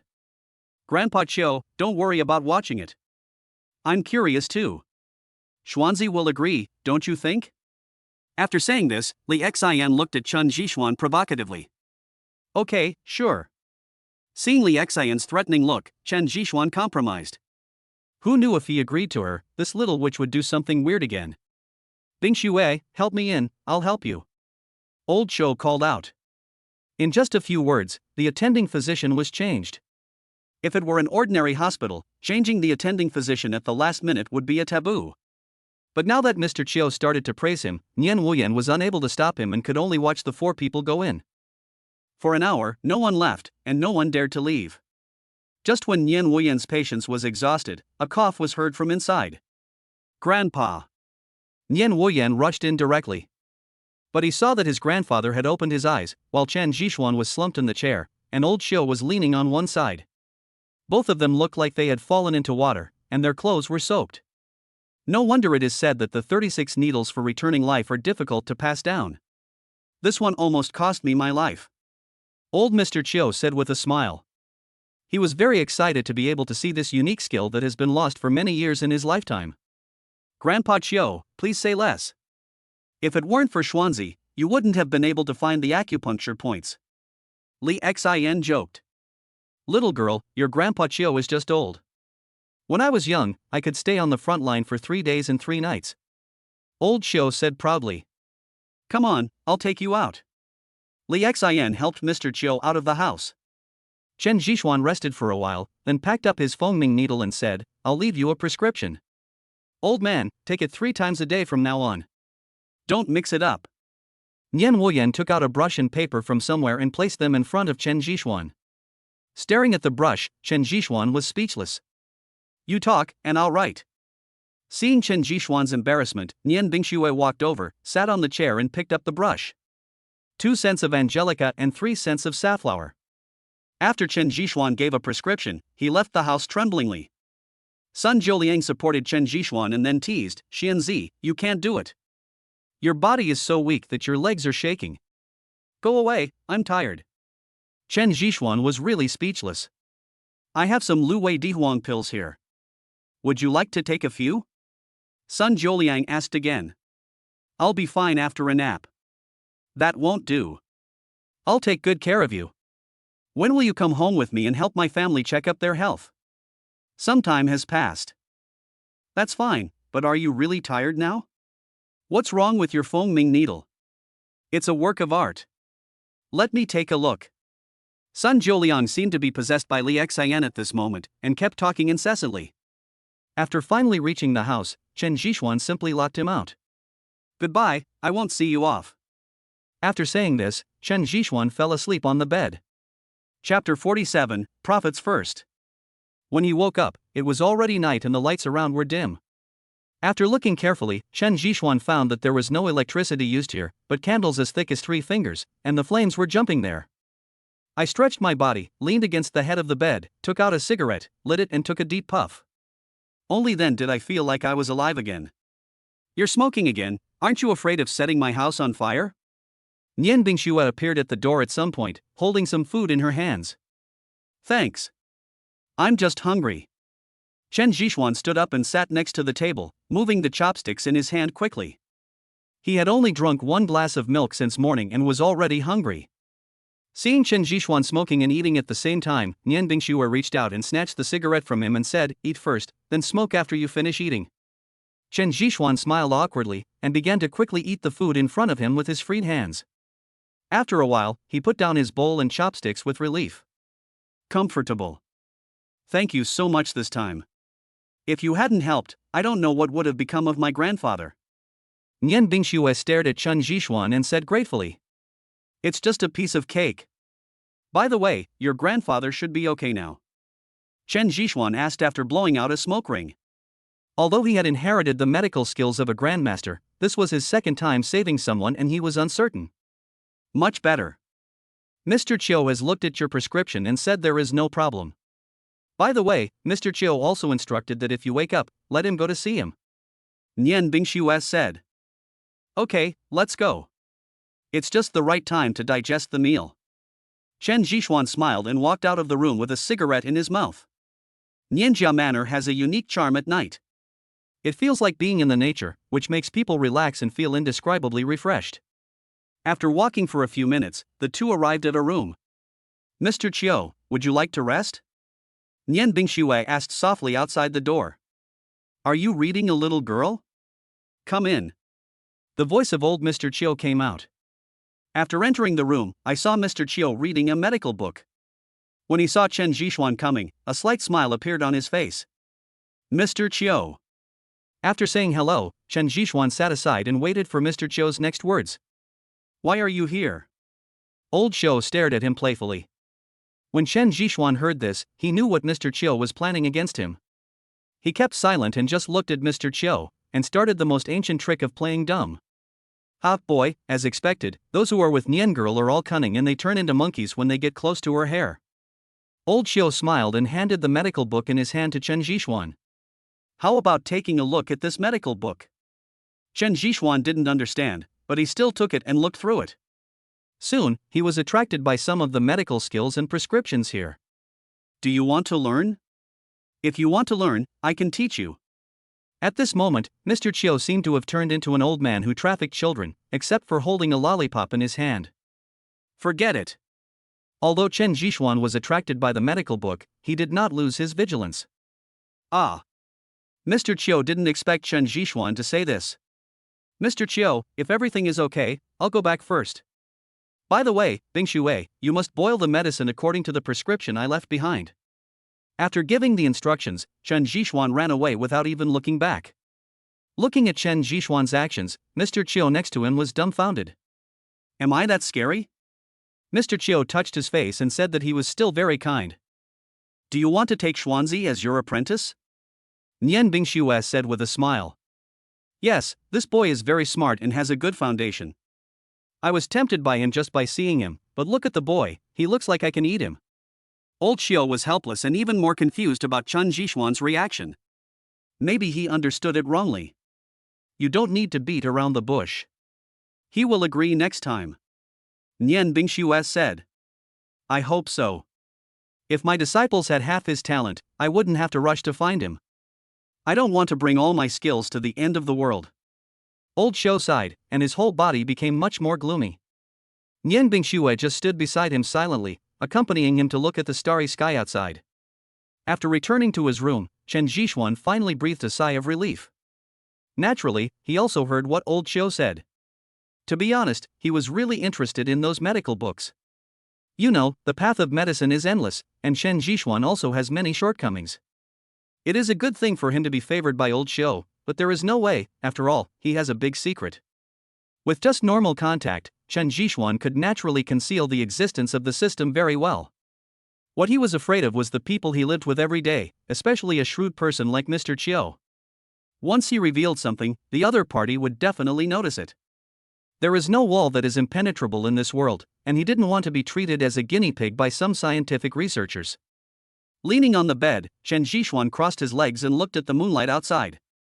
He suddenly thought of Su Rongrong, his first woman, and he didn't know what she was doing. On the other side, at the Su family, Su Rongrong was also in a daze.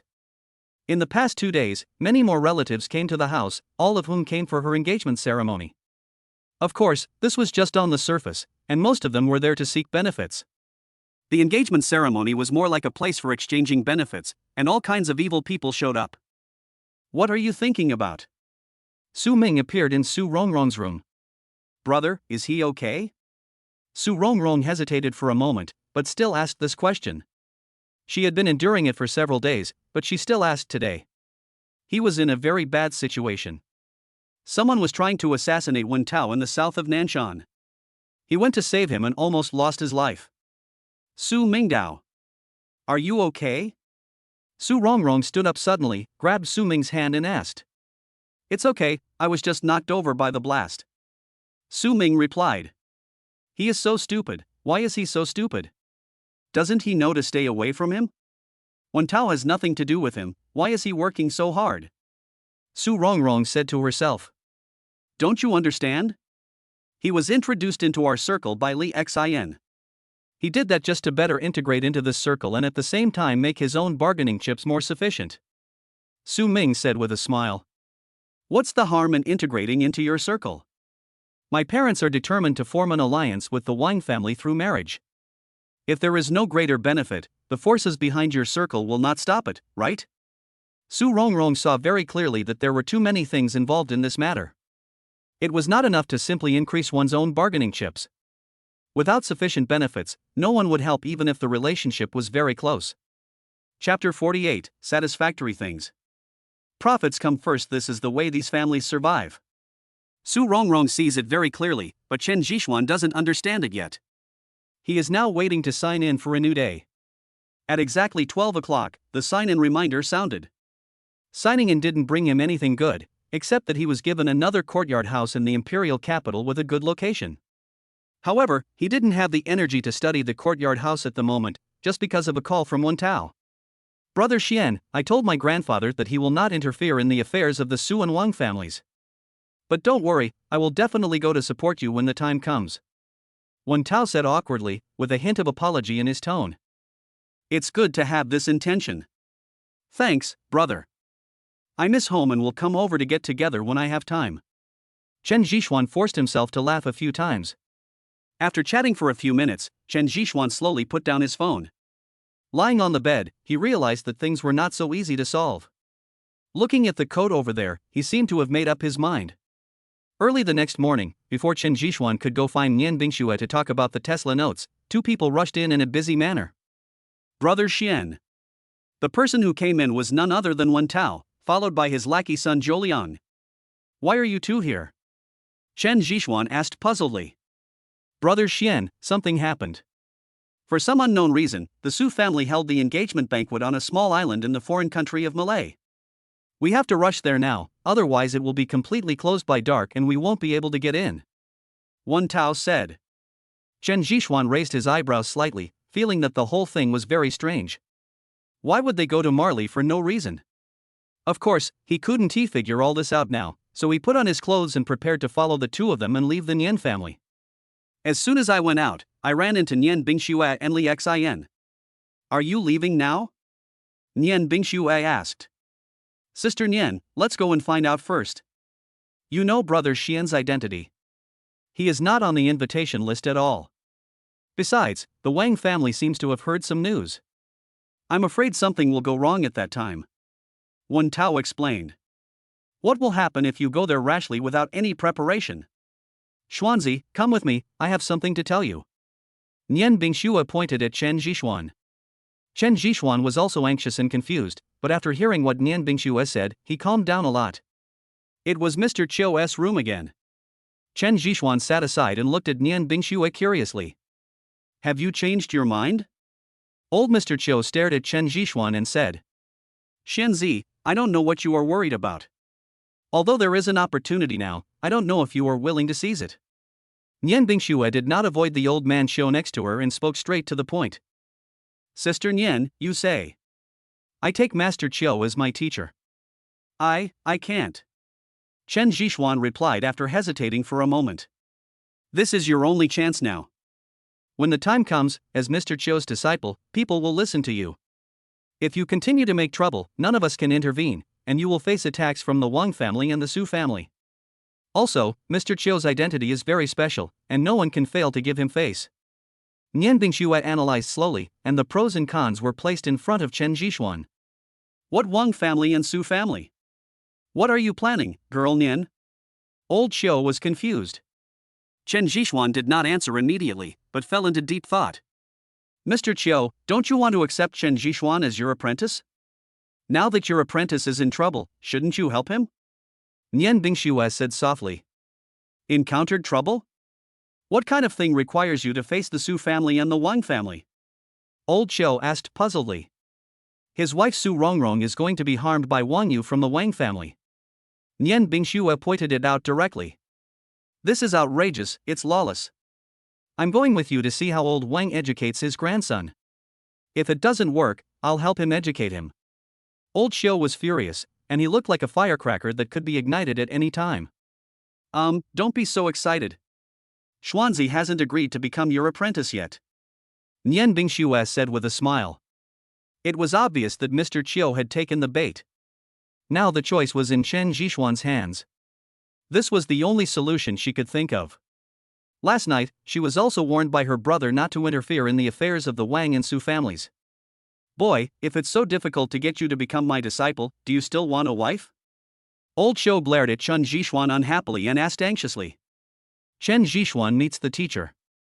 Chen Zhixuan had to compromise in the end, but after going to Marley, Mr. Chiu was a great help. Okay, let's not do those empty ceremonies. Since you admit that you are my apprentice, then your wife is my apprentice's wife. This time, I will teach old Wang a lesson no matter what. Let's see if he dares to show off again. Old Xiu laughed.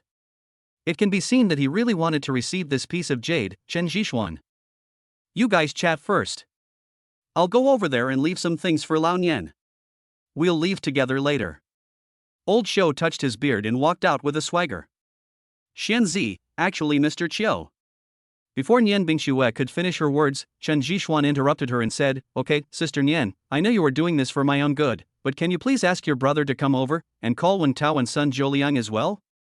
Okay. Although she didn't know what Chen Zhixuan was going to do, Nian Bingxue still agreed. After a while, Nian Wuyan walked in from outside. Brother Xian, thank you for saving my grandfather. Nian Wuyan said sincerely. You're welcome. I called you over because I want to discuss something else. Chen Zhixuan stared at Nian Wuyan and said. Brother Chen, I heard about your story, but I can't do that. I'm the head of the Nian family now, and I need to be responsible for these hundreds of people, you understand? Nian Wuyan was afraid that Chen Zhixuan would ask him to help stop the marriage. Due to the fact that Chen Zhixuan had just treated his grandfather, it was really difficult for him to refuse. Instead of being so passive, he would just make it clear to avoid embarrassing both parties. Chen Zhixuan didn't think too much about it. Besides, he knew that these people would not take the risk of facing two big families for no reason. However, if there were absolute benefits, Chen Zhixuan believed that they would definitely be willing to take action. Brother. Nian Bingxue naturally understood what Nian Wuyan meant, and couldn't help but pull his sleeves. Brother Wuyan, thank you for being so frank. Indeed, the main reason I called you here this time is for this matter. Of course, I will give you a reward that will satisfy you all. Chen Zhixuan slowly took out the torn pages of notes in his hand. Chapter 49, Wen Lao Summons. Several people stared at Chen Zhixuan's actions, not understanding what he meant by taking out a piece of paper. This is my sincerity. Chen Zhishuan said, holding up the paper. What is this? Nian Wuyan asked, staring at the thing in Chen Zhishuan's hand. The remaining pages of Tesla's notes record technologies related to new energy. Chen Zhishuan said slowly. When they heard about the torn pages of Tesla's notes, everyone present stood up. They all knew that the 3 words Tesla stood for the above. Then, several people took a deep breath. The technology related to new energy was too shocking. Nian Wuyan stared at Chen Zhishuan's hand, took a few deep breaths and said, Brother Xian, this is not a joke. You can take a look. I have arranged people to prepare for the research, and the factory is being prepared. Chen Zhishuan placed the torn page on the seat. After several people studied it, they were all shocked by the things above. This small piece of paper contains huge business opportunities. Everyone present knows what will happen when they get this piece of paper. It took more than 10 minutes for them to calm down. Brother Xian, this thing should not be complete. Sun Zholiang said. Yes, of course it's not complete. This is just one page. There are other fragments. Only when they are put together can we see the real new energy technology. Chen Zhishuan said. On the day when Chen Zhishuan got the torn pages, he didn't realize there were other papers. They were just collected by the system. If he hadn't asked while lying down, he wouldn't have known about it. Brother Xian, do you know the value of this thing? Sun Zholiang swallowed and said. As a computer expert, he understood the power of new energy technology better than anyone else present. It could be said that it was a groundbreaking product. Of course I know, that's why I called you here. You know, I can't eat such a big thing by myself, but fortunately I know you. Chen Zhishuan smiled and patted Wen Tao's shoulder. Nian Wuyan was silent for a moment, then said, Do you want to use this new energy technology as a bargaining chip to disrupt the engagement ceremony of the Su and Wang families? Not bad, is that enough? Chen Zhishuan stared at Nian Wuyan and said. It's enough, but aren't you afraid that I will tell others about the existence of this thing? Then you won't have any trump card left. Nian Wuyan said. No, you won't. I believe you. I believe you are a real businessman. Chen Zhishuan smiled frivolously, took out a cigarette from his pocket and started smoking. Ha, as expected, heroes emerge from youth. I, Nian Wuyan, acknowledge you as my brother. From now on, the Nian family will be our supporters behind the scenes. Nian Wuyan made a decision immediately. After all, no one could resist such temptation. Seeing that her brother agreed, Nian Bingxue couldn't help but breathe a sigh of relief. What about you guys? Do you want to participate? Chen Zhishuan stared at Wen Tao and Sun Zholiang. Brother Xian, I support you even if you don't say it, but I have to talk to my family about participating in new energy. Wen Tao said. Me too. Sun Zholiang responded immediately afterwards. Well, I'll give you 10 minutes. Don't worry, there's meat to eat if you follow your brother Xian. Chen Zhishuan flicked the ash from his cigarette. Wen Tao and the other man did not dare to hesitate and went outside to make a phone call. 2 minutes later, both of them came in smiling. Without having to think about it, Chen Zhishuan also knew that the two of them had made their decision in one sentence. After all, the people behind them were not vegetarians. Brother Xian, my grandfather wants to see you. Does anyone know you? Wen Tao hesitated for a moment, but still said it. Mr. Wen wants to see him? Nian Bingxue looked at Wen Tao in surprise. Yes, my grandfather said he wanted to talk to him alone and asked me to take brother Xian over now. Wen Tao said. What's so strange about this? Go ahead, brother Xian, but don't forget your original intention. Nian Wuyan seemed to be used to it, and patted his shoulder with a chuckle. Chen Zhishuan didn't expect that Mr. Wen wanted to see him, but since Nian Wuyan had spoken, he had no choice but to go. However, at the door, Mr. Chiu also got into the car, saying that he was going to support Chen Zhishuan to prevent him from being bullied. No one could say anything about Mr. Chiu, and Chen Zhishuan had even less objection. After leaving the Nian family manor, we came to Suzhou City. It was still so prosperous here, worthy of being the heart of the imperial capital. It took nearly an hour before the car stopped at the entrance of an alley. This alley is very busy, but Chen Zhishuan can still see the surveillance cameras around him and knows that it is not as quiet as he imagined. Xiao Tao, your place is really not as good as Lao Nian's. It gives people a feeling of being too solemn. After entering this alley, I found that I have no freedom. Old Cho joked. Wen Tao just smiled apologetically and opened the car door. The entire alley belonged to the Wen family. There was someone guarding the door. When he saw Wen Tao coming in, he hurriedly opened the door. This way. Chen Zhixuan had often seen the alleys of the imperial capital on TV, but this was his first time wandering in such an alley. Everything was so new to him. After just a short distance, Wen Tao stopped. Mr. Chiu, Brother Xian, my grandfather is in there. Wen Tao said. Let's go and see what Old One is doing. Old Xiu pushed the door and went in. Chen Zhixuan followed closely behind and looked around as soon as he entered the door. This is obviously a study, and a very simple one at that. There is a table and a few chairs, and the room is full of books. An energetic old man is writing over there. The three men walked over quietly, but the old man ignored them and continued to work with the brush in his hand. As the last stroke was finalized, the old man noticed the people in the room. It's very impressive. Old One, your calligraphy is improving day by day. Mr. Chiu commented. I'm old now, and I can't write with the sharpness of my youth. Putting down the brush in his hand, Mr. Wen greeted with a smile. After sitting down, Wen Tao hurried to make tea. How is Lao Nian's health? Asked old man Wen. It's not very good. If it weren't for my apprentice's help, I might not have been able to hold on and would have gone downstairs to meet our brothers who fought together with us. Old Xiu sighed.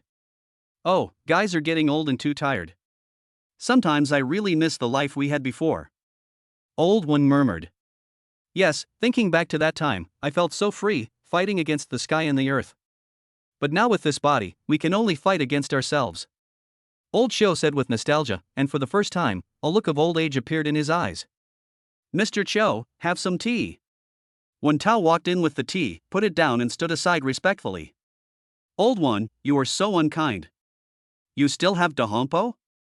Why did you say you didn't have it last time? No, I have to take 2 taels back. After taking a bite, Old Xiu said unhappily. Sure. Chapter 50, Mr. Chiu's attitude. After taking a few sips of tea, Elder Wen turned his head and looked at Chen Zhixuan and said, Young man, the Tesla notebook is yours, right? Mr. Wen, it's mine. Chen Zhixuan nodded. In fact, our country is in great need of this technology right now. Thank you for providing it. It is because of young people like you that our country will become stronger and stronger. Old Wen said in a deep voice. Chen Zhixuan immediately understood what it meant, and at the same time he recalled Nian Wuyan's words, don't forget your original intention. With just one sentence, Mr. Wen wanted Chen Zhixuan to contribute the Tesla notes to the country, which made Chen Zhixuan unable to answer for a while. He is my apprentice. He has great medical skills and is also Lao Nian's savior. Old Xiu spoke slowly, as if he had not heard their conversation. Old One, times have changed. Put aside your trip. You also know my situation. He is my apprentice, and I am still waiting for him to take care of me in my old age. Old Xiu stared at Old Wen very seriously. The two looked at each other for a long time, and then Elder Wen sighed and said, I see, you have received a good disciple. Yeah, that's what I thought. The two of them seemed to be playing a charade, which made Chen Zhixuan and Wen Tao next to them stunned. Drinking tea is just to reminisce about the past. Old Wen smiled and picked up the teacup. More than 10 minutes later, Mr. Wen saw Mr. Chiu off. At the gate, a middle-aged man walked over to Wen Tao, staring at the direction where Chen Zhixuan disappeared and said, Dad, that's new energy technology, are you going to let them do that? There's nothing we can do. Old Xiu has spoken. He's his apprentice, and he treats him as his son. Besides, Xiao Tao is already involved. Don't do anything tricky. Just watch them, said Old One.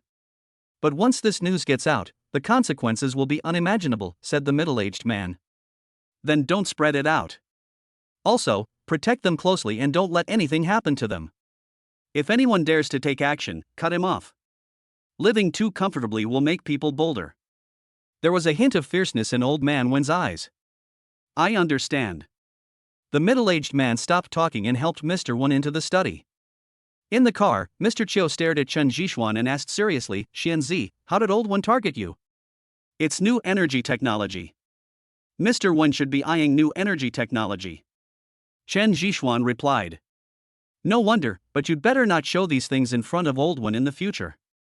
He is a very domineering person. If I hadn't been here today, you might not have been able to leave this yard. Old Shou said slowly. It's not that scary. Chen Zhixuan hesitated. You don't understand. Old One has fought for the country all his life. As long as it is beneficial to the country's development, he will control it in his hands. He has devoted his whole life to the country and has never considered himself. He can give me face this time, but next time when I'm not around, I can't say for sure. Old Shou taught earnestly. I understand. Chen Zhixuan responded. Mr. Chiu did not avoid Wen Tao when he said this, and Wen Tao would not interrupt. The car went directly to the airport, where Sun Zhouliang was already waiting. In order to have some peace and quiet, Mr. Chiu put on earplugs and rested there as soon as he got on the plane. After Chen Zhixuan saw Elder Chiu fall asleep, he immediately asked Sun Zhouliang beside him, Can you tell me about Elder Chiu's past? Sun Zhouliang looked around and then slowly said, Brother Xian, when Old Chiu was young, he was with my grandfather and Old One. He stayed behind after he was injured. It was also from that time that Old Chiu started to learn martial arts and achieved what he has today. Wounded? Yes, the battle was very fierce at that time. In order to cover the retreat of my grandfather, Old Chiu stayed behind alone. But at the last moment, those dwarfs actually used a cannon to blow up a person. The shrapnel directly injured Old Chiu's vitals. That's why Old Chiu has no children in his life, and he said those words in front of my grandfather. So Old Chiu thinks very much of you. Wen Tao on the side interrupted. I understand. Chen Zhixuan replied in a low voice. He didn't expect that Mr. Chiu would have such a past. Now thinking of those conversations at the Wen family, Chen Zhixuan felt very warm. 7 hours. The plane flew for more than 7 hours before arriving in Marley. Malay is indeed a country that is known for its tourism. There are people everywhere and it is very bustling. After settling Mr. Chiu in the Universal Hotel, the few of them went out. After all, they couldn't make it there tonight, and could only reach the island by boat tomorrow morning. Mr. Chiu liked quietness, so he just stayed in the hotel. It's been a while since we came out to relax. Let's go out and have some fun. Sun Zhouliang greeted with a smile. Come on, Brother Xian, I'll take you to experience the exotic customs. Wen Tao pulled Chen Zhixuan's arm and rushed out. Chen Zhixuan originally had no intention of doing so, but he didn't want to disturb their interest, so he could only follow them. They rented 3 sports cars from a car rental company and drove out to race. There is a special area in Marley for racing. It can be said that people who love racing will come here to have fun. The throttle was constantly increased, and the roar resounded throughout the night sky. This time is different from Nanshan South. There are not so many bends, only straight roads, so you can fully enjoy the passion brought by speed. 3 cars flashed past under the streetlight, reaching a speed of 220 km/h. It feels so good. Chen Zhixuan couldn't bear it anymore and shouted at the top of his voice. This is what men should play with, this is the real speed. The lightning speed makes people's adrenaline surge. Half an hour later, the 3 of them parked the car at a sparkling seaside. Looking at the full moon hanging over the sea, Sun Zhouliang next to him said, Taozi, do you still remember the first time we drove when we were kids? Of course I remember, and I remember it very clearly. The 2 of us almost caused a scene in the entire city while driving. Wen Tao sat on the stairs on the side and reached out to touch the seawater over there. The seawater is cool, giving people a different feeling. I still remember that time when your father chased you through all the streets and alleys of the city, and you were almost beaten up. Sun Zhouliang said with a smile. Brother Xian, what are you thinking about? The 2 turned their heads and looked at Chen Zhixuan. Nothing. Tell us what embarrassing things you have, share them together for us to hear. Wen Tao said. I just miss home a little. Since graduation, except for going back at the end of every year, I rarely go to visit my parents. Chen Zhixuan murmured. Being in a foreign country can indeed bring back memories of the past, and also reminds Chen Zhixuan of his parents. He decided that after this trip to Marley, he must go home to visit them no matter what. Chapter 51, Rose with Thorns. After lighting a cigarette, Chen Zhixuan stared at the wisps of smoke coming out of the cigarette but in a daze. Boom! The sound of explosion came from beside them. Turning around, I saw dozens of cars parked on the road over there, blocking the entire road. Soon, young people, both men and women, got off the car. They were dressed in very avant-garde clothes. Many women even started kissing the people next to them. It was very lively. Speed racing gang? Chen Zhishuan asked puzzledly. No, it should be a party. Sun Jiuliang immediately became interested and walked over. After a while, he came over with a sexy blonde girl with a nice figure. You like this? Chen Zhishuan teased. When in Rome, do as the Romans do. Brother Xian, go get one and let's go around again. Sun Jiuliang said. I won't go. You and Taozi go. Chen Zhishuan shook his head. Although he was not a conservative person, it was still difficult for him to escape the shackles of his old ideas. Okay, then we won't accompany you. Sun Jiuliang replied and got into the car with the blonde girl. Wen Tao also came over. He was even more exaggerated and directly asked the two blonde girls to get in the car. Chen Zhishuan shook his head. This was the first time he had seen them like this. A number of sports cars rushed out from not far away, leaving only a thin line of light. The 10-minute turnaround made this place even more lively, with more and more racing enthusiasts gathering here, making it very lively. Hello, you are Chinese, right? Just as Chen Zhishuan was admiring the scenery alone, a beautiful woman came over and asked in exceptionally pure Chinese. Yes, hello. Chen Zhishuan looked at the beauty in front of him and replied with a chuckle. She is 1.7 meters tall, has a hot body, fair skin, and especially her big eyes, which are exceptionally beautiful. Can we get to know each other?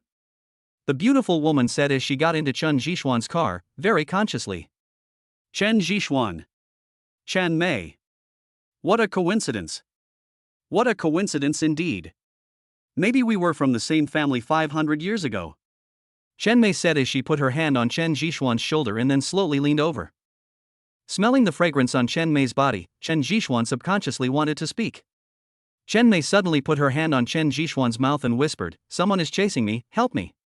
Chen Zhishuan was stunned, then he saw through the rearview mirror that several strong men were looking for something around, and they were less than 20 meters away from Chen Zhishuan's car. Suddenly, Chen Mei began to kiss Chen Zhishuan gently, and the two of them seemed to be stuck together. Feeling the flaming red lips, Chen Zhishuan only felt that the flame in his heart was constantly beating. Just when she couldn't control herself anymore, Chen Mei pushed Chen Zhishuan away, then stared into Chen Zhishuan's eyes, gently wiped the lipstick from the corner of her mouth and said, "Thank you." Without waiting for Chen Zhishuan to say anything, she turned over, got out of the car and left. As for the big men, they had already passed Chen Zhishuan's car and were searching forward. When he turned around, Chen Mei had disappeared. What are you looking at, Brother Xian? Wen Tao parked the car near Chen Zhishuan and asked curiously. It's nothing, just have some fun, it's time to go back. Chen Zhishuan reminded. The last lap. Wen Tao disappeared after saying this. It was already 1 o'clock in the morning when we returned to the Universal Hotel. After getting a glass of water, Chen Zhishuan was just about to sign in when he saw the door over there suddenly opened. He looked up and saw a figure walking in. There were 4 people living in 4 rooms, and he didn't remember giving the room cards to anyone else. Standing up slowly, Chen Zhishuan slowly walked over. Watching the door close gently, Chen Zhishuan suddenly pressed the switch over there, and the light outside the suite immediately lit up.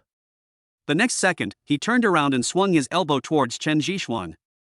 He stretched out his hand to block it, and Chen Zhishuan took several steps back. The force of this elbow was so great that even he could not bear it. When the person turned around, he saw that it was Chen Mei. It's you? The two of them stared at each other in surprise. Miss Chen, it's not good to enter my room so late at night. Who are you hiding from this time? Chen Zhishuan said playfully. What? You don't welcome me? Does this count as door-to-door delivery? Chen Mei smiled charmingly. Her black leather jacket outlined her curvy figure, which was very seductive. I dare not take over a rose with thorns. Chen Zhishuan moved his left hand and said. You really don't miss me? But I miss you. Chen Mei walked over, her fingers constantly sliding across Chen Zhishuan's chest. Miss Chen, you are playing with fire. Chen Zhishuan warned. Really? But I find that you are not that kind of person. Chen Mei approached Chen Zhishuan's face charmingly, and she could clearly feel the breath he exhaled from her mouth. Feeling Chen Mei's teasing, Chen Zhishuan grabbed her wrist and shook his head. You are hurt. Little man, are you concerned about me? Chen Mei whispered again. I'll help you. Chen Zhishuan said and went over there to get the things. When she came out, Chen Mei had already changed into a bathrobe. A pair of white beautiful legs were swaying over there, but Chen Jixuan was not attracted by them, because the wounds on Chen Mei's chest and shoulders, although covered with blood scabs, were bleeding again. Putting the medicine box aside, Chen Jixuan just reached out to touch the wound, and saw Chen Mei's body shaking. Chen Jixuan skillfully cleaned the blood scabs around it, then checked the wound and said, "It's not a big problem, just apply some medicine." Yeah. Chen Mei responded. 3 minutes later, Chen Jixuan put down the gauze in his hand and said, "It's done." Chen Mei did not answer, but fell directly into Chen Jixuan's arms. You are really careless. Aren't you afraid that I'm a bad person? Chen Jixuan looked at the unconscious Chen Mei and shook his head helplessly. He could only carry her to his bed. After settling her down, he came to the sofa again alone. After Chen Jixuan left, the unconscious Chen Mei opened her eyes, and then slowly closed them again. It was obvious that she was not really unconscious, but was just testing Chen Jixuan. He was very curious about Chen Mei's identity, but now was obviously not the right time.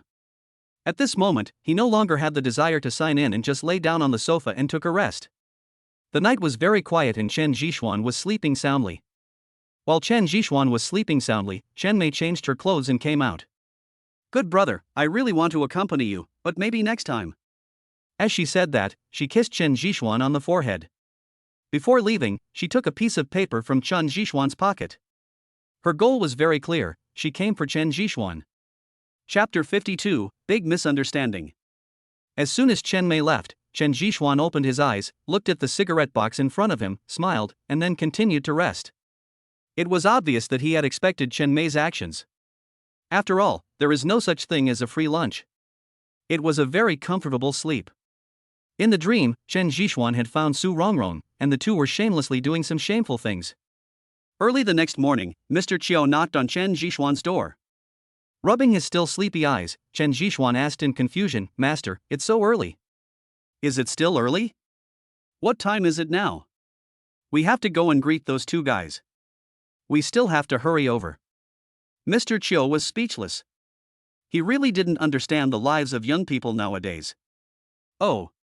Chen Jixuan went to knock on the door of the two people in his pajamas, but no one opened it for a long time. These two are not doing anything bad, are they?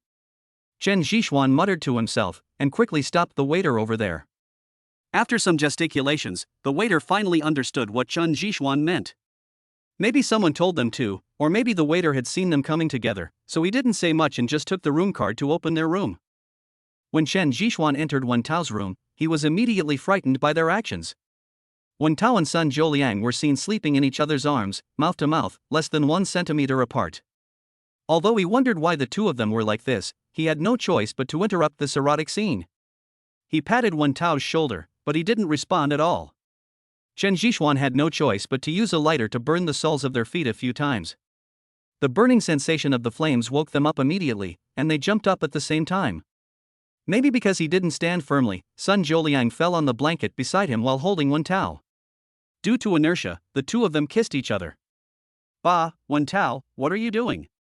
Sun Zhouliang pushed Wen Tao away and at the same time reached out to wipe his mouth continuously, as if there was something unclean in his mouth. Wen Tao had the same expression and rushed into the bathroom without any hesitation. He thought that he, the prince, had actually kissed a man, and neither of them had brushed their teeth. The more he thought about it, the more anxious his hands became. Chen Jixuan looked at the two of them with great interest. Perhaps he was too focused, the smoke he inhaled choked him and made him cry. It took them a long time to finish cleaning up, but the look of disdain they showed to each other was really hilarious. Okay, two grown men, what's the big deal? It's just a kiss. Chen Jixuan could only help to mediate. Shut up. The two of them yelled at Chen Jixuan at the same time. Okay, then you guys take your time. Mr. Chiao has been at my place since early in the morning. If he asks me why you are so slow, don't blame me for telling you the truth. Chen Jixuan stood up and said jokingly. Brother Xian. Wen Tao suddenly lowered his attitude, his voice was so soft that it penetrated into his bones.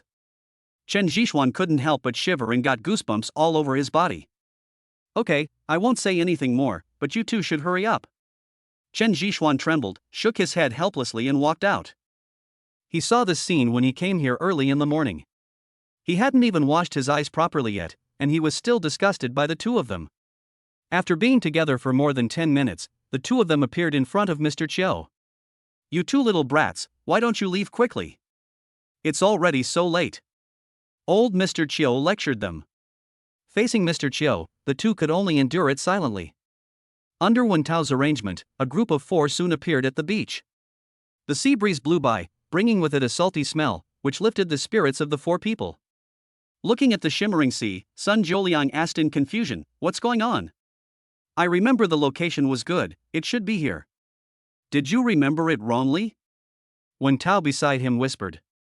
"That's impossible. I knew I couldn't trust you. I should have gone with Sister Nian and the others." Wen Tao curled his lips and took out his cell phone to contact Nian Bingxue and the others. At this moment, several gunshots suddenly rang out from all around. "It's gunshots, let's hide first." As he said that, Chen Jixuan subconsciously pulled old Xiu to hide behind a rock nearby.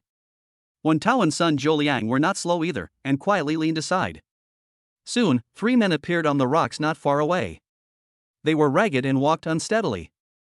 It was obvious that they were at the end of their strength. They had several pistols in their hands and raised their guns from time to time to fire a few shots at the back. As the distance got closer, the 4 could clearly see that the 3 people were injured, with blood flowing along their fingertips. The next second, a large number of people appeared on the rock. They were from the Marley Police Department. They would not mistake their uniforms. Bang, bang, bang. Gunshots were heard one after another, and one of the 3 people who escaped fell directly to the ground, bidding farewell to this world forever. The other 2 simply snatched the bag from his hand and then fled towards Chen Jixuan again. At this moment, a white dot appeared in the distance. It was a speedboat. "Oh my god, if you don't come earlier or later, you will get into big trouble if you come now," Sun Jiuliang murmured. The 2 fugitives also discovered this glimmer of hope and fled even faster. "Brother Xian, take down these 2 people, otherwise we will be in trouble," Sun Jiuliang said from the side. There was no way. The speedboat on the opposite side was booked by Sun Jiuliang. If these 2 fugitives really got away, it would be really troublesome. Chen Jixuan hesitated for a moment, then handed Mr. Chiu over to the care of the 2 men and prepared to capture them. Getting closer and closer, when the 2 fugitives were only 2 meters away from here, Chen Jixuan rushed out in an instant like a hunting leopard. The movement was swift, with a knee strike directly into the chest of the 2 men, and then both of them flew backwards in an instant. After landing, Chen Jixuan approached them again and stepped hard on the wrists of the 2 men holding guns. He stabbed each of them with a knife, completely depriving them of their combat effectiveness. The moment Chen Jixuan stood up, he suddenly discovered that the man who had been beaten to death stood up and stared at him with a puzzled look. At the same time, the people chasing him from behind also stopped. This scene made Chen Jixuan a little overwhelmed. Suddenly, a helicopter wind turbine flew over from not far away, and after landing on the ground, there were people holding cameras inside. "Brother Xian, did we make a mistake?" Sun Jiuliang next to him also noticed something was wrong and looked at the 2 people on the ground. "Oh my god, Williams, this can't be a movie filming, it looks like we really made a mistake." Wen Tao recognized the identity of one of the 2 people lying on the ground and said somewhat at a loss. Chapter 53, Being Calculated. Soon the large group arrived. One of the foreigners was talking in a gibberish to Chen Jixuan, but he couldn't understand a word. However, Sun Jiu next to him had turned into a coward, hiding behind the crowd without saying a word. "Brother Xian, we're in trouble. They're making a movie here. He's the director. What are we doing? Why are we hurting his actors?" Wen Tao translated. Chen Jixuan touched his nose. After all, who could have known that this was a movie, and the gunshot just now was definitely a real sound? Not only him, but also Mr. Chiu next to him has not reacted yet. The medical staff quickly carried the person away. After all, Chen Jixuan had just taken action without leaving any room for mercy. The 2 of them would have to stay in the hospital for at least 10 days. And the speedboat also came over. It belonged to the other crew, not the one that Sun Jiuliang contacted. Well, originally he wanted to stand up and be a hero, but now it turned out like this. The hired Marley police officers just happened to be at work and brought the 4 people to the local police station. In the waiting room, Chen Jixuan rubbed his head and said speechlessly, "What kind of thing is this? Brother Xian, there's nothing we can do." Although I explained and revealed my identity, the other party said they want to investigate. After all, we were the one who intentionally hurt someone first. Wen Tao comforted him. Chen Jixuan had no choice but to wait patiently for the results. Mr. Chiu was not in a hurry at all and started studying medical books. Sun Zholiang sat there carelessly fiddling with a conch that he got from somewhere, having a lot of fun.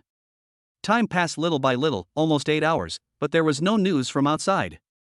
Taozi, I feel something is wrong, Chen Zhishuan said in a deep voice. What's wrong? Wen Tao sat on the side and looked at him puzzledly. When we went there, we didn't see any members of the crew. As soon as we got there, they appeared. Don't you think it's a coincidence? Chen Zhishuan asked. That's right. Wen Tao frowned. One more thing. No matter what, even if we did something wrong and violated the laws of Marley, you can't just let us go for nearly 8 hours without doing anything. Chen Zhishuan said again. Brother Xian, are you saying that someone is deliberately messing with us? Wen Tao said. When Sun Zholiang heard this, he couldn't help but start thinking about it. Don't think about it. This must be Lao Wang's method. He just wants to remind you. Mr. Chiu said calmly. Mr. Chiu, are you saying that this was arranged by the Wang family? Wen Tao asked anxiously. 90%. Otherwise, with your and my identities, would Malaysia dare to capture us like this? Don't forget, Malaysia is just a tourism country. Old Chiu slowly put down the medical book in his hand. Zholiang, help me contact my family. Wen Tao gritted his teeth and his whole aura changed. There is nothing here, how can we get in touch? Chen Zhishuan was also a little anxious. After all, this was simply a trap to delay his time and prevent him from rushing over. Okay, Brother Xian, I'll show you what a computer expert is. Sun Zholiang said as he took off the glasses he was wearing outside to look cool, and then placed the glasses on the table next to him. Look carefully. Sun Zholiang pinched both sides of the glasses, and the frames fell off immediately and turned into 2 wireless connecting wires. Place one of the lenses on a reflective position not far away, and a virtual keyboard will immediately appear on the seat. What's even more amazing is that the other lens actually turns into a small display screen. Although it's small, it looks very real. Awesome. Chen Zhishuan was really impressed. More than 10 seconds later, Wen Tao answered Mr. Wen's call. After briefly explaining the situation here, Mr. Wen just said 2 words, wait. Well, since Mr. Wen said so, Wen Tao can't do anything else. After hanging up the phone, Mr. Wen's face immediately darkened. Dad, what's wrong? Wen Tao's father came over and stared at the old man with a puzzled look. Old Wang has gone a bit too far. He asked the Marley police to detain Xiao Tao and the others. Old Shou is also there. It has been 8 hours already, said Old One. Uncle Wang informed me about this matter, and I thought it was no big deal, Wen Tao's father explained. Say hello? It's not a big deal. If it were before, I would think it was a good thing to let Tower know the dangers outside. But now it's a bad thing. Do you remember the new energy technology one just told you about? The person who possesses the new energy technology is Chen Zhishuan, and he has also been detained. Besides, do you know why Lao Wang did this? Old One stared at Wen Tao's father and said. I have no idea. Su Rongrong is Chen Zhishuan's girlfriend, and they are already husband and wife. Chen Zhishuan is Mr. Chiu's last disciple. They are going to disrupt the situation now, Mr. Wen said slowly. Are you afraid that Chen Zhishuan will leak the new energy technology? Wen Tao's father said in a deep voice. Yes, this matter is very important. Once the new energy technology is leaked, you should know that many countries will be willing to support Chen Zhishuan, because that is the technology that will influence the era. What can we get then? All we will get is misunderstandings and a hassle to deal with, said Mr. Wen. If it doesn't work, we have to control him, Wen Tao's father said. Nonsense, I've seen that guy before. He is a former hidden dragon, and the changes he has undergone are too weird. Half a month ago, he was just an ordinary person, but in the past half month, he not only owns the company, but also hangs out with Xiao Tao and the others. What kind of force do you think can do this? Besides, he is Lao Chou's man. I have tried to test him before, and Lao Chou values him very much. If something happens to him, we won't be able to get past Lao Chou, Old One said in a deep voice. The unknown is the most terrifying. Before figuring out what is behind Chen Zhishuan, Old One will not act rashly. Moreover, Old Xiu is not someone to be trifled with. He has been practicing medicine and saving lives all his life, and those who have benefited from his kindness can be said to be all over China. Old One cannot take action against Old Show, nor does he want to. After all, they don't have many old brothers left. After being silent for more than 10 minutes, Elder One sighed and said, "Children and grandchildren will have their own blessings. I really don't know what Lao Wang is doing. You go and handle this matter and ask the Marley police to release the person as soon as possible." Wen Tao's father nodded and then walked out. Looking at the setting sun hanging in the distance, Old One muttered to himself, "This is a bad move, Old Wang. This time you may really lose to a child." At this moment, Mr. Wen really wanted to rush over to see the situation over there, but his health and status did not allow it. Chapter 54, Knock on the Door. Another 3 hours passed and it was dark. Chen Zhishuan's heart had sunk to the bottom of the sea and he became anxious and restless. "Don't worry, it should be done soon." Old Xiu put away his medical skills and straightened his clothes. "Yes." Chen Zhishuan responded, but he still looked the same. Not long after, the Marley police finally showed up. He moved very quickly and opened the closed door quickly, then smiled apologetically at the 4 people. I followed the policeman out of the interrogation room and came to an office. After opening the door, I saw 2 people sitting inside. "Uncle Zhao." Wen Tao called out with a smile. "You little brat, you helped me blindly and now you're suffering." Zhao Gang said with a smile. "Mr. Chiu." After joking, Zhao Gang greeted Mr. Chiu very respectfully. "Well, can we go now?" Mr. Chiu said with a smile. "It's okay. I have completed the formalities here. You just need to compensate for the medical expenses and mental damages." Zhao Gang said. "That's fine. We'll wait for you outside." Mr. Chiu didn't want to stay here, so he turned around and left. On the bench outside the corridor, Chen Zhishuan asked in confusion, "Master? Who was that just now?" "Zhao Gang is our country's ambassador stationed in Marley. It seems that Old One has taken action." Old Xiu narrowed his eyes and no one knew what he was thinking. Then, Chen Zhishuan lit a cigarette and started smoking. More than 10 minutes later, the chief of the Marley Police Department escorted the men out and apologized repeatedly. Sitting in the business car, Zhao Gang said softly, "Mr. Chiu, come with me to have a rest. We can talk tomorrow if there is anything." Mr. Chiu stared at him for a long time and finally agreed. Chen Zhishuan wanted to say something, but was stopped by a look from Mr. Chiu. Back at the Universal Hotel again, Chen Zhishuan sat by the window with his hands clenched into fists. Young people should not be anxious. You should learn how to maintain your health. Being too impatient is not good for your liver. Mr. Chiu joked with a smile. "Master, how can I not be anxious? Tomorrow is the engagement party." Chen Zhishuan took a few puffs of his cigarette and said, "You know there's an old saying, don't hit someone in the face, don't expose someone's weaknesses when scolding them. What can you do if you go there tonight? You'll just have to face the Wang family earlier. Besides, except for Su Rongrong, no one else in the Su family may welcome you. You're just asking for trouble. If you go there earlier tomorrow and on time, you'll be slapping the Wang family in the face." Old Xiu said slowly. "That's right. If you want to make a fuss, make it a big one."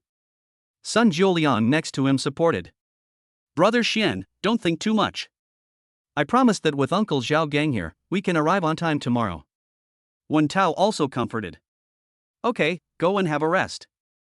You should now think about how to face the Su family tomorrow. No matter what, you have obtained the daughter of the Su family. If you go too far, the Su family will be embarrassed, and it will be difficult to end up like this." Old Xiu gave some advice and then went to rest. Chen Zhishuan sat on the sofa and smoked one cigarette after another. Indeed, he really didn't think so much. He just thought about dealing with the Wang family, but he didn't think about how to save the face of the Su family. After all, Su Rongrong is the daughter of the Su family. An evening passed like this. Chen Zhishuan went to wash his face and changed into clean clothes. He thought it through that night. Maybe the Su family was not that important. What was important was Su Rongrong's attitude. If she was willing to be with him, then what did the Su family matter? At exactly 8 o'clock, Zhao Gang appeared in the hotel. "Mr. Chiu, it's time to go, otherwise it will be too late." Zhao Gang reminded in a low voice. "Let's go." Seeing Chen Zhishuan and others coming, Mr. Chiu smiled. Chen Zhishuan began to enjoy his first time floating on the sea on a speedboat. Looking at Chen Zhishuan, who was in good shape, Mr. Chiu couldn't help but nodded with satisfaction. The engagement party was held on a small island 200 nautical miles away from their starting point, and it only took an hour and a half to get there. When approaching the island, Chen Zhixuan found that there were security guards all around, and there were several cruise ships parked in the distance. The speedboat was stopped just as it approached the shore. One of the security guards said, "You can't enter. The engagement party has already started. We have another invitation." Sun Zholiang threw the invitations for himself and others over. "Sorry, the wedding banquet has started and you can't enter," said the security guard. "Interesting, I can't enter either?" Zhao Gang took out his work ID. "No, this is a private place now. Please go back." The security guard answered very quickly without any hesitation. "What if we don't go back?" Wen Tao stared at the security guard in front of him with amusement. "Then you can only stay here. After the wedding banquet, we will hand you over to the local police," said the security guard. "Fuck you, I just came out from there." Wen Tao's temper suddenly flared up. He was already full of anger at the police station before. Now they showed his invitation and refused to let him in. He really couldn't stand it anymore and kicked the security guard in front of him. This seemed to have attracted a hornet's nest, and the rest of the security guards rushed over, ready to control Chen Zhixuan and others. Chen Zhixuan was ready to fight, and he didn't mind letting the people in front of him go to the hospital. When the situation became tense, old Xiu said in a cold voice, "Tell Wang Jun that I, Xiuani, am here. Ask him if he wants to take the call." But the security guards seemed determined and ignored it. Seeing this, Chen Zhixuan no longer held back and started fighting with Wen Tao and Sun Zholiang. Chen Zhixuan really didn't take these ordinary security guards seriously. With every punch he threw, there would always be one person falling to the ground. Wen Tao and Sun Zholiang over there were not easy to deal with either. They were very skilled in fighting and their movements were very quick. 10 minutes, just 10 minutes, and more than 100 security guards fell to the ground. Chen Zhixuan didn't react at all, but Wen Tao and Sun Zholiang had their clothes torn. "Come on, help me up."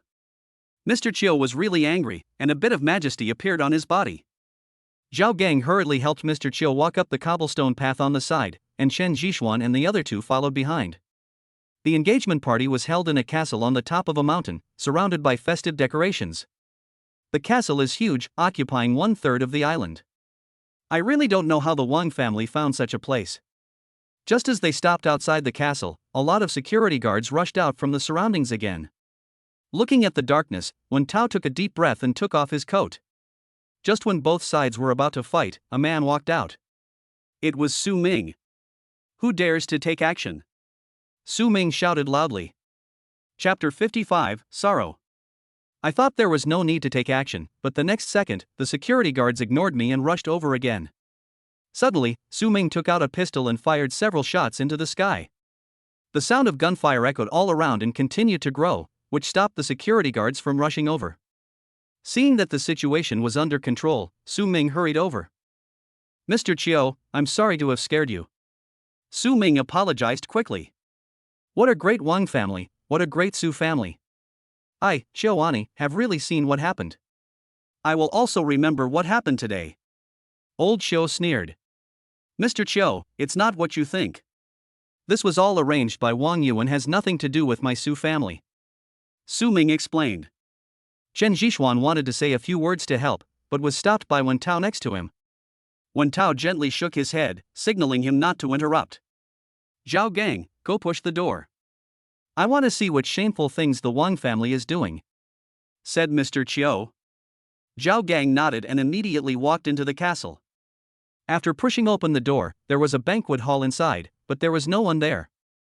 Standing at the door, apart from the room full of delicious food and those red decorations, there was no other person in sight.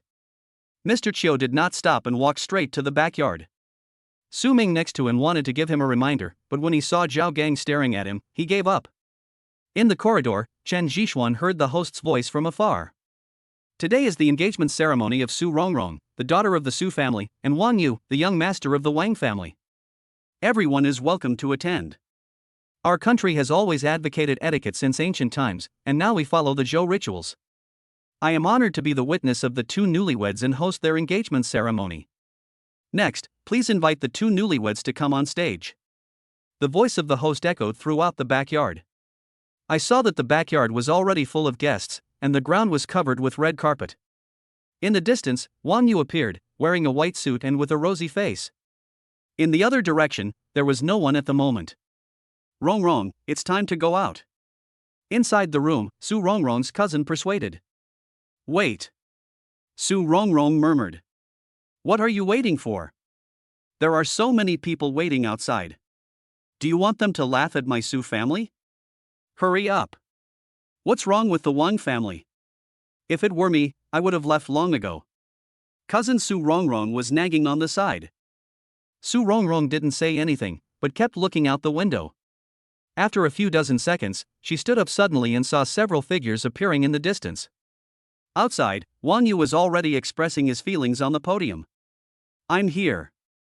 At some point, Chen Jixuan also appeared on the stage. Looking at Chen Jixuan in front of him, Wang Yu was stunned for a moment, then he put down the microphone and said through gritted teeth, "Welcome." Are you really welcome? Chen Jixuan's voice came through the microphone. Who is that? Let him come down, quickly. Wang Yu's parents immediately became anxious. Needless to say, this person was definitely not here to attend the engagement ceremony. The Wang family's security guards immediately rushed over, and everyone below stared at this side. The timing is just right. Nian Bingxue said with a smile. The last one to appear, to show off. Li Xian curled his lips. We're in trouble. Look, the people from the Wang family are rushing forward. Zhao Weiguo said. Don't worry, don't you see who is following you? Jia Sancher pushed his glasses and said with a smile. How dare you? Do the Wang family members not know the rules? Do you want me to teach you a lesson? Old Xiu walked over and stood behind Chen Jixuan, sweeping his cold eyes over Wang Yu's parents. Wen Tao and son Zhouliang behind him were on the left and right, like two door gods, guarding on both sides. Wang Yu's father was so embarrassed that he had to run over. Mr. Qiu, what are you doing? Today is a good day for the children. Wang Yu's father said. Wang Qingxue, do you mean that my appearance disturbs the good things of your Wang family? Asked old Xiu. No, it's my son's honor that you can come. Wang Qingxue didn't dare to provoke Mr. Qiu and kept apologizing. Old Xiu, what are you doing? Come down. Old Wang appeared and stared at old Xiu with a dark face. Wang Jun, I thought you didn't dare to come out. Do you think so many security guards can stop me? Mr. Qiu was furious and started cursing. Old Xiu, what do you mean by this? Wang Jun walked up and stared at old Taoist Xiu. That's what I mean. Wang Jun, you are trying to play this kind of trick on me, old Xiu. Don't worry, I will play with you slowly after we return home. I have important things to do today, so please let me go. Old Xiu made a harsh remark and ignored Wang Jun. Su Ming, what's going on? Su Rongrong's mother asked in confusion. Auntie, you will know soon. Su Ming murmured. Most of the people present didn't know what Mr. Qiu was up to, and they didn't dare to ask. After all, Mr. Qiu was very angry at the moment. This is going to be fun. Meng Ruoyan chuckled. She didn't expect that Chen Jixuan had met so many people in such a short few days, and showed up at the engagement venue on time. Chen Jixuan stared at Wang Yu, then turned around and bowed to everyone present, saying, "Everyone, I'm sorry to bother you for a few minutes. I have something to say." Chen Jixuan, stop it. Wang Yu suddenly jumped over and tried to snatch the microphone from Chen Jixuan's hand. Chen Jixuan sneered, turned around, and kicked Wang Yu in the thigh. Wang Yu fell to the ground instantly, holding his leg and wailing. The security guards around wanted to rush over, but were stopped by Mr. Wang. Everyone, my name is Chen Jixuan. I came here today to take away my girlfriend, Su Rongrong. Chen Jixuan said it openly. As soon as these words were spoken, the entire backyard was in an uproar. This kid actually said it out loud. I really don't know how this will end. Meng Ruoyan said in surprise. Miss, do we want it? Ah, she asked softly from the side. There's no need. He is not such a stupid person. Who knows, maybe we will see a good show. Meng Ruoyan said slowly. What? Rongrong has a boyfriend? And they're still together? Su Rongrong's mother was stunned when she heard what Li Xian said. Nonsense. Su Rongrong's father was furious and slammed the table next to him. What does the Wang family mean by this? Su Rongrong already has a boyfriend, and they are engaged to her. What else can we do? The Wang family wants to form an alliance with the Su family. Alas, I can't control my own marriage. This is the sadness of a big family. I really don't know what will happen to me in the future. Chapter 56, People Blocking the Road. The scene was very chaotic. Wang Jun looked at Chen Jixuan, took a deep breath and said, "Old Qiu, are you seeking revenge?" "Revenge? Why don't you ask your good son and grandson?" You even stole my apprentice's girlfriend and yet you still use those little tricks on me. Don't you feel it's a loss of face? After all, we came out together. If you have the guts, challenge me in a one-on-one fight. Old Qiu said sarcastically. Wang Jun suppressed his urge to lose control and turned his gaze to Wang Qingshui next to him. Wang Qingshui didn't dare to look his father in the eye and simply turned his head away. At this moment, Su Rongrong's parents came up. "Mr. Qiu, what do you mean? Why do you slander my daughter? And you, kid, dare to speak so wildly? Do you know the consequences of your actions?" Su Rongrong's mother questioned. "Aunt, I." Chen Jixuan was about to speak when he was interrupted by Su Rongrong's mother. "What do you mean by you? I will not let you off for what happened today, Su Ming. Take him out of here." Su Rongrong's mother said sternly. "Youngster of the Su family, why don't you try to touch him?" Old Qiu stared at Su Rongrong's mother coldly. "Not to mention you, even Su Qian wouldn't dare to speak like that in front of me. How dare you, an outsider, do that?" The continuous scolding left Su Rongrong's mother speechless. "Old Qiu, that's enough. Although I don't know what the kids did wrong, you shouldn't ruin their good thing," Wang Jun reminded. "Wang Jun, don't you understand yet? You gave birth to an ungrateful person, and now you have another little ungrateful person behind you. I really don't know what you have been doing all these years. You are getting more and more confused." Old Qiu mocked. "Old Qiu, you. Grandpa Wang. I don't know when Su Rongrong was standing beside me. Girl, tell me what is going on." Old Wang asked softly when he saw the real owner coming out. "Rongrong, don't talk nonsense." Su Rongrong's mother scolded harshly. Su Rongrong ignored her mother and turned to look at Chen Jixuan and said, "You are here after all." "Yes, I must come." Chen Jixuan stared at Su Rongrong with a very gentle tone. "Bitch, don't you want the fanlong grass anymore?" Wang Yu started yelling while lying on the ground. "Fanlong grass, I understand. Wang Jun, you are blackmailing me with fanlong grass.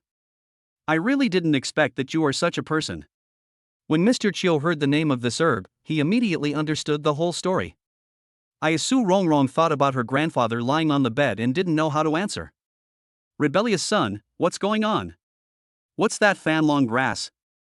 Wang Jun stared at Wang Qingshui beside him, and his whole body was like an angry lion. "Dad, Wang Qingshui didn't know how to explain. Let me tell you. I know old Su's situation best.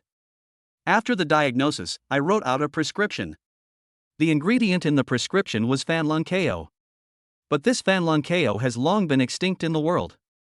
Even I have only seen it once when I was a child.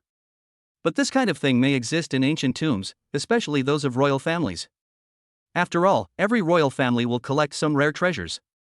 Old Qiu stopped here and did not continue. "Have you found the fanlong grass?" Wang Jun stared at Wang Qingshui beside him. "Dad, my family found a plant and has already grown it. Although it's not very old, it can be used as a medicine." Wang Qingshui's wife said beside him. "You bastards, why didn't you tell me who allowed you to do what you wanted?" Wang Jun was not a fool, but very smart. He immediately found out the whole story. "We are also thinking about our Wang family. Besides, your grandson also likes the girl from the Su family, so we will go and propose marriage," Wang Qingshui's wife said slowly. "It's so confusing." Wang Jun sighed. "Look, another group of people from the Su family has arrived. It's going to be fun again," Jia Sancher said while sitting on a chair and drinking a drink. "Okay, stop watching. Didn't you see that everyone else has left? Give the Wang family some face and let's go to the stage to watch," Li Xin said with a smile. "That makes sense. We should go over there now." Jia Sancher followed with a smile. "Rong girl, I want to ask you a question. Do you recognize me as your disciple?" If you do, just tell me and I will make the decision for you. Don't worry, you don't need to worry about other things. Even without the fan-long grass, I have a way to make your grandfather get up from the bed and clean up the situation at home. Old Xiao turned his head and looked at Su Rongrong beside him. Su Rongrong bit her lip, not knowing what to say for a moment. Rongrong, I'm here. Are you willing to go with me? Chen Zhishuan stared at Su Rongrong, afraid that she would say no. Su Rongrong, don't regret it. Wang Yu was still threatening. Shut up. You dare to plot against me? I will settle the score with you when I return home. Wen Tao kicked Wang Yu. Thinking that he was framed and sent to the police station, he still looked uncomfortable. Come on, little sister, he's here. Su Ming smiled and touched Su Rongrong's head, persuading her lovingly. Mom, I'm already his. If it weren't for Grandpa, I wouldn't agree to you. Su Rongrong still said it. Rebellious girl. Su Rongrong's mother suddenly raised her head and prepared to hit Su Rongrong. Zhao Gang stopped him and shook his head gently. Wang Jun, now you understand, your Wang family is really hopeless. I will take Su Rongrong away today. I, Old Xiao, will take responsibility for anything that happens. Old Xiao said and walked away with a swagger. Wang Jun gritted his teeth and said nothing, just watched them leave. Su Rongrong followed Chen Zhishuan away, but the farce was not over yet. In the lobby, there were nearly 200 security guards standing there, all holding short sticks in their hands. What do you mean? Su Ming scolded. Su Ming, is my Wang family a place where you can come and go as you please? Today is a big wedding day for my Wang family, but you have embarrassed our Wang family in front of so many people. How do you think we should solve this problem? A sarcastic voice came from the side. It's you, Wang Tianlai. Su Ming shouted with some fear. I didn't expect that after all these years, you are the only one who can recognize my voice. A skinny figure appeared at the gate over there. Wang Tianlai, why is he back? There's trouble this time. Nian Bingshuo said next to him. Sister Nian, who is this Wang Tianlai? Li Xian asked curiously. Wang Tianlai is Wang Qingshui's first son. He has been a lawless person since he was young and has caused a lot of trouble. If it weren't for Brother Morong suppressing him, perhaps we would never have had a chance to succeed. After being suppressed by Brother Morong, he disappeared. Some people said that he became a mercenary, but I didn't expect him to show up today. Nian Bingshuo said slowly. Chapter 57, Conflict Escalation. Mercenary? Li Xian looked at Wang Tianlai over there. Apart from feeling that he was a little crazy, he couldn't see any aura of a mercenary at all. Yes, I didn't expect him to come back. We are in trouble this time.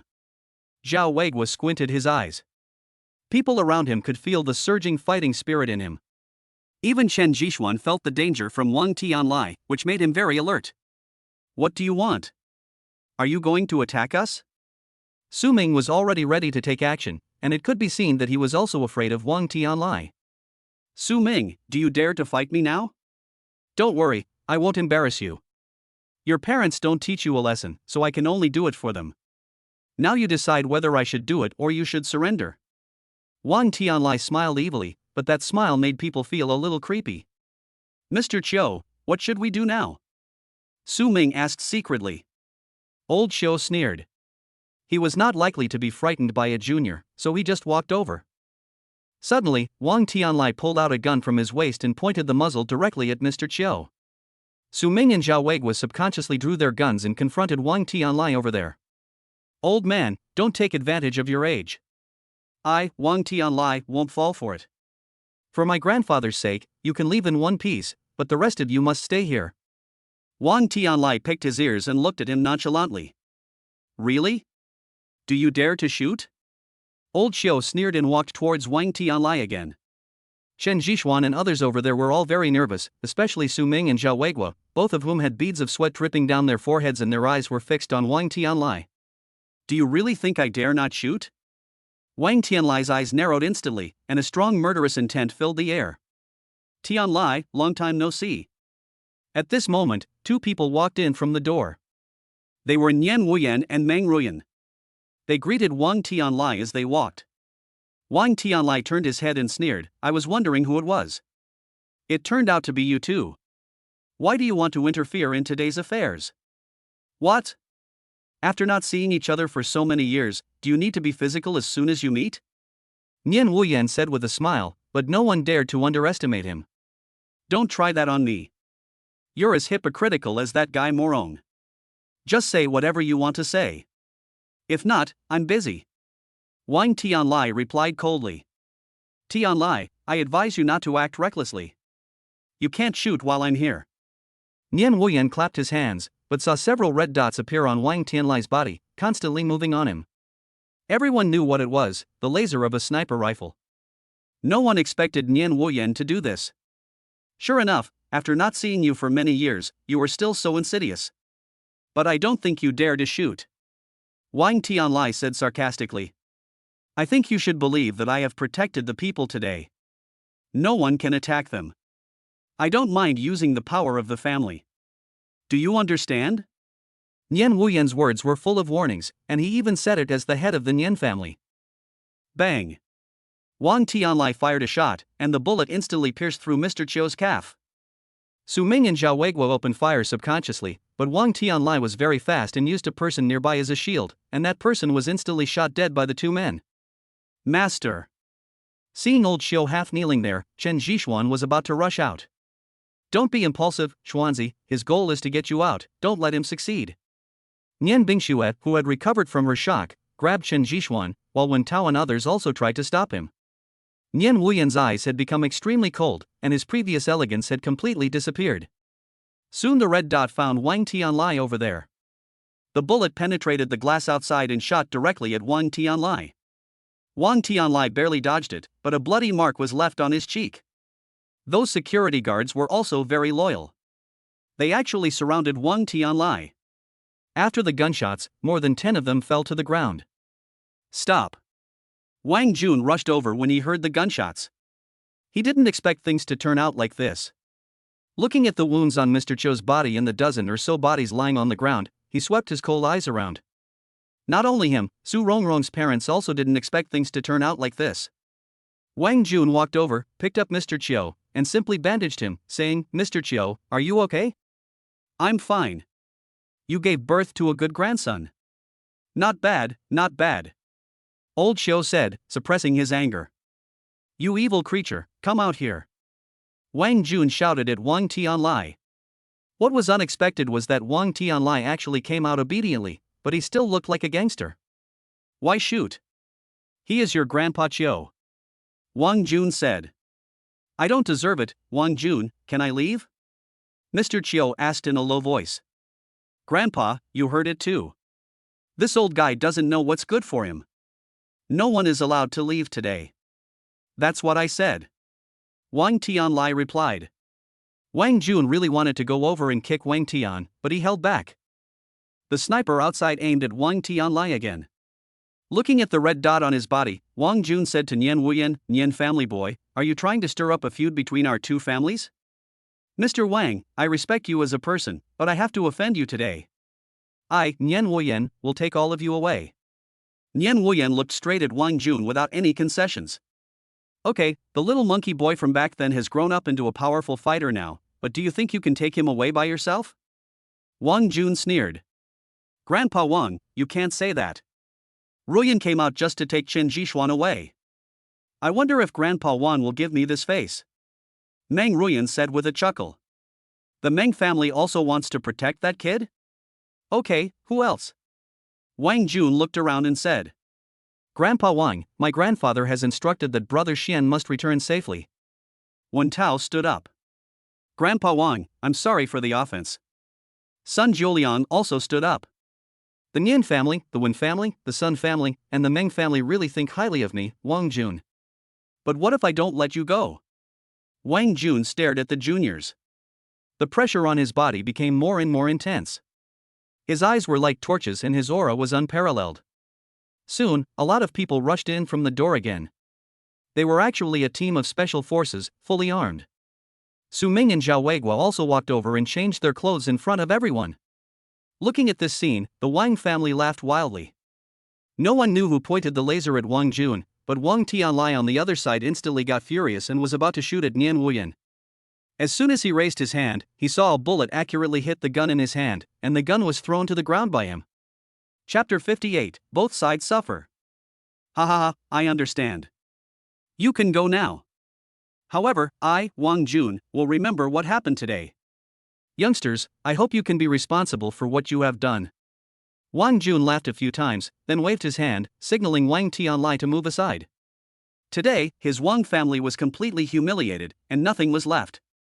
Seeing Wang Jun give in, Nian Wuyan and others on the other side couldn't help but breathe a sigh of relief. They were confident in dealing with Wang Tianlai, but they really didn't have enough confidence to deal with Wang Jun. Let's go. Nian Bingshui urged Chen Zhixuan. Chen Zhixuan didn't move, but just stared at Wang Tianlai. If looks could kill, Wang Tianlai would have been cut into pieces long ago. Su Rongrong looked at Chen Zhixuan and couldn't help but tug at his sleeve. When passing by Wang Tianlai, Chen Zhixuan stopped again. Wang Tianlai, do you dare to fight with me? Chen Zhixuan asked provocatively. You are not qualified.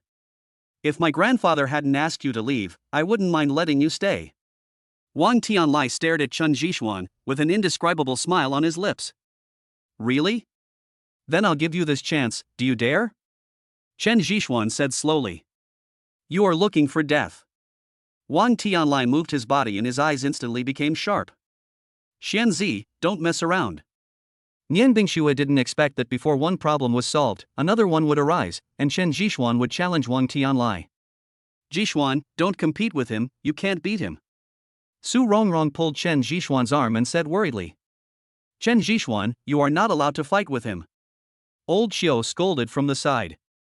Chen Zhixuan suddenly knelt down in front of Mr. Qiu, and this left everyone confused. Master, although I have just become your disciple, I, Chen Zhixuan, am not stupid. Whether you stood up for me in the imperial capital or came to the Wang family to give me courage, I, Chen Zhixuan, have kept it in mind. Wang Tianlai dared to attack you, so he should bear the corresponding consequences. I am not impulsive. I am just doing what a disciple should do. Once a teacher, always a father. Chen Zhixuan said word by word. Mr. Qiu was speechless for a moment and didn't know how to answer. Facing Chen Zhixuan's true nature, he took a long time to utter a few words. Be careful. Be careful. Su Rongrong said, lying on Chen Zhixuan's chest. I know, don't worry. Chen Zhixuan comforted, then walked out and stood beside Wang Tianlai. You're so sour. Say whatever you want to say now, and then come here to die. Wang Tianlai said impatiently. I hope you can stand up and say this again. Chen Zhixuan took a deep breath and began to adjust his state. I won't hold back. Wang Tianlai took out a dagger from somewhere. It was the kind used by foreign special forces and was very sharp. Don't worry, today is not just a challenge, it's more of a matter of life and death. As soon as Chen Zhixuan finished speaking, he moved his feet and pounced forward like a tiger.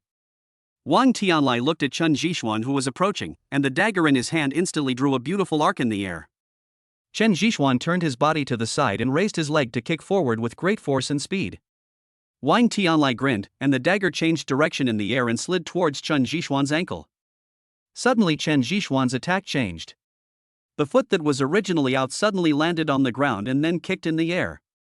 Wang Tianlai clenched his fists and then blocked his chest, taking the two kicks head-on.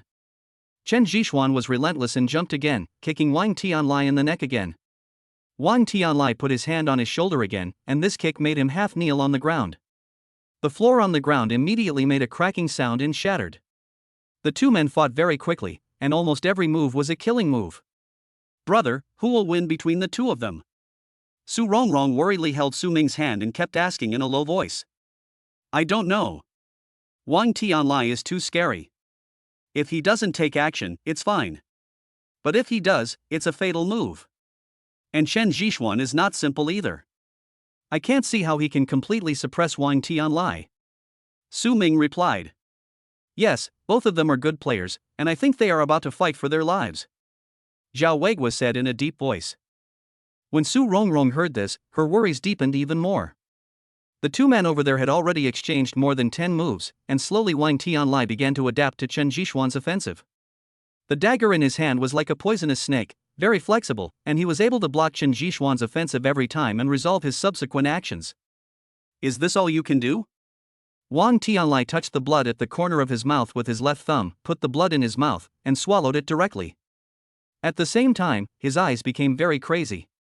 Don't be anxious, I will slowly let you know what rules are and what despair is. Chen Zhixuan took off his coat because his clothes were cut by the dagger in Wang Tianlai's hand. Even after he took off his clothes, the cut on his arm became clearly visible to everyone. We're going to fight to the death. Ah Si stood behind Meng Ruyan, and he could clearly feel the momentum of the two. A few seconds later, Wang Tianlai rushed over, with the dagger clearing the way, forming a cold net in front of him. No one could see where the dagger appeared. Chen Zhixuan took a few steps back, staring at Wang Tianlai's wrist. It's over, Su Ming said beside him.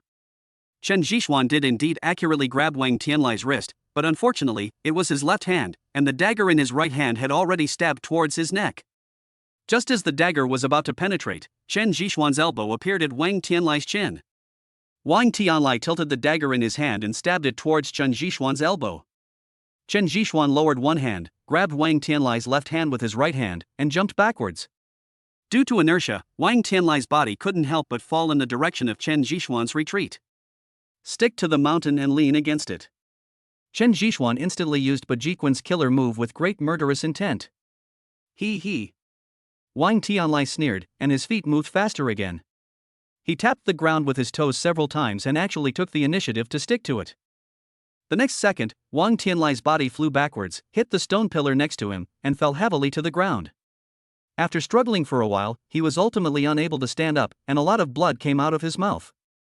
The people next to him could clearly see that part of his chest was sunken, probably because his ribs were broken.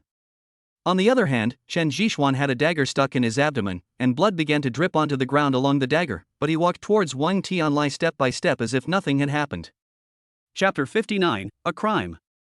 Okay, Kid Xian, let's go. Old Qiu looked at Chen Zhixuan's murderous look and was really afraid that he would kill Wang Tianlai again. Yes. Chen Zhixuan finally stopped.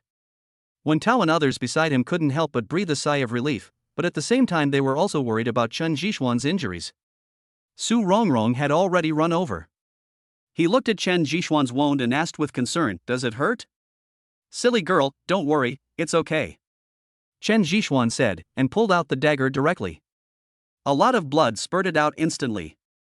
"I have hemostatic drugs in my bag," Mr. Qiu reminded. Chen Zhixuan quickly took out the hemostatic medicine and used silver needles to seal several acupoints on his wound. The bleeding was miraculously stopped temporarily. "Grandpa Wang, we'll leave first."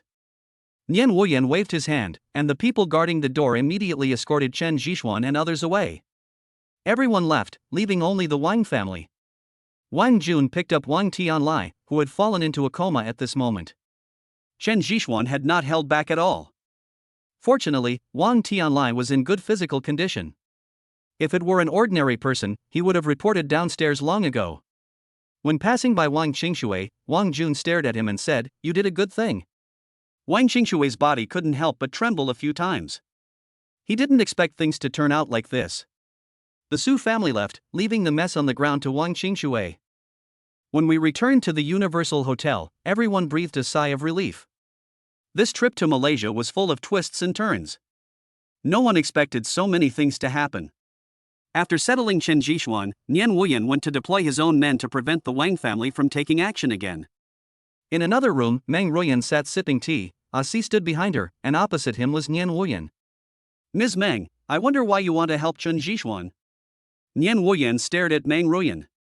He didn't dare to underestimate the woman in front of him, the real controller of the Meng family. No one knew Meng Ruyan's abilities better than him. "Wuyan, do you need to be so polite? Want to help Chen Zhixuan?"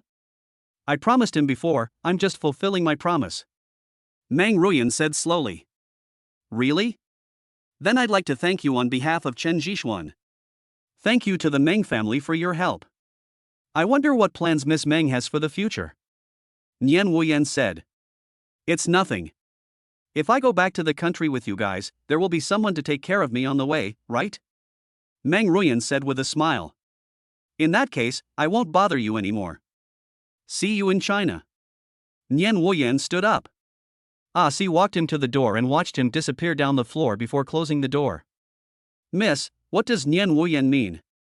Ah Si was very confused and didn't understand what his purpose was in coming here to say these things. Nian Wuyan, you came to test me, and I am also testing her. You don't want to delve into the deeper meaning of it. Meng Ruyan gracefully put down the teacup in her hand, stood up and stood at the window next to her, looking at the endless stream of people below, not knowing what she was thinking. Miss, I still don't quite understand why you want to help Chen Jishuan. Didn't you say you were not going to take action before? Ah Si asked softly. Nian Wuyan has lost all his dignity to help Chen Jishuan. Why do you think he would do this? It should be because of Nian Bingxue. Ah Si thought for a moment and replied. Nian Bingxue? You're overthinking it. She's not qualified. The only one who can make Nian Wuyan moved is Chen Jishuan. Maybe the power behind Chen Jishuan made some promises, so Nian Wuyan made such a big move. Didn't you hear it? When he was on the island, he was talking to Wang Jun as the head of the Nian family. I'm also very curious about what made him make such a big decision. Meng Ruyan said. But now we have gained nothing, and we have made the Wang family our enemy for nothing. Ah Si said. You don't understand this. Do you think it's better to add icing on the cake or to help someone in need? It's a timely help. Yes, although I don't know what agreement they have, but you have seen the scene today. So many people have come forward. There must be a secret behind it. We will slowly learn this secret after we return home. Slowly you'll know? Yes, you don't understand Chen Jishuan. Although he was born in poverty, he has his own opinions. It is difficult for ordinary people to influence his decision. He is more of a grateful person, isn't he? Meng Ruyan said with certainty. I understand. Si suddenly realized that Chen Jishuan was willing to fight to the death with Wang Tianlai for Mr. Chiu, and Meng Ruyan helped him, so such a great favor must be repaid.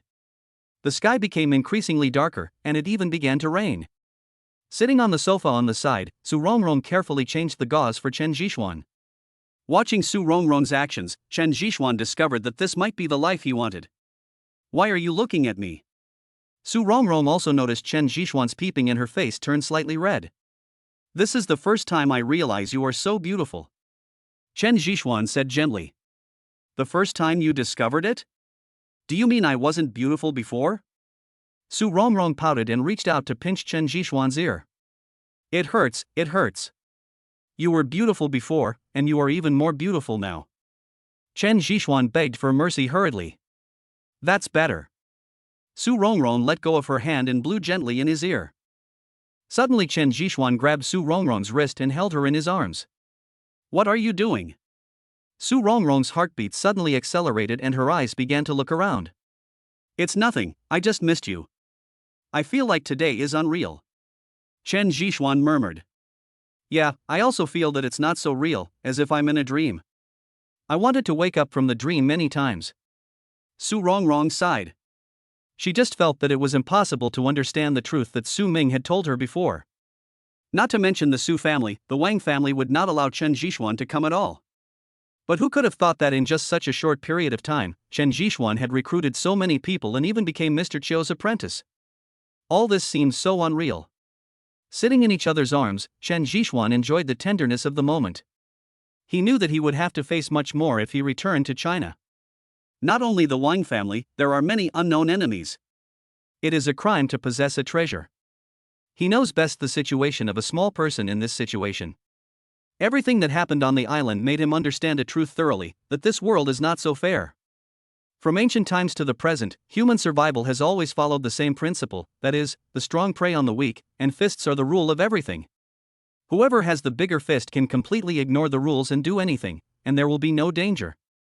This is the foundation, which is something that Chen Jishuan cannot possess in a short time. Chapter 60 Explanation.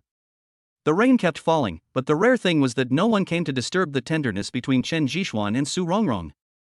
I'll ask the waiter to get you some porridge, Su Rongrong said while lying in Chen Jishuan's arms. No need, you are enough for me. You're so smooth talking. I just realized that you've never been a good person. You just discovered it now? It's too late. Chen Jishuan smiled proudly. Jishuan, my grandfather's illness. Su Rongrong stopped talking halfway. She realized that Bing shouldn't bring up this topic at this moment. I know, Mr. Chiu is here, and don't underestimate me. I will definitely make our grandfather get better. Chen Zhishuan promised. That's my grandpa, what's our grandpa? Su Rongrong said coquettishly. Okay, your grandpa, but isn't it time to give me a bath? Chen Zhishuan lifted Su Rongrong's chin with his hand and said playfully while staring into her eyes. You go on your own. I am still a wounded man. Ignoring Chen Zhishuan's cries, Su Rongrong entered the house, but in the end, she still helped Chen Zhishuan into the bathroom. Of course, Chen Zhishuan would not miss this opportunity, and soon Su Rongrong's voice begging for mercy was heard. In China, Mr. Wen was playing chess with his son. What do you think Lao Wang means this time? Old Wen asked slowly. Dad, are you saying that I went a little too far? Wen Xian asked curiously after making a move. You are too impatient.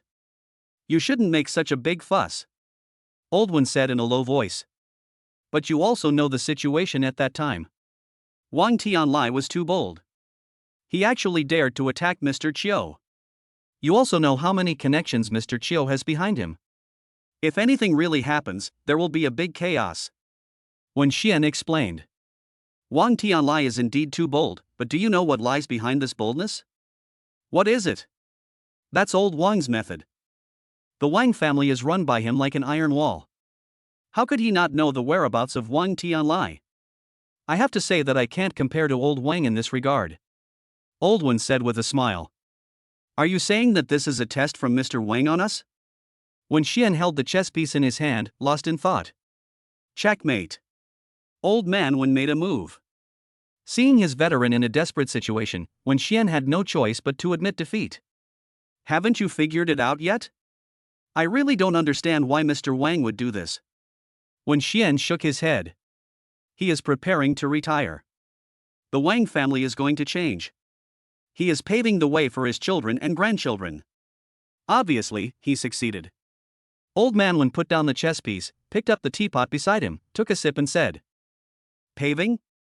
Yes, that's why the Wang family chose to get engaged in Marley. It's because old Wang knows that some things can never be revealed in the country, and this time he has calculated everyone, and the Wang family will also move to develop abroad.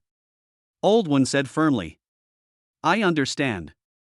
Wang Tianlai is going to take over? Yes, old Wang has retreated, which means that Wang Tianlai has truly grown up. Our kid has to be careful in the future. Is he going to give up the domestic market? A sudden withdrawal will leave a lot of gaps in the country? Wen Xian couldn't help but frown slightly. You've thought too much. The focus has simply shifted. Old Wang will not leave China because this is where he once fought bloody battles. This is where his youth and everything he has is. Old Wen said with nostalgia. The conversation between father and son ended like this. Wen Xian seemed to understand, but not quite. Perhaps he was still lacking some skills. Old Wen also lamented the power of Wang Jun's methods. If he didn't succeed, he would die. It was obvious that Wang Tianlai came back alive and was fully qualified to be the head of the Wang family. There was no speech that night, and early in the morning of the first day, Chen Zhishuan went to visit Mr. Chiu. Wang Tianlai's shot did not injure any bones, so Mr. Chiu was fine, he just needed to rest well. Zhishuan, come here. Seeing Chen Zhishuan coming, Mr. Chiu signaled Zhao Gang next to him to leave, and at the same time patted the seat next to him. Master. Zhishuan, the Wang family's affairs have come to an end for the time being. What are your plans next? Old Chiu asked softly. Return to the country and develop my own power. Chen Zhishuan was silent for a moment, but still expressed his true feelings. Haha, I knew it. Here is a list of names. Some of them are my disciples, and some of them I saved their lives. You can try to recruit them. Old Xiu took out a small book from the side and handed it to Chen Zhishuan. After opening it, it was full of people's names, as well as their current positions and abilities. Master, I understand. I'm old, and now the world belongs to you young people. But now, I can still protect you from the wind and rain. Let me see your growth in 3 years. Mr. Chiu said solemnly. I understand. In 3 years, I will definitely stand at the top of China and look down on everyone. This was Chen Zhishuan's promise. That's fine. As for the Su family, how are you going to treat it? You have to know that Su Rongrong is the apple of the Su family's eye. It's not right for you to take her away like this. Old Xiao took a sip of water and asked while leaning on the sofa next to him. What do you mean? Although old man Su has a stubborn temper, he is someone I admire. I don't want you to have a bad relationship with the Su family, and you have to think about Su Rongrong, right? A man should have a big picture and be magnanimous. Old Xiao advised. But. No buts. After returning home this time, you should go to the Su family as soon as possible to check on old man Su's condition. If it is possible to help him, you will have unimaginable surprises. Old Xiao said mysteriously. Yes. Chen Zhixuan nodded and said. Okay, that's enough for you to know. Go ahead. I still have to stay in Marley for a few more days. You and Rongrong go back first.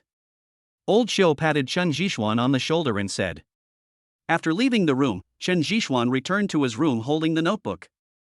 Sitting aside and lighting a cigarette, the more he thought about it, the more he felt something was wrong, as if Mr. Chiu was leaving his last words.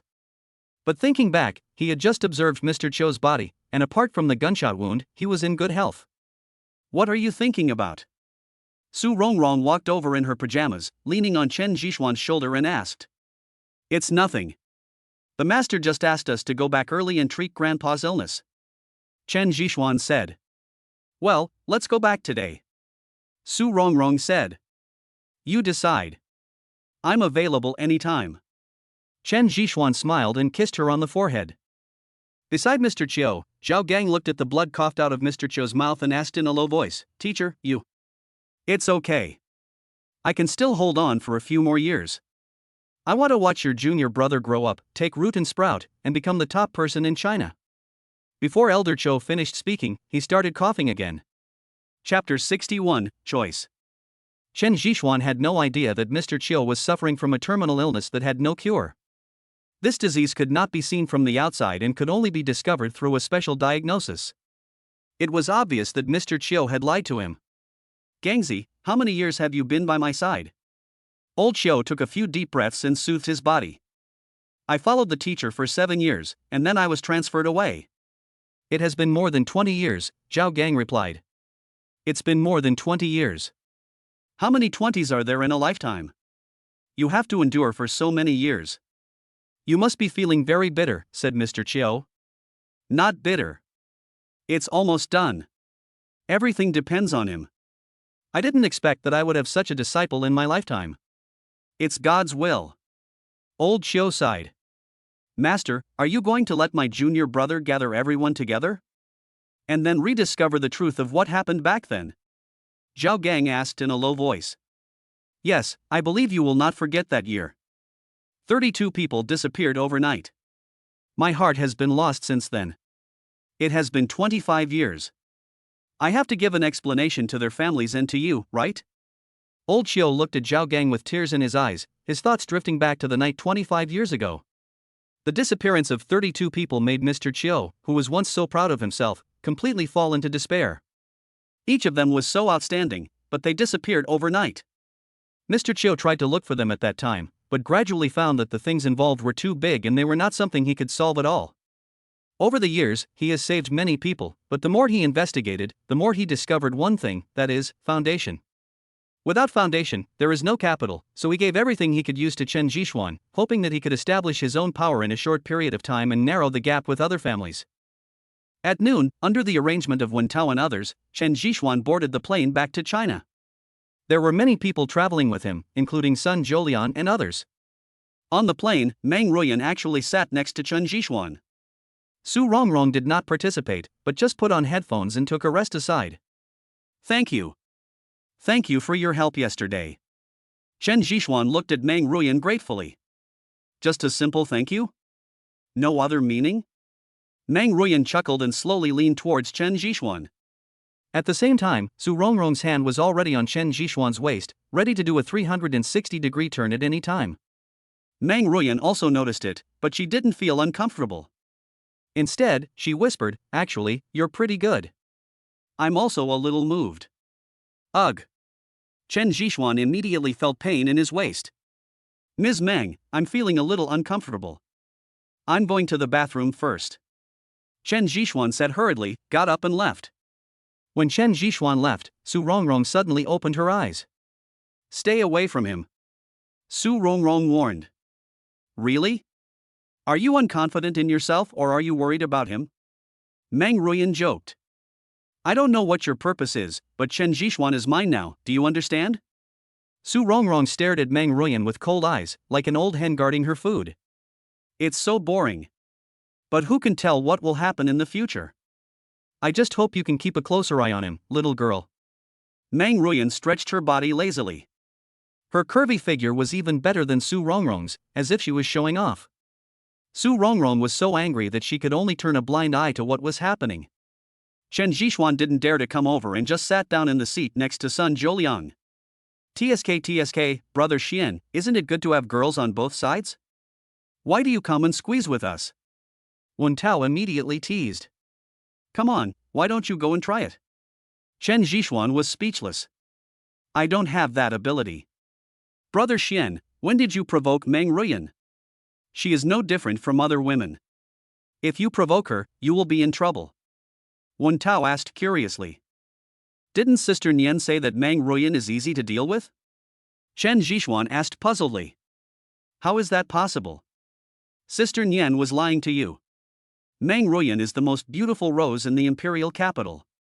Even Brother Morong was no match for her back then and would have fallen at her feet at any time. Sister Nian said that because she is jealous. The development of the Meng family to where it is today is all thanks to Meng Ruyan. Just think about how powerful this woman must be. Wen Tao sighed. Then why doesn't she join your circle? Chen Jixuan was very surprised. The first reason is of course Sister Nian. Sister Nian likes Brother Morong, and Brother Morong is pursuing Meng Ruyan. How could they be in the same circle? The second reason is that Meng Ruyan's level is too high, and she doesn't want to play with us little kids. Wen Tao explained. Yes, she sold us out, and we have to count money for her. It's better not to provoke her. Sun Zholiang replied with lingering fear. It was obvious that Meng Ruyan left a deep impression on him. After chatting for a long time, Chen Jixuan felt a little sleepy due to his injuries, and did not wake up until they arrived in the imperial capital. This time, Chen Jixuan did not follow them to the Nian family. Instead, he planned to rest here for a night and then return to the flower market and visit the Su family. After all, Grandpa Su's illness was the most important thing. Chen Jixuan found a hotel and took Su Rongrong to stay there. The rare thing was that there was no one guarding him anymore, which made him feel relieved. After washing, Su Rongrong and Chen Jixuan changed the gauze again. In the middle of the night, Chen Jixuan tossed and turned, unable to sleep, his mind full of thoughts about Meng Ruyan. What kind of person is she? Looking at Su Rongrong who was already sleeping beside him, Chen Jixuan quietly got out of bed and went to the sofa outside. Sitting aside, he lit a cigarette skillfully. The smoke instantly swirled around, making Chen Jixuan's mind calm down again. He really wanted to know Meng Ruyan's purpose, and at the same time he was struggling over whether he should tell her about the new energy source. After all, it is always better to have one more friend than one more enemy. He understood one thing clearly from what Wen Tao and others said, that is, this Meng Ruyan was extraordinary, and even Nian Wuyan might not be her opponent. Having such a person might be better for the current situation. With her, Chen Jixuan no longer needs to be afraid of Nian Wuyan's tricks on him, and he can also check and balance the little actions of others. I kept weighing the pros and cons in my head, and the cigarette in my hand slowly ran out. Finally, after taking a deep breath, Chen Jixuan put out the cigarette. He had already made up his mind, which was to test Meng Ruyan to see how big this woman's appetite was, whether she was suitable to get involved, and how terrible the harm could be. Chapter 62 New Skills. A new day has begun. The host may sign in. Ding, system prompts, the host has one more chance to draw a prize. Just as he was thinking about it, Chen Jixuan heard a system prompt sound in his head. A few days ago, Chen Jixuan signed in and got some insignificant things. I want to sign in. Ding. The host starts signing in. Ding. Congratulations to the host for signing in successfully. Ding. Congratulations to the host for obtaining a little white mouse. Soon, a little white mouse appeared out of thin air in front of Chen Jixuan, crawling constantly on the coffee table. Chen Jixuan was a little helpless. After all, he had become accustomed to the strange things he got from signing into the system during this period of time. I want to draw a lottery. Chen Jixuan rubbed his temple and said. Ding. The lottery begins. Watching the objects in the virtual frame spinning rapidly again, Chen Zhixuan tried hard to concentrate on observing the patterns. After looking for more than 10 seconds, my eyes were a little blurry and I couldn't find any pattern at all. Stop. As Chen Zhixuan shouted, the items in the virtual frame slowed down, slower, and finally stopped. Ding! Congratulations to the host for winning all the skills of Soldier King Laoe. Please accept it. Soldier King Laoe? Interesting, I don't know what he has in him. Chen Zhixuan found a comfortable position and lay down, ready to receive all the skills of this Soldier King Laoe. Soon, a swollen and painful feeling came from the middle of my head again, and information began to be input again. After a long time, Chen Zhixuan shook his head, exhaled, and sat up. Interesting. He is proficient in martial arts, firearms, special operations, and even driving skills. This guy is really amazing. Chen Zhixuan said to himself. He even felt that his reaction had improved again, and this state gave him a very comfortable feeling. After drinking 2 glasses of water, Chen Zhixuan also went to rest. The next morning, Su Rongrong woke up Chen Zhixuan and said that Su Ming had been waiting outside the hotel for a long time. Hearing that his cheap brother-in-law was already waiting, Chen Zhixuan could only turn over and get up. Of course, when putting on clothes, some manual labor is inevitable. Young people should take care of their health. Su Ming said something after entering the room, which made Chen Zhixuan's face turn red. Su Rongrong lowered her head and pinched Chen Zhixuan's waist hard. If he wasn't being a hooligan, how could Su Ming say such a thing? Brother-in-law, it's time to come back with me. Don't forget what happened to my grandfather. Only when he wakes up can you get the recognition of the Su family. Otherwise, you still can't enter the Su family's door, and Rongrong will no longer be recognized by the Su family. Su Ming said. Brother-in-law, I understand. I will definitely do a good job for the old man and make him wake up again. Chen Zhixuan nodded. Well, let's go without further ado. The sooner we go back, the more relieved I will feel. Su Ming said. After simply packing up, Chen Zhixuan and the other 2 rushed to the airport. A few hours later, they finally returned to the flower market. Looking at everything familiar around him, Chen Zhixuan actually felt like a wanderer returning home. When we left the airport, the convoy was already parked outside. In the car, Chen Zhixuan was still a little nervous. Although he had been recognized by Su Rongrong and Su Ming, he still lost face in front of Su Rongrong's parents when he was in Marley. He didn't know what this meeting would be like. Are you scared now? What would you have done if you had known earlier? Su Ming deliberately teased from the side. Brother-in-law, are you still making sarcastic remarks at this time? Chen Zhixuan said speechlessly. Don't worry, we are going to the military district this time, not our home. The old man's condition cannot be affected by others, and it is safer to keep him in the military district's hospital. Su Ming said. Hearing this, Chen Zhixuan secretly breathed a sigh of relief. To be honest, he really couldn't face Su Rongrong's parents. The direction the convoy was heading was getting more and more remote, and there were fewer and fewer vehicles around. It was more than an hour later that they stopped. Looking at the 2 huge iron doors in front of him, Chen Zhixuan couldn't help but stick his head out to take a look. The gate had just blocked the road, and there were many soldiers on guard around it.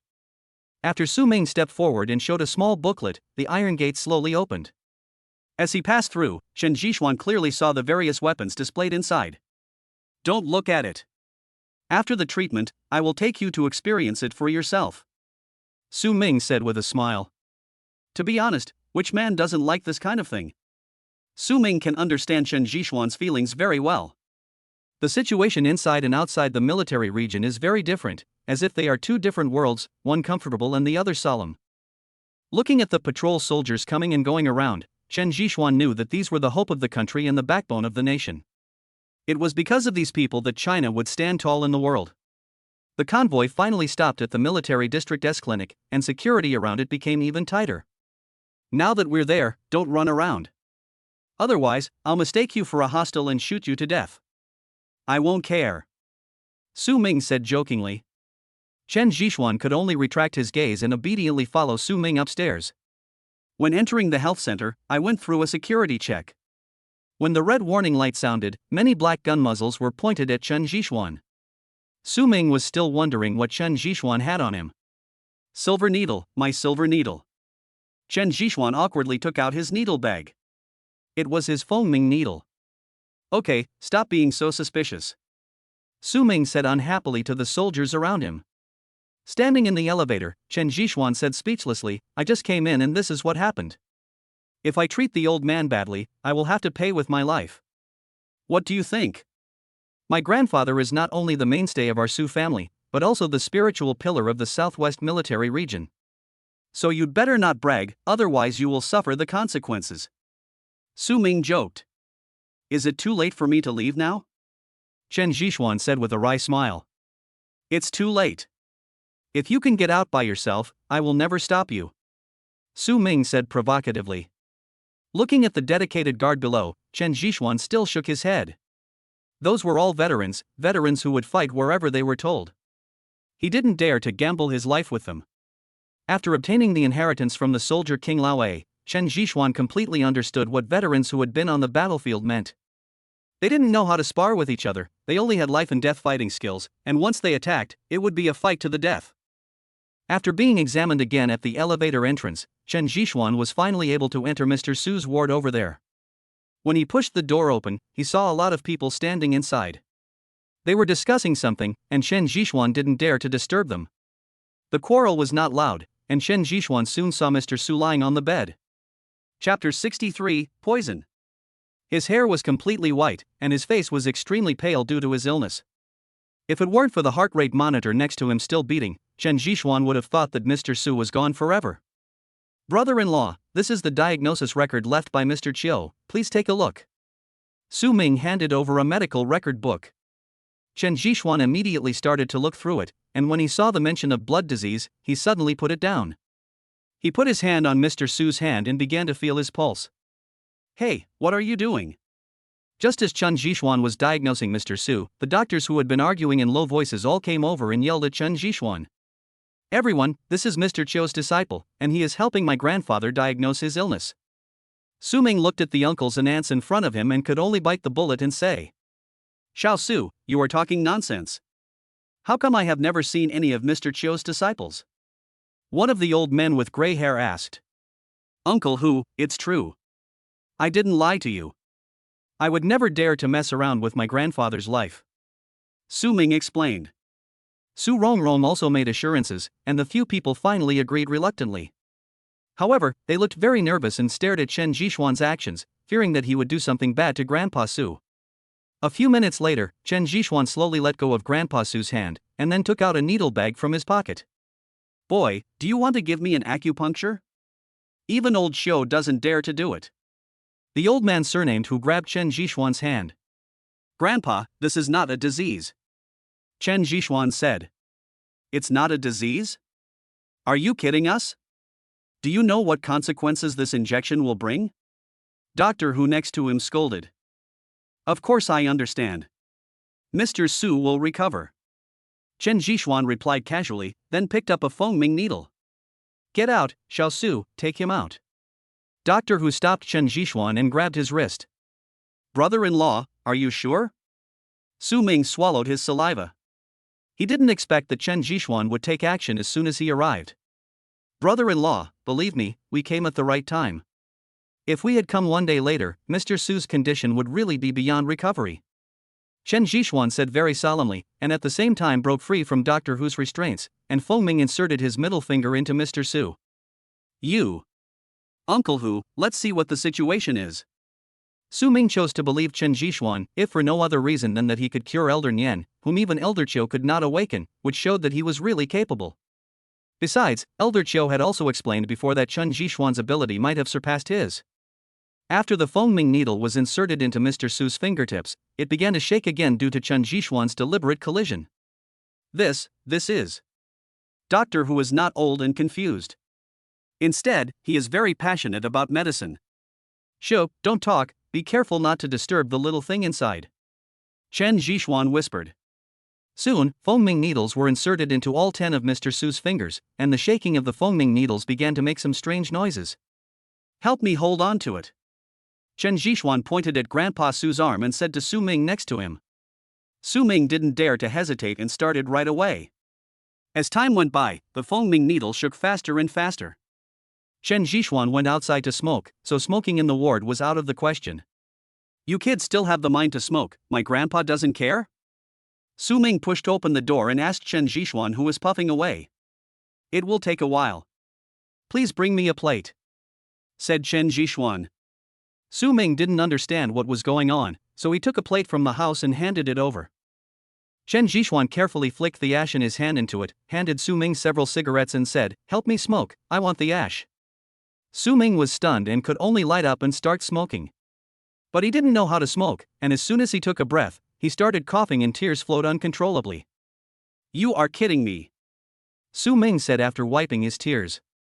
You'll know in a moment, 3 minutes, and throw the ash in there when you're done smoking, Chen Jishuan said with a smile, taking a puff of cigarette.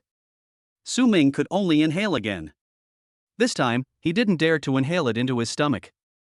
He just spit it out as soon as he inhaled it.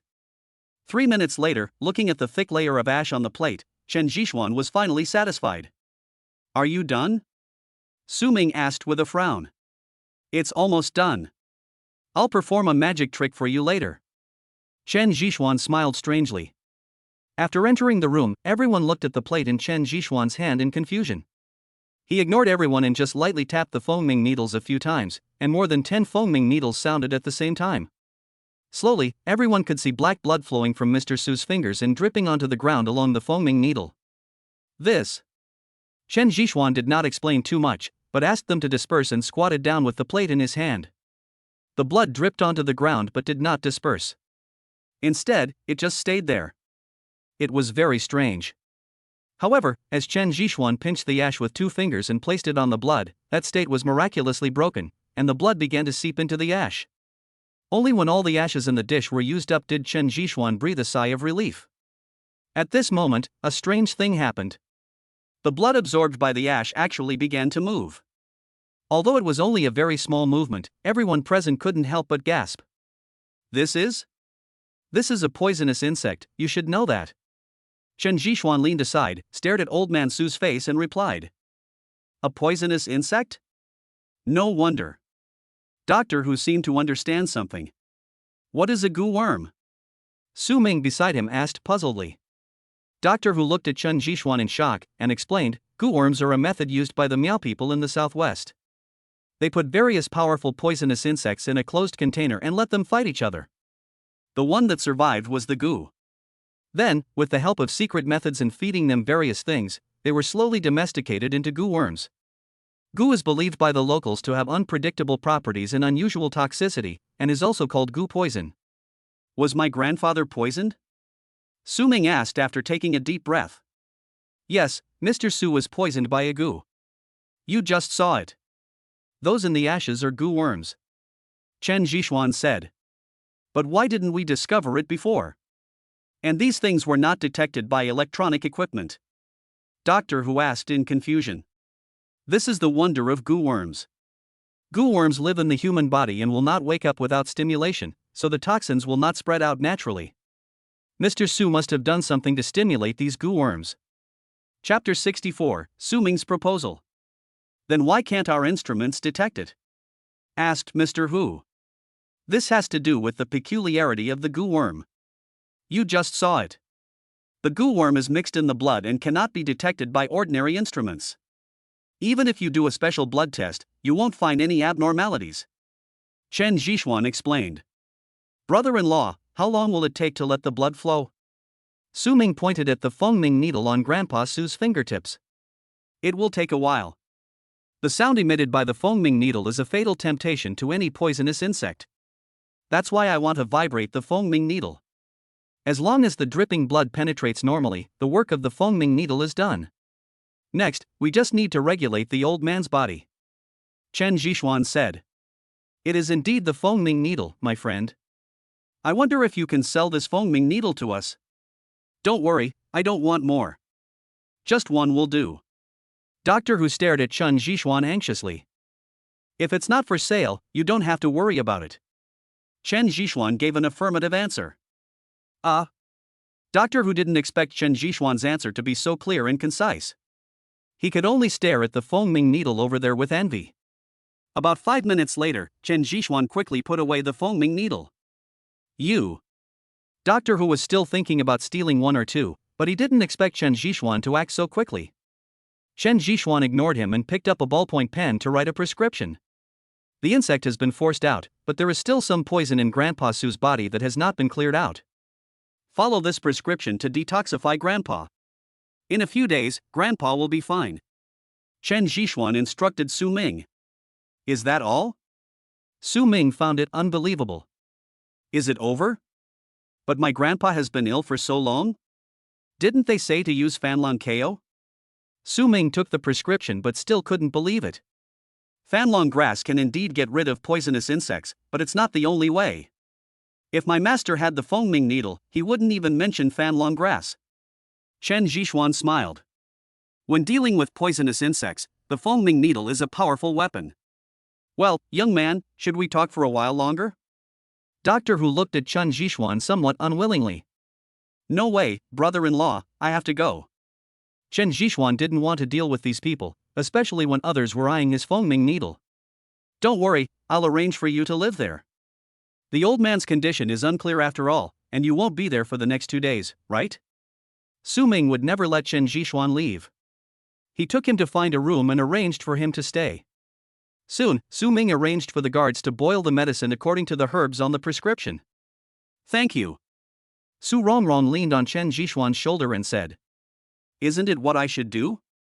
With the old man's support, I'll see who in the Su family dares not to marry you to me. Chen Zhishuan said with a smile. TSK, is it necessary to be like this? You show your affection wherever you go. Su Ming came back at some point and teased the two of them. Brother-in-law, I'm so envious. Just find one for yourself. Chen Zhishuan said as he kissed Su Rongrong on the face, deliberately provoking Su Ming.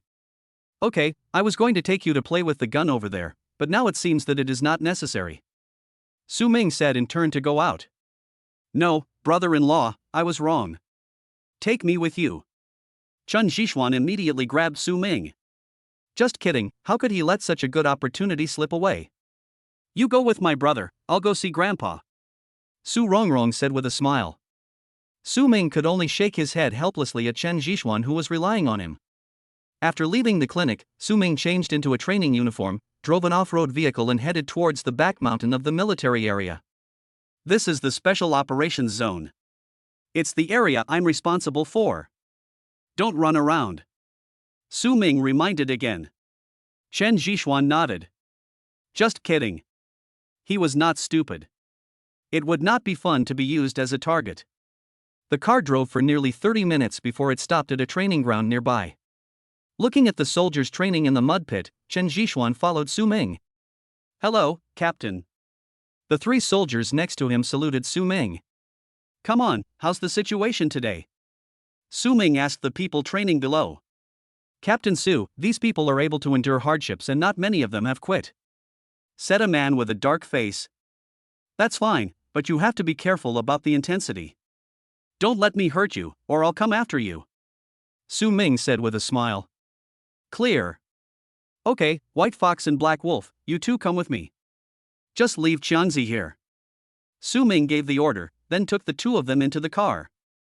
The black-faced man also followed and sat in the car. After bypassing the mud pit here and driving about 2 miles, we finally arrived at the shooting range. Hello, this is my brother-in-law Chen Zhishuan. I brought him here to play, and you two will entertain him. Su Ming pointed at Chen Zhishuan and introduced him. Black Wolf. Arctic Fox. The 2 introduced themselves to Chen Zhishuan and extended their hands at the same time. Soon, Chen Zhishuan felt something was wrong. The 2 did not let go after shaking hands. Instead, he could feel that they were exerting force. Looking at this scene, Su Ming next to him shook his head and sat aside without saying a word. After more than 10 seconds, the Black Wolf and the White Fox let go of their hands. So, your show of force doesn't work? Su Ming said slowly. Captain Su, your brother-in-law is really good. Why don't you bring him to our team? Black Wolf said with a grin. You're overthinking it. He's different from us. He's Mr. Chio's apprentice and a famous doctor. And you're still thinking of showing off your power to him. If we just compare skills, I'm not his match. Su Ming deliberately tried to draw hatred from Chen Zhishuan. Really? Brother Xian, let's have a competition? Black Wolf immediately became interested. How could Chen Jixuan not hear that Su Ming was setting a trap for him? However, the wound on his abdomen had not healed yet, and he did not want to wrap it with gauze for a few more days. After all, Su Rongrong was waiting for him to pick her over there. Just call me Xuanzi. I'm injured. Once I recover, I will definitely stay with you to the end. Chen Jixuan explained. Okay. There was no choice but for Black Wolf to give up. Okay, we'll deal with each other again in the future. Xuanzi will be your health doctor in the future and will not be here for the next few days. Su Ming said with a smile. Brother-in-law, are you trapping me again? How could I agree to that? Chen Jixuan stared at Su Ming in confusion. What? You don't want to give me this face? Besides, I'm doing this for your own good. Do you think Wang Tianlai will forgive you? With this title, at least Wang Tianlai won't dare to do anything wrong in public. Su Ming explained. Chen Jixuan did not answer immediately, but fell into deep thought. Indeed, what Su Ming said made sense. Chapter 65, Barbecue. The Wang family is too powerful, especially Wang Tianlai. After the fight, Chen Jixuan knew clearly that Wang Tianlai was a wolf that would not let go once it set its eyes on something. What's more, the relationships among the families are so complicated now, and their interests are so intertwined, no one knows what will happen. After all, Mr. Chiu and new energy technology played a big role in his escape from the Wang family. Without these two things, he might have been killed by the Wang family long ago. And Su Ming gave this identity, which at least made Wang Tianlai be cautious when taking action. Seeing that Chen Jixuan agreed, Su Ming beside him smiled and said, "Look, all the good things are left for you, why don't you thank me?"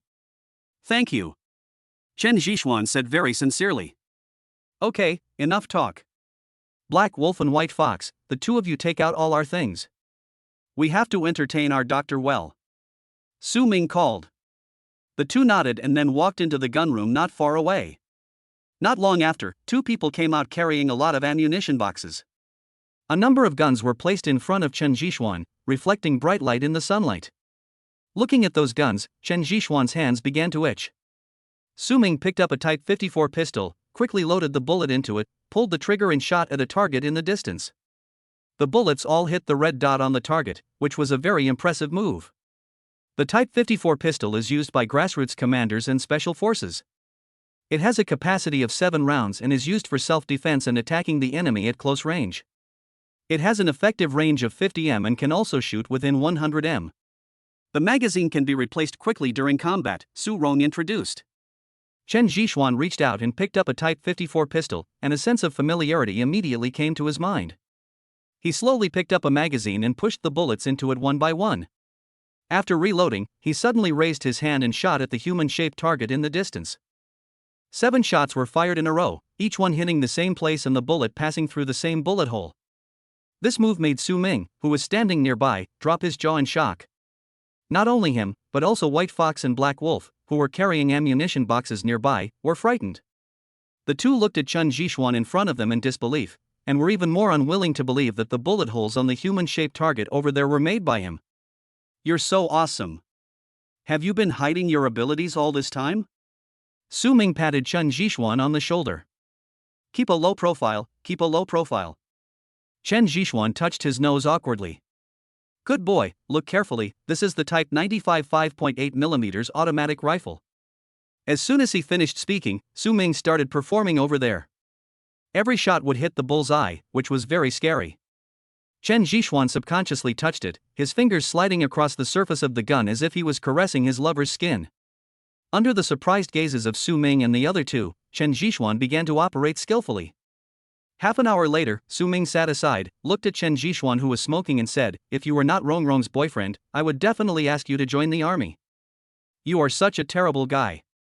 "Yes, compared with Xuanzi, we are far behind." Baihu sighed. "No, we have to go back and take good care of those cubs." Black Wolf muttered. No one expected that Hailang suffered such a great blow.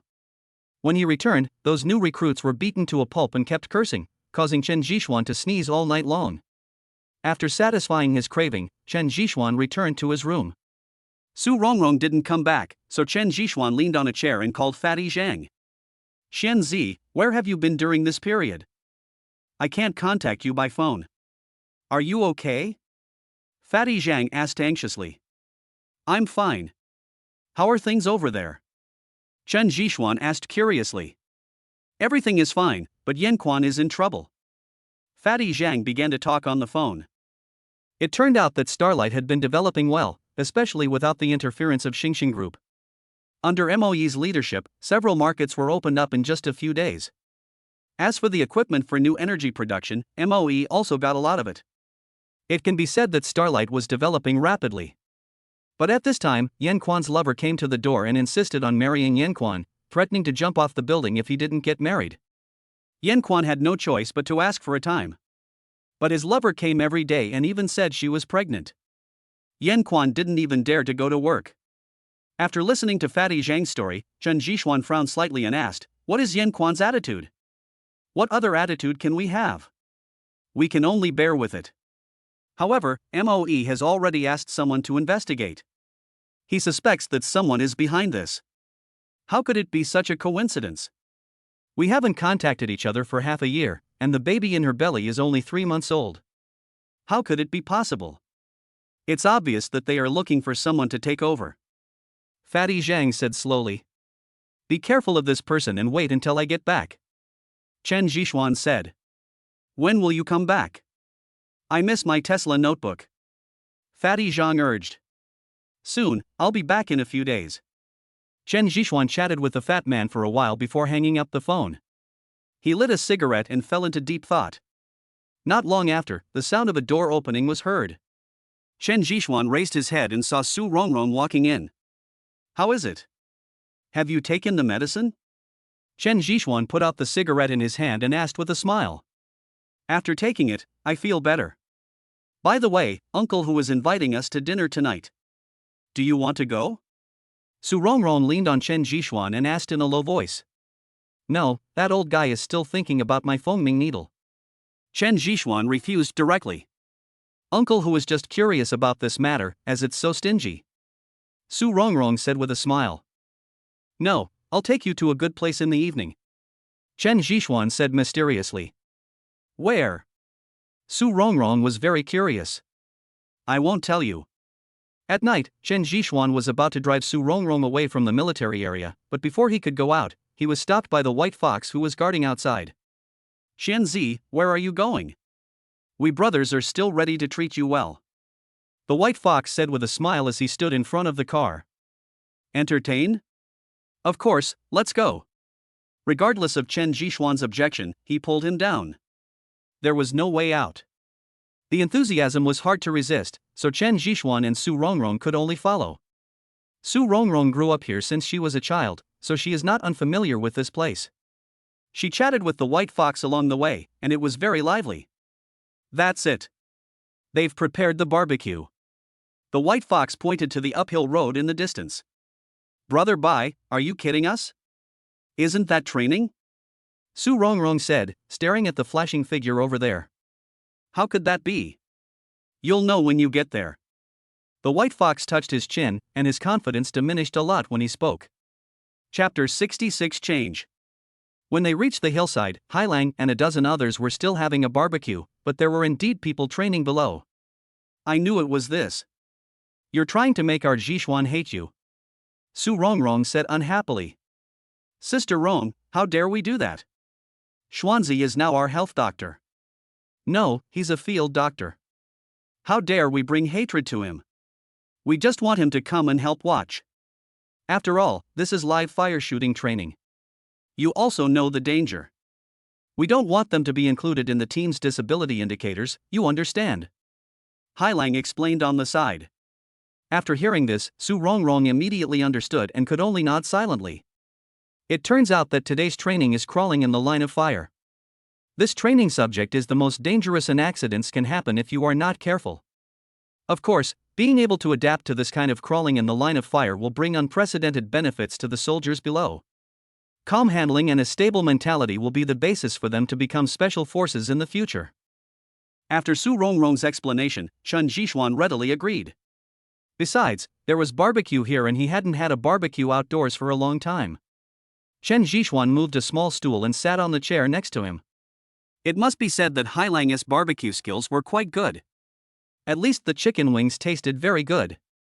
I picked up the beer next to me and started drinking it, feeling very comfortable. On the other hand, every soldier being trained over there was sweating profusely, which was two extremes from here. While eating and chatting, the relationship between Chen Zhishuan and Hailang's men quickly heated up. After all, for men, there is nothing that can't be solved by a barbecue. Suddenly, the gunfire stopped. Black Wolf subconsciously looked back and saw that the training in the distance had stopped. Oh no, something happened. Black Wolf threw down the chicken leg in his hand and ran over. Chen Zhishuan, with a piece of steak in his mouth, followed closely behind. The back was hit by a stray bullet and the bleeding can't be stopped, said an instructor nearby. Black Wolf squatted down hurriedly, and the spotlight next to him immediately shone over, making the surroundings as bright as day. Chen Zhishuan lowered his head to watch for a while, then took out the foaming needle and started operating while chewing his steak.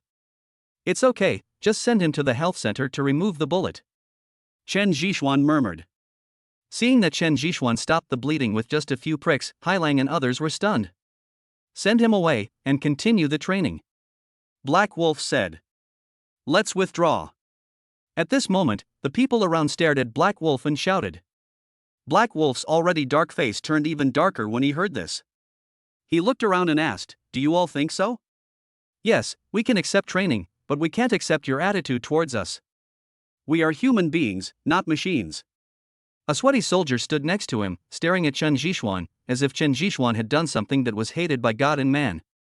"Yes, very brave. In view of your bravery, I will give you a chance to explain yourself. Tell me why you think so." Black Wolf stared at the soldier, as if without an answer, he would ruthlessly drive the soldier away. "We are not your enemies, and this is training. Why do we have to use live ammunition? Do we lose our human rights just because we participate in the selection?" The soldier shouted without hesitation. What I thought it was? It turns out to be this. Then I can tell you very clearly that this subject is shooting with live ammunition, and you can go and ask. The disability index for this subject is the highest in the entire military region. Let me tell you, if this was a battlefield, do you think the opponent would fire blanks at you at such a close distance? If this was a battlefield, the opponent's firepower would be as fierce as at home, and would not be so gentle to us. Our training is to let you feel what a battlefield is and what a battle is. Black Wolf laughed wildly a few times, then stared at the soldier viciously and said, What do you mean by that? I tell you, since you have entered the selection of our special forces, you should understand what we will face next. That is a situation where we are deep behind enemy lines, outnumbered by the enemy, without any support, and can only rely on yourself. At that time, if you don't have a qualified mentality and calm thinking, then you are not human beings, but just a group of lambs to be slaughtered. I tell you, the training here is to teach you how to keep a stable mentality behind enemy lines. If you can't even do this, then get out of here. I don't want to see you harm your companions. I don't want to put the safety of the people in your hands. I'm afraid that I will become a sinner of the nation. Black Wolf roared again.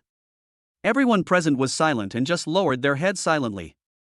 Tell me, do you want to continue or quit? Don't worry, I won't embarrass you. I will respect you as human beings. Black Wolf looked around, his eyes sweeping over them one by one. When Chen Zhishuan looked at the Black Wolf in front of him, he finally understood what expectation, responsibility, and protection meant. We were wrong. The soldier who had expressed his dissatisfaction earlier whispered. Then why are you still standing there? Why don't you train? Black Wolf said as he kicked the soldier on the butt. I sprained my foot. The soldier said with his head down. Chen Zhishuan immediately squatted down and found that the soldier's ankle was swollen. Reaching out and touching it, Chen Zhishuan shook his head and said, It's badly injured and needs proper treatment. The Black Wolf was silent for a moment and nodded to the White Fox. The soldier was carried to the hillside and Chen Zhishuan began to massage him. Looking at the young face in front of him, Chen Zhishuan lit a cigarette and said, What's your name? How old are you this year? Wangli, 21. How many years have you been in the army? Why? I served in the army for 3 years in order to join the special forces and go to the battlefield. The young man replied. Why do we have to go to the battlefield? Chen Zhishuan was very confused. To protect the people behind me. After saying that, Wang Li didn't speak again. He just silently watched the situation on the training ground over there. Wang Li, 21, his parents died in a mudslide 8 years ago. He was rescued by the local armed police, and he joined the army when he reached age. Hailang looked at Wang Li and told him a lot of information about Wang Li. He needs to rest for 3 days because of his injury. There is no bone damage. By the way, there is no training tomorrow. I will give them a full body checkup, Chen Zhixuan said in a deep voice. Okay. Black Wolf unexpectedly agreed. Everything returned to its previous state, but Chen Zhixuan no longer had the appetite to eat. Chapter 67, Being Tricked Again. After the training was completed, Chen Zhixuan didn't want to stay any longer. After all, he had promised to give these soldiers physical examinations tomorrow, and the necessary things still needed to be prepared. Watching Chen Zhixuan taking Su Rongrong away, the white fox patted the black wolf on the shoulder and said, "Not bad, your acting is good." You fooled him. I told you I have no problem. I was also one of the youngsters in our area, and I learned the true skills from those old men and women. I can perform the scam perfectly, Black Wolf said proudly. I feel that the boss's move is too cruel, just like the time when he tricked me. Black Bear next to him interjected. Indeed, I didn't expect Xuanzi to be fooled and promised to give these little bastards a physical examination tomorrow. It's such a blessing, Black Wolf said with a smile. Come on, let me tell you how powerful that shot of mine was. It was so accurate that even a master like him didn't have any doubts. TSK, I even admire myself a little. Fei Niao, who was walking over with a rifle in the distance, chuckled. Okay, we've gotten away with it today, but we must not reveal our tracks tomorrow. Boss Su said that if we're discovered, we'll be in trouble. White Fox reminded in a low voice. Don't worry, it's okay. I can finally have a day off tomorrow and don't have to face these brats. Black Wolf stretched lazily, twisted his big butt and returned to his dormitory, ready to have a good night's rest. Chen Zhixuan also contacted Su Ming and asked him to provide some basic medical equipment. Su Ming pretended not to know and asked Chen Zhixuan what he wanted to do. After he told him, he nodded in agreement. Putting down his phone, Chen Zhixuan lit a cigarette and said to himself, "Why do I feel like I've been cheated?" Of course I was cheated. Do you think Black Wolf and his friends' barbecue is so delicious? I grew up in this military area, and I know that people here are cunning. They only want to take advantage, so how could I suffer losses for no reason? Not to mention that we are kindly inviting you to a meal, Su Rongrong said with a smile. She sensed something was wrong from the moment the white fox appeared and invited her, not to mention the drama that followed. She didn't know how many times she had seen it. It was obviously Su Ming's doing. She knew her brother too well. So you've discovered it a long time ago? Chen Zhixuan hugged Su Rongrong and stared into her eyes playfully. You are stupid. Besides, this is a good thing. My brother has helped you so much, you have to repay him, right? Su Rongrong pinched Chen Zhixuan's nose and said. If a family has anything to say, just speak it out. Why do this?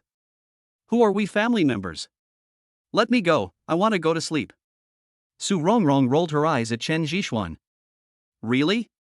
But now, not to mention the whole country, even those few families know that you, Su Rongrong, are my woman. Who else do you think would want her? Chen Zhixuan deliberately teased. So you are like this, I understand now? What did you understand? Chen Zhixuan lowered his head and kissed her forcefully. No, you're still injured. Amid Su Rongrong's exclamation, Chen Zhixuan no longer cared about anything else and started taking action directly. The night was silent. When Chen Zhixuan woke up the next morning, he saw Su Rongrong lying motionless on the bed. He kissed her on the forehead, put on his clothes and went to make dinner. The food in the military district is quite good, especially since it is close to the health center. The food is even better. After placing it at the bedside for Su Rongrong, he contacted Su Ming for diagnosis. After placing the medical equipment, Chen Zhixuan sat on a chair beside him and began to doze off. Stand at attention. The high-pitched ending tone almost made Chen Zhixuan fall to the ground. He rubbed his eyes, put his hands up to block the sun above his head and looked over. He saw Black Wolf standing over there with more than 50 soldiers, looking straight at him. Shenzi, I have brought the people here. Do you need anything else? Black Wolf asked with a smile. That's all. You can do whatever you want. Let them line up. Chen Jixuan took out a bag of tea from the drawer, made a cup of hot tea, and said comfortably. Did you hear me? Line up and don't cause trouble, otherwise you will bear the consequences. Hailang gave a few instructions and sat down next to Chen Jixuan. Bathed in the sunshine, I feel particularly relaxed, especially since I don't need to train, so I enjoy this moment of tranquility even more. Since Chen Jixuan had agreed to help them with a thorough physical examination, he naturally would not let his skills down and put his whole heart into it. Several medical workers from the nearby clinic performed some simple diagnoses, while Chen Jixuan carefully felt the pulses of these soldiers. The disease healed very quickly. They were basically just minor problems that could be cured by paying attention to diet and taking medication. In a blink of an eye, the last person was left. Ernio, come here quickly. Black Wolf called out. Ernio bit his lip and moved towards them very slowly as if a 1,000-pound iron ball was hanging under his feet. Before he could stretch out his hand, Chen Jixuan lit a cigarette and said, "Tell me, how long have you been injured?" Ah. The Black Wolf next to him was stunned and quickly stood up. I'm not hurt. Ernio kept shaking his head, not daring to look Chen Jixuan in the eye. The Black Wolf next to him also noticed something was wrong, and put his hand on Ernio's shoulder and said, If you can't lie, don't lie. Tell me, what exactly are you injured by? The soldiers standing aside saw this scene and felt something was wrong. Go ahead. Black Wolf looked at Ernio's reaction and his voice suddenly became louder. Ernio still didn't say anything, but his two fists were clenched tightly together, with veins bulging on the surface. Report. At this time, a soldier standing over there shouted. Tell me. Black Wolf suddenly turned around and stared at the person over there. Ernio is not sick. I suspect that this doctor is deliberately making things difficult for him and embarrassing him. The soldier shouted. Hailang didn't say anything, but turned his gaze to Chen Jixuan. Ha, does that mean I'm a quack? Chen Jixuan flicked the ash off his cigarette with a smile. Yes, said the soldier who stood up. Interesting, I know you didn't like me yesterday, but you can't slander my medical skills. As he said that, Chen Jixuan patted Ernio on the waist, and Ernio fell to the ground instantly. Seeing the scene, everyone was stunned, but before Chen Jixuan could explain anything, the soldier next to him rushed up instantly. You dare to touch him? Do something bad to him? As soon as these words were spoken, the rest of the soldiers could no longer stand and surrounded Chen Jixuan. They looked as if they would attack him if he didn't give a reasonable explanation. Hailang didn't expect this to happen and subconsciously wanted to stop it. Chapter 68, Whetstone. Don't worry, just let them come. My brother-in-law is no pushover. Besides, haven't you always been looking for a chance to grind their edge? This is an opportunity. Su Ming's voice reached Hailang's ears through the headset. Black Wolf could only stand aside silently and watch the situation develop. Chen Jixuan looked at the soldiers around him, slowly put out his cigarette and said, It seems like you don't know what you are doing? Is this your discipline? Is this what you call brotherhood? How boring. What did you say? The people gathered around again. Boss, do you really not need to intervene?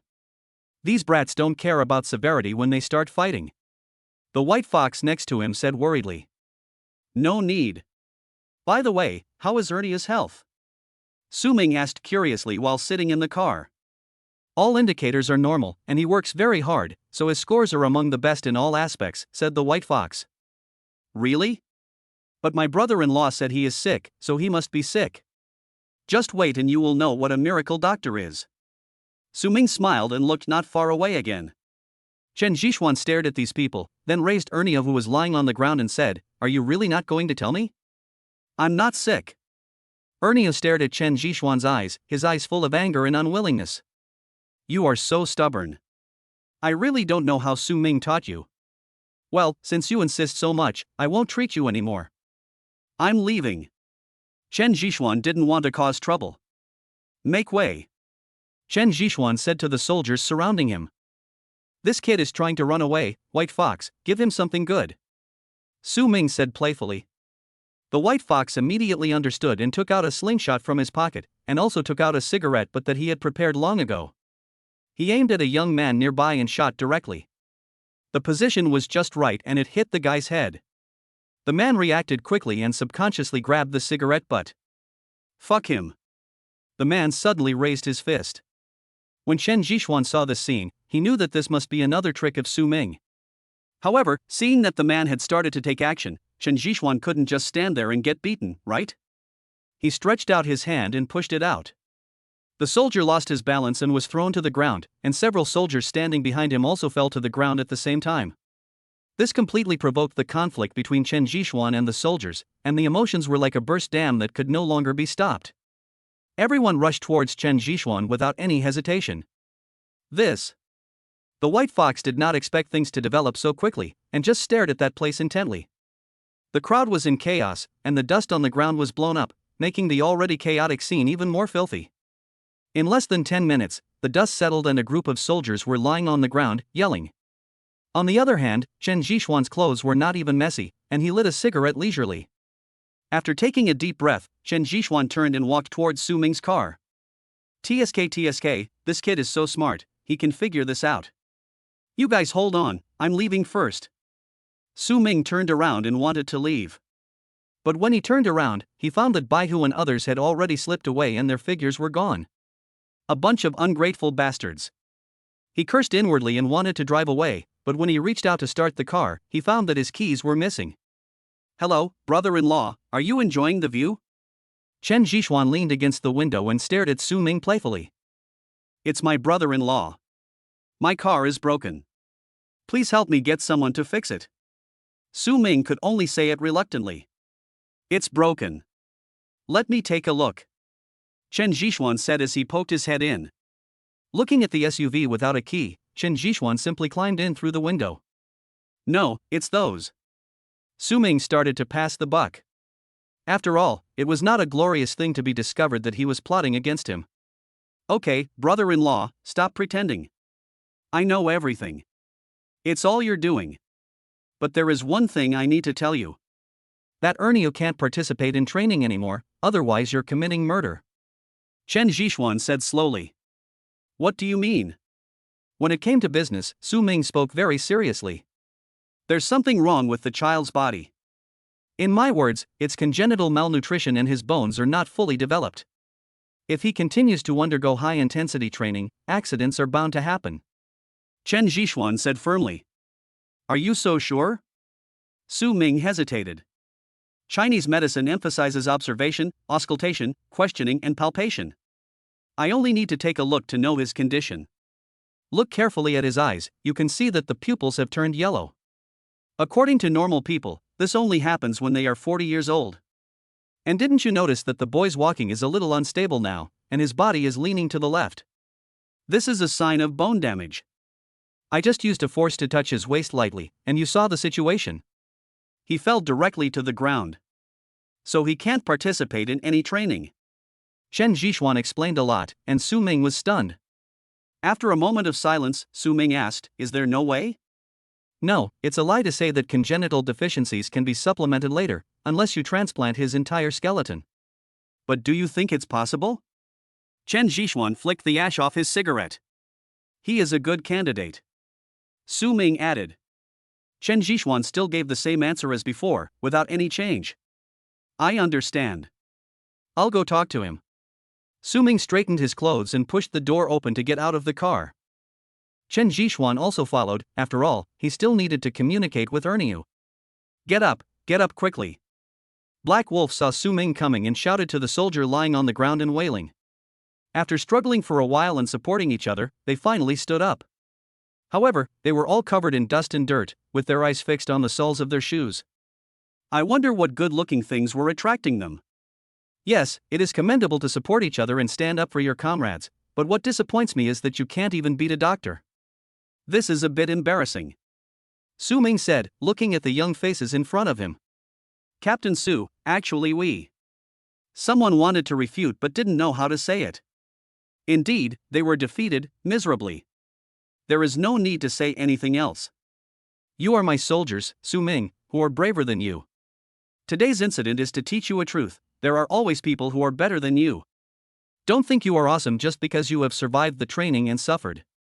Let me tell you, you still have a lot to learn before you can face enemies who are more powerful than you in the future. Chapter 69, Meeting the Parents. After the lecture, the soldiers were no longer dejected, as if they had been reborn. Each of them was holding back a strong energy and a belief to defeat Chen Zhishuan and defeat Chen Zhishuan. Well, I've been used again. Chen Zhishuan touched his nose, speechless. Li Erniu. Su Ming shouted suddenly. Arrive. Li Erniu walked out of the queue, looking straight ahead, very serious. Li Erniu, tell me about your physical condition. Don't hide it. You should know that there should be trust between comrades. Today they can fight for your lies, but tomorrow they may lose their lives because of your lies. Su Ming said in a deep voice. Li Erniu's eyes were already filled with tears, and he tried hard not to let his tears fall. Yes, there is something wrong with my body. Sometimes I have no strength before training even starts. I cannot sleep at night and my whole body aches. Li Erniu used up all his strength to speak each word, and his voice echoed throughout the training ground. And as the last word came to an end, he became like a deflated ball, completely drained of energy. Suddenly, Erniu knelt in front of his brothers and said with a sob, "I'm sorry, I lied to you all." Erniu, stop doing this, get up. That's right, we are brothers, there is no such thing as lying or not. A group of people started talking at once, constantly comforting Erniu. If nothing else, results cannot be faked. Even in such a physical condition, he can still do better than them. Erniu deserves their respect. Li Erniu, stand up. Hailang walked behind him and shouted in a deep voice. Li Erniu wanted to stand up, but his legs were a little weak. After trying several times, he finally saluted Hailang and Su Ming. Very good, these are my soldiers, Su Ming. From today on, Erniu will not participate in the training. Su Ming patted Erniu on the shoulder and said. Li Erniu could no longer hold back the tears in his eyes, and they fell directly to the ground. Su Ming's words made it very clear that Li Erniu had lost the qualifications to be a special forces soldier. Perhaps his military career was coming to an end. Captain Su, I don't want to be demobilized. At least you can let me stay in the kitchen team. Li Erniu stared at Su Ming and said pleadingly. Erniu, I can't joke with your body. I will arrange a good job for you. Su Ming said slowly. He was not cruel, but he didn't want to see Erniu stay in the army and feel that kind of atmosphere because it would do him more harm than good. Instructor Hailang, please don't let me go. I can't bear to let you go. I have worked hard for 3 years to be selected into the special forces. I have not given up in these 3 years. I don't want to leave now. Li Erniu pulled Hailang's arm and begged constantly. Hailang also knew what kind of blow a soldier who was about to join the special forces would suffer if he encountered such a situation, but he had no choice. The army regulations were one thing, but if Li Erniu stayed in the army, the blow would be even greater. Actually, you don't have to leave. Chen Zhishuan spoke at this time. Everyone turned their eyes to him, waiting for his next words. Chen Zi, you. Su Ming was about to speak, but was stopped by Chen Zhishuan. I can't stay in the army, but since I promised Captain Su that I would be your health doctor, I can't go back on my word. So, Li Erniu will follow me to learn some simple medical skills. This way, he can use the medical skills to regulate his body, and still stay in the army to ensure your physical condition. It's killing 2 birds with 1 stone. Captain Su, what do you think? Chen Zhishuan said slowly. Su Ming hesitated for a moment and just nodded silently. He recruited these people, so naturally he was reluctant to let them leave. Why don't you become my disciple? The black wolf next to him kicked Li Erniu. Li Erniu reacted instantly, but was dodged by Chen Zhishuan. Don't think of taking advantage of me and asking me to be your disciple. My master is Mr. Chiu. If I accept you as my disciple, you will be on par with your Captain Su. Chen Zhishuan said jokingly. Ha ha.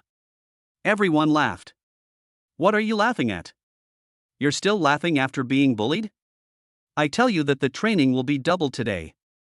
Whoever fails to complete it will not have dinner. Black Wolf scolded with a dark face. Well, they are in trouble again. Chen Zhishuan took Li Erniu away. After all, compared to Li Erniu, his foundation was very weak, and some things had to be learned slowly. For 3 consecutive days, Chen Zhishuan did not leave and taught Li Erniu here. Li Erniu's talent is average, but that can't stop him from working hard. Except for the necessary rest during the 3 days, he stayed around Chen Zhishuan all day long. I say that's enough. He's been around you all day, and I feel like he's your girlfriend and wife. Su Rongrong said unhappily. Su Rongrong had had enough of these 3 days. Just when she was about to have a little romance with Chen Jixuan, Li Ernia showed up. Now the first thing she does every morning when she wakes up is to check whether Li Ernia was in the room. Okay, it's the last day, let's leave tomorrow, okay? Chen Jixuan said with a smile. After leaving some basic medical books given by Mr. Chiu and giving Li Ernia some instructions, Chen Jixuan left without looking back. Within 3 days, Mr. Su had regained consciousness, or at least his mind was normal, and he had been sent back to the Su family. Mr. Su specifically asked Chen Jixuan to report there. This time you're really meeting your parents. I hope they have forgotten what happened before. Chen Jixuan muttered. But no matter how worried Chen Jixuan was, the Su family's visit was inevitable. The car roared away, carrying Chen Jixuan's melancholy with it. At the gate of the Su family, looking at the big villa, Chen Jixuan shook his head and said, "Sure enough, everyone enjoys life when they have money." Shut up and don't talk nonsense. This was allocated to my grandfather by the higher-ups. Su Rongrong pinched Chen Jixuan and said, "The gate of the Su family is still heavily guarded. After all, they are a powerful clan, and security must be in place." After entering the manor, Chen Jixuan saw people in the distance, among whom Su's father and mother were standing in front. Mom and Dad. Su Rongrong ran over after seeing them. "You stupid girl, you still remember to come back?"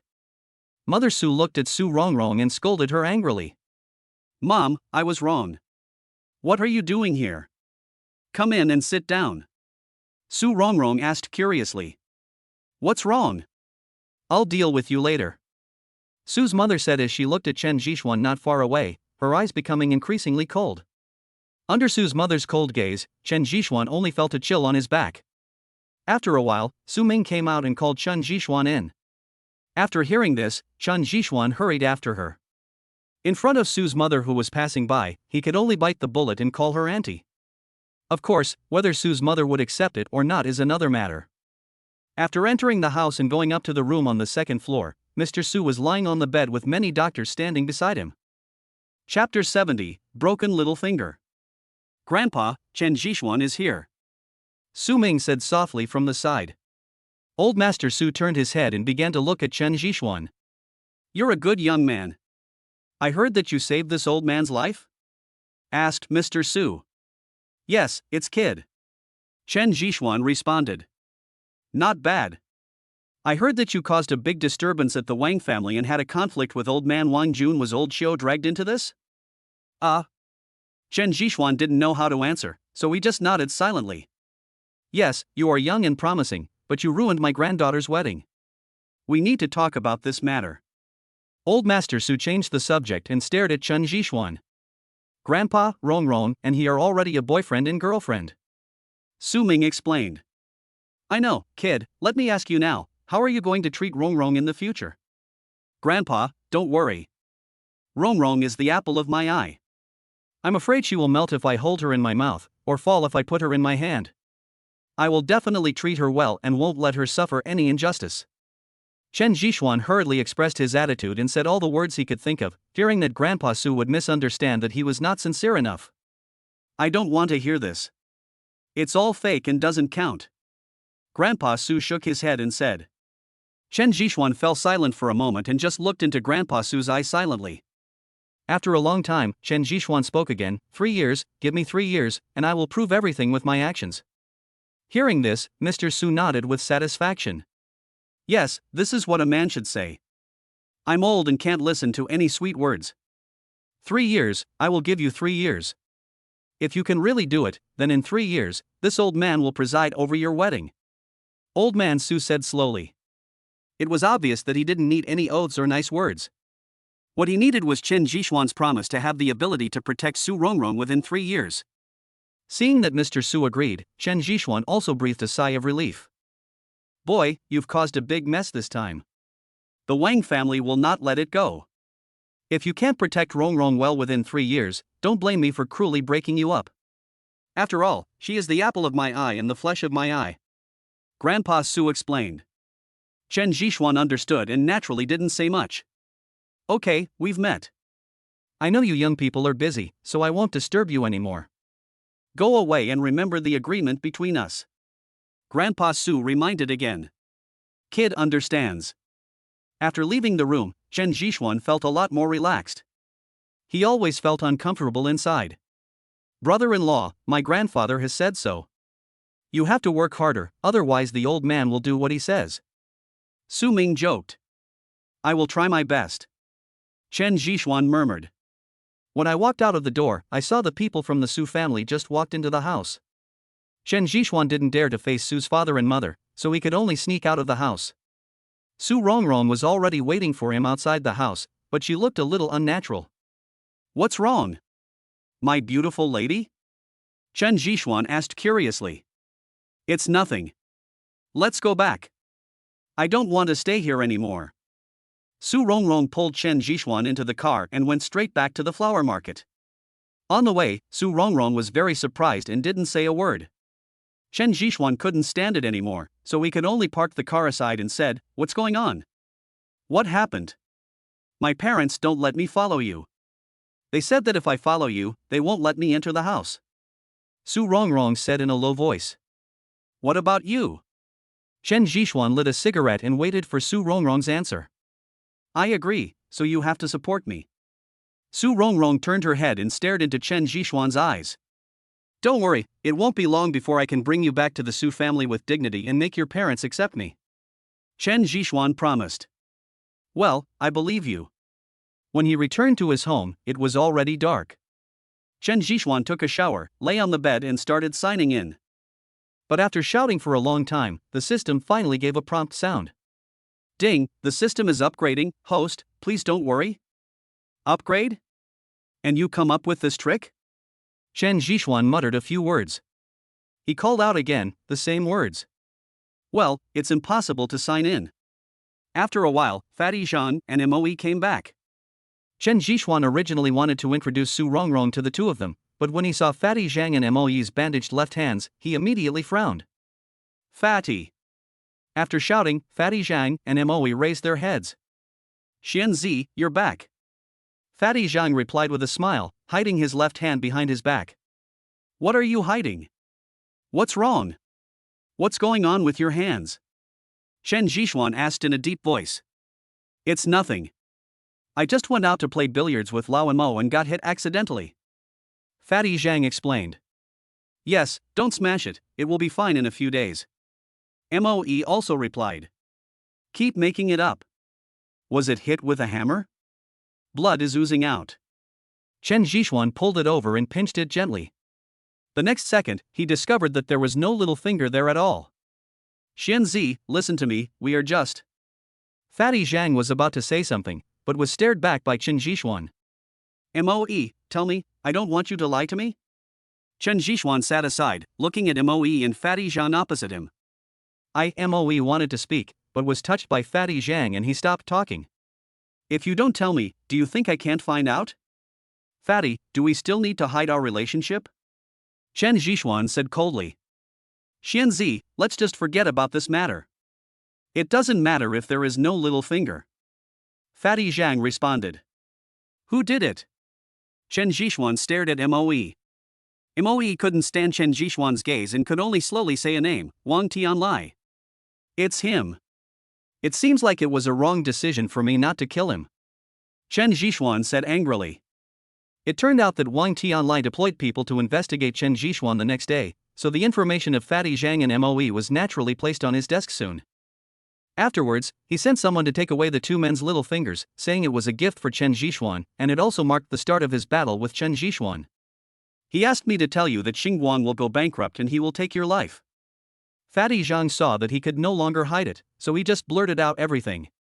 Interesting, the Wang family is really unwilling to suffer any loss. After Chen Zhishuan said this, he opened the door and left. Fatty Zhang and Moe were left looking at each other in bewilderment, neither of them understanding what Chen Zhishuan meant for a moment.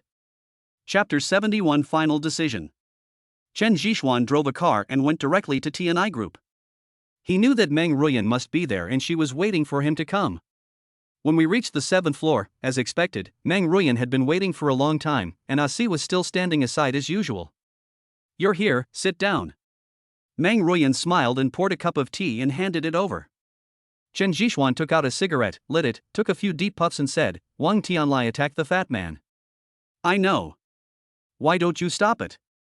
Chen Zhixuan stared at Meng Ruyan coldly. No. Meng Ruyan said with her red lips slightly opened. What? Don't you know that he is my brother? Chen Zhixuan roared. Chen Zhixuan, calm down. Things are not as simple as you think. The situation is different. Meng Ruyan said in a deep voice. What's the difference? What are you talking about? I'm asking you, why don't you help them? Even if you could just notify me, it would be nice. There was a hint of strangeness in Chen Zhixuan's words. I'm not the only one who knows about this. Wen Tao, Sun Zhouliang, Nian Bingxue, and they all know about it. Do you know why they didn't tell you and didn't try to stop it? Meng Ruyan dropped a bomb, making Chen Zhixuan's head dizzy. He kept smoking and finished a cigarette in less than 2 minutes. He then lit up a cigarette, looked at Meng Ruyan and said, They all know? Yes, you caused trouble at the Wang family, and they all need to take responsibility. The same goes for me. Elder One has said that the elders are not allowed to intervene in the affairs of the younger generation in the future, otherwise he will suppress them with thundering means.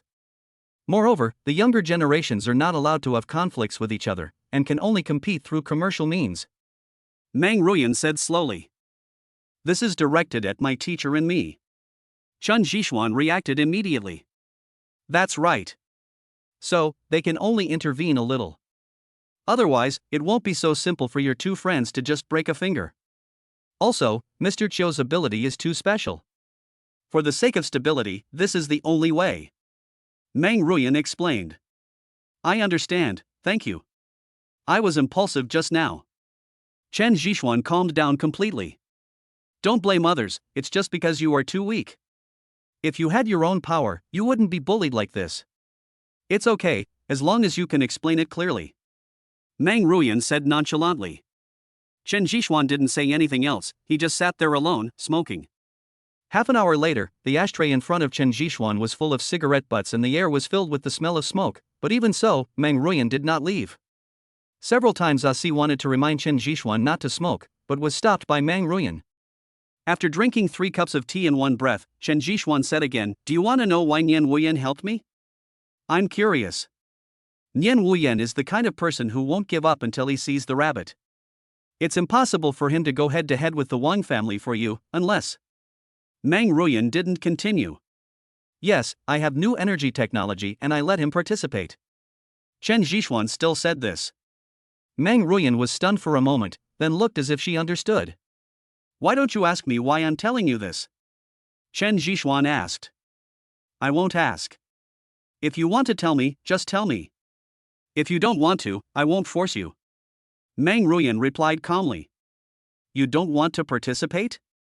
Chen Zhixuan stared at her curiously. I want to, but will you give me this chance? I will give it to you, but I need the support of the Meng family, all their support, and then I can let you dominate new energy technology. Chen Zhixuan threw out a big cake. Full support? Dominate new energy technologies? You must be kidding me. Meng Ruyan said. No. In addition to the Nian family, the Wen family and the Sun family have also intervened in the development of new energy technology. Let alone other things, can I take the lead with only the Wen family?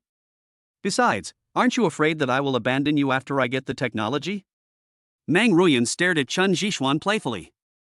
Whether I can take the lead is not up to me, but up to you. It depends on how big your appetite is, Meng Ruyan, and whether you dare to snatch it from the Wen family. As for being afraid that you will kick me away, to be frank, I am really a little afraid, but I believe you won't do that.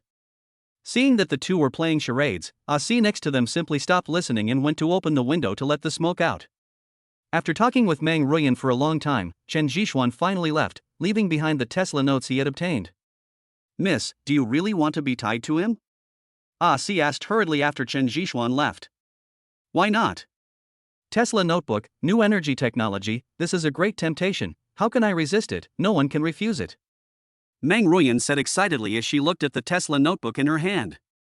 What about the Wen family? Si asked worriedly. The Wen family? He is right. That depends on how big my appetite is. But I believe I can eat it. Besides, don't underestimate Chen Zhixuan. Why doesn't he go to the Su family for cooperation instead of looking for me?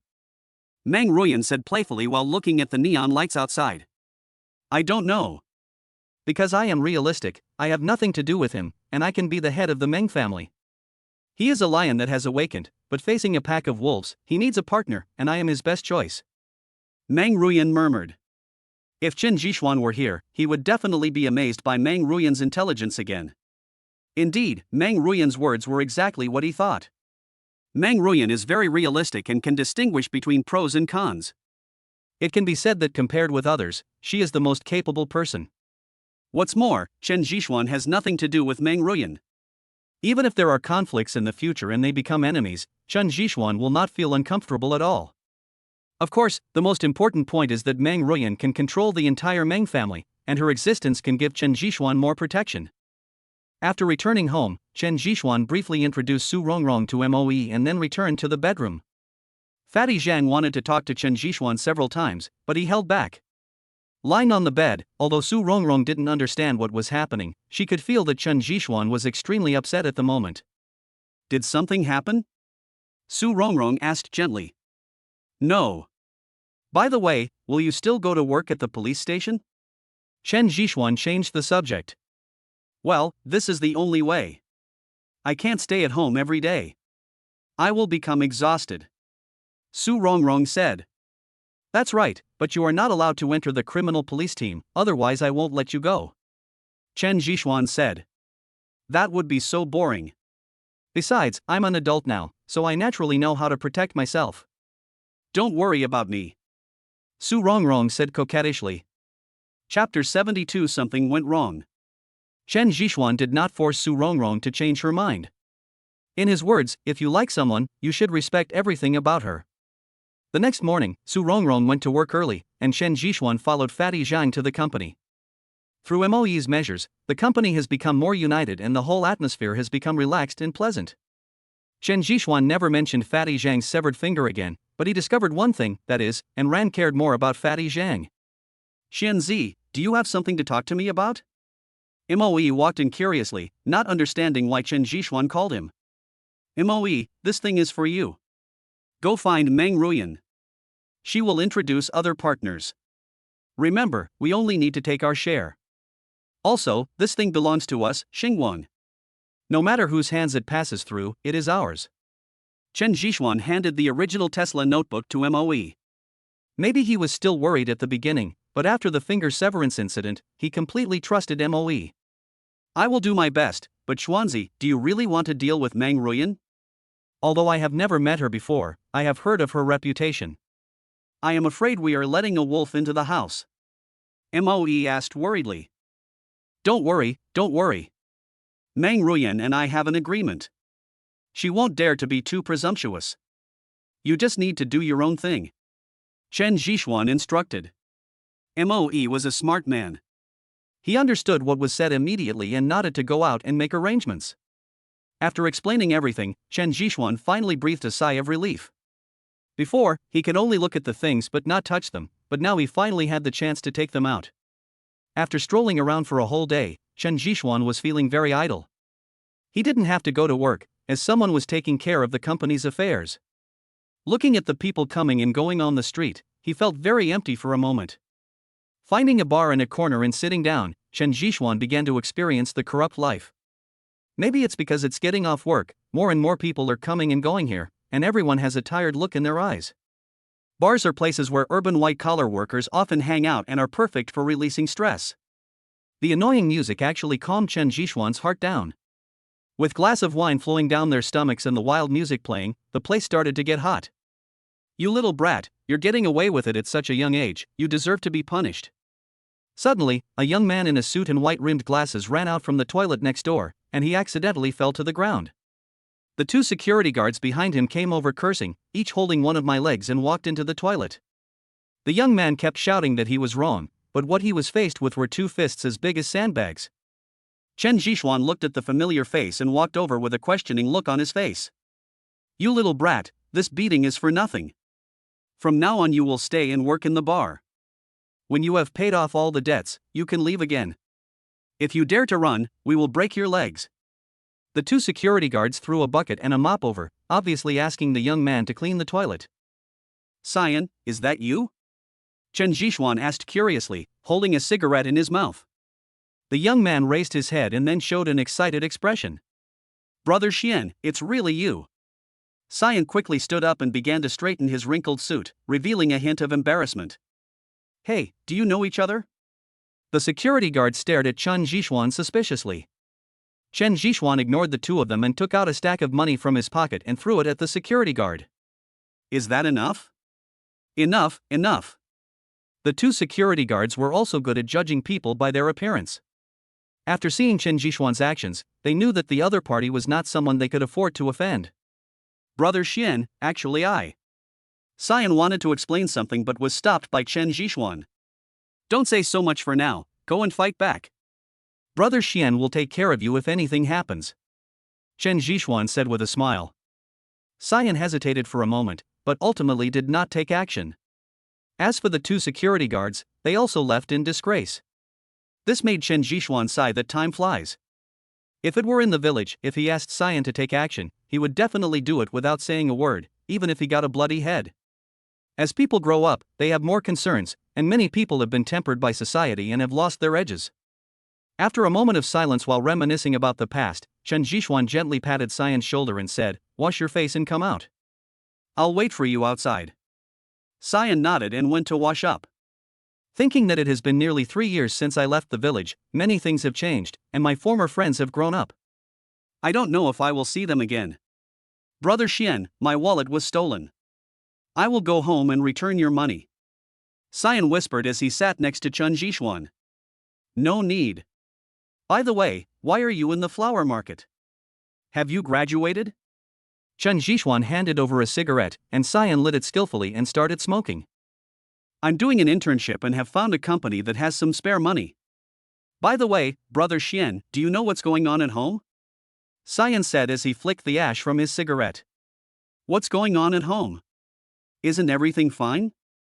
I went back for a few days during the Chinese New Year. Chen Zhishuan asked puzzledly. Brother Xian, something happened in your family, don't you know? Your uncle had his leg broken by the village chief's son, your aunt became sick due to anger, and the house was also demolished. Xian said cautiously. What? Chen Zhishuan stood up suddenly, staring at Xian over there. This is what happened. Four Eyes immediately began to explain what happened. It turned out that in order to support Chen Zhishuan's schooling, his parents secretly borrowed money from the village chief. The village chief's money was so easy to borrow, 9 out of 10 returned, it was a typical loan shark. After 3 years of hard work, the money they earned was not enough to pay the interest. However, all this was kept secret from Chen Zhishuan, and he did not hear any news when he went home for the new year. That was all because Chen Zhishuan's parents had bribed the people around them. However, as soon as Chen Zhishuan left, the village chief brought people to ask for money. After a conflict, Chen Zhishuan's father had his leg broken by the village chief's son, and his mother also fell ill because of this incident. After hearing this, Chen Zhishuan rushed out of the bar without looking back. Only one sentence echoed in his head, which was his mother's advice: be good outside, and tell mom if you don't have enough money. After hailing a car, Chen Zhishuan rushed to the train station. My hometown is on the edge of the flower market. The road is difficult to travel on. It takes 7 or 8 hours to drive there. The only shortcut is to take the train. The train passes by a small temple 10 miles away from the village, and then crosses a mountain to get there. After buying a train ticket, Chen Zhishuan could only suppress his anxiety and wait for the train to arrive. For the first time, he felt time passing so slowly and waiting was a torture. Chapter 73 Searching for Relatives. Half an hour later, Chen Zhishuan listened to the announcement on the radio and stepped hard on the chair next to him, causing the aluminum alloy chair to deform instantly. It turned out that today's train was cancelled due to a landslide at Shirley Xiaomiao. Remember, there is only one train going back and forth every day. Fatty, drive an SUV to pick me up. I'm at the train station. After making the call, Chen Zhishuan leaned against a pillar and lit a cigarette. He really didn't expect so many things to happen at home. More than 10 minutes later, Fatty Zhang drove over in a Hummer. Xianzi, what's the matter? It's so urgent. I have no choice but to drive Laoyan's car. Fatty Zhang said. It's nothing. I just went back home to take care of some things. You can get off and take a taxi back. Chen Zhishuan said slowly. No need. I'm fine too. I'll go back with you. Fatty Zhang had already noticed that something was wrong with Chen Jishuan, and immediately sat in the passenger seat. Chen Jishuan glanced at Fatty Zhang and wanted to say something, but in the end he didn't open his mouth. Following the route he remembered, Chen Jishuan quickly traveled through the city. Soon, he was spotted for speeding. However, Chen Jishuan's driving skills were inherited, and with the performance of the Hummer, it was not so easy for him to be caught up. He left the traffic police far behind in just 3 streets. But for Yan Quan, today was a difficult day. Calls from the traffic police detachment came one after another, leaving him overwhelmed. After leaving the city, Chen Jishuan's speed increased even faster, reaching directly 150 km/h. Fortunately, Fatty Zhang was driving a Hummer, otherwise the car would have been overturned. Fatty Zhang was also frightened. He held onto the handrail next to him tightly, and the seatbelt was almost wrapped around him 3 times. It was a journey that should have taken 7 or 8 hours, but Chen Jishuan only drove for 5 hours to arrive. Looking at the dust on the Hummer, Fatty Zhang got out and vomited the moment he stopped the car. There was no way out. The bumpy ride almost made him vomit his breakfast. I'm talking to Xuanzi. Fatty Zhang finally relaxed a little and raised his head to say something to Chen Jishuan, but when he turned around, there was no one there. Are you in such a hurry? Has something happened? Fatty Zhang parked the car at a corner at the entrance of the village and then walked into the village alone. It was already dark, and there was no other light in the village except for the lone street lamp at the entrance. The roads in the village were even more difficult to walk on, full of potholes. Fatty Zhang almost sprained his ankle several times. With the help of a flashlight, he strolled around the village with difficulty. There were quite a few local dogs in the old village, and Fatty Zhang was very nervous along the way, fearing that a local dog would rush out and bite him. Chen Jishuan had already arrived at his home by now. The dilapidated courtyard wall had been pushed down, and the house was in ruins. There was an excavator parked next to it. There were many people playing cards in a room. The lights were dim and the whole house was filled with smoke. Chen Jishuan pushed the door open and found that his parents were nowhere to be seen. Who are you? A pot-bellied driver asked as he looked at Chen Jishuan rushing in. Where are the people here, the owner of the house, and my parents? Chen Jishuan grabbed the driver by the collar and asked viciously. Let go.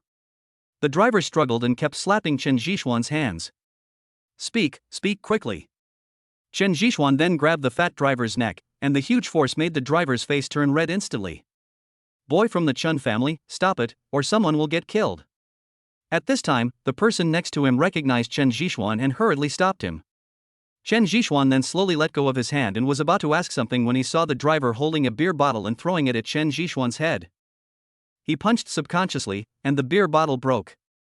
The driver, who weighed more than 200 pounds, flew backwards, collapsing the card table over there, and finally lost consciousness.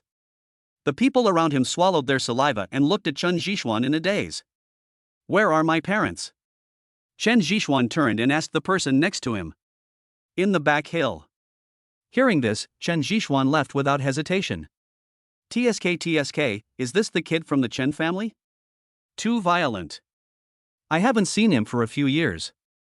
This kid has really grown up. It's a pity that old Chen's leg was broken. Ah, who says it's not true? The village will be lively again with this kid back, and old man Lu's family will be in trouble again. Who said it wasn't true? Old Lu was so ungrateful. We couldn't afford such a high interest rate. He even demolished the house and drove the 2 elderly people to the back mountain. The back mountain is a mass grave. The Lu family father and son are not afraid of retribution. It's good to have retribution. Eliminating the Lu family father and son is a threat to the people. A few people sighed a few times, then poured cold water on the unconscious driver over there to wake him up. Seeing that the driver was fine, they started playing cards again. After all, in a village like this, playing poker is the only form of entertainment. As soon as Chen Jishuan went out, he ran into Fatty Zhang. Before Fatty Zhang could say anything, Chen Jishuan ran away like the wind. Fatty Zhang could only grit his teeth and drag his fat body to chase after him, but the distance between them was getting farther and farther. When he reached the back mountain, Chen Jishuan kept shouting around, but there was no response at all. The mountain wind blew, and his voice disappeared before it could reach far. For the first time, he felt despair, the kind of despair that came from being homeless. I searched for more than 10 minutes, but found nothing. Xuanzi, what's going on? Fatty Zhang finally arrived and asked the anxious Chen Jishuan over there. Help me find my parents. Search separately and light the dry grass when you find them. Chen Jishuan gave instructions and then went up the mountain. Fatty Zhang didn't want to climb the mountain again, so he can only start looking around the foot of the back mountain. An hour later, Fatty Zhang found a cave from which he could see fire. I walked in quietly, and immediately I heard voices talking from inside. It's a human, not a ghost. Fatty Zhang muttered and breathed a sigh of relief. Who are you? Why are you coming in? The person who came towards me was a middle-aged woman with disheveled hair. Fatty Zhang shone the flashlight on his phone over there, and the next second he hurriedly took out his phone and searched for something inside. Soon, a photo of Chen Jishuan when he was a child was dug up. Are you Mother Chen? Fatty Zhang asked cautiously. Who are you? Chen Jishuan's mother stared at Fatty Zhang warily, and even secretly picked up the broom next to her, ready to take action at any time. I am Chen Jishuan's college classmate. I am here to accompany Xuanzi to see you. My name is Zhang Xiuhua. Fatty Zhang introduced himself. Chapter 74, Revenge Never Waits for an Expiration Date. Hearing Fatty Zhang say that he was accompanying Chen Jishuan to look for him and the others, Chen Jishuan's mother's face changed, and then she pleaded in a low voice, Son, tell Chen Jishuan that we old couple haven't been found, okay? Auntie, why? Xuanzi already knows everything. If you two don't show up, he might do something crazy. Fatty Zhang reacted immediately and started to persuade Chen Jishuan's mother. Chen Jishuan's mother didn't say anything, but just lowered her head silently. Taking advantage of this opportunity, Fatty Zhang secretly opened his mobile phone and found that there was still a little signal, so he edited a text message to Chen Jishuan, indicating his location. After the text message was sent, Fatty Zhang began to calm Chen Jishuan's mother down. More than 20 minutes later, Chen Jishuan rushed in from the cave entrance. Looking at the old man in the firelight, he suddenly knelt on the ground. Dad, Mom, I finally found you. Seeing Chen Jishuan's appearance, Chen's mother hurriedly pulled him up and pointed to his old father over there, only to see that his old father had already fallen asleep. Xianzi, get up and talk. Fatty Zhang shouted. Chen Jishuan did not get up. He knelt there and hugged his mother. It was a scene that Fatty Zhang had never seen before. After a long time, Chen Jishuan finally recovered a little bit of normality. Mom, why didn't you tell me? I've grown up now. If Cyan hadn't told me, I wouldn't know that you and my dad would become like this. Chen Jishuan said. We don't want you to worry. Besides, the doctor said that your father's illness needs to be treated by the god of land, so we moved here. Chen's mother was still hiding the truth and made up an excuse that the god of land could treat the illness. Chen Jishuan did not point it out, but just silently enjoyed the kindness from his parents. The mother and son talked a lot. Finally, Mother Chen felt a little tired and went to rest. Chen Jishuan picked up a lot of branches outside and put them into the hole in the ground, making the fire burn very vigorously. In the light of the fire, he looked around. This is an air raid shelter left over from the war. It is very deep and has collapsed inside, leaving only a 7 or 8 meter passage outside. The toiletries, clothes, quilts, etc. were neatly placed on the dirt next to it. Looking at this scene, Chen Jishuan slowly walked out of the air raid shelter. Xianzi, don't be impulsive. We'll just make do with it tonight and we'll go back to the village and talk about it tomorrow. Fatty Zhang said, pulling Chen Jishuan's arm. While chatting with Chen's mother, he had basically guessed what had happened. Revenge never waits overnight. Fatty, please take care of my parents. I'm going back to the village. Chen Jishuan had a cigarette in his mouth, with murderous intent flashing in his eyes. Seeing that Chen Jishuan had made the decision, Fatty Zhang could only sigh and say nothing more. He stood guard at the entrance of the cave, protecting the 2 old men inside. The mountain breeze blew, Chen Jishuan put out the cigarette in his hand, and walked towards the village step by step. Passing by his former home and looking at its dilapidated appearance, Chen Jishuan revealed a ghostly smile. A few minutes later, Chen Jishuan stood at the door of the village chief's house. Looking at the vermilion gate, Chen Jishuan moved and appeared on the top of the wall. Looking at the bright lights and flashing figures inside, Chen Jishuan jumped down, and the next second a black shadow rushed over screaming. With one kick, the big black dog was knocked unconscious instantly and fell to the side, motionless. As he approached the house step by step, he heard the voice of the village chief from inside the house. Chen Jishuan would not have heard it wrong.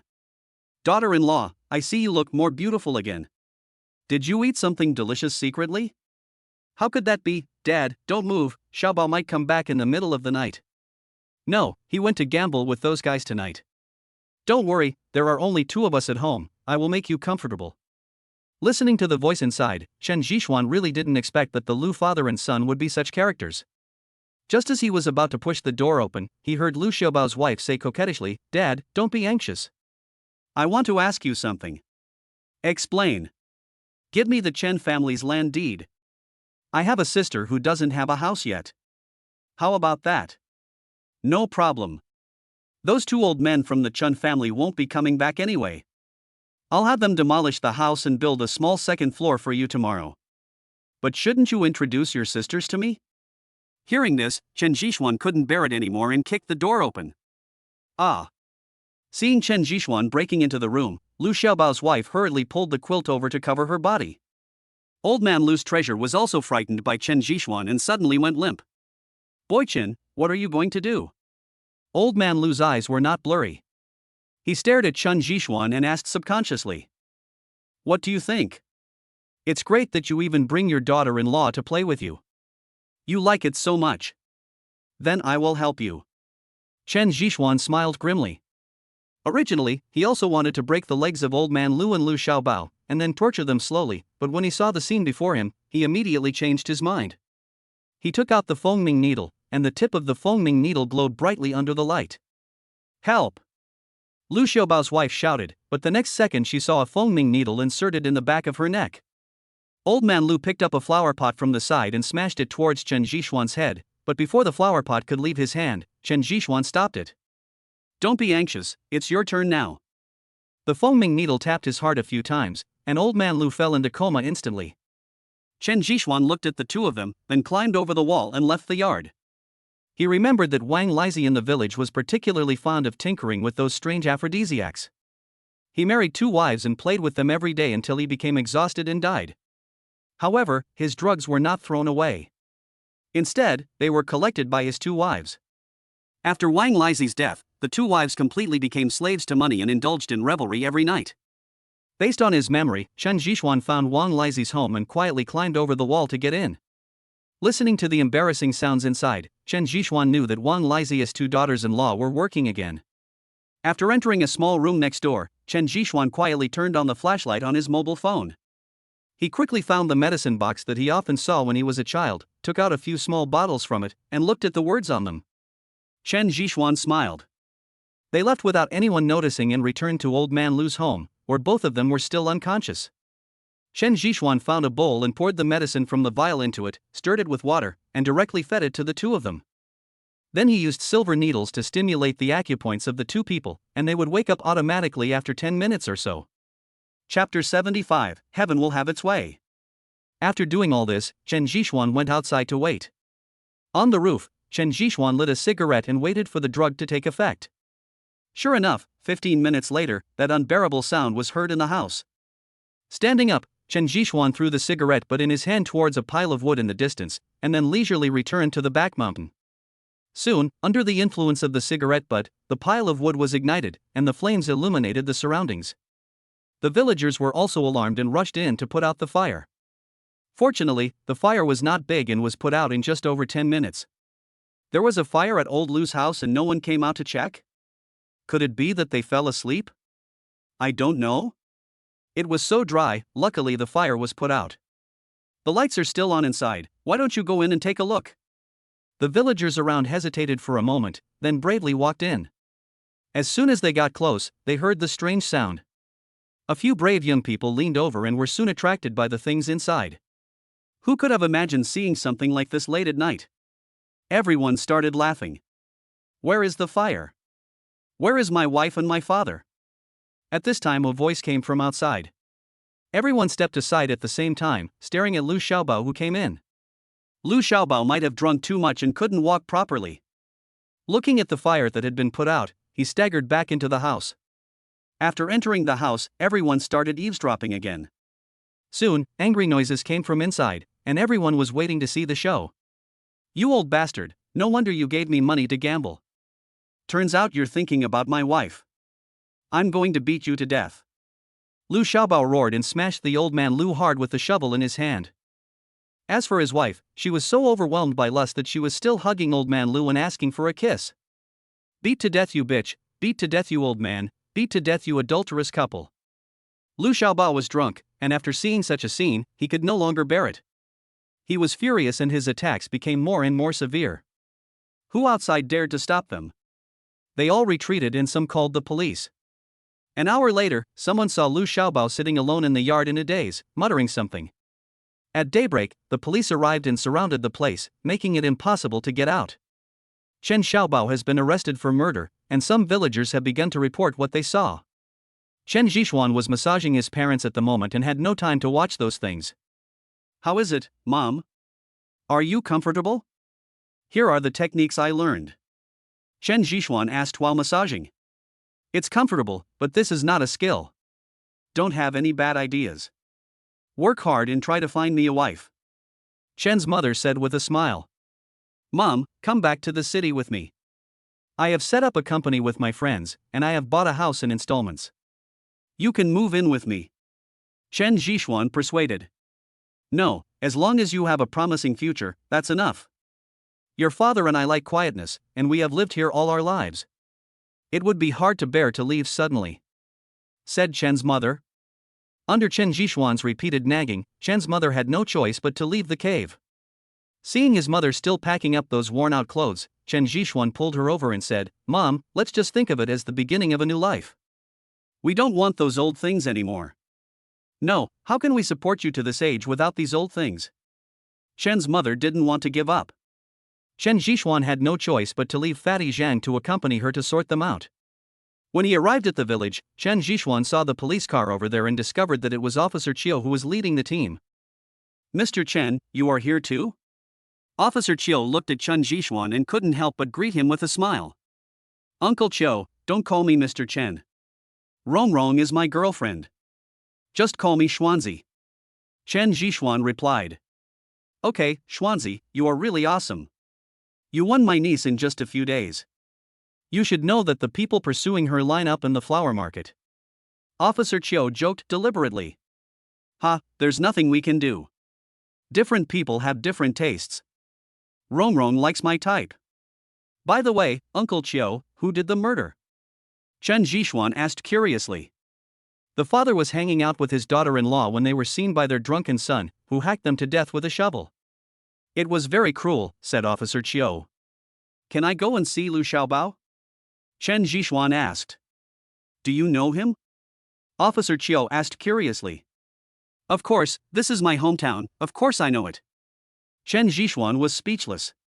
You can look, but don't get close. That person is mentally unstable. Officer Qiu warned. Of course, I don't want to cause trouble. Chen Zhixuan smiled. After getting on the prison van, Chen Zhixuan slowly lit a cigarette while looking at Lu Xiaobao who was being held in the back. Lu Xiaobao, do you know me? Chen Zhixuan whispered. Chen Zhixuan, are you here to laugh at me? Lu Xiaobao was conscious and not crazy at all. He looked at Chen Zhixuan coldly and asked. Look at you and make fun of me? I don't have the time for that. Don't you think your current situation is retribution? Chen Zhixuan said. Mr. Chen, how dare you make fun of me? Do you believe that I will kill you? Lu Xiaobao struggled to come over, but his hands and feet were controlled and he couldn't move even a step. Kill me? Do you remember that you broke my dad's leg? Don't worry, when you go in there, I will ask someone to take good care of you and make you feel like you are in heaven. Chen Zhixuan bit the cigarette and these words came out from between his teeth. You are looking for death.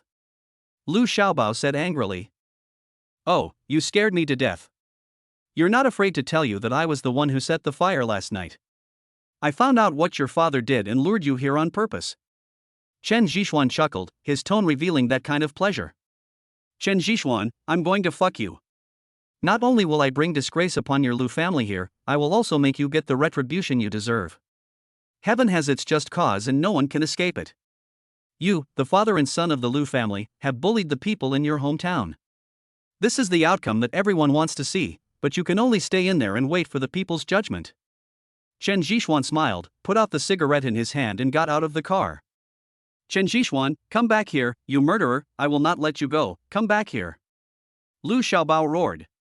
When the police around heard this, they came over to control Lu Xiaobao and stop him from making trouble. It seems that he is mentally ill, Chen Jishuan said to Officer Chiu next to him. Of course, if you encounter something like this, you will either be crazy or stupid. Well, we should go back. See you next time. Officer Chiu said and asked everyone to leave. Chapter 76. The ugly daughter-in-law meets her parents-in-law. The Lu family's affairs were completely settled and became a topic of conversation among the villagers after dinner. Chen Jishuan paid off all the money he owed to the Lu family and handed it to the police. At the same time, he built a small 2-story house for his parents. Everyone knew that Chen Jishuan had become rich, but no one was shameless enough to ask Chen Jishuan for help.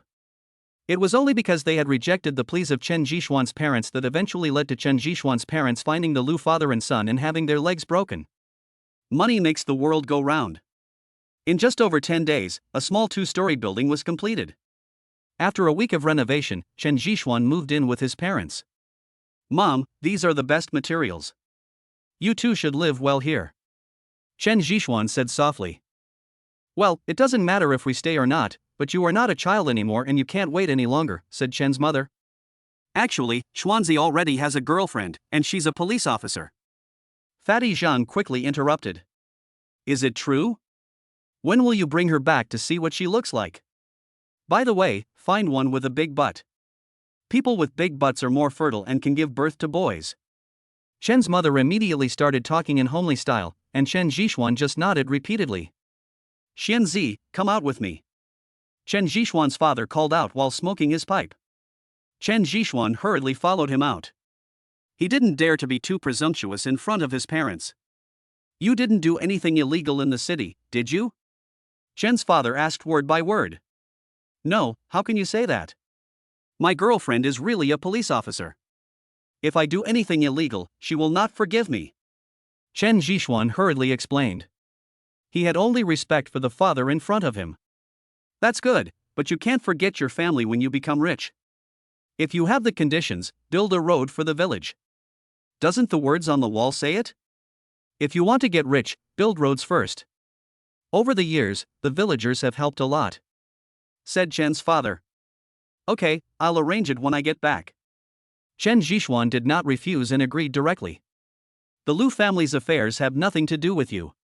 Chen's father changed the subject and stared at Chen Jishuan. Chen Jishuan paused what he was doing and then shook his head. Alas, you have grown up and I am old. There are some things I can't control. But there is one thing I have to tell you, and you must remember it in your heart. People should not do things that go against their conscience. Do you understand? After saying this, Father Chen walked into the house with his crutches. Chen Jishuan knew that his old father had discovered his little trick, and it was just like how his father tolerated him when he stole food as a child. Dad, I can live with my conscience, Chen Jishuan murmured. After so many days of treatment, Mr. Chen's legs have recovered a lot. He can already walk with the help of crutches, and he will be completely cured in a few more days. Fatty Zhang was also not idle. He was either supervising the construction site or contacting workers for materials. When he heard that Chen Jishuan wanted to build a road, Fatty Zhang shook his head and refused. Come on, I don't care. It's too tiring. Hold on a little while, I'll ask you for the big sword when I get back, Chen Jishuan said with a wicked smile. No, I definitely won't go. I haven't ran. Really? Then I'll tell Ran that you secretly went to Dabo Ojin. Do you think she will punish you?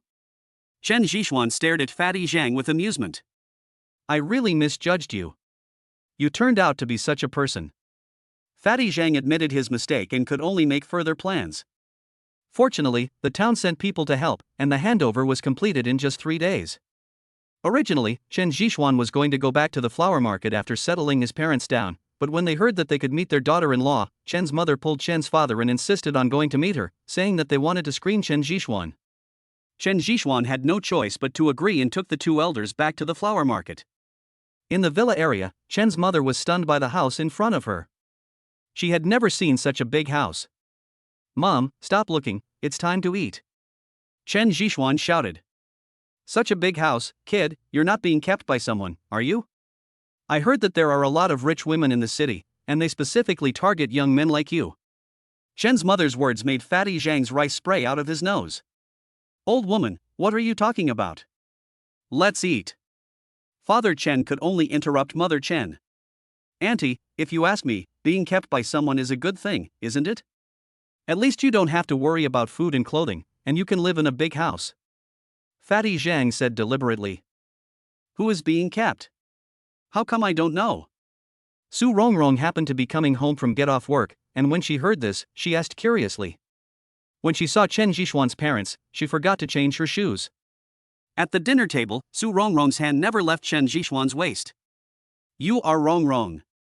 You are so pretty. Our Xuanzi is so lucky to have found such a beautiful girlfriend like you.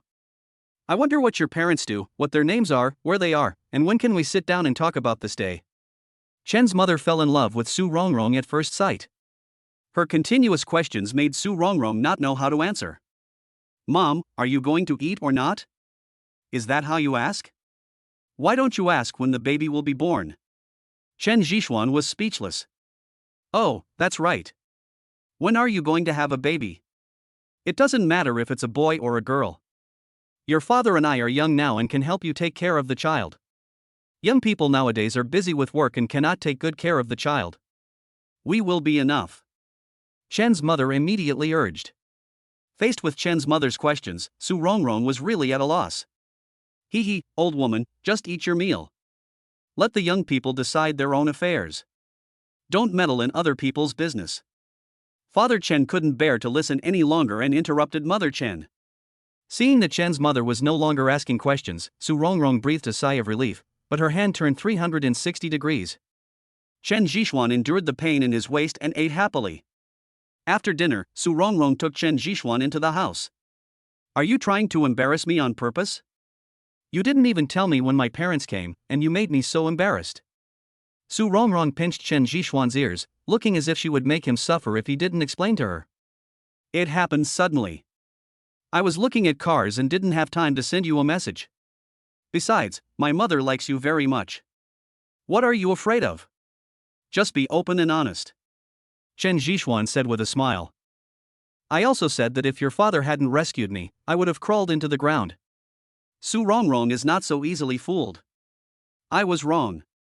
So, you stay with my mother tomorrow and I'll give you a chance to deal with my mother-in-law.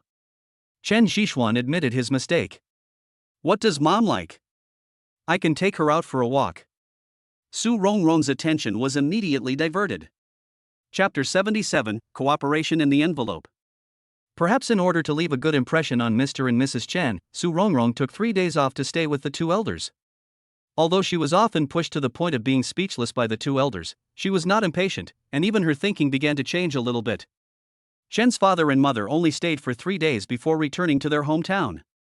In their words, they could not adapt to life in the city. They didn't know anyone when they went out, and there were so many people that it gave them a headache. What's more, they were also worried about the road that Chen Jishuan was building for his hometown.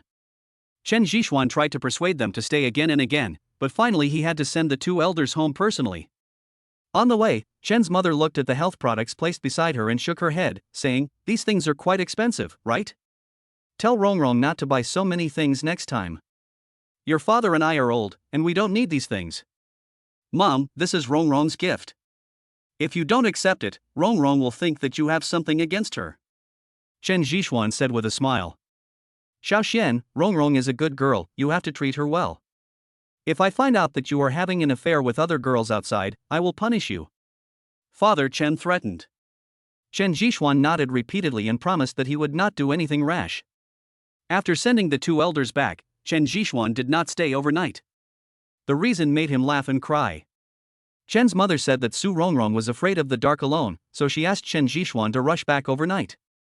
When I got home, it was already 12 o'clock in the evening. Seeing that Su Rongrong was still waiting for him, Chen Jishuan immediately rushed over. Go take a shower, you're so dirty. Su Rongrong pointed a finger at Chen Jishuan's forehead and said with disgust. Okay, then I'll go take a shower. Chen Jishuan replied, and walked into the bathroom twisting his head deliberately. After another round of making love, Su Rongrong fell asleep. Chen Jishuan lay on the side, lit a cigarette and started calling the system. The system has not been upgraded yet? The system has been upgraded, the host can sign in. Really? Are there any changes in this upgrade? Chen Zhishuan asked curiously. Nothing has changed, except that the sign-in rewards can be accumulated. When accumulated to a certain level, they can be exchanged for corresponding items. At the same time, the sign-in mall has been opened, and the lottery function has also changed. The host can choose a category to participate in the lottery. As Chen Zhishuan listened to the introduction of the system, he felt it became more and more humane. However, when he saw the cumulative number of days for redeeming the sign-in rewards, he was completely stunned. A fighting specialization requires signing in for 7 days to be redeemed, and the others are even more expensive. However, the only thing that made Chen Zhishuan satisfied was the mall for exchanging sign-in rewards. It had a wide range of items. It only took 2 days of sign-in rewards to exchange for a 100-year-old ginseng, which was very cost-effective. Yes, by the way, where is my lottery draw? I remember I still have one chance to draw a lottery, Chen Zhishuan said. The system upgrade is free once, and you will get a chance to win a lottery once a month. The system prompted, and the virtual interface reappeared. After this upgrade, the interface was released. Looking at the many categories above, Chen Zhishuan slowly clicked on the martial arts category over there. Soon, an interface like a Russian roulette appeared, with many small grids on it, small words in each grid, and a small ball in the middle of the interface. Let's start. Chen Zhishuan's mouth was watering as he looked at the various martial arts techniques listed above. He even saw those strange internal energy techniques that existed in martial arts novels. However, it should be very difficult to draw one. With the command, the small ball in the turntable was immediately thrown out and started running around the entire turntable. The speed was getting slower and slower. Chen Zhishuan stared at the 9 young divine art in the small grid in front of him and kept muttering, "Stop, stop." The ball seemed to have heard Chen Zhishuan's words and began to slowly stop. I got it. Chen Zhishuan clenched his fists excitedly, and the smile on his face could no longer be concealed. But the next second, the ball rolled forward again. Ding! The lottery is over. Congratulations to the host for obtaining the essence of Tai Chi. Looking at this scene, Chen Zhishuan was completely stunned. Ding! The essence of Tai Chi has begun to be passed on. Host, please accept it. Listening to the system's prompts, Chen Zhishuan could only lie down silently and absorb the essence of Tai Chi. After more than 10 minutes, Chen Zhishuan had completely mastered the essence of Tai Chi. At the same time, he also clearly felt that the Tai Chi he inherited was different from the one practiced by the old people in the park. It was a method that could both maintain health and fight against enemies. All in all, it wasn't a big loss. At least Chen Zhishuan was more accurate in listening to the force and had a deeper understanding of the feminine power. System, what is the probability of winning those internal skills in this lottery? Chen Zhishuan asked curiously. The probability of winning the internal energy technique is 1 in 300,000. The system gives a probability. Chen Zhishuan was completely dumbfounded. 1 in 300,000, this chance might not be obtained even if he sacrificed his life. Well, he didn't want to get this thing in the short term. There was silence all night, and early the next morning Su Rongrong received a phone call and left. Chen Zhishuan slept until after 10 o'clock, washed up, and went to the company. As soon as I entered the door, I saw Fatty Zhang rushing out in a hurry with a lot of information in his hands. Fatty, where are you going? Chen Zhishuan asked curiously. I'm going out to discuss work with Moe. By the way, Xuanzi, there are some documents on your desk. Please sign them. After saying this, Fatty Zhang pressed the elevator button and disappeared. Yan Quan was not in the company, so Chen Zhishuan returned to his office. As expected, there were a lot of information there. After pouring a glass of water, Chen Zhishuan began to look through the books. These were all cooperation matters, and Chen Zhishuan was not interested and just signed his name directly. For more than 10 minutes, Chen Zhishuan repeated the signing action. After a long time, Chen Zhishuan finally put down his pen. After flexing his wrist, he sighed, "Good boy, signing autographs is so tiring." He took a sip of water and took a pack of cigarettes from the drawer next to him. Just as I was about to close the drawer, I saw an envelope in it. Chen Zhishuan took it out in confusion. There was no signature on it. You know, this was his private office, and leaving the envelope was obviously for him. After opening it, there was a letter inside. He unfolded it with great interest, and found out that it was indeed for him. However, there was no signature on the letter, only a short sentence: "Mr. Chen, I have a big deal to discuss with you." Seeing this sentence, Chen Zhishuan couldn't help but frown slightly while holding the phone number. After thinking about it, he couldn't figure out who left it for him. Chapter 78: The Discovery of the Whole Ocean. Taking out his cell phone, Chen Zhishuan hesitated for a long time before dialing the number. He didn't think it was a prank. The phone was answered as soon as it rang, which surprised Chen Zhishuan. "Boss Chen, I've been waiting for your call for a long time, and you finally called." A very young voice came from the phone. Chen Zhishuan could hear the other party's surprise and excitement through the phone. "Who is this? What do you want to talk to me about?" Chen Zhishuan asked curiously as he lit a cigarette. "Actually, it's nothing. I just want to cooperate with Boss Chen. Don't worry, I'm not a liar. I asked MOE to help pass the message to you. If you don't believe it, you can ask MOE to verify it." The other party was afraid that Chen Zhishuan would misunderstand, so he hurriedly explained. "Do you know MOE?" Chen Zhishuan asked curiously. "Yes, you can always check it." "No need. Tell me, what do you want to cooperate with me on?" Chen Zhishuan flicked the ash off his cigarette. "This is a big matter. If you have time, come to number 323 Jianxi Road. I'll wait for you at the door," the other party said softly. Okay. Chen Zhishuan also understood that if it was really a big collaboration, it would be difficult to explain it clearly over the phone. After putting down his phone and smoking a cigarette, Chen Zhishuan rushed to number 323 Jianxi Road. Jianxi Road is located at the southernmost end of the flower market. It is now an area to be developed. Many outsiders and people who work in the flower market live near Jianxi Road. After getting off the car, Chen Zhishuan looked at the house number and took out his cell phone again. Just as I pushed it out, I saw a young man running out from the yard. His hair was very messy with water droplets on it. It was obvious that he had just washed his hair. "You must be Mr. Chen. My name is Quan Dahai, you can call me Dahai." Quan Dahai introduced himself. "Chen Zhishuan." Following Quan Dahai into the yard over there, he did not go upstairs, but walked into the basement. "Mr. Chen, my life is a little tight, please don't despise me." Quan Dahai let Chen Zhishuan in awkwardly. The entire basement was divided into many rooms, and Quan Dahai only occupied one of them. After entering the room, Chen Zhishuan realized what a mess it was. Socks and underwear were all over the place. The only tidy place was the table over there. The table was very clean. There was a computer and keyboard on it, and a lot of books next to it. While Quan Dahai was tidying up the clothes beside the bed, he pulled out a stool from under the clothes and placed it next to the computer. "Please sit down," Quan Dahai said softly. "Okay." Chen Zhishuan did not dislike it. You know, when there was no system, he was also living in such a miserable situation. His monthly salary was only enough to support himself, and he was single, so he didn't need to pay attention to anything. Quan Dahai took a disposable paper cup and filled it with water for Chen Zhishuan, then sat down opposite Chen Zhishuan. "Tell me, I'm curious about what you want to cooperate with me on?"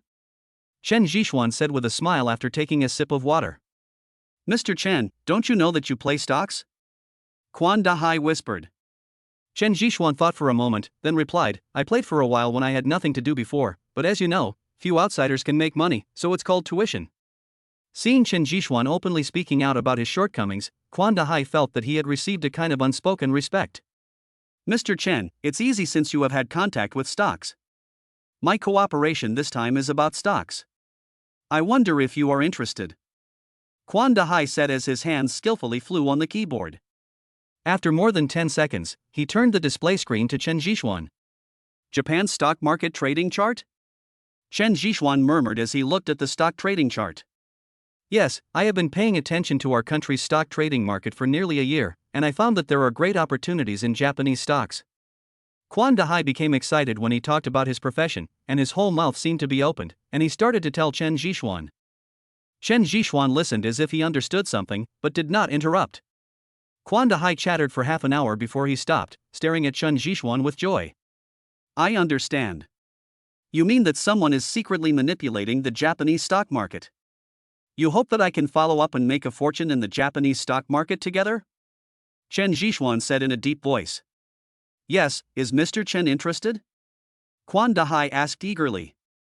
Of course, I am interested in taking action against Japan, but you have to know that a stock market that is manipulated by others is extremely risky. If you are not careful, you will end up losing everything. You should give me another reason. For example, why do you want to pay attention to the Japanese stock market? Also, why are you so sure that someone is manipulating the Japanese stock market? Who is that person? Chen Zhixuan asked a lot of questions in a row. Mr. Chen, I know my proposal is very abrupt, but I pay attention to the Japanese market because of a woman. After Quan Dahai finished speaking, he turned his head and looked at the rear window. The rear window was the only place where the sun could shine. There was a pot of cactus there, and the cactus was very beautiful under the sunlight. Because of a woman? Yes, that was my girlfriend in college. That cactus was her favorite thing. Unfortunately, God was not on her side and she was harmed by someone, an exchange student from Japan. They harmed her and I want revenge. So after graduation, I have been studying the Japanese stock market. I want to find opportunities here and give him a heavy blow. Quan Dahai became very excited as he spoke, and his whole body was shaking. I understand. Thank you for telling me a lot, but I need to think about it. I will give you an answer in 2 days at most. Chen Zhixuan said after a long silence. I ask you to think about it carefully.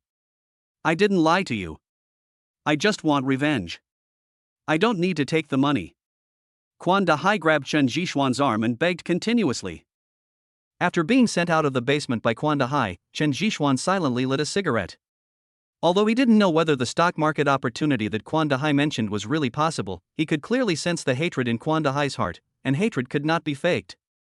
When I returned to the company, it was already noon. Fatty Zhang and Moe did not come back, but Yan Quan introduced the new business to Chen Zhixuan, and Chen Zhixuan almost fell asleep after listening to it. After returning home in the evening, Chen Zhixuan used his notebook to investigate some things about the Japanese stock market, but he could not analyze any information. Around 9 o'clock, Su Rongrong called back and said that she had to work overtime and might not be back home that night. Chen Zhixuan told her to take care of herself and to make sure to eat dinner. After showing their affection for each other, Chen Zhixuan hung up the phone and studied the stock market chart on the computer again. Chapter 79: The Purpose of the Entire Ocean.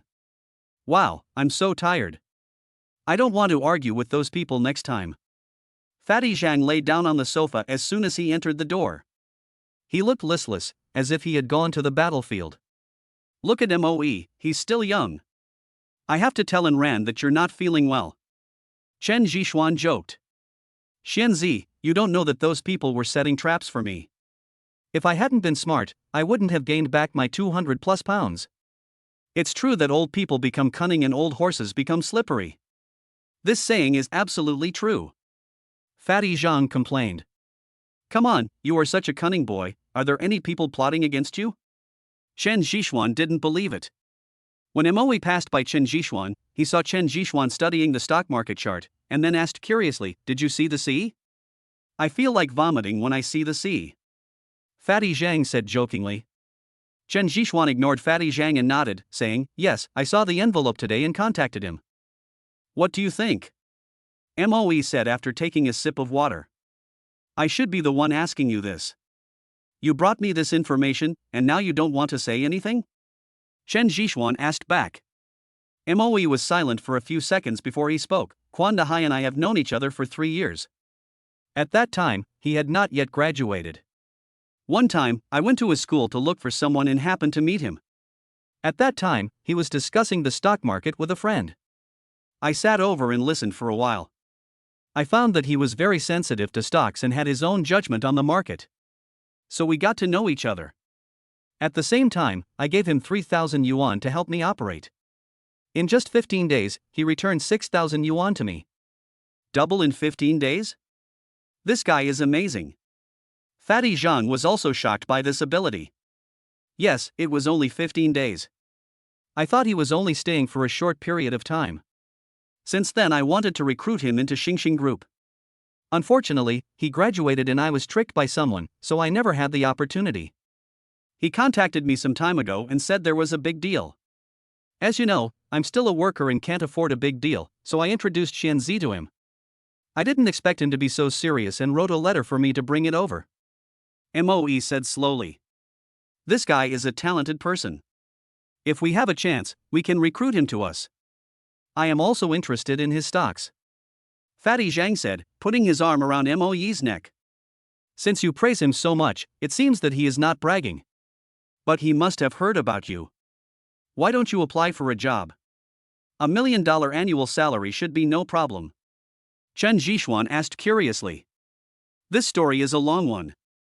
Quan Dahai had a girlfriend, who was the campus belle. I don't know what she saw in him, but she followed him. I saw that guy showing his affection to me all the time for 3 years. But in the year of graduation, his girlfriend was harmed by some exchange students from Sakura country. I don't know what happened to that girl, she couldn't get over it and jumped off the building to commit suicide. This matter caused a lot of uproar at the time. Unfortunately, the other party was too powerful, so the guy could only accept the final result. But they didn't give up, but kept thinking about revenge. Moe took the computer and handed it to Chen Zhishuan in less than a minute. Is this the thing? Chen Zhishuan looked at the content above and turned his head to ask. Yes, although this happened more than a year ago, he hasn't forgotten it, and those exchange students are all from the Mitsubishi Group in Sakura country. Everyone knows that the Mitsubishi Group is one of the 4 giants in Sakura country. How can he shake it alone? Now he comes to the door and says that he has seized an opportunity. Moe explained the whole cause and effect, and the fat man over their side. Damn it, Xuanzi, we have to help this guy no matter what and give the Sakura people a good beating, the fat man said indignantly. Chen Zhishuan was not so impulsive. He quietly lit a cigarette and thought. Okay, you don't have to get involved in this matter. I have my own considerations. If this is really an opportunity, I don't mind taking a big bite of Mitsubishi Heavy Industries meat when I help him get revenge. Chen Zhishuan sneered. Good job. By the way, hasn't my sister-in-law come back yet? The fat man said, looking around. No, I'm working overtime tonight. By the way, Fatty, it's time for you two to move out. After all, it's not good to hang around in front of me all day. Chen Zhishuan said to Fatty Zhang with a playful look. I knew you would say that, a guy who is inhumane to the opposite sex. But where can Lao Mo and I go? Fatty Zhang said, rolling his eyes at Chen Zhishuan. I also bought a villa next door. You can move there. It's right next to it. Chen Zhishuan handed over a bunch of keys. That's better. We agreed to move tomorrow, but I don't feel like moving today. Fatty Zhang said shamelessly. Okay, you decide the time. By the way, you can bring Amran to live with you. This way she doesn't have to rent a house outside, and it's also safer. Chen Zhishuan reminded. You tell me. I'll go discuss it with Amran right away. Fatty Zhang left happily, leaving Moe all alone. They had agreed to live together, but now he was excluded again. Early the next morning, Chen Zhishuan went to the airport to pick someone up. After waiting for a long time, a fat man came out, chewing gum in his mouth. Sancher, here. Chen Zhishuan called out. Jia Sancher ran over quickly, put the luggage in the trunk, leaned on the passenger seat and said, Sister Xan drove away in the car. She actually drove a sleeper car. How tasteless. I know you still said that I won't get my car back. Chen Zhishuan shook his head and smiled bitterly.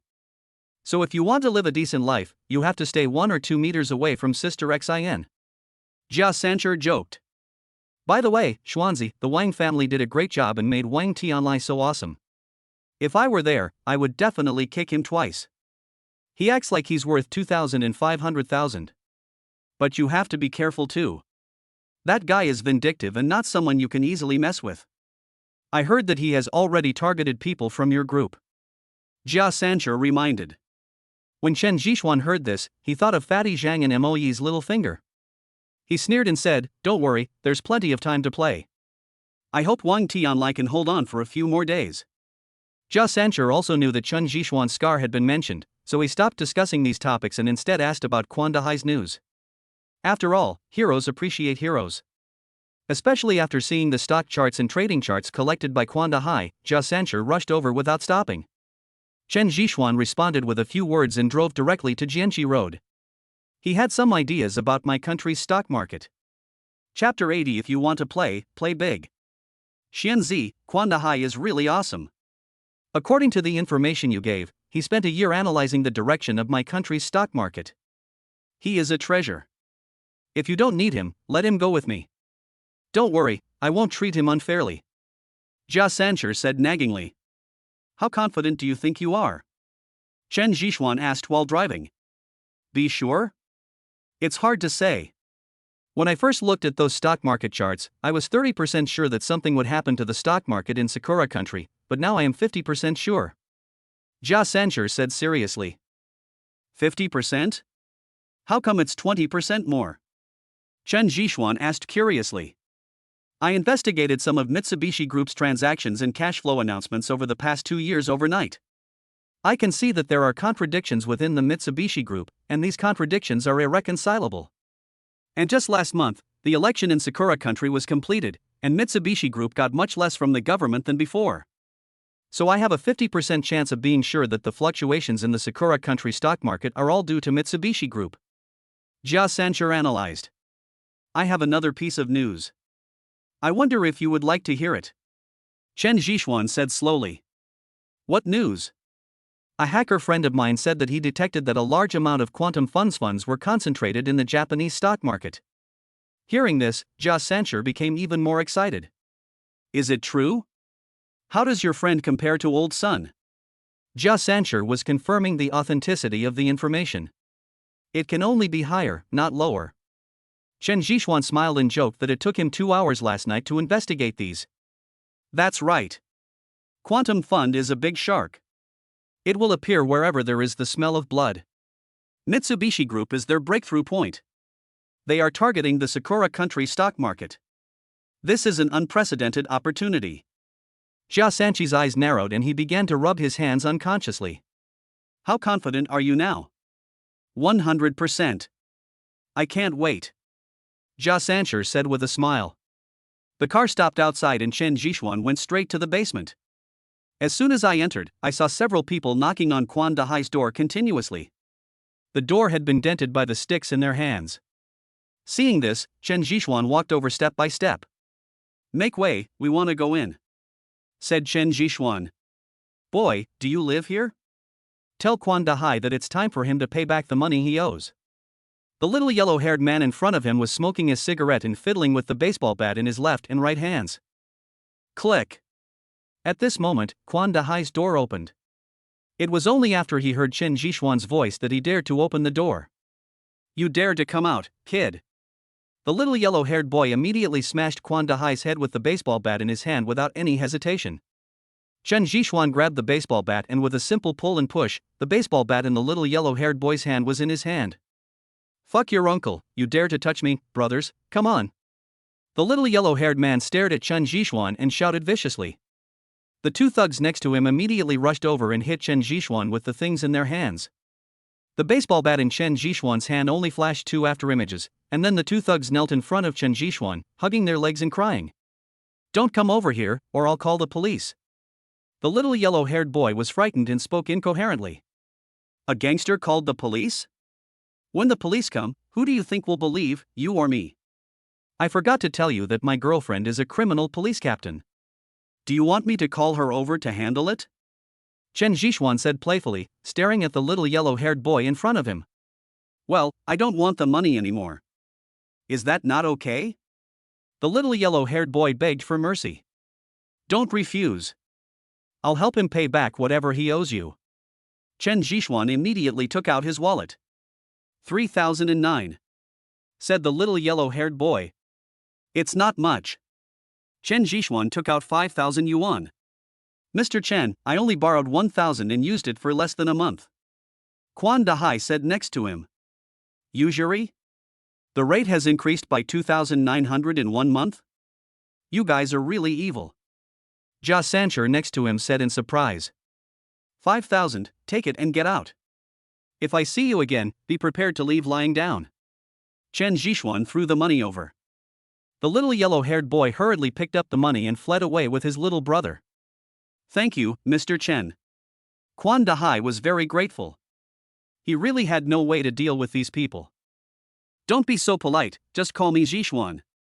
By the way, I came here to introduce you to a friend, and also to tell you that I'm here to play with you. Chen Zhixuan said with a smile. Quan Dahai, right? I'm Jia Sancher, just call me Sancher. Jia Sancher said with a smile. Mr. Jia, please come in, please come in. Quan Dahai greeted from the side. It's still as messy as before, without any change at all. After sitting down, Chen Zhishuan handed Quan Dahai a cigarette, then lit it and said, Sancher also plays stocks. This time I came here just to talk to you. By the way, how much money do you need? Quan Dahai was stunned for a moment, then raised a finger and said, I only need 10 million, and I can at least get 30 million in return. Only 10 million? There's a piece of news I haven't told you. Quantum Fund has set its sights on Mitsubishi Group. There's no point in making such a small move. How about I personally invest 100 million? If you want to play, play big. Jia Sancher said with a smile. 100 million? Quan Dahai was shocked. Yes, 10 million is too little. I have here how much you need, just tell me. Sancher is right, if you want to play, just bite off a piece of his flesh. Anyway, it's not our own country. Chen Zhishuan said. Quan Dahai was silent. There was nothing he could do. The money was too much for him to digest the news for a while. Thank you. Quan Dahai suddenly knelt down. There's no need for this. Chen Zhishuan hurriedly helped him up. I also know about your girlfriend's affairs. Let's use this stock market event to get revenge. Jia Sancher patted Quan Dahai on the shoulder. Yes, I will. Quan Dahai said seriously. By the way, from now on, you are an employee of our Starlight, and your environment has to change. After all, the conditions here are not good. If the network is disconnected, I will suffer a great loss. Chen Zhishuan said half-jokingly. Xingguan? With MOE? Quan Dahai stared at Chen Zhishuan and asked. Why? Don't want to? Yes. Quan Dahai nodded hurriedly, fearing that Chen Zhishuan would go back on his word. That's fine if you're willing. Go pack up the things you think are valuable. I'll contact the moving company immediately. Chen Zhishuan instructed. Soon, the people from the moving company were waiting in the yard, and Quan Dahai just packed his computer and the cactus. To him, the other things were just necessities of life. Chapter 81 Negotiation. So, are you afraid that I will take the person away? That's why you are so anxious? Jia Sancher deliberately said in a low voice. That's right, I kept a close eye on the people. I was really afraid of your methods. I was afraid that you would sell me out. I was even helping you count the money. Chen Zhishuan replied humorously. Well, it's true that birds of a feather flock together. Following Sister Xin, all of you have become bad. Jia Sancher said helplessly. Really? How about I tell this to Shiner? Chen Zhishuan stared at Jia Sancher with amusement. Okay, I was wrong, Brother Xian, my dear brother, please forgive me. Jia Sancher surrendered immediately. It was meaningless. He didn't want to provoke the witch Xin. When he arrived at Fatty Zhang and Moe's new place, Quan Dahai still felt like he was dreaming. There are many rooms here. You can choose one. Then I will take you to the company and complete the entry procedures for you. Then I can safely hand over the funds to you for operation. Chen Zhishuan looked at everything that had been settled and greeted Quan Dahai. Quan Dahai naturally had no objection and followed Chen Zhishuan to Xingguang. Chen Zhishuan asked Moe to draw up the contract. Chen Zhishuan finally breathed a sigh of relief after seeing Quan Dahai sign the contract. He looked at Jia Sancher beside him and said, Don't worry about it, Sancher. She is already mine. Your people, okay? Really, when are we going to take action? Jia Sancher said with a sneer. I don't know either. It depends on Boss Chen's decision. Quan Dahai said. The day after tomorrow, my friend has confirmed that something big will happen the day after tomorrow, so we will also take action the day after tomorrow. Chen Zhishuan said in a deep voice. How much money do you need? I'll prepare it. Fatty Zhang next to him asked. Don't touch the company's money. I will get the money in the evening. 500 million, plus Sanchi's own 100 million, 600 million should be enough. Chen Zhishuan said after thinking for a while. 600 million? Isn't it a bit too much? What if the other party targets us? Moe beside him hesitated. Not much. The Quantum Fund's target is Sakura country, and our target is also Sakura country. The two sides have nothing to do with each other. We just need to keep up with the pace, Jia Sancher said with a smile. It has been decided. We will start the action the day after tomorrow. Quan Dahai has also been assigned a separate company to go there with Jia Sancher to study strategies. Chen Zhixuan drove to TNI Club. After all, he couldn't take out 500 million in cash right now, so he needed the help of his ally Meng Ruyan. On the 7th floor, Chen Zhixuan sat opposite Meng Ruyan and stated his request. 500 million? What do you need so much money for? Meng Ruyan was very curious. Earn some extra money, Miss Meng. Is 500 million a lot? Not much, right? Chen Zhixuan said. See, how much liquid funds do we have left in our account? Meng Ruyan turned her head and asked see. 700 million, only 700 million. See replied. Give Zhixuan 500 million yuan, no need to write an IOU. Meng Ruyan ordered. See went there to handle it, and Chen Zhixuan was not worried that Meng Ruyan would not lend him money. You know, new energy technology cannot be measured by money. And Meng Ruyan was not afraid that Chen Zhixuan would run away. If he ran away and did not pay back the money, then he would not have a share of the new energy technology. I'll give you the money, but you have to do me a favor. Meng Ruyan stared at Chen Zhixuan and said slowly. After putting away the check, Chen Zhixuan looked at Meng Ruyan curiously and said, You're not asking me to kill anyone, are you? I don't have the courage. What are you thinking about? You want me to go back to my hometown with you? I haven't been back for a long time and I want to go back and take a look. Meng Ruyan said.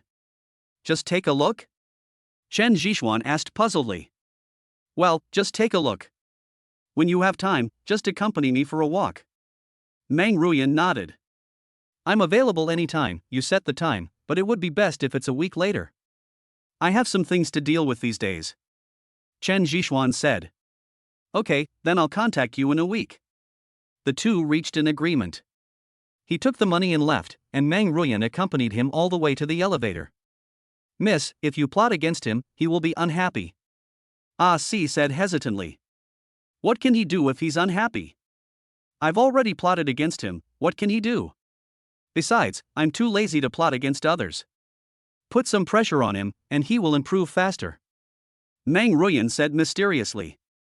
On the Xinguang side, Chen Zhixuan had already handed the check to Fatty Zhang, who was in charge of it and awaiting Quan Dahai's orders. In the evening, Chen Zhixuan went directly to the police station. He had no choice but to ask for her help because Su Rongrong had to work overtime again. This time he came to take her away by force. When I arrived at the police station, I saw several people wailing there and holding up a banner saying something about how they treated human life as worthless and how lawlessness was going on. Chen Zhixuan was not surprised. After all, this kind of thing often happened in the flower market. However, it was the first time he saw someone causing trouble like this in the police station. Officer Chiu? What's going on? Chen Zhixuan looked at Officer Chiu, who was standing aside with a sad face, and immediately leaned over to ask. Alas, it's all because of that girl Rongrong. She was too impulsive. Several young people went to prostitutes and didn't pay. As you know, we have been cracking down on this aspect. Those people came to make trouble, saying that their children were innocent and asked them to release them. Said Officer Chiu. What does this have to do with Rongrong? Chen Zhixuan asked curiously. It was because one of the young men was so bold as to touch Rongrong, and ended up being beaten by Su Rongrong and sent to the hospital. Officer Chiu said helplessly. Good fight. If I were here, I would definitely defeat him. Chen Zhixuan said coldly. Well, you two are a couple who follow the same path. I can't afford to offend you. The patient has almost recovered after treatment and is being locked up inside. But the family members don't agree and have made a scene here. It's already the second day. I can't eat or sleep. If they continue to make a scene like this, something will definitely happen. Officer Chiu explained. Can I go in and take a look? Chen Zhixuan asked. Okay, you can also persuade Miss Rong and let her say a few words. As for prostitution, just deal with it according to the regulations. I can't stand it if it goes on like this. Officer Chiu said. Chen Zhixuan nodded, and then followed him into the police station. After going in and understanding the situation, Chen Zhixuan did not persuade Rongrong, but asked her to handle the matter impartially. As for the matters outside, he would handle them. After going out, Chen Zhixuan walked straight towards the people who were causing trouble. Who is the leader among you? I am Su Rongrong's boyfriend. Tell me if you have anything to say and don't make trouble here. Chen Zhixuan shouted. Soon, everyone gathered around, talking at once, and some were even preparing to do something bad. Fortunately, this is the police station with a special location, so they dare not move. Chapter 82, It is impolite not to reciprocate. After finding a deserted place nearby, Chen Zhixuan called everyone over. Tell me, what can you do to stop causing trouble? Chen Zhixuan asked, looking at the family in front of him. It's simple. Our demands are very simple. Release my son and compensate us for our medical expenses. Otherwise, we will come here every day. A middle-aged man came out and said. When Chen Zhixuan heard this, he knew that he had met a professional. He had seen quite a few of them before, but he never expected that he would encounter these scoundrels one day. It's impossible to let him go, and it's also impossible to pay compensation. Chen Zhixuan said with a smile. Are you kidding me? The middle-aged man came over with a small stool. I have money, a lot of it, but why should I give it to you? If you don't leave now, I have plenty of time to play. I will pay someone to play with you. I just hope you won't regret it then. Chen Zhixuan stared at the middle-aged man coldly, his tone becoming increasingly gloomy. Scare me? I've seen everything. You people won't cry until you see the coffin. I want to see if there is anyone who will do anything about the officials bullying the people. Also, I have recorded the video and will put it online for you later. The middle-aged man took a mobile phone from the side and pointed it at Chen Zhixuan. Chen Zhixuan rubbed his cheeks, adjusted his hair and said, I'm not an official. I'm just a person. I haven't told you anything about touching my girlfriend, and you still want money? I'm telling you, I've seen all kinds of cheating methods. You can do whatever you want, but don't regret it. That family wouldn't listen, and everyone took out their cell phones. Seeing that these people were not going to listen, Chen Zhixuan didn't say another word and went straight into the police station. I'm telling you, don't do anything rash. Looking at Chen Zhixuan's gloomy face, Officer Chiu persuaded him. No, I am a legal citizen, but dealing with these people requires some different means. Chen Zhixuan sneered. After finding a computer with Officer Chiu, Chen Zhixuan went in alone. An hour later, Chen Zhixuan came out with a thick stack of documents in his hand. Officer Chiu, I'm sorry to trouble you again. I hope you don't mind. Chen Zhixuan handed it over casually. Officer Chiu was still confused, but after watching for a few minutes, his brows furrowed. Where did you get these things? Asked Officer Chiu. A friend of mine helped with the investigation. Now you can deal with those people with justification. Chen Zhixuan said with a smile. For an hour, Chen Zhixuan investigated the records of these people in the flower market.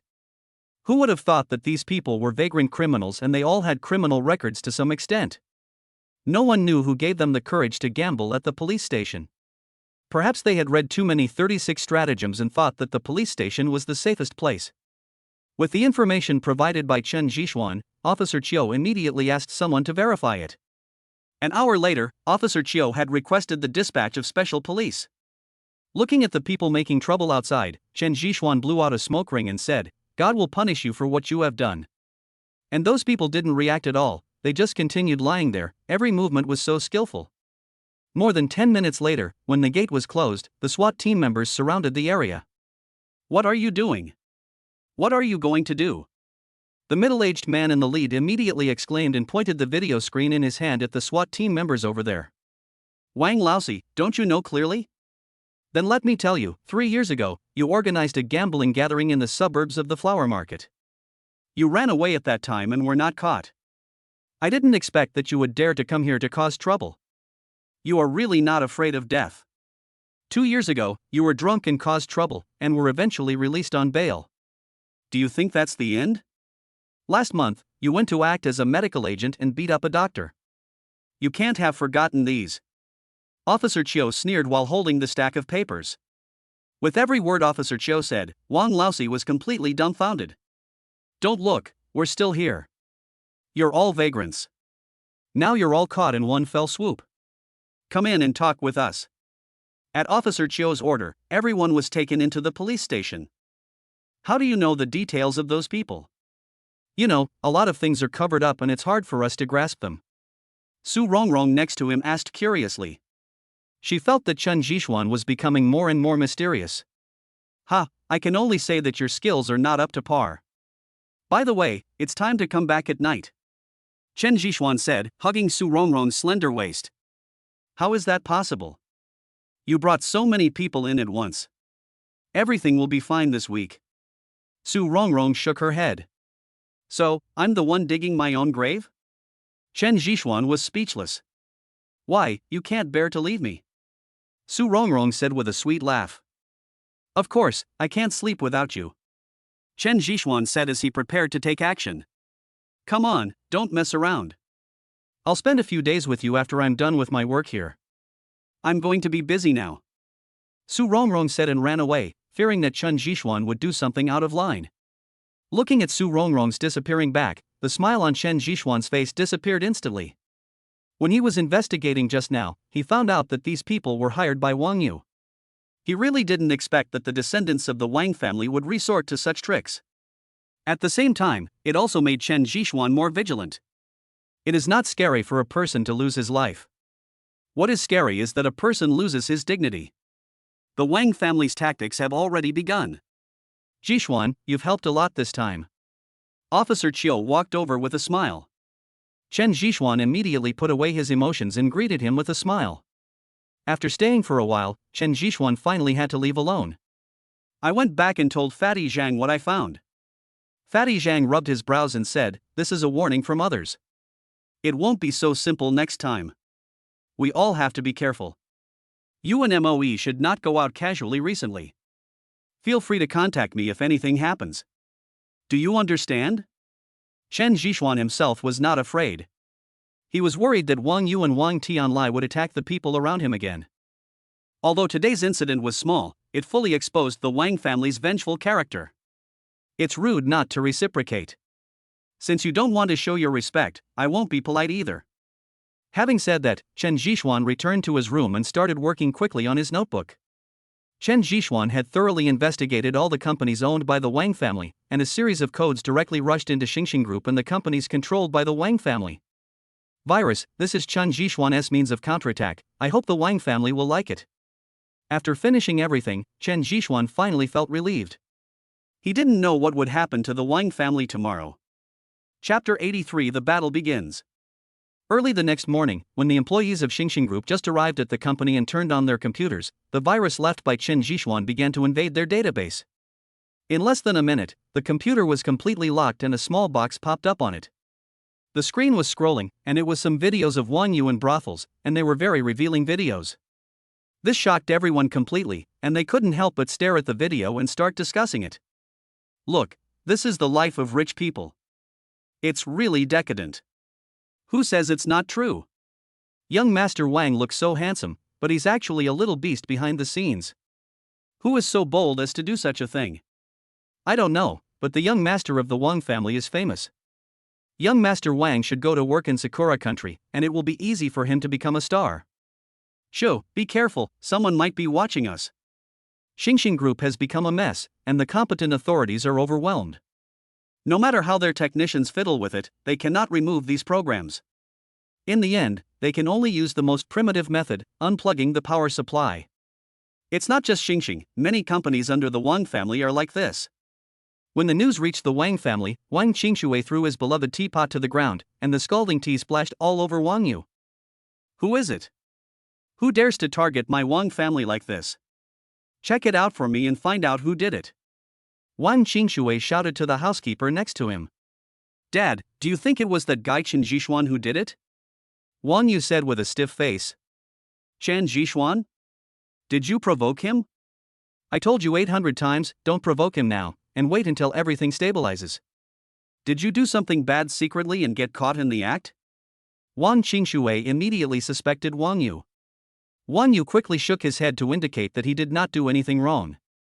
Xiaoyu, the old man has given Tianlai such an opportunity. When Tianlai is thoroughly familiar with everything in my Wang family, Chen Jixuan will be just a flea. Don't be impulsive and don't act recklessly, disrupting the old man's arrangement. Otherwise, you will have no place to beg for mercy. Wang Qingxue warned coldly. Wang Yu nodded quickly. He knew what the old man was planning and dared not do anything rash. Notify our company that has been invaded by the virus. Everyone will take 3 days off and let the technical staff solve the problem. If it doesn't work, replace a batch of computers. Wang Qingshui picked up the phone and gave the order. Mr. Wang, but if we do this, we will suffer a lot of losses. You know, a lot of important information is stored in the computer, said the person in charge. Wang Qingshui took a deep breath, then rubbed his temples and said, "No, nothing. This matter cannot be spread. Also, tell the company employees not to spread it, otherwise they will bear the consequences." Only after everything was arranged did Wang Qingshui feel relieved. At the same time, he hated Chen Zhixuan even more. Whether it was the previous incident that brought shame to the Wang family or this incident, his hatred for Chen Zhixuan deepened again. After breakfast, Chen Zhixuan kept paying attention to the situation of Xingxing Group, but after waiting for an hour there was no response. Did you suppress it secretly? But can you succeed with me here? Chen Zhixuan muttered to himself, and then began to invade the network of Xingxing Group silently. Everyone's office network had been unplugged. Chen Zhixuan didn't expect the Wang family to react so quickly. But do you think this is all I can do? Chen Zhixuan, holding a cigarette in his mouth, turned his attention to the mobile phones and personal emails of those employees. After screening them one by one, Chen Zhixuan finally got the video of the scene. Let's go, Wang Yu, you are going to be a rising star. Chen Zhixuan smiled and pressed the confirm button. Soon, a series of videos were uploaded to the internet, immediately causing a wave of heated discussion. Who is targeting Xingxing Group? How could such a situation occur? I am interested in hacking technology. From my point of view, these are all viruses created by someone with extremely sophisticated means and spread within Xingxing Group. Brother, you are a straight man, right? Your focus is different. I think the beauties in the video are pretty good, but the guy is a bit unlucky. That's Wang Yu, the second son of the Wang family of Xingxing Group. He's a playboy. No wonder, that's how it is, it's exciting enough. Recommend one, a rising star, my future idol. The uproar on the internet made Wang Qingshui, who was already upset, even more anxious. Who could have thought that he had just issued a gag order and now the whole network knew about it? Hurry up and find someone to clear your name, otherwise you will all be laid off. After saying this, Wang Qingshui smashed the phone in his hand. Things outside were getting worse and worse, and more lively, while Chen Zhixuan leisurely turned off the computer, stretched his body, and murmured, "It's another beautiful day. I practiced a full set of Tai Chi on the balcony and felt much more comfortable all over."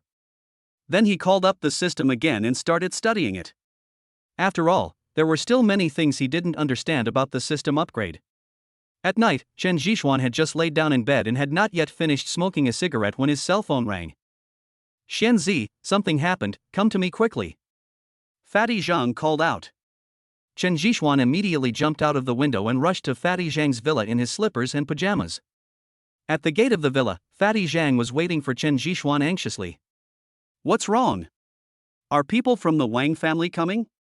Chen Zhixuan asked, looking around warily. "No, it's the stock market." The quantum fund took action and began to sweep up the stocks of the Sakura Country Sanling Group in large quantities. The stock began to fall wildly. Fatty Zhang said anxiously. After hearing this, Chen Zhixuan finally breathed a sigh of relief. After all, he had just slapped the Wang family in the face during the day and was afraid that they would do something desperate. When I entered the room, I saw Moe, Quan Dahai and Jia Sancher were all there, and all three computers were turned on. Awesome. If Quantum Fund doesn't take action, it will be a thunderous blow. Jia Sancher shouted excitedly over there. Follow the market. Quantum Fund's offensive is very fast and will not give Sanling Group much time. Quan Dahai, who was standing next to him, tapped quickly on the keyboard with a thin layer of sweat on his forehead. Chen Zhixuan didn't understand, and he also knew that he shouldn't ask now, so he just looked at everyone silently. In the entire villa, there was only the sound of 3 people typing on the keyboard and some words of transaction. For half an hour, none of the 3 of them took a break. An hour later, the whole sea finally stopped and started moving. The quick movements caused his fingers to cramp as he was moving them on the table. Chapter 80 for the shark behind. What happened? Chen Zhixuan watched them stop what they were doing and asked curiously. Quantum Fund is a hungry wolf. It has already pulled down the stock price of Sanling Group to an all-time low. Sanling Group has also reacted and started to push up the price. Now all we need to do is watch the show. Jia Sancher at the side took a sip of his drink, crossed his legs and smiled. That's right, who could have known that the Quantum Foundation would choose to take action at this time? If it weren't for Dahai watching, we might have missed this opportunity. MOE was also very excited. You know, this was a virtual war worth 600 million. I just checked. There was a nuclear leak in Sakura country. The leak occurred within the scope of Sanling Heavy Industries, and Sanling Group is responsible for it. Fatty Zhang said while holding his mobile phone. I see. It seems like Quantum Fund has received the news a long time ago and has been waiting for this moment. I wonder if stock investors in Sakura country will jump off buildings starting tomorrow. Jia Sancher played with the pen in his hand playfully, his two little eyes narrowed completely. After listening to these words, Chen Zhixuan felt relieved. But don't be careless. The Quantum Fund is too ruthless and will leave no one alive. If the Sakura government takes action, we will be in trouble. Quan Dahai beside him reminded. Come on, I'm well aware of the little things going on in Sakura country. The government will have to take action at least tomorrow. After all, the person taking office now is not the candidate recommended by Sanling Group. People will repay favors, and they will also hold grudges. Jia Sancher said with certainty. Looking at the numbers jumping on the computer screen, Chen Zhixuan took a sip of water and didn't know what he was thinking. Half an hour later, the stock price was pulled back again at a very fast speed, even higher than the previous price. How about it? Are you selling it? MOE asked Quan Dahai over there. Quan Dahai shook his head and said, don't worry, it's not that easy. Let's take a rest first. This battle won't end so soon. Chen Zhixuan didn't understand, but since the two professionals had spoken, he could only return to his room. In the room, Chen Zhixuan had just laid down when he received a call from Meng Ruyan. Ms. Meng, aren't you going to rest so late? Do you have something to talk to me about? Chen Zhixuan asked curiously. Zhixuan, what a good trick. Did you know in advance that these things would break out in Sakura country, so you asked me for so much working capital? Meng Ruyan asked in a low voice. How could that be? I just found out about it. What's the matter, Miss Meng, want to play some fun? Chen Zhixuan asked puzzledly. Don't play for fun, but I'm giving you a reminder. You'd better withdraw before noon tomorrow. This is a trap. Retail investors can't survive. I don't even dare to go in. Aren't you afraid that you'll be left with nothing? Meng Ruyan reminded. What's the meaning? It's very simple. Quantum Fund is just a hungry wolf, and there is a big shark behind it. If we don't withdraw by noon tomorrow, the big shark will swallow everything. Meng Ruyan was still playing charades. Chen Zhixuan wanted to ask something, but Meng Ruyan had already hung up the phone. After lighting a cigarette, Chen Zhixuan didn't know why Meng Ruyan suddenly called him. Quantum Fund is just a hungry wolf, but there is a big shark behind it? He became more and more confused, and at the same time he had a bad feeling in his heart. After explaining the matter to Fatty Zhang, he stopped thinking about it. After all, this was not an area he was proficient in. I spent the whole night in silence. When I opened my eyes the next morning, it was already past 9 o'clock. After a quick wash, he went to Fatty Zhang's villa. As soon as he pushed the door open, a smell of cigarette smoke wafted out. Wherever you look, there are cigarette butts everywhere on the ground. 4 people with dark circles under their eyes were still guarding the computer, and there were quite a few instant noodle buckets next to them.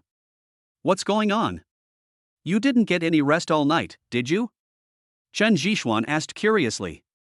Xianzi, the shark is coming. Fatty Zhang said with all his strength. Shark? Chen Zhixuan walked over, only to see Jia Sancher handing him a piece of paper. Wang family?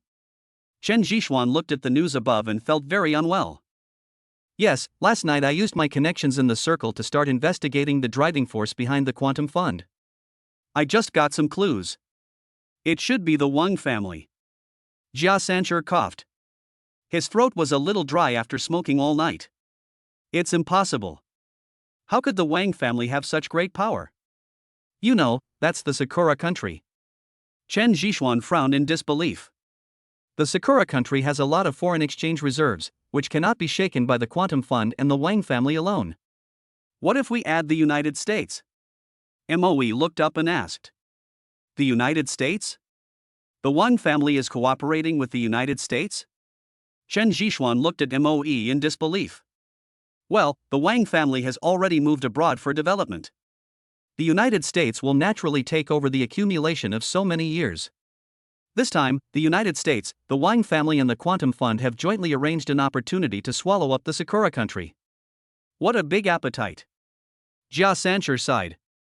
This is not right. Hasn't the relationship between Sakura country and the United States always been very good? Chen Zhishuan still couldn't understand. Dogs that bite people will be taken care of, but dogs that bite their owners will be beaten to death, Moe explained. Chen Zhishuan understood immediately and shouted to Quan Dahai, what should we do now? Should we withdraw or continue? Quan Dahai rubbed his head, grabbed his messy hair and said, Mr. Chen, I can withdraw 600 million now, can I handle the rest? Looking at Quan Dahai's gaze, Chen Zhishuan suddenly fell into deep thought. You want to dance on the edge of a knife, but don't be stupid. We have gained 2 billion this time. Moe hurriedly stopped him. If they stop now, they will definitely make money, and even more than triple their original capital. If they continue, they will really be swallowed by sharks. Mr. Chen, I don't want to give up just like that. I want the Mitsubishi Group to die. I want those second-generation rich people who rely on the Mitsubishi Group to beg on the streets. Quan Dahai said viciously. At this moment, he fell into madness. Okay. Chen Zhishuan finally agreed. Thank you. Quan Dahai knelt down in front of Chen Zhishuan and kowtowed 3 times. Chen Zhishuan did not dodge but accepted it. This is what he deserves. 2 billion was taken away just by kneeling. I'll help you. Jia Sancher stood up with a smile, lit a cigarette skillfully and said. Thank you. I'll help you too. I want to see if I really can't keep up with the pace of the times. It's just a shark, right? Even if it swallows us, I will make him feel bad. Moe seemed to be 10 years younger, and he became full of fighting spirit. Chapter 85 Dancing on the Tip of a Knife. It is impossible for one person to shake an entire country, but the entire ocean in front of him chose to do so. Maybe he may not succeed, but Chen Zhishuan believes that he has already won, and this belief is invincible. Time passed by little, and the minute hand had reached 12 noon. It's coming. The Quantum Fund has completely torn a hole in it, and the Wang family is following closely behind. The big shark is really coming. Jia Sancher exclaimed. The price that was originally raised by the Sakura country fell again in an instant and fell to the freezing point. Can you poop? Moe next to him stared at Quan Dahai and asked. Quan Dahai didn't say anything, but muttered something that no one could understand, and his eyes kept looking around for something. At the T&I Club, many people had already been guarding Meng Ruyan. Everyone was listless, having fought for a whole night. Moreover, many Chinese families participated in this swallowing plan. Miss, all the goods have been cleared out and the Americans have come in. Ah-Si reported. Well, I know, how much is the income? Meng Ruyan said. 3 billion yuan. Said Ah-Si. The Wang family has really made up their minds this time and gambled their entire fortune. However, after this, the Wang family has completely stood up. Grandpa Wang made a good move. If this was not China, the layout would be restricted.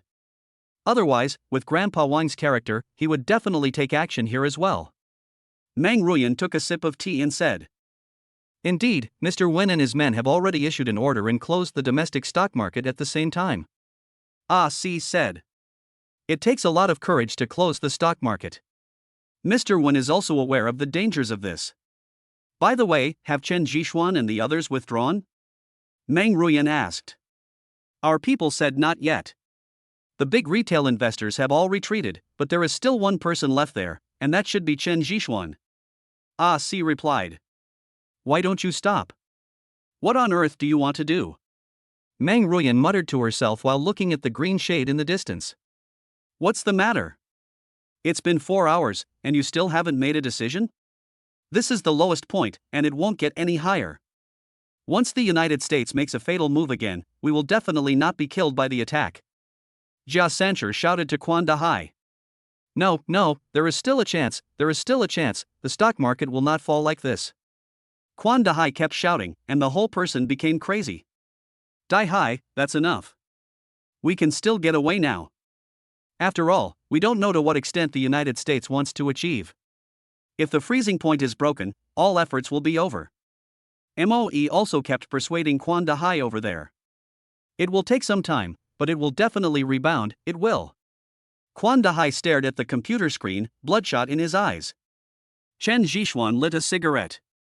Although he did not understand the twists and turns of the stock market, he knew that Quan Da Hai was waiting for an opportunity for a complete reversal, an opportunity to escape unscathed and to suppress the final blow of the Sanlang Group. 1 cigarette, 2 cigarettes, 3 cigarettes, the lighter kept buzzing. He's back, he's back. Another hour later, MOE on the other side shouted excitedly. I guessed it would bounce back. This is my last chance. Quan Da Hai almost jumped up. Slingshot theory, the Sakura country wants to sweep everyone out once and for all. Jia Sancher understood it immediately, and he was no longer worried, with a hint of a smile on his face. No, it's impossible for Sakura country to go out less often. Quan Da Hai kept shaking his head. What? Why? Jia Sancher was confused. Okay, now is not the time to talk about this. When will we let go? MOE interrupted their conversation. Don't be in a hurry. Let it rise slowly. We will release it when it reaches the peak. Quan Da Hai said mysteriously. Jia Sancher and MOE looked at each other, and then they could only suppress their excited hearts. Within an hour, stocks in Sakura country recovered across the board, especially Sanlang Heavy Industries, which recovered very quickly, returning to its previous price in almost half an hour. Let's do it. Close all positions without leaving a single cent, Quan Da Hai said suddenly. Jia Sancher was so excited that he almost threw the cup in his hand away. He didn't even bother to wipe the water off the table. His hands were working quickly. 10 minutes later, Quan Da Hai sold all the remaining stocks in his hands. And his action seemed to be a signal, and more stocks were sold out. This is the slingshot theory. The quantum fund is worthy of being the quantum fund. Now, Sakura country is powerless to turn the situation around. Quan Da Hai said viciously. It turned out that the quantum fund had long known that the Sakura country would launch this slingshot tactic and had been waiting for such an opportunity. When the slingshot was pulled to the bottom and rebounded to the highest peak, it took advantage of that gap to throw down a large stone to completely suppress the so-called slingshot, leaving the Sakura country with no room for rebound. Awesome, I thought so. This time we are pulling out the teeth from the tiger's mouth. The Sanlang Group is going to be disbanded. Jia Sancher said with a smile. Mr. Chen, thank you for giving me this opportunity. From now on, I will be yours regardless of life or death. Quan Da Hai walked to Chen Zhishuan and bowed. Chen Zhishuan had experienced all the thrills, so naturally he wouldn't care about it after seeing the best ending. Okay, you are a member of Xinguang, and you did a good job. Chen Zhishuan patted Quan Da Hai on the shoulder. You know, no one will believe the words of a madman, even if it was MOE who recommended it. Quan Da Hai had approached many people before to discuss cooperation for revenge, but was rejected by everyone. It was Chen Zhishuan who gave him the capital, allowing him to participate in this battle and avenge his girlfriend personally. He will never forget this. How much have we earned? Do we still have the 2 billion? Fatty Zhang asked in a money-grubbing manner. 20 billion? That's just a drop in the bucket. Do you know how much we got when we finally closed our positions? 6 billion, 10 times more. Jia Sancher gestured, waving 2 fingers. 6 billion? It's made, it's really made. Fatty Zhang shouted with his mouth wide open, his saliva almost dripping out. But Chen Zhishuan was not happy at all. He had obtained 6 billion, but what about the Wang family? He had a headache when he thought about it. Money was not omnipotent, but in foreign countries, money was omnipotent. After this time, the Wang family will completely show their fangs, and then I will be in trouble. After taking a few puffs of the cigarette, Chen Zhishuan was dragged to the party. Fatty Zhang took out the champagne that he had prepared long ago and waved it wildly. Everything was over. After a day and a night of fighting, Chen Zhishuan made a fortune. Of course, this was just the beginning, and the real battle would come in the days that followed. Chapter 86, On the Black Machine. While the 4 of them were partying, Chen Zhishuan discovered that Quan Da Hai had secretly returned to the room. He quietly followed him and saw him take out a photo from the innermost part of the package. The photo was of his girlfriend, and her bright smile seemed to be contagious. "Look, I have avenged you." Quan Dahai put the photos away, went over there to turn on the computer, and at the same time switched to the live broadcast of Sakura Country. During the live broadcast, there were many people standing on the rooftop of Sanlang Group. Chen Zhixuan was still wondering what was going on when he saw a man just jump down. "If you fall from a 50-story building, you will be dead forever." The first one. Quan Dahai did not show any joy on his face, he just counted silently. The second one. The third one. When Chen Zhixuan saw this, he didn't push the door open, but just let out a sigh of relief. The business world is like a battlefield, and he now realized how cruel it is.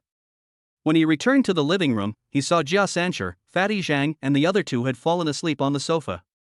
Chen Zhixuan could only notify the nanny to come and help clean up.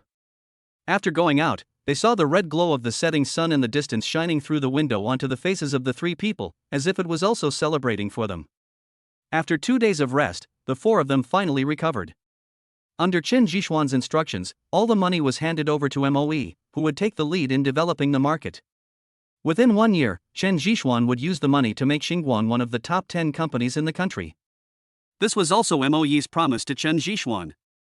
Su Rongrong just stayed in the bureau during this period, and Chen Zhixuan could only visit her every day. After all, he was the one who caused the trouble. That day, when Chen Zhixuan was about to go out, he saw Ah Si already waiting at the door. "Mr. Chen, congratulations." Ah Si congratulated with a smile when they met. "Do you have something to talk to me about?" Chen Zhixuan asked curiously. "Mr. Chen is really a forgetful man. Could it be that you have forgotten what you promised our young lady?" Ah Si said slowly. Chen Zhixuan reacted instantly and could only sit in Ah Si's car and follow him to T&I Club. Meng Ruyan had been waiting for a long time. When she saw Chen Zhixuan coming, she smiled and said, "Let's go." Before Chen Zhixuan could say anything, Meng Ruyan had already sat next to him. The tempting smell of perfume filled his nose, and Chen Zhixuan could only sit quietly aside. Ah Si was driving in the front, Chen Zhixuan and Meng Ruyan were sitting in the back, and he actually felt a little nervous. Not bad, dancing on the edge of a knife, and even dug out a big piece of meat before leaving. "I'm really curious about who is behind this. Can you introduce me to him?" Meng Ruyan opened her red lips slightly, and her curious question broke the awkwardness. "Jia Sancher and MOE." Chen Zhixuan said. "It's him, no wonder. But there should be someone else." Although Jia Sancher is very talented, he likes to arrange everything and won't take such risks. MOE has good management skills, but he was at most a traitor in that battle. There must be someone else in command. Meng Ruyan shook her head in disbelief. "It's really gone," Chen Zhixuan said confidently. It was the first time he realized that a smart woman could be so difficult to deal with. "What? Are you afraid that I will poach your people?" Meng Ruyan suddenly leaned over and looked at Chen Zhixuan with her big eyes blinking. Looking at Meng Ruyan, who was so close to him, Chen Zhixuan couldn't help but move backwards. "Ha, look how scared you are. Don't worry, sister won't eat you." Meng Ruyan smiled and returned to her seat. When we arrived at a private airport, the plane had been waiting there for a long time. After getting on the plane, Chen Zhixuan drank 2 glasses of water before he calmed down. This time he finally experienced what temptation was and understood the power of Kyoto's #1 rose. Miss Meng, where are we going this time?" Chen Zhixuan asked curiously. "Are you asking so many questions because you're afraid that I will sell you out?" Meng Ruyan turned her head and asked. "No, I'm just worried that I can't do it well." Chen Zhixuan touched his nose awkwardly. He, it's not a big deal actually. I just want you to pretend to be my boyfriend. Don't worry, it's only for a few days, and everything will be fine soon." Meng Ruyan said it without hiding it. "What? Are you kidding me?" "Get off the car, don't stop the plane, I want to get off the plane." Chen Zhixuan struggled to stand up. Meng Ruyan looked at Chen Zhixuan and then deliberately said, "Why, man, are you so scared by such a small thing? Or do you think I have wronged you?" After she finished speaking, Meng Ruyan slowly moved closer to Chen Zhixuan. In Chen Zhixuan's eyes, Meng Ruyan, with her curvy figure, was like a ferocious beast, and he could not avoid her. "No, aren't you making me hate you? I'll be in trouble if Rongrong finds out," Chen Zhixuan said as he kept leaning back. Suddenly, Meng Ruyan stretched out a finger and pointed it under Chen Jishuan's chin, then said very gently, "Don't worry, it's okay, there won't be any hatred, and Rong girl won't be so petty, what do you think?" Well, Chen Jishuan was on a black plane and couldn't get off even if he wanted to. Just stay quiet, it will only be there in a few hours. Meng Ruyan stopped teasing Chen Jishuan and sat aside to rest. As expected of a private jet, it had everything you could imagine. Chen Jishuan picked up a bottle of red wine, opened the lid and started drinking. 7 hours later, the plane finally landed. After exiting the cabin and looking around, he asked blankly, "Is this still China?" "Of course not, this is the United States, and my parents are on vacation here." "Don't worry, they won't sell you out." Meng Ruyan chuckled and then took Chen Jishuan's arm. Feeling the warmth from Meng Ruyan's body, Chen Jishuan subconsciously wanted to pull his hand away. "Get used to it, and don't mess up your performance, otherwise I will be angry," Meng Ruyan threatened. Chen Jishuan could only enjoy the helpless tenderness and followed Meng Ruyan into the car over there. Through the car window, Chen Jishuan looked at the streets of the United States. There were unfamiliar faces everywhere, but he didn't speak any foreign language yet. "System, are you here? I want to exchange for foreign language proficiency," Chen Jishuan shouted silently in his heart. "The exchange mall has been opened for the host." Looking at the exchange price, Chen Jishuan was speechless. It took 7 days of sign-in rewards to redeem a foreign language proficiency certificate. He gritted his teeth and exchanged it directly. Ding! Congratulations to the host for redeeming foreign language proficiency. Please accept it. Chen Jishuan leaned back in his chair, and soon that feeling of enlightenment came into his head again. After more than 10 minutes, many more languages appeared in his head, not only Mido, but also languages of other countries, a total of 25 languages. Chapter 87, Bad Mouth. What are you thinking about so intently? Meng Ruyan said curiously as she looked at Chen Jishuan. Nothing, I'm just curious about what life is like for people here. Can they really make money without doing anything every day? Chen Jishuan replied casually and took out his mobile phone to edit a text message for Su Rongrong. How can you not work? Work is needed everywhere. Don't be fooled by the appearance that Americans have a lot of free time. This is all an illusion. The purpose is to create an atmosphere that others will yearn for and become their workers, Meng Ruyan explained. Oh, just like those people who moved to Beijing. Yes, only a few people who come to Beijing to work can succeed, less than 1%.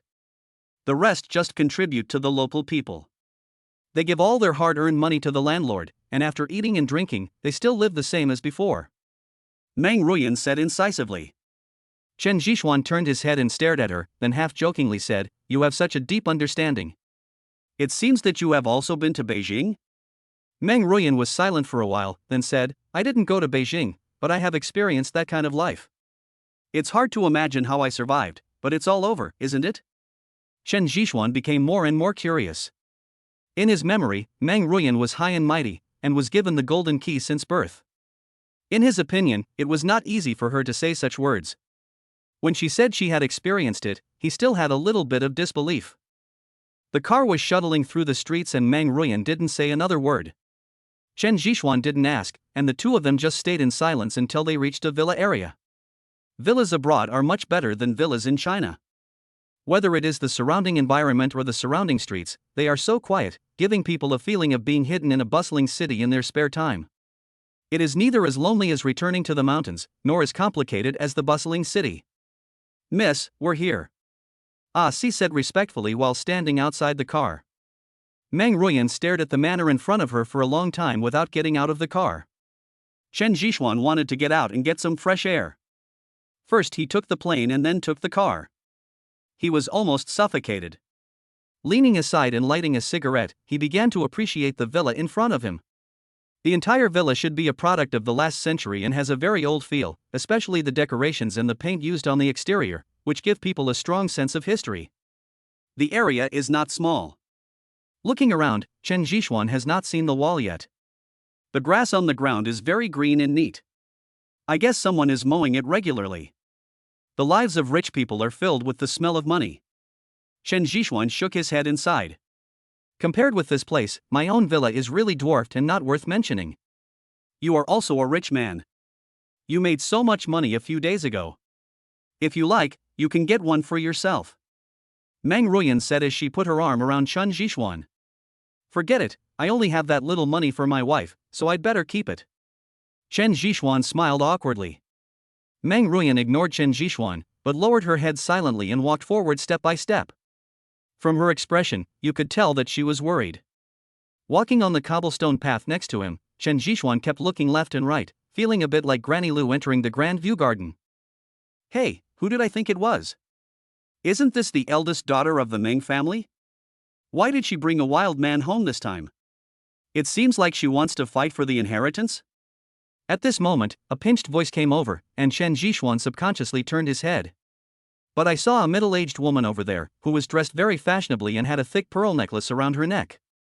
She was dressed very luxuriously. There was also a foreigner standing next to her, who was very tall and had very fair skin.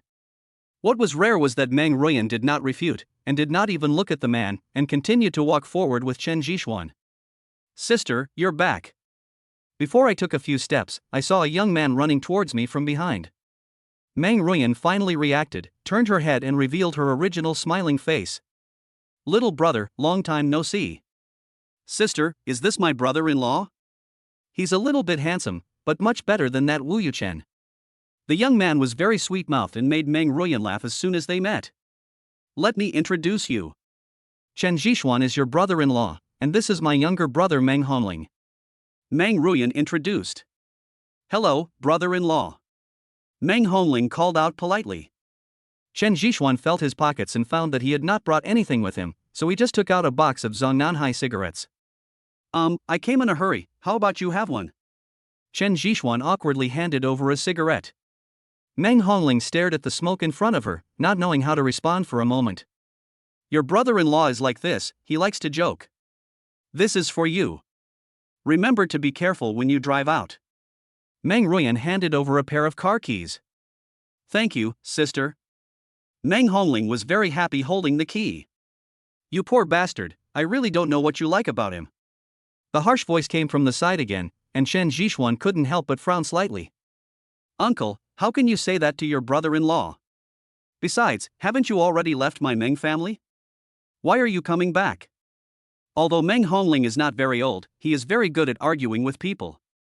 Uncle? Chen Zhixuan was stunned when he heard this title. You know, the person standing in front of him was a woman in every way, but Meng Honling actually called him uncle. Although I have left the Meng family, your grandfather is my father after all. How come I can't even come back to take a look? The Meng family is really becoming outdated. The children are not well educated. How can they get married when they grow up? The woman who was stared at by Chen Zhixuan before immediately replied. After swallowing his saliva, Chen Zhixuan felt that his worldview had collapsed. Are you a she-male? Chen Zhixuan blurted out subconsciously. By the time he reacted, it was too late. Meng Ruyan's uncle's eyes had widened, and he looked as if he was about to transform. Don't talk nonsense. Meng Ruyan hurriedly pulled Chen Zhixuan aside. He's a thing that someone has raised but no one has disciplined him. What are you talking about? Meng Ruyan, look at your man. He is barbaric, rude, and uneducated. I advise you to find someone else.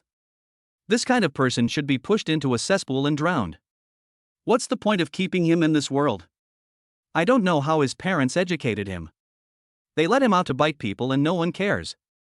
His conscience has been eaten by a dog. Meng Ruyan's uncle's mouth kept firing at Chen Zhixuan like a machine gun, never stopping. Chen Zhixuan originally didn't want to cause trouble for Meng Ruyan, but Meng Ruyan's uncle became more and more excited as he talked, so Chen Zhixuan simply slapped him. Chapter 88, A Dozen Seconds of Fighting. It was finally quiet. After a slap, everyone fell silent and didn't say a word. Meng Ruyan's uncle covered his face and stared at Chen Zhixuan in disbelief. After several seconds, Meng Ruyan's uncle screamed, as if he was a dead mouse caught in the door. It was very unpleasant to hear. You bastard, how dare you hit me? Meng Ruyan's uncle yelled and threw the bag in his hand over. The lover next to him also took action and made a boxing gesture. Chen Zhixuan grabbed the bag and threw it away. Honey, teach him a lesson. Meng Ruyan's uncle pointed at Chen Zhixuan and yelled. The tall man immediately took action, but in less than a second, his head hit the grass and he fell into a coma. Brother-in-law is so awesome. Meng Honling next to him exclaimed. Meng Ruyan didn't expect things to turn out like this, and could only stand aside and watch silently. What are you looking at, Shimale? Chen Zhishuan was like this. Since he had offended her, he would not be shy about anything. I'm going to fight you. Meng Ruyan's uncle was so angry that he rushed up desperately, rushing towards her with high heels and claws bared. With a kick, Meng Ruyan's uncle lay on the lawn over there. You are such a shameless person, bringing shame to the Chinese people. You don't want to be a good man, but insist on putting on heavy makeup and acting like a bitch. Oh, I should say a eunuch, you bitch. Chen Zhishuan cursed. You. What do you mean by I? It's really not worth it for me to get angry with such an unfaithful, unfilial, unkind and unjust person like you. Chen Zhishuan sneered. Brother-in-law, how come you are unfaithful, unfilial, unkind and unjust? Meng Hongling was the kind of person who could obviously watch the fun and not mind the big show, so she asked deliberately. The motherland raised him to this age, but he turned out to be like this. He even teamed up with a foreigner to deal with his own family. This is called disloyalty. Disloyalty to the country, disloyalty to love. One's body and hair are given by parents. There are 3 types of unfilial behavior, and the worst is to have no descendants. Turning into a monster that is neither human nor ghost, this is unfilial. Chen Zhishuan stared at Meng Ruyan's uncle with disdain. Unkind and unjust? I haven't thought of this yet. Just looking at his actions and habits, I can tell that he must be an unkind and unjust person. Chen Zhishuan could only justify himself. Meng Ruyan, I'm not done with you, said Meng Ruyan's uncle. If it's not over yet, it's not over yet. I'll deal with you next time. Chen Zhishuan took Meng Ruyan's hand and walked into the villa, no longer paying attention to this pervert. Meng Hongling followed behind with admiration on her face, like a little root. You shouldn't be so impulsive. Although my uncle has become like that now, he is not someone you can easily mess with. He is a master of gambling and many people have been bribed by him with money. If you treat him like this, he will retaliate against you. Don't forget, this is the United States and this is Las Vegas. Meng Ruyan reminded. Really? I'm not even afraid of the Wang family, so why would I be afraid of such a sissy? Chen Zhishuan said indifferently. Great, brother-in-law, is that kung fu? Teach me a few moves. Meng Hongling shouted excitedly from the side. Go away. I will check your homework later. If you haven't finished it, you should understand the consequences. Meng Ruyan changed her face and said to Meng Hongling in an extremely cold tone. Meng Hongling hung his head and could only leave silently. It was obvious that he was afraid that Meng Ruyan would get angry. Don't talk nonsense when you go in. I asked you to help me, not to cause trouble for me. Meng Ruyan warned. She was really convinced. Before she even entered the door, Chen Zhishuan started beating her uncle. Although there were reasons for it, she was afraid that Chen Zhishuan would do something else. The hall in the house was already full of people, and strangely, everyone's eyes were turned to the second floor. I found a place to sit down, and Meng Ruyan had already gone to the second floor. Meng Ruyan didn't come down for more than 10 minutes, so Chen Zhishuan could only find a corner and smoke by himself. To be honest, he was still very curious about the Meng family. In the information Su Ming had provided before, the Meng family was only mentioned briefly without any details. Moreover, he always felt that something was wrong about playing the role of Meng Ruyan's boyfriend. You know, with Meng Ruyan's influence in China, she could just wave her hand and find someone more suitable than herself to pretend to be her boyfriend. Why did she choose herself? With these questions in mind, Chen Zhishuan lit another cigarette. Coming down. Someone shouted, and people immediately gathered around. Chen Zhishuan turned his head and was surprised to see Mr. Chiu here. Mr. Chiu, how is my father's illness? Someone nearby asked. It's nothing, just a little tired. There's nothing wrong with my body. Also, don't gather so many of you here, it will affect Lao Meng's recovery. Old Shou said softly. Everyone couldn't help but breathe a sigh of relief when they heard the news, but Chen Zhishuan still noticed that there was a hint of disappointment and coldness in the eyes of several people. You little brat, come here quickly. Don't you see your master is here? Just when Chen Zhishuan was stunned, old Xiu had already seen Chen Zhishuan and couldn't help but shout. Coming. Chen Zhishuan put out his cigarette and followed. Come with me, you all can go home. Old Xiu waved his hand and took Chen Zhishuan to the second floor. As soon as he reached the second floor, Chen Zhixuan stopped at the stairs, and the feeling of danger came up again. Suddenly, Chen Zhixuan grabbed Mr. Chiu, then turned over and climbed onto the stairs, then slid down. As soon as my feet touched the ground, I heard gunshots from above. "Master, be careful," Chen Zhixuan said as he quickly climbed up the stairs, his ears constantly receiving information from above. The gunshot disappeared completely after more than 10 seconds, and Chen Zhixuan walked up step by step. When I pushed the door open, a bullet came towards me. Fortunately, he was prepared. The iron plate in his hand blocked the bullet and he shouted, "It's me."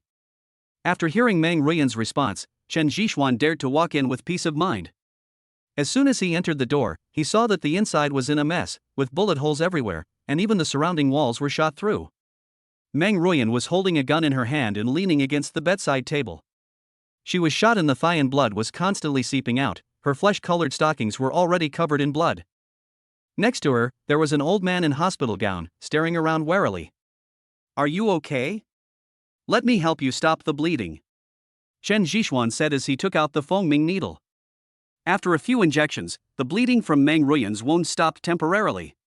Chapter 89, The Cave of Gold and the Mirage. "Bear with it," Chen Zhixuan said as he touched the base of Meng Ruiyan's thigh with his thumb and then slowly slid it up. Suddenly, Chen Zhixuan picked up Meng Ruiyan, and after a roll, the bullet head fell to the ground. "Lao Meng, are you okay?" Old Shou also walked in at this time. Looking at Chen Zhixuan pressing Meng Ruiyan on the bed, he was speechless for a moment. "What are you doing, little bastard?" Mr. Chiu shouted angrily. Chen Zhixuan then released Meng Ruiyan and used the medicine nearby to bandage her wound. "Old Shou, you are right. Some people don't want me to get up," Old man Meng said coldly, staring at the corpse over there. "Alas, there is no need for you to make such a big noise. If you alert the enemy, you will be in trouble later." Old Shou shook his head. "Thank you for helping me stop the people below. Don't worry, I can still lure the snake out of its hole. Old Shou, tell those people below that my life is in danger and I need to find a safe place for treatment." "I am going to eliminate all the threats this time." There was a constant surge of murderous intent in Grandpa Meng's eyes, and it was obvious at first glance that he was not a good person. "Oh, I really don't understand." "It's up to you, but my precious disciple cannot be involved, otherwise I will fight you to the death." Old Shou sighed and said, "You're accepting a disciple? He looks about the same age as my granddaughter. How about we become in-laws?" Old man Meng suddenly suggested. "Cannot." "No." Meng Ruiyan and Chen Zhixuan shouted in unison. Their tacit understanding was unparalleled. "Master, you can't do this recklessly. What happened today? How could it turn out like this?" Chen Zhixuan immediately changed the subject, fearing that Mr. Chiu would do something to his wife again in a fit of impulsiveness. "That's right, Grandpa, weren't you sick? What's going on?" Meng Ruiyan was also a little confused. "Lao Meng, tell me, this is all your arrangement?" Old Xiu sat on a chair at one side, looking like an old monk in meditation. "Actually, it turned out that Mr. Meng was sick before because someone drugged him. After Mr. Chiu's diagnosis, he found out that someone wanted to deal with him, and the person who wanted to deal with him was most likely a descendant of the Meng family. So he deliberately revealed the news that he was about to die, and then Mr. Chiu took over and said that he was fine, in order to lure out the person behind the scenes. As expected, as soon as Mr. Chiu made the announcement, someone started attacking Mr. Meng. After hearing all this, Chen Zhixuan sighed that Mr. Meng was really courageous. He used himself as bait to lure those people into the trap. "Ruiyan, I need your help with something else." Old man Meng looked at Meng Ruiyan and said, "Grandpa, what's the matter? You know about the Meng family's offshore casino, right?" "I know a little, but my uncle has always been in charge before, and besides, Meng Ruiyan said this and didn't say anything else. "Yes, it is the youngest one in charge, but he is no longer a member of the Meng family. Moreover, I want you to take back everything there. Don't worry, I have arranged someone to pick you up. You just need to reveal your identity at the critical moment," Old man Meng said in a deep voice. "I understand." Meng Ruiyan nodded. "I'm not going, master." "Why don't we leave first? This is someone else's family affair," Chen Zhixuan said and prepared to slip away. Just kidding, he didn't want to get involved in such a big deal. Wait a moment and hear what old Meng means. Old Xiao did not leave, but just looked at old man Meng over there. Old Xiao, you know what my Meng family is based on, so the offshore casino cannot be lost. Besides, I have already asked the god of gamblers to take action, so I have to use your apprentice. I am not at ease with Ruyan alone. Old man Meng requested. Mr. Chiu was silent for a while and did not give an answer immediately. Looking at Mr. Chiu's expression, Mr. Meng turned his gaze to Chen Jishuan over there. Chen Jishuan, I also understand your situation. You are indeed capable to have come out of the Wang family. But you also saw what happened a few days ago. The Wang family is not as weak as you think. If you accompany Ruyan on the boat and protect her, I will be your loyal partner on behalf of the Meng family. Old Master Meng offered a very tempting condition. Without waiting for Chen Jishuan to speak, Mr. Chiu nodded and agreed. Seeing Mr. Chiu nod, Chen Jishuan could only accept it silently. Okay, now that everything has been arranged, I'll pretend to be sick. Really, I just stretched my muscles and now I have to lie down again. After Grandpa Meng said this, he lay down on the bed, and his acting skills at the level of a best-selling author were immediately revealed. After leaving the ward, although Chen Jishuan had many questions, he could only keep them in his heart. Besides, he still had to deal with the people from the Meng family. After being persuaded by Meng Ruyan and Mr. Chiu, the people around dispersed, but Meng Ruyan was also pulled away by her parents. Lighting a cigarette, Chen Jishuan looked at the damaged second floor, then whispered, Master, what exactly does the Meng family do? Also, why did you agree to what Grandpa Meng did? We don't actually need to get involved. Chen Jishuan asked several questions in a row. I have some thoughts. You just heard that the Meng family has an offshore casino.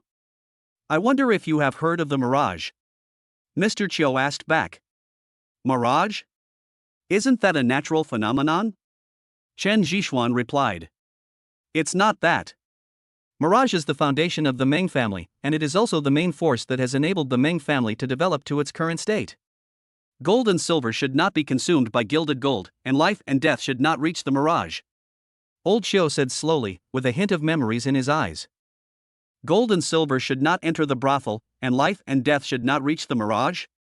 What does this mean? Chen Jishuan still didn't understand. The brothel is the Wang family's hidden asset, a casino that is worth more than a mountain of gold and silver. It can be said that the brothel contributed a lot to the Wang family's accumulation of so much money in a short period of time. However, the Mirage of the Meng family is even more powerful. Once you enter it, it all depends on one word, and that is gambling. Only if you are lucky enough and have high enough skills, you can win everything there. However, not everyone is so lucky. Those who go there are all desperate criminals who have reached the last point and want to make a comeback, even at the cost of their lives. Old Xiao explained. Risking your life? Is it possible? Chen Jishuan took a deep breath. He had only seen gambling with his life in movies. That's right. If you win, you get freedom. If you lose, you'll be homesick. It goes on and on. You have to know that those who get there are either rich or noble. There are so many connections behind each of them. That's why the Meng family will become bigger and bigger. That's why the Mirage is the foundation of the Meng family. Old Xiao sighed. Chapter 90, Fortune Telling.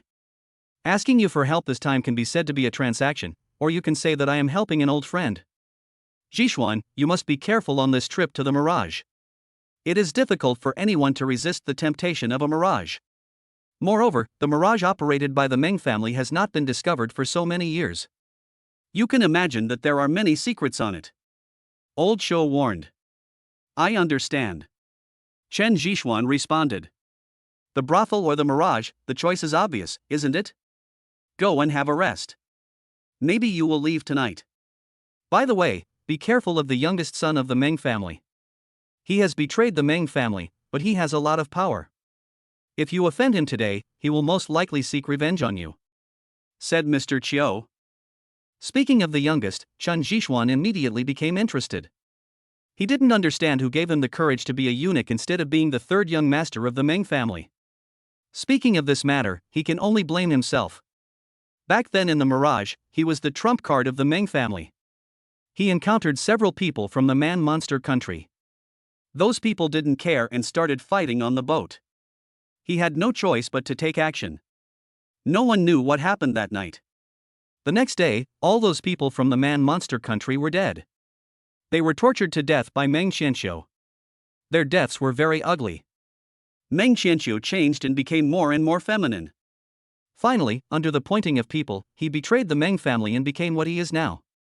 Old Shou recounted the past again. A dream of 1,000 years, what a great name. Mr. Meng is really foresight. Chen Zhixuan said with a smile. After waking up from a dream, the man turned into a woman. Okay, don't talk nonsense about some things, and don't just look at the surface. I also came to check his body then, and found that he would not be able to have sex in this life, and there was an extra feminine energy in his body, which only women have. The pain is perhaps only understood by him. After saying this, Mr. Chiu went to rest. Chen Zhixuan doesn't care about these. There must be something hateful about a pitiful person.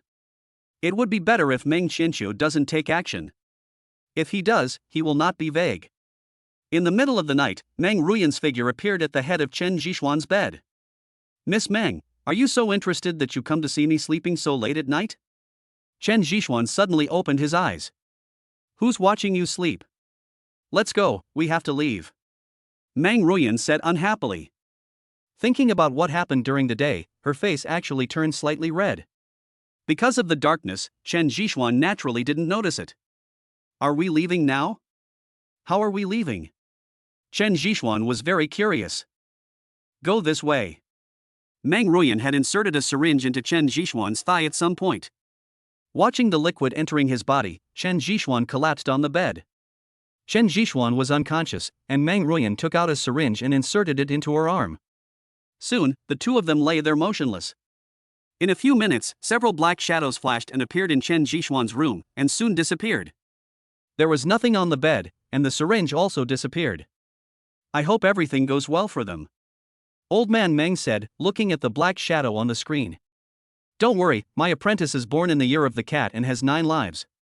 Mr. Chiu said this, but he was still worried in his heart. When Chen Zhixuan woke up again, he found himself trapped in a space with small lights around him. He could clearly see Meng Ruyan beside him. Wake up. Chen Zhixuan pushed Meng Ruyan. Meng Ruyan rubbed her head and looked around. Ms. Meng, won't you give me an explanation? Chen Zhixuan's face darkened. After all, he was really unprepared for Meng Ruyan. I don't know where this place is. My grandfather said that in order to reach the mirage, you must inject that thing, and I have never been to a mirage. Meng Ruyan said puzzledly, looking at the small lights around. You're really trying to trick your granddaughter. You don't even know that you've been sold by your grandfather. Chen Zhixuan was speechless. Logically speaking, how come Meng Ruyan is such a smart woman? Her IQ drops in front of her grandfather. Don't talk. Listen carefully to see if there are any sounds outside. Meng Ruyan said softly, leaning against the side. Holding his breath, Chen Zhixuan could clearly hear the sound of the waves. Are you in the sea? Chen Zhixuan said with some concern. It seems so, and have you noticed that we are going in circles? Meng Ruyan rubbed his temple. Sea vortex? Chen Zhixuan shouted suddenly. Soon, the space where the two were located began to rotate. The speed was getting faster and faster. The two men couldn't bear it anymore and fainted again. When they woke up, they were already on a cruise ship. The cruise ship was very large, with more than 20 floors and was very spacious all around. Where is this? Chen Zhixuan stood up weakly and looked around. Welcome two guests to Mirage. Please register over there and we will arrange a room for you. A waiter came over and said with a smile on his face. Chen Zhixuan stretched his neck, looked down, and found that the space where he and Meng Ruyan were was actually a coffin, which was wrapped in a metal material. Damn it, this is so unlucky. Chen Zhixuan woke Meng Ruyan up and kept mumbling something. Meng Ruyan was also very curious about her surroundings, but she did not show it. She just stood silently beside Chen Zhixuan, holding his arm. You two, please register your gambling money, the waiter reminded. Chen Zhixuan looked at the gambling money registration form in front of him and was very surprised and didn't know what to write. Meng Ruyan did not hesitate and directly wrote her name, followed by a small bracket with a life in it. Are you crazy? Chen Zhixuan pulled Meng Ruyan and said. Meng Ruyan didn't say anything, but just signaled Chen Zhixuan to hurry up. Chen Zhixuan hesitated for a moment, but finally wrote his own name like Meng Ruyan and left his life behind. Welcome to distinguished guests. Your room is on the 20th floor. Someone will take you there in a while. By the way, there are various masks in the room. If you don't want others to know your identity, you can wear a mask. As he spoke, a waiter came out and took Chen Jishuan and the other person to the 20th floor. Chen Jishuan kept looking around on the way. It was pitch black with only the sound of waves. He was sure that he was on the sea and the cruise ship was still moving forward. As for where the cruise ship was going, no one knew and the direction was even more unclear. Chapter 91. Do you know how to gamble? After entering the room, Chen Jishuan was very surprised. The room was more than 100 square meters and the space was very large. It had all kinds of things, including a lot of sex toys. Interesting, the service is really thoughtful. Chen Jishuan said playfully. Stop playing around, check the surroundings to see if there are any eavesdropping devices or something. Meng Ruyan looked around. Don't waste your energy. If Mirage installs surveillance cameras for this purpose, it really won't deserve the name. By the way, why did you add your name when you signed just now? Chen Jishuan was very curious. Writing fate means that we can bet our lives together. Only in this way can we gain the respect of the Mirage waiters. And anyone who gets on the ship will sign the same, so we are no exception.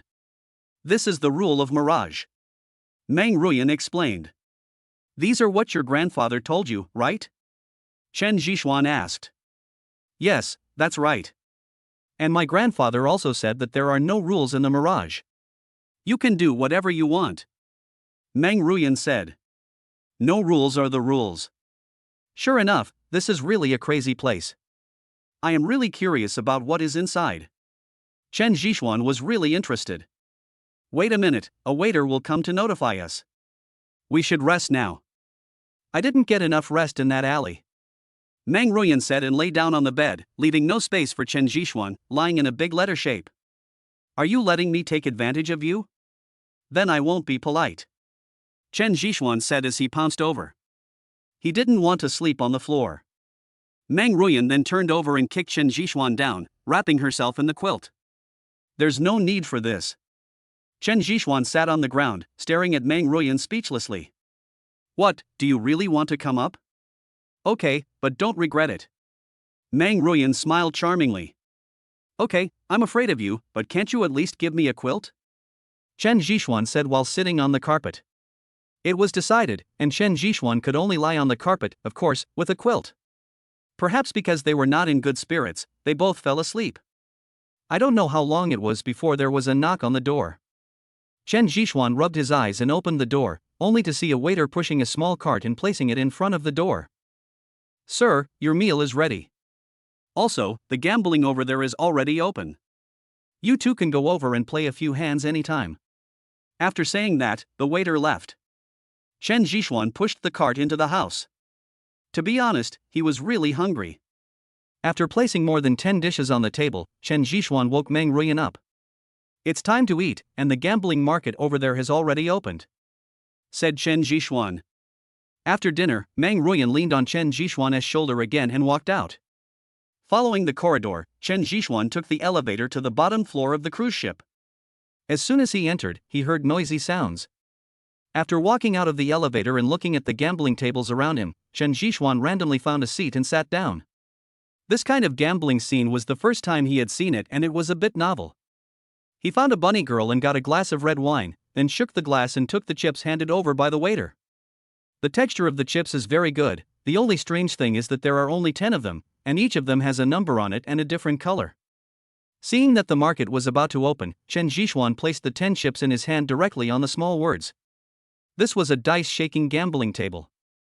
The moment after he put it down, everyone stared at Chen Jishuan in surprise. Many people were wearing masks, but Chen Jishuan could sense the surprise beneath their masks. You're crazy. You're playing such a big game right from the start. Meng Ruyan exclaimed. She seemed to want to take it back, but the casino has its own rules. That is, there is no regrets once you land and you have to let go. No, why are you so anxious? What are these 10 numbers used for? Chen Jishuan noticed something was wrong and asked curiously. These 10 chips are your life. The different colors represent your gambling capital. money, power, lover, children, health, organs, house, real estate, etc. are all included in these 10 chips. Put all 10 chips on it and you are gambling your life. Meng Ruyan explained while staring at the dice cup nervously. It's okay, what if I win? Although Chen Jixuan was surprised that these 10 chips meant his life, he was absolutely confident that he would win. I opened the dice cup and saw the numbers 1, 2, 3, and a small 6. Huh, stop messing around.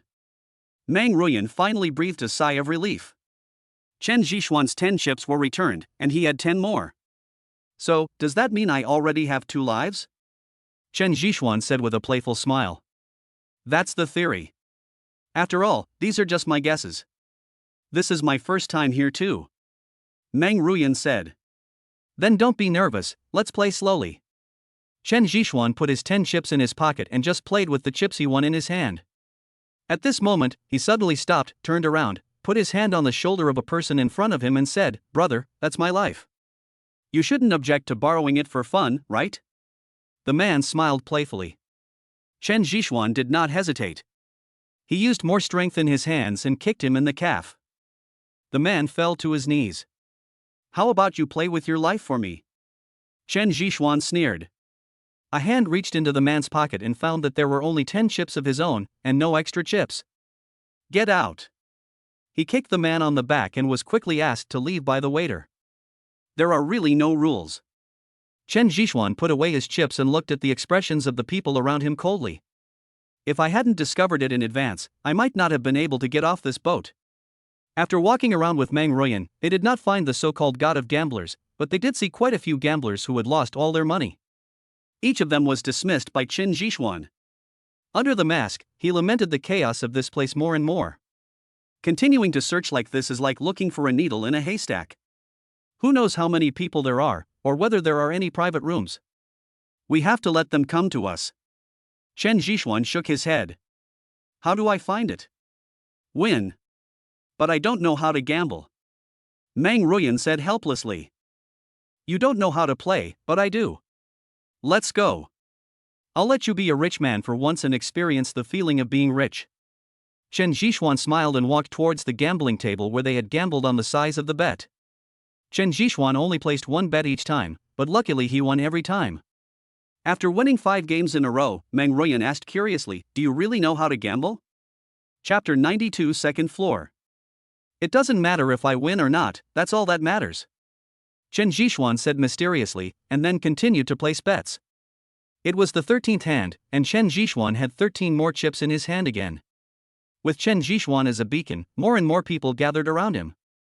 Whatever Chen Jixuan did, the people around him would do the same. Following Chen Jixuan, many people won a lot of chips. Get out of the way, let me do it. At this moment, a man with a fat face squeezed in. He stared at Chen Jixuan, who was holding dozens of chips in his hand. Chen Jixuan had noticed this person a long time ago. This burly man had been playing dirty tricks on several people just now, but he didn't expect that he would follow him. Buy now and leave now. As the dealer over there shouted, everyone turned their eyes to Chen Jixuan. Chen Jixuan casually placed one of the chips on the small one over there. I don't believe it. The 13th round was small, this time I'm betting big. The sturdy man stared at Chen Jixuan and sneered. Chen Jixuan didn't want to pay attention to him, he just lit a cigarette and started smoking silently. 2, 2, 3, 7 o'clock. After the dealer opened the sieve in his hand, those who followed Chen Jixuan in placing bets shouted excitedly. Damn it, I don't believe it. I'll bet big this time. The burly man seemed to be provoking him. Chen Jixuan smiled slightly. He had already heard the count, and it was still small. Buy it and leave it. Chen Jixuan still handed over a chip in his hand, which was still small. But what surprised him was that the burly man actually put all his chips forward and followed Chen Jixuan's little one.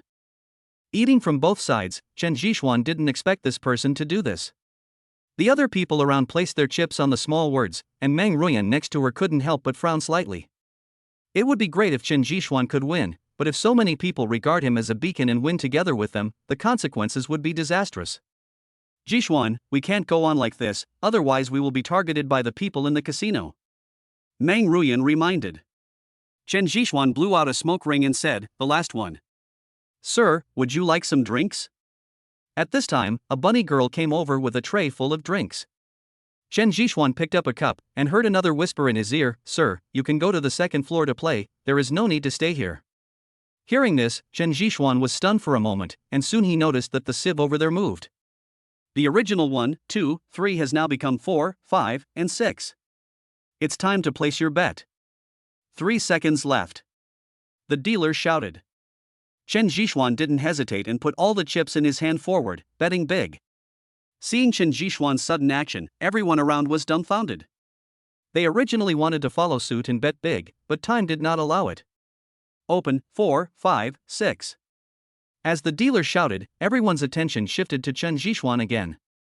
This time, the eyes were not filled with anticipation, but hatred, anger, and even murderous intent flashed in the eyes of several people. Are you kidding me? The sturdy man looked at how most of his chips had been taken away, and grabbed Chen Jixuan by the collar and said, "Get out." Chen Jixuan spat out a word coldly. "What did you say?" The sturdy man suddenly pulled out the scimitar on his waist and slashed it towards Chen Jixuan's neck. He grabbed the sturdy man's thumb and broke it with force. Ah! Chen Jixuan listened to the big man's wailing and ignored it. Instead, he glanced at everyone present and said, "Don't blame others if you don't have the ability. Others are not your parents and will not forgive you for anything." Then, as soon as Chen Jixuan let go, the big man squatted down holding his left hand. With a knee strike, the strong man flew out. The people around were used to it, they just took a look and started playing. "Sir, your chips." The bunny girl standing aside reminded. Chen Jixuan picked up his 28 chips, and then put 2 of them in along the bunny girl's cleavage. "This is a reward for you. Take me to the second floor." Chen Jixuan smiled. "Thank you, please follow me." The bunny girl took Chen Jixuan's hand. At this moment, Chen Jixuan could feel the weight and temperature of the 2 big white rabbits. "You." Meng Ruyan looked at Chen Jixuan and followed him angrily. She stepped hard on Chen Jixuan's foot. Chen Jixuan subconsciously dodged and let Meng Ruyan step on him to the ground. "What are you doing?" Chen Jixuan said speechlessly. You know, Meng Ruyan was wearing high heels. If she stepped on him, it would be no joke. "What do you think, husband?" Meng Ruyan uttered these words from between her teeth. Only then did Chen Jixuan realize that he and Meng Ruyan were pretending to be a couple. He could only touch the bunny girl's face and said, "Beauty, if you come close to me again, our tigress will eat me." The bunny girl didn't care about these things at first, but when Chen Jixuan brought it up, she was not so intimate. Meng Ruyan now directly took Chen Jixuan's arm, as if she was a victorious rooster, declaring her sovereignty. Chen Jixuan didn't know how to describe that expression. No one could have thought that the eldest daughter of the Meng family would behave like such a little woman. "You don't really like me, do you?" Chen Jixuan whispered in Meng Ruyan's ear. The next second, the pain in his waist answered his question, and Chen Jixuan could only endure it and go upstairs. The decoration here is very ordinary, nothing special, but it is free here. Everyone has completely released their desires, money and beauties, everyone is partying there, but the second floor is different. When here, Chen Jixuan finds that the decoration is different, it has become tall and elegant, giving people a very solemn feeling. Moreover, the layout of the second floor is different from that of the first floor. It is divided into small rooms. There are several waiters standing at the door of each small room. The service is much higher than that downstairs. There's something strange about the second floor. I wonder if you've noticed. Meng Ruyan took a look around and whispered to Chen Jixuan. "It's okay, it's just the decoration that's different. Come on, let's go in and take a look." Chen Jixuan smiled and pushed open a door next to him. I saw that the space inside was very large, several hundred square meters. There was a gambling table in the middle, and rest areas around it. There were also many bunny girls sitting there, all dressed even hotter. Each of them was top-notch in appearance, and there were girls of all skin colors. Looking at these, Chen Jixuan put out his cigarette. Sure enough, this place and the place down there were 2 completely different worlds. Chapter 93, Golden Flower. After finding a seat and sitting down, Chen Jixuan looked at the person next to him. There were only 3 people at the table, a bald dwarf, a black man, and a Taoist priest. It's really something else. Nowadays, even Taoists come to gamble. There was nothing special about the other 2 people, but the Taoist priest was holding a fortune cat in his hand, wearing a string of cat's eyes on his left hand, and a tiger head on his right wrist. The most surprising thing was his hair, which was not let down, but fixed on his head with something like a high braid. Ladies and gentlemen, sorry for the long wait. Let's get started. Just at this moment, a man walked in from outside. He was wearing casual clothes and sat down next to Chen Jixuan. Can. No problem. Immeasurable, heavenly, venerable. Several people responded, and the dealer who was waiting nearby came over and took out a deck of playing cards from the box over there. Wait a minute, what are we playing? Mang Ruyan interrupted the dealer. 13. What are the 13 cards? Chen Jixuan turned his head and looked at Mang Ruyan. I'm not very clear either. Mang Ruyan said awkwardly. Don't you know how to play 13 cards? The new person looked at Chen Jixuan curiously. Well, I come from a small place, so I don't quite understand how to play these games. I wonder if I can still learn them now. Chen Jixuan chuckled. Although 13 cards is easy to learn, there are countless variations in it. If you don't know how to play, don't participate. The young man kindly reminded. Boy, if you don't know how to play, why don't you come? Why are you pretending to be so great? The Taoist priest over there spoke with a chivalrous air and looked at Chen Jixuan with contempt. Chen Jixuan was not angry. Instead, he took a sip of wine and said, Why, is this your home? What do you think? Do you want to scare me to death with a cat? I'm really scared. You. The Taoist stared at Chen Jixuan, a hint of gloom in his eyes. Okay, everyone, if you don't mind, can we change the way of betting? Like this, let this friend decide. I think you all have no objection. The young man smiled and then turned his gaze to Chen Jixuan. Boy, just be still. I will kill you. The Taoist threatened viciously. Then let's play poker. Chen Jixuan said casually. Hearing the 3 words, Mang Ruyan next to her lowered her head. The 4 people over there were also dumbfounded. Finally, the young man took over the conversation and said, Everyone, there is no problem with playing poker, right? Can. Yes. Seeing that everyone agreed, Chen Jixuan called the dealer and started drawing cards. Soon the cards were dealt one by one. Chen Jixuan looked at the people next to him, smiled and threw the chips in his hand out and said, Then I won't be polite. 10. The people over there were dumbfounded and didn't understand what Chen Jixuan meant. Don't you want to look at the cards? The young man next to him reminded. There's no need, I know I won. Chen Jixuan said with a smile. The young man was silent for a moment, looked at his cards, then shook his head and said, You guys are so lucky, I won't follow you. What about you? You guys are not going to follow me, are you?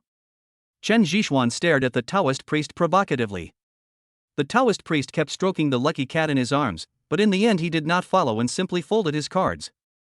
Boy, you were cruel this time. I will kill you next time. The Taoist priest left a cruel remark. Chen Jixuan didn't mind and turned his attention to the dwarf and the black man over there. The two looked at each other and threw them away one after another. It's really interesting. I threw the cards away without even looking at them. I was very surprised. What cards did I have? Chen Jixuan said as he turned them over. It was a deck of scattered cards, and the largest one was a small 6. Oh, if you had followed me, I would have been in trouble. Fortunately, you didn't. Chen Jixuan said as he threw the cards away. The dealer pushed the chips to Chen Jixuan and put all the cards into the card cutter next to him, turning them into powder. A new deck of cards was opened and the dealer began to shuffle the cards. Wait, I want the cards. The young man took out a toothpick and inserted it into the card over there. This is it. Do you want to come more? The young man asked Chen Jixuan and others. Chen Jixuan didn't say anything, and neither did the other 3. The cards were dealt, and Chen Jixuan threw them into the pile over there without even looking at them. What are you doing? Mang Ruyan asked in surprise. You know, just laying the foundation requires 2 chips. It's nothing. I can't win this time. Instead of feeling uncomfortable holding onto it, I might as well just throw it away. Chen Jixuan said with a smile. The young man next to him was stunned for a moment, then threw the chips in his hand away. 5. And me too. The dwarf and the Taoist priest followed without any hesitation. You really don't know how to gamble? Mang Ruyan murmured. No, but my eyes are still very useful. When the cards were shuffled just now, I almost remembered everything. So I know I can't win. Instead of holding on to them, I might as well throw them away. Chen Zhishuan explained quietly. Then what's the meaning of this? Meng Ruyan stared at him puzzledly. You don't understand this. Poker is all about psychology. It's about seeing who can't hold on first. And look, how many chips those people have and how many do we have? So it's better not to follow. Chen Zhishuan analyzed the situation to Meng Ruyan very calmly. This place is different from ordinary casinos. Each person has only 10 chips. If the other party adds more chips and you can't keep up, you will be the one who suffers in the end. Meng Ruyan also reacted immediately. She was not stupid and she understood what Chen Zhishuan meant after just a few words. Using the big to bully the small, this is a typical poker tactic. Chen Zhishuan suffered this a lot when he was in school. 10.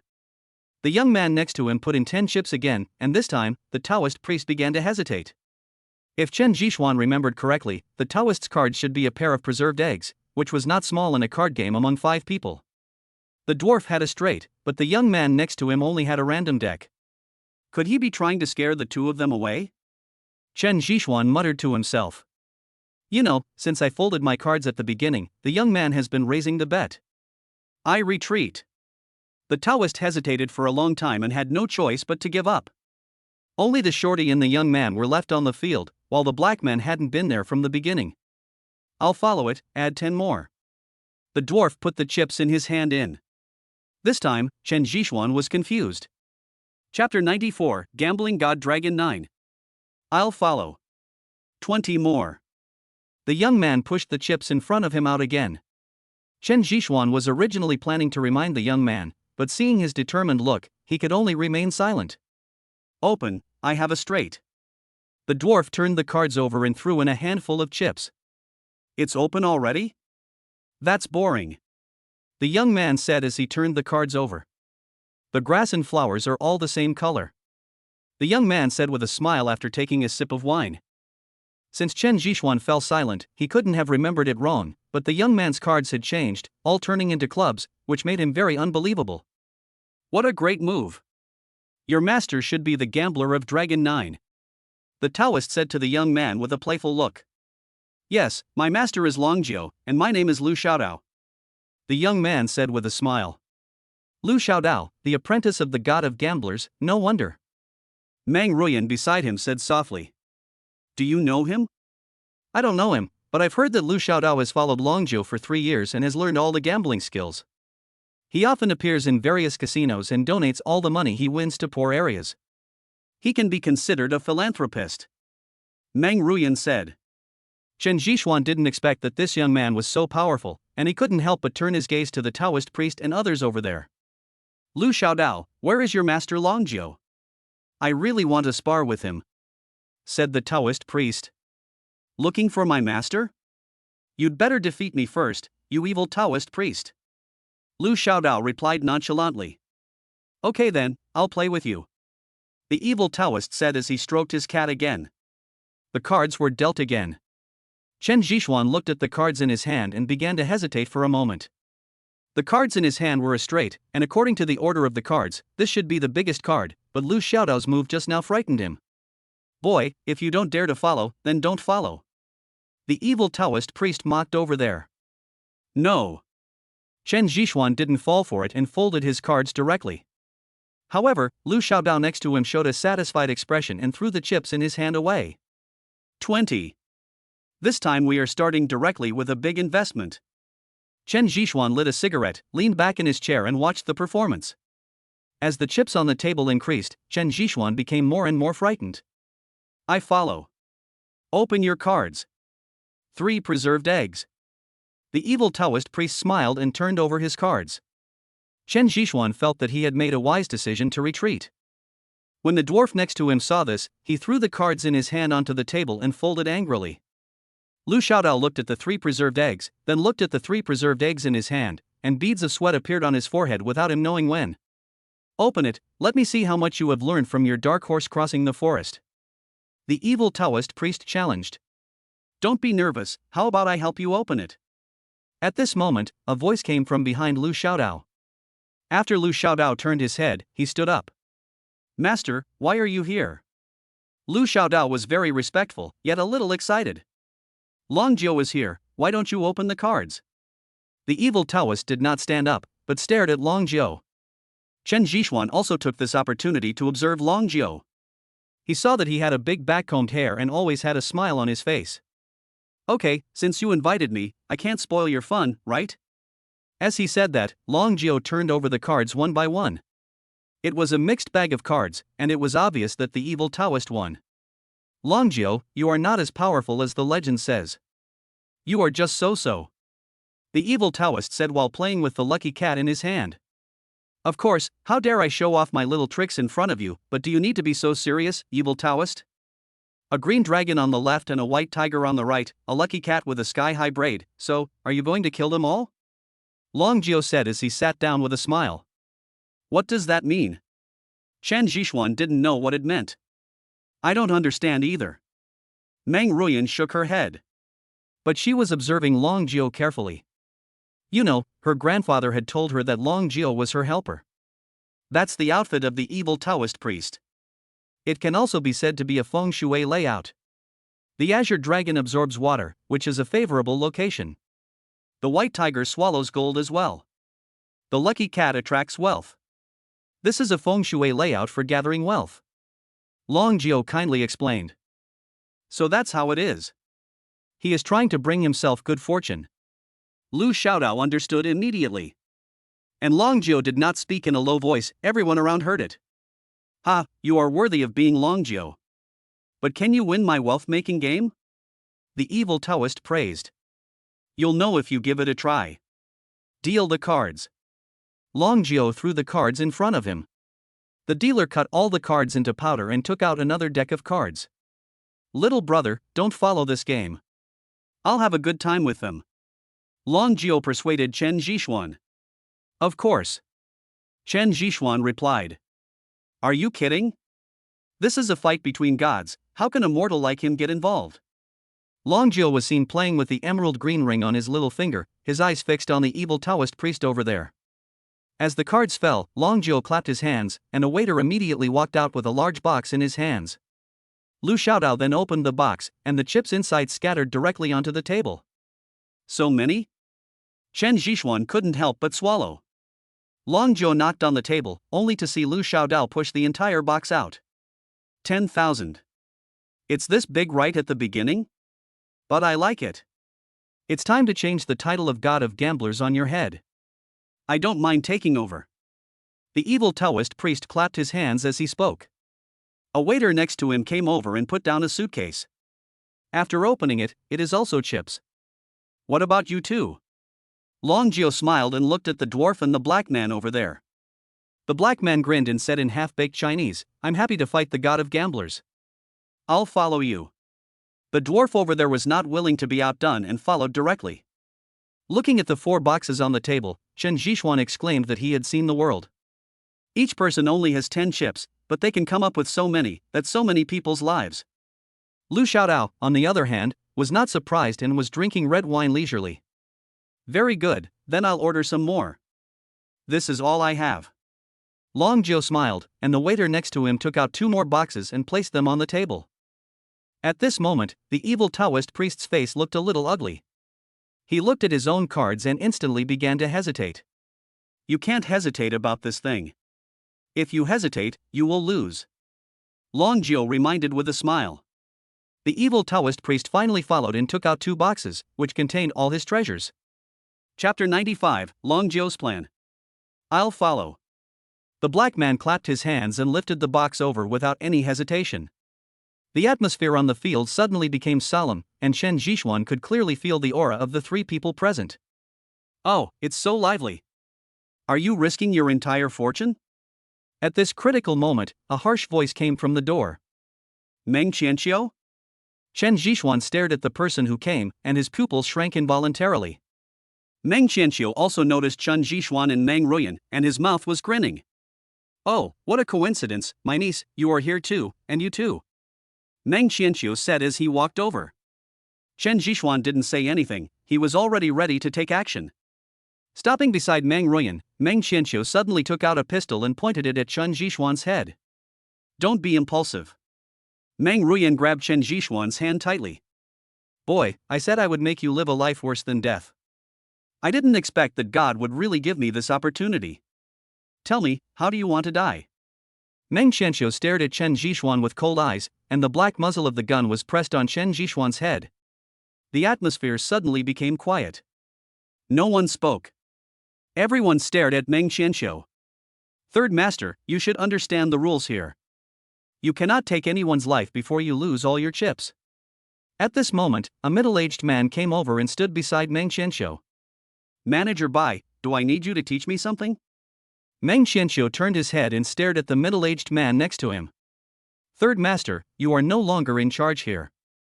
If you want to play, I welcome you, but if you want to cause trouble, you should know the consequences. Butler Bai's words were full of threats. Meng Qianqiu sneered a few times, then put away his gun and finally found a place to sit down. The tense atmosphere just now disappeared with the appearance of Manager Bai. Manager Bai did not stay and left directly. Longjiu, open your cards. You have no chips left. The evil Taoist said as he was about to turn over his cards. 3 aces, a leopard. Longjiu flipped over the cards first, and the 3 aces placed on the table were so eye-catching. When the evil Taoist priest over there saw this, his eyes turned green. He stood up and threw the lucky cat in his hand to the ground, then walked away without looking back. The same goes for the black man. The biggest card has already been played, so there is naturally no need to keep it. What a great trick, Longjiu. I haven't seen you for many years.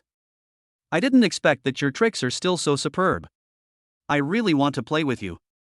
Meng Qianqiu said charmingly, but Chen Zhishuan could not enjoy that kind of charm. The dealer consciously collected the cards and prepared to smash them. Chen Zhishuan took this opportunity to discover that the black man and the evil Taoist priest both had 3 A's, but it was impossible for so many A's to appear in a deck of cards, unless all 3 of them were cheating. Only then did Chen Zhishuan understand why Longjiu had just stopped him from participating in the gambling game. If he participated, he would never know how he would die. Master Meng-san, I don't want to fight with you. Longjiu said. Are you going to interfere in what happens tonight? Meng Qianqiu took out a makeup mirror and drew her willow-shaped eyebrows without any scruples. Mr. Meng-san, is this a threat? Longjiu put away his smiling face and showed a serious expression for the first time. Longjiu, if you don't interfere, I will let you leave here safely, and I will give you a lot of money so that you can do charity. But if you interfere, then everything will be hard to say. Meng Qianqiu said sarcastically. Mr. Meng-san, you really have changed.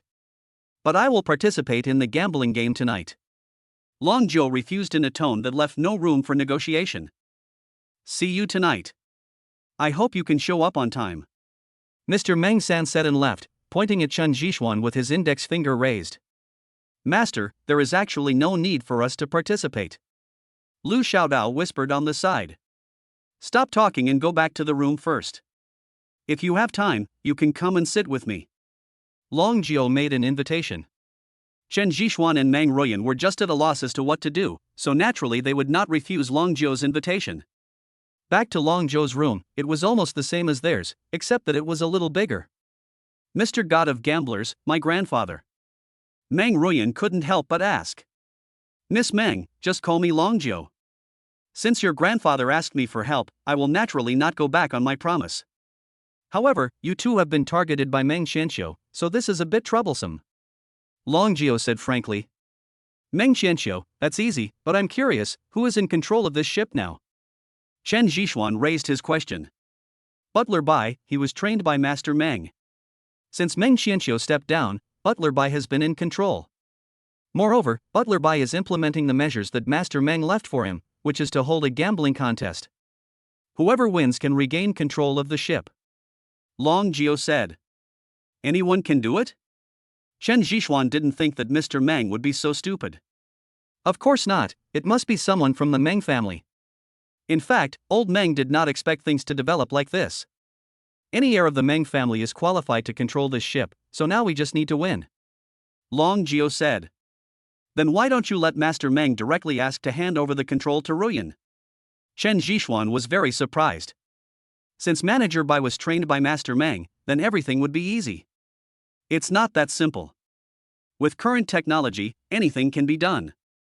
So in order to prevent being calculated against, Mr. Meng made such a decision. Long Jiao explained. After listening to what Long Jiao said, Chen Jishuan finally understood. It has to be said that man proposes, God disposes. The Meng family would have an outlier like Meng Qianxiu. But I don't know how to gamble. Meng Ruyan beside her said worriedly. It doesn't matter. Just participate in the gambling. If I beat everyone, I will lose all the money to you in the end. Isn't that all that matters then? Long Jiao said with a smile. This is the only way. By the way, when will it start? Chen Jishuan asked curiously. Someone will remind you. Go back and rest. The waiter will call you when the time comes. Long Jiao said. Chen Jishuan nodded and pulled Meng Ruyan out of Long Jiao's room. Back in the house, Chen Jishuan lit a cigarette. He always felt that things would not be that simple. There is weirdness everywhere. Such rules seem to favor the Meng family, but there is also a big hidden danger. That is, if Long Jiao turns against them, then all their efforts will be in vain. Of course, Chen Jishuan did not tell Meng Ruyan about these thoughts. Meng Ruyan over there took out a small piece of jade and played with it, not knowing what she was thinking about. Time passed little by little, and Chen Jishuan and others became a little upset. Chapter 96, Confusing. Knock knock. A series of knocking sounds were heard. At first Chen Jishuan thought someone was walking upstairs, but after listening for more than 10 seconds, Meng Ruyan suddenly stood up. Morse code. What do you mean? Chen Jishuan asked. Someone asked us to meet on the deck. Meng Ruyan said slowly as she listened to the knocking sounds. Let's go and take a look. Chen Jishuan said as he opened the door. Meng Ruyan hesitated for a moment, then left the room. There was no one on the deck, it was empty, and everyone was gambling inside the cabin. After circling around, Chen Jishuan asked doubtfully, Did you hear it wrong? No, that must be Morse code, and the other party asked us to come here. Meng Ruyan said firmly. Since Meng Ruyan was so sure, Chen Jishuan could only search around again. After all, there were still many corners that had not been checked. After walking a few steps, he suddenly stopped and said to the person behind him, Friend, since you are here, why do you have to be so sneaky and not show your face? Ha, it turns out that the people in the Meng family are not simple. Turning around, it turned out to be the black guy from the previous gambling game. Who are you and why did you ask us out? Chen Jishuan asked, staring at the black man. The black man didn't say anything, but slowly took out a small jade stone. Meng Ruyan looked at the small rainstone and subconsciously reached into her pocket. She also took out a small jade stone, and the pattern on it matched the one in the black man's hand exactly. Who are you? Did my grandfather call you here? Meng Ruyan asked anxiously. This is not the place to talk, follow me. The black man said as he walked towards a corner in the distance. There was a blind spot there, a blind spot for surveillance, and because of the darkness all around, most people would not notice this place. I'm Long Jiao. The black man suddenly said. What? You are also the god of gamblers? Meng Ruyan looked at the black man in surprise. 2 gambling gods? How is that possible? Chen Jishuan didn't believe it either. I can't prove anything, but I can give you a piece of news, that is, Mr. Meng Sanya is one of us, and those people you saw before were all imposters. Their purpose is to take down the mirage of the Meng family, said the black man. When the news came out, Chen Jishuan was completely stunned. Not only her, but Meng Ruyan next to her was also a little confused. Okay, I should go back now. You guys just be careful, the black man said and was about to leave. Chen Jishuan suddenly pulled him back, and a bullet grazed his arm and shot past. The bullet left a bloody mark on his arm, which was very scary to see. I glanced over there secretly and saw several people walking over with guns with silencers installed on the muzzles. It's not safe here. You 2 go first, the black man said while enduring the pain. Without any hesitation, Chen Jishuan grabbed Meng Ruyan and climbed up to the upper floor. As for the nigger, he jumped into the sea over there. The people below hurried over and continued searching around. After walking around for a while, Chen Jishuan finally returned to the room. What is going on? Who are those people? Chen Jishuan murmured. I don't know either. I'm also very confused now. My grandfather told me that the one with the jade would be my helper, but that black guy said he was the god of gamblers, and said that my uncle was with us. Who should I believe? Meng Ruyan said. Maybe we can't trust any of us. Chen Zhishuan said suddenly. But if that's the case, we have no way of winning. Meng Ruyan said. Silly woman, you are so powerful normally, why are you so confused now? Have you forgotten, don't you still have your uncle? Since that black guy said that your uncle is your helper, then isn't it okay for him to win? Chen Zhishuan said speechlessly. It's not that simple. My uncle has already left the Meng family. According to the rules, he is no longer qualified. Meng Ruyan shook her head. So what if he leaves the Meng family? I remember Longjiu said before that as long as he is a descendant of the Meng family, it's fine. He didn't say whether he leaves or not. According to his words, we can see that your uncle is qualified. And I don't know if you have noticed that there seems to be some grudge between Longjiu and Meng Qianxiu. Chen Zhishuan analyzed. Why do you say that? Meng Ruyan asked. It's simple. At the gambling table, Meng Qianxiu hoped that Longjiu would not interfere in the affairs of the Meng family, but Longjiu refused without even thinking about it. I don't know why he answered so quickly, but I can feel the determination in his heart. If Longjiu wants to help you, he should at least wait and ask for your opinion. After all, he is someone invited by the Meng family. Also, the previous plan in Longjiu's room was indeed very good, but I still have a question, that is, what can Longjiu get by helping you in this way, and what kind of conditions did Grandpa Meng offer? Chen Zhishuan said a lot in one breath. Meng Ruyan did not answer, but just listened silently without saying a word. Also, since I got on this ship, I found something wrong. I can't put my finger on it. I think everything depends on ourselves. Chen Zhishuan said. Rely on ourselves? Neither you nor I know how to gamble. You've seen those guys' tricks. We can't win. Meng Ruyan murmured. Who said that? Wait a moment, I'll go learn a few moves. Chen Zhishuan smiled mysteriously and then went into the bathroom. Meng Ruyan ignored Chen Zhishuan. You know, it's impossible to learn any gambling skills immediately. It takes a lot of time to practice. Sitting in the bathtub on the side, Chen Zhishuan summoned the system. System, are you there?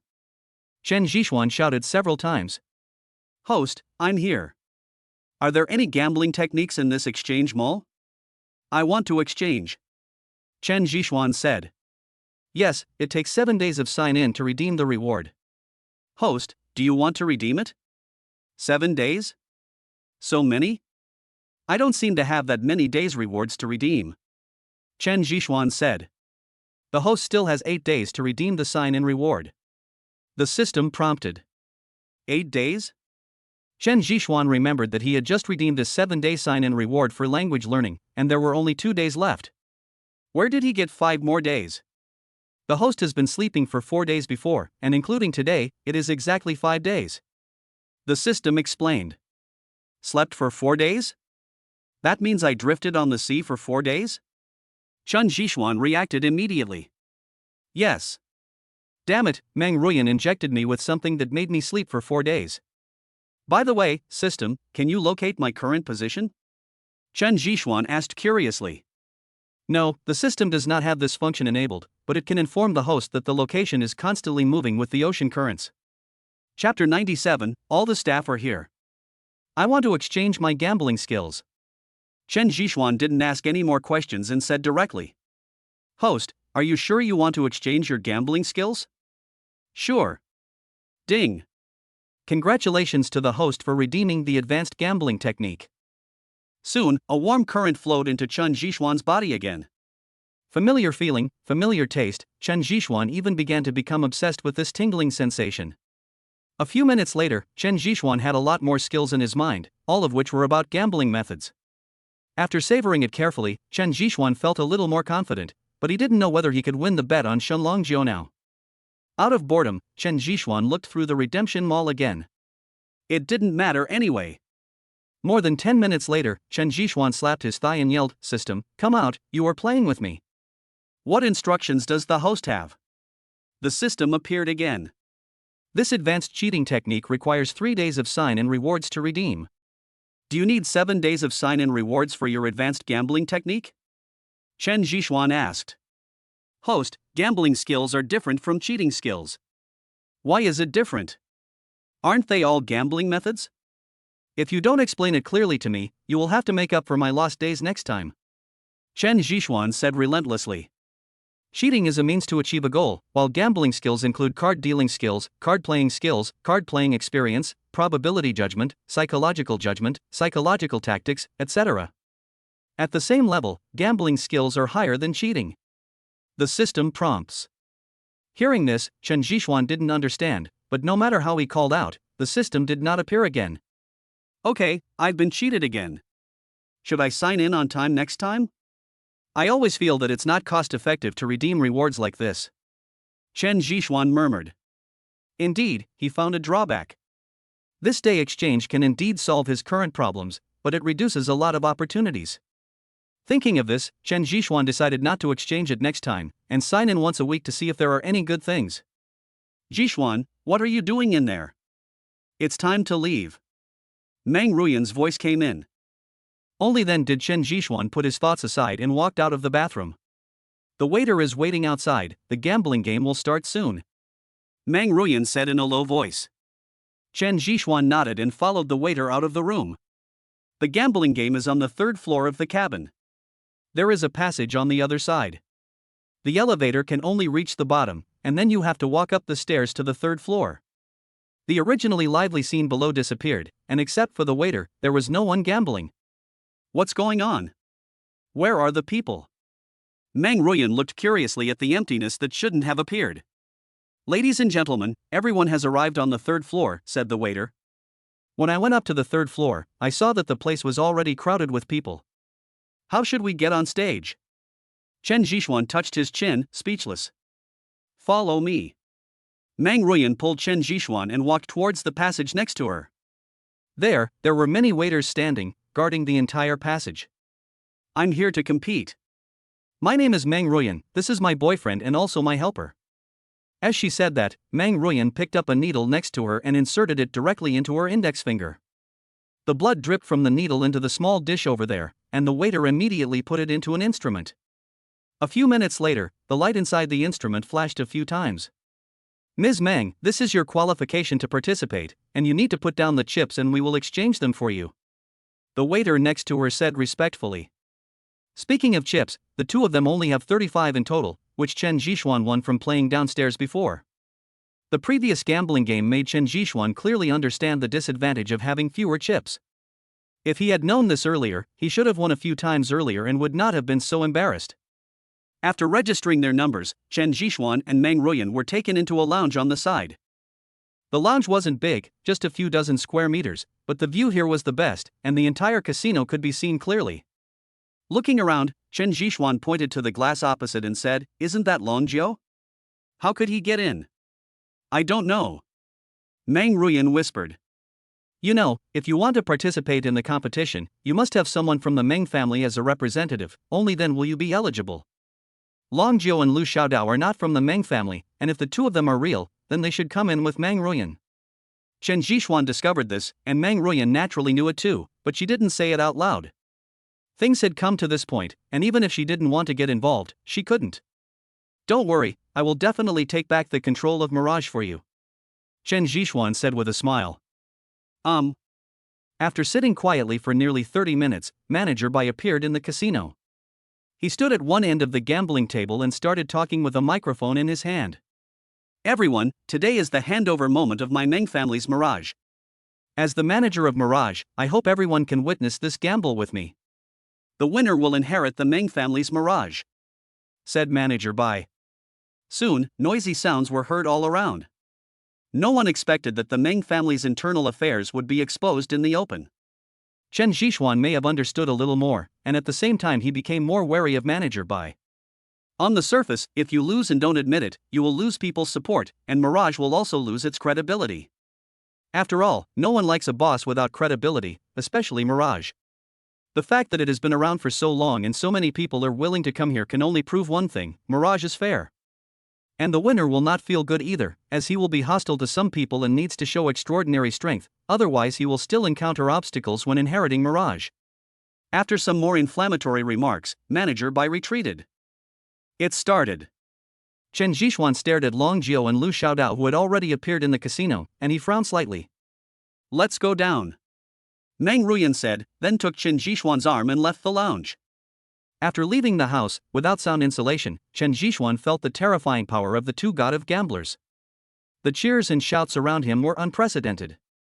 Sitting down at the gambling table, Meng Ruyan's eyes never left Long Jiao. Ms. Meng, don't worry. Just wait to win. Long Jiao smiled mysteriously, then sat down opposite Chen Zhixuan. The black man also appeared, followed by Meng Qianxiu. The two walked in one after the other. Your uncle is here. The black guy came in with your uncle, Chen Zhixuan reminded. I saw it. That dwarf is here too. How did he get in? Meng Ruyan became even more confused. Chapter 98, Game 1. Those who should appear and those who should not appear were all standing in front of Meng Ruyan. She was very confused. There are more people coming. That evil Taoist priest is here too. Sure enough, the evil Taoist priest came over behind a woman, still holding the cat in his arms. That's my aunt. I didn't expect she would come to fight for it, Meng Ruyan said in a deep voice. My uncle, my aunt, the short guy over there in Longjiao, things are becoming more and more interesting, Chen Zhixuan said while blowing out smoke rings. Manager Bai was still standing there, as if he hadn't noticed anyone. After a few minutes, when no one came in, Manager Bai ordered people to close the passage over there. Please, all members of the Meng family come out and sign this agreement. Butler Bai took out an agreement from over there. It was an agreement on the ownership of the control of Mirage. Meng Ruyan walked over, Meng Qianxiu also walked over, Meng Ruyan's aunt also walked over, and the dwarf with sunglasses walked over, and as for Long Jiao, the one who walked over was actually Lu Xiaodao. Looking at this scene, although Meng Ruyan was very confused, she could only bear it. The person wearing sunglasses never took them off, but Meng Ruyan still discovered her identity by looking at the tattoo on her wrist. Cousin, are you here to fight for the Mirage too? Meng Ruyan said, staring at her cousin in front of her. Hearing this, the man wearing sunglasses slowly put down his hat and took off his glasses. A very sexy beauty appeared in front of Chen Zhixuan, with willow-shaped eyebrows and just the right amount of makeup on her face, and her delicate facial features were very pleasing to the eye. Little sister, am I not from the Meng family? Cousin Meng Ruyan chuckled. Her every frown and smile was so captivating. Cousin, why did you betray the Meng family? Meng Ruyan stared at her cousin. Ruyan, you are still young and you don't understand the hardships of the women of the Meng family. What did I get from my marriage to the Meng family? All I got was the other party's contempt and beatings. A woman should be independent. Only when you have your own strength can you have real confidence, Cousin Meng Ruyan said as she twisted her body and returned to the dwarf. Looking at the two people cuddling together, Chen Zhixuan had already started cursing in his heart. It was really like a flower stuck in cow dung. At this time, Lu Xiaodao also signed his name, which was Meng Hongling. Looking at these three familiar words, Meng Ruyan still couldn't believe it. She was just about to tell Manager Bai about it, but was stopped by Chen Zhixuan. Don't be impulsive. Manager Bai is not such a naive person. He has been in control of Mirage for so long, so he naturally has his own decisions, Chen Zhixuan reminded. Meng Ruyan bit her lip and could only sit quietly beside Chen Zhixuan. After the signature, the gambling officially began. There are 3 types of gambling games. The first type is blackjack, the second type is 13 cards, and the third type is stud poker, which is popular all over the world. Before he acquired the gambling skills, Chen Zhixuan might not have even heard of them, but after inheriting them, he now understands that these are the 3 most standard ways of gambling. Please welcome 8-armed Vajra Shintong. Manager Bai shouted from the side holding a microphone. Immediately, cheers were heard from the casino again. I didn't expect that the dealer this time would be the 8-armed Vajra Shintong. This is troublesome. Meng Ruyan became even more worried. In her opinion, Chen Zhixuan was able to win before because of his extraordinary eyesight, while the 8-armed Vajra Shintong's shuffling of cards was truly dazzling because of its extremely fast speed, as if a person had 8 arms, hence the name 8-armed Vajra. After the cheers, the 8-armed Vajra Shintong walked to the gambling table, walked around it, took out an unopened deck of playing cards from the box next to it, and then opened the deck in front of everyone. Then the 8-armed Vajra's skills were revealed, and the playing cards seemed to have life, constantly jumping in his hands. The speed was getting faster and faster, and at this moment Shintong seemed to have grown 8 arms. Suddenly, he collected everyone's cards and placed them on the table. Although Chen Zhixuan concentrated his attention on watching over there, he could only remember the positions of more than 10 cards and could not see the rest. As expected of him, he is the 8-armed Vajra. His reputation is well deserved. Longjio clapped his hands while holding a cigar in his mouth. It is an honor for me to receive praise from the god of gamblers. Thank you. Shintong was polite, then stood there obediently without saying anything. Bring up the chips. Upon seeing this, Manager Bai called out to the waiter next to him. 5 waiters came over and placed the boxes in their hands on the table over there. Due to the special nature of the gambling game, after conversion, the US dollars inside are your bets. I hope everyone has fun. Butler Bai explained. Chen Zhixuan looked at the 5 boxes behind him and was a little dumbfounded. You know, he just noticed that the other people only had 7 boxes at most. According to the exchange method, how could his 35 chips be enough to exchange so many? Meng Ruyan also noticed this, but she did not show it. At the same time, she was quietly reminding Chen Zhixuan. Chen Zhixuan withdrew his gaze and slowly lit another cigarette. No one is the banker? Interesting, let me do it. Chen Zhixuan said as he took the banker's sign to his side. Everyone turned their eyes to him, curious about his actions.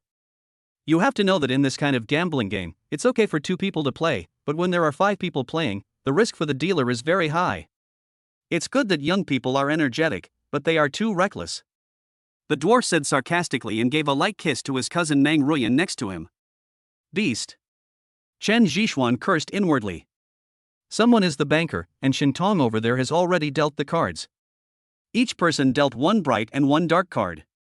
After he had dealt all the cards, he would stop and wait for the dealer to speak. Then I won't be polite.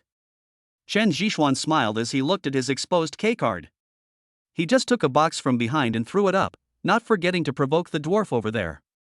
The dwarf had a 7 in his hand. He looked at his hidden card and then followed suit. 1 box of money was $1 million, and everyone present followed suit.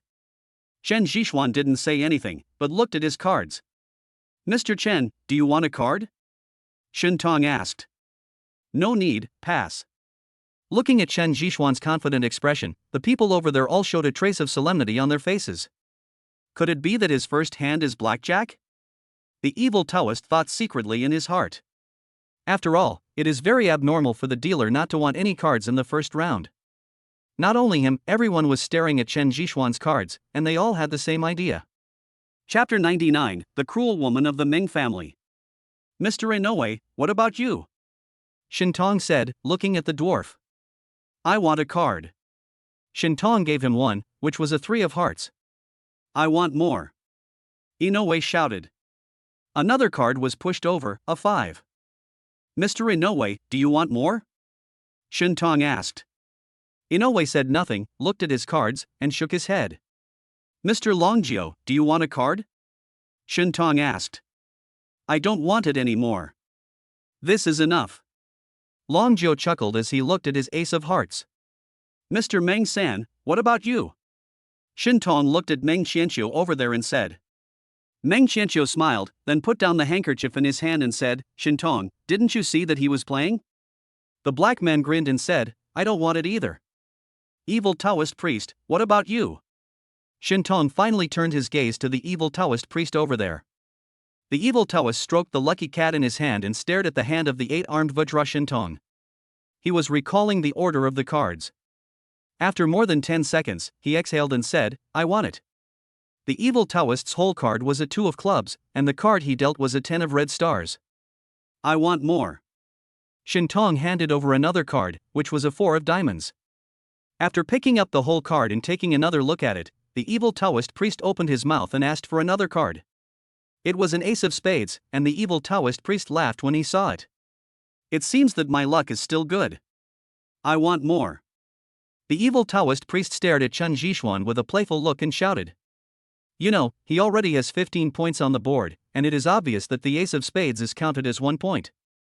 If it were an ordinary gambling game, no one would want this number of points. After all, no one knows what the next card will be. There are 14 cards in total, from little 1 to ace.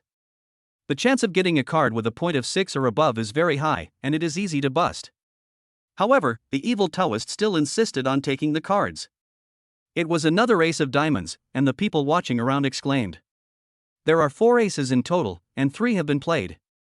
I don't believe you are so lucky that you got blackjack at the beginning. I don't want it, the evil Taoist said with a smile. Chen Zhishuan didn't say anything, just smoked silently. After flicking the ash off his cigarette, Chen Zhishuan took out 2 more boxes from behind him and put them on. No one expected Chen Zhishuan to do this, they just watched him silently. The dwarf didn't follow and just turned over the cards. It was obvious that he was retreating. Long Jiao on the other side just hesitated for a moment and then retreated. The niggers also turned over their cards and did not participate. There are only 2 of us left. Do you want to follow us? Chen Zhishuan stared at the evil Taoist priest with amusement. The evil Taoist priest still looked the same, stroking the lucky cat in his hand, then snapped his fingers, and the girl Meng Ruyan next to him put the box behind her on the gambling table. I'll stick with you to the end, what about you? The evil Taoist said slowly. Chen Zhishuan did not answer, but moved the remaining boxes up. The evil Taoist priest could no longer sit still this time, and stared at Chen Zhishuan's trump card. Evil Taoist priest, you are in trouble this time. If he has A, you are finished. Long Jiao laughed over there. The evil Taoist priest glanced at Long Jiao, then placed the lucky cat on the table over there and sat up straight. I've calculated, and I have great luck today. I don't believe that I can't deal with a little kid like you. As he said this, the evil Taoist priest personally placed the box behind him on the table. Open your cards. I want to see your whole card. The evil Taoist said as he turned over his own whole card, which was a 5 of hearts, exactly 20 points. Good luck? That means you haven't met me? An A-level card. Chen Zhishuan slowly drew out his trump card and threw it at the evil Taoist priest. The card drew an arc in the air and landed right in the center of the gaming table. It was the ace of clubs that he hadn't seen before. He started with 21 points, and Chen Zhishuan didn't expect that his luck would be so good. Impossible, impossible. The evil Taoist stared at the grass flower, and then turned his gaze to the 8-armed Vajra Shentong over there. I can tell from your old age that you are blurry-eyed. Didn't you notice Shentong's clothes? You were deceived by your own eyes. Chen Zhishuan said with a smile. Clothes? The evil Taoist immediately turned his head and looked at Shentong's clothes, which were a black vest and a white shirt. After careful observation, he saw the trick. The patterns on the shirt were actually the patterns of playing cards. There's no other way. Manager Bai asked me to increase the difficulty a little bit, saying that the memories of everyone present are too powerful. Shentong explained. When the evil Taoist heard this, he was dumbfounded. He saw the girl Meng Ruyan next to him suddenly stood up and pointed the gun in her hand at the evil Taoist. Puff. After a sound, the evil Taoist priest fell directly onto the chair, and the lucky cat was knocked over and fell to the ground. Seeing this sudden scene, the smiles on everyone's faces disappeared. Manager Bai seemed not to have seen it. He just sent someone to take Miss Meng Ruyan away. The bloodstains over there were cleaned up, and soon the gambling game began. Chen Zhishuan didn't expect that Meng Ruyan's sister-in-law would be so ruthless and directly kill the evil Taoist priest. If I lose, you won't treat me like this, right? Chen Zhishuan turned his head and looked at Meng Ruyan and asked. I want it too, so you'd better not lose. Meng Ruyan threatened fiercely. The gambling game continued and Shentong dealt the cards again. I'm the banker. Do you agree? The black man said in a fluent foreign language. Chen Zhishuan hesitated for a moment and made an indifferent gesture. The dealer was replaced, and no one expected Chen Zhishuan to do this. In the following gambling games, Chen Zhishuan folded every time. He had already guaranteed his bottom line and was not willing to participate in the gambling games of these old foxes. At the end of the 5th inning, the dwarf had only 1 box of money left. Everyone, take a 10-minute break and start the second gambling game. Butler Bai said and left the scene. Chen Zhishuan leaned to one side, his eyes constantly moving between the black man and Long Jiao. He had no idea which of the two was here to help him. Keep it up. Long Jiao patted Chen Zhishuan on the shoulder and went to the lounge. The black man ignored everyone and just closed his eyes silently. Zhishuan, can you see it? Meng Ruyan said. I can't tell. We have to wait until the last round. Chen Zhishuan said after taking a sip of red wine. Everyone was very cautious. Long Jiao and the black guy won 3 boxes of money respectively, and the two were tied. As for the dwarf over there was a high possibility that he would be eliminated before the next game. However, seeing that he and his cousin Mang Ruyan were still being affectionate, Chen Zhishuan cursed in his heart again. By the way, what is your relationship with your cousin? And who is that shorty? Is he your cousin-in-law? Chen Zhishuan asked casually. Chapter 100, The Trap Digged by Long Jiao. After hearing what Chen Zhishuan said, Mang Ruyan turned her gaze to the dwarf, only to see that the two were kissing. My cousin is Meng Wanner, she is 5 years older than me and is already married. Her husband is Wang Tianlai, said Mang Ruyan. Who? Chen Zhishuan almost flicked the ash onto his hand. Wang Tianlai from the Wang family, but Wang Tianlai only showed up once and then disappeared without a trace. Naturally, my cousin's status in the Wang family plummeted. 2 years ago, she was bullied by Wang Yu and returned home. Unfortunately, my grandfather was already sick at that time.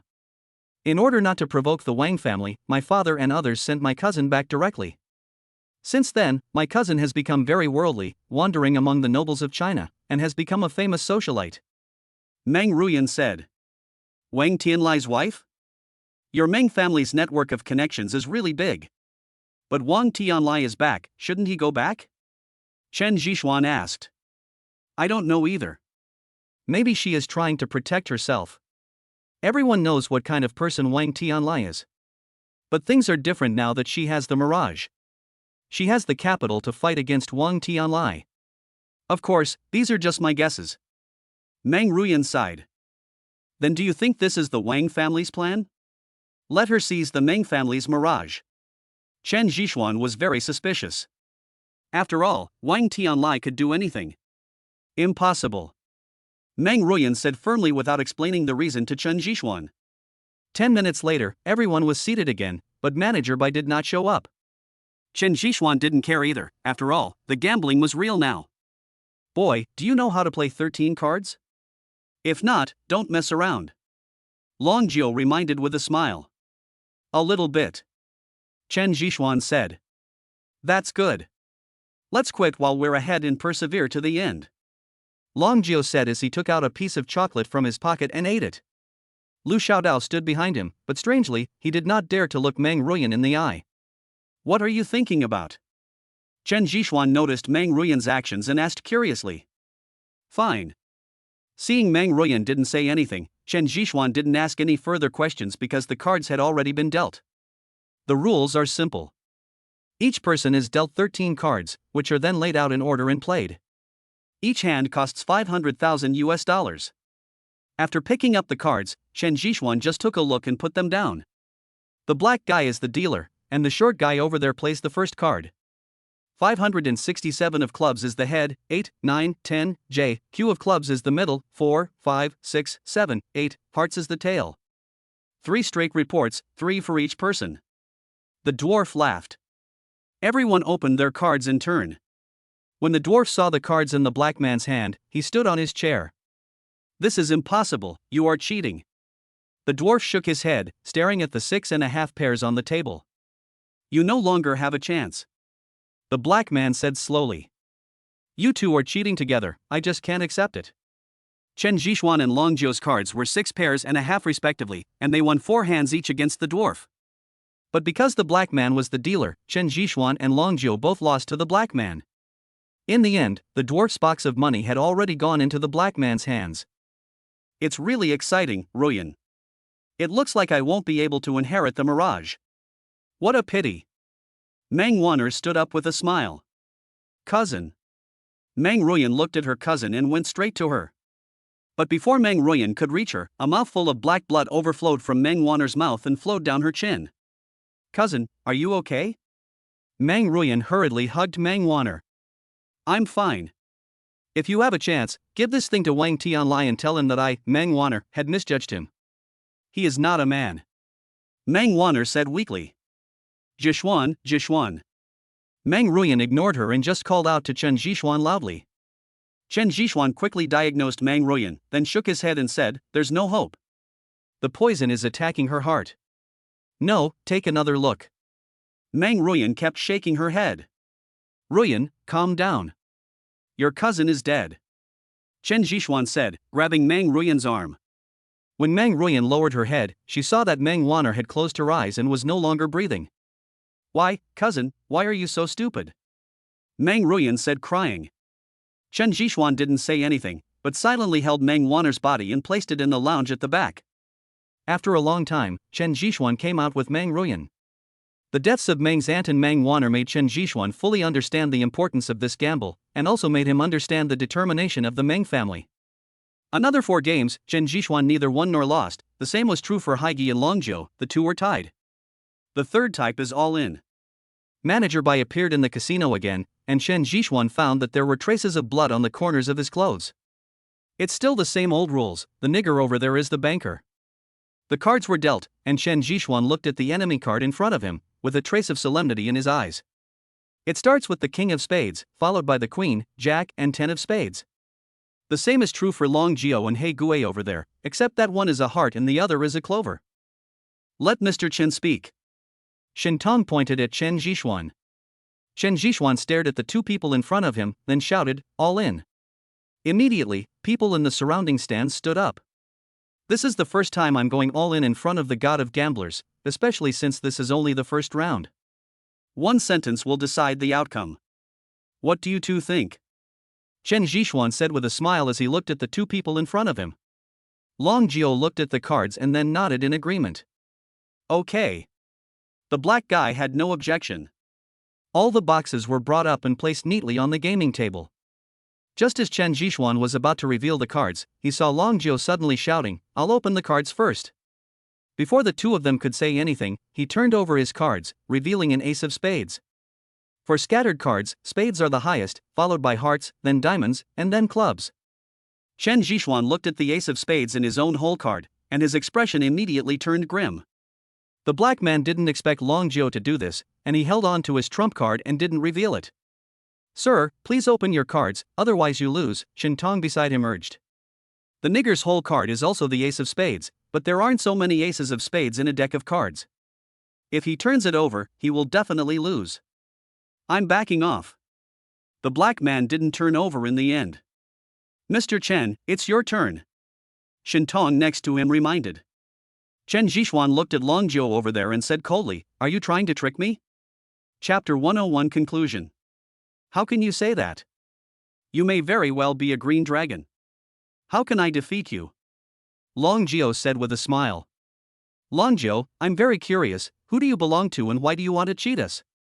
Chen Zhishuan asked. That's up to my good disciple to say. Long Jiu stood up, and Lu Xiaodao sat down next to him. Looking at Lu Xiaodao, Meng Ruyan said in a deep voice, Little brother, there is no need to pretend. Sister, I don't want to hide it from you, but I have no choice. Lu Xiaodao's voice changed, and he lowered his head and slowly pulled off a hood from his neck. It was Meng Hongling, that young face that Chen Zhishuan would never forget. Why are you doing this? Is the mirage so tempting to you? Meng Ruyan was very confused. She didn't expect that her opponents were the people closest to her.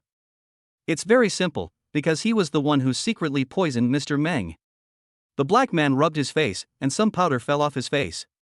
What? Little brother, how dare you do this?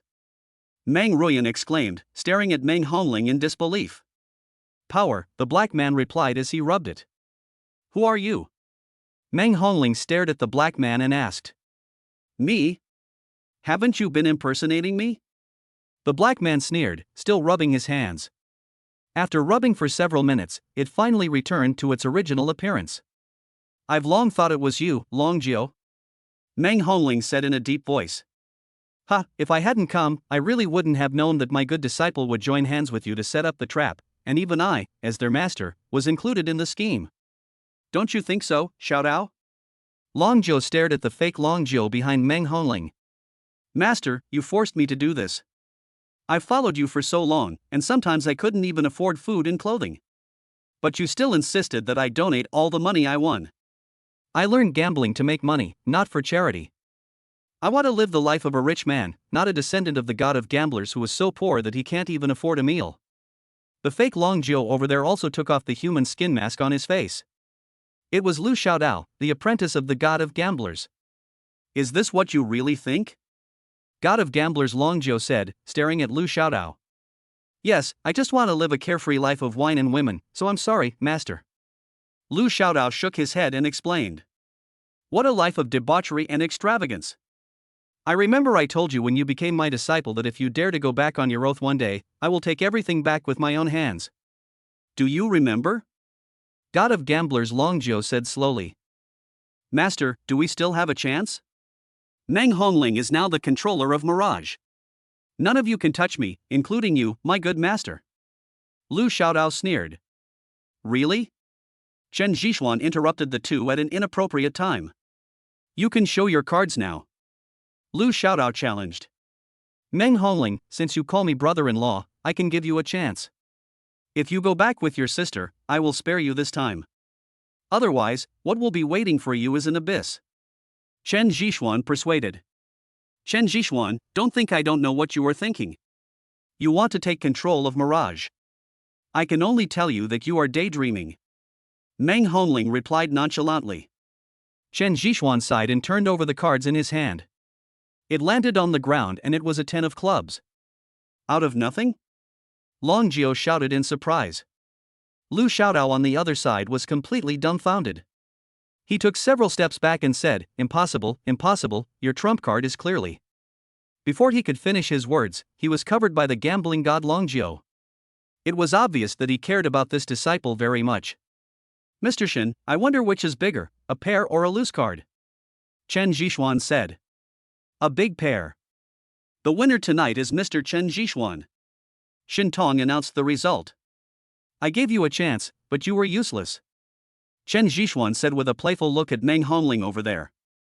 No, it's obvious that I won. This shouldn't happen, Manager Bai. They are cheating. Meng Hongling grabbed Chen Zhixuan's trump card and kept rubbing it, but Manager Bai didn't react at all.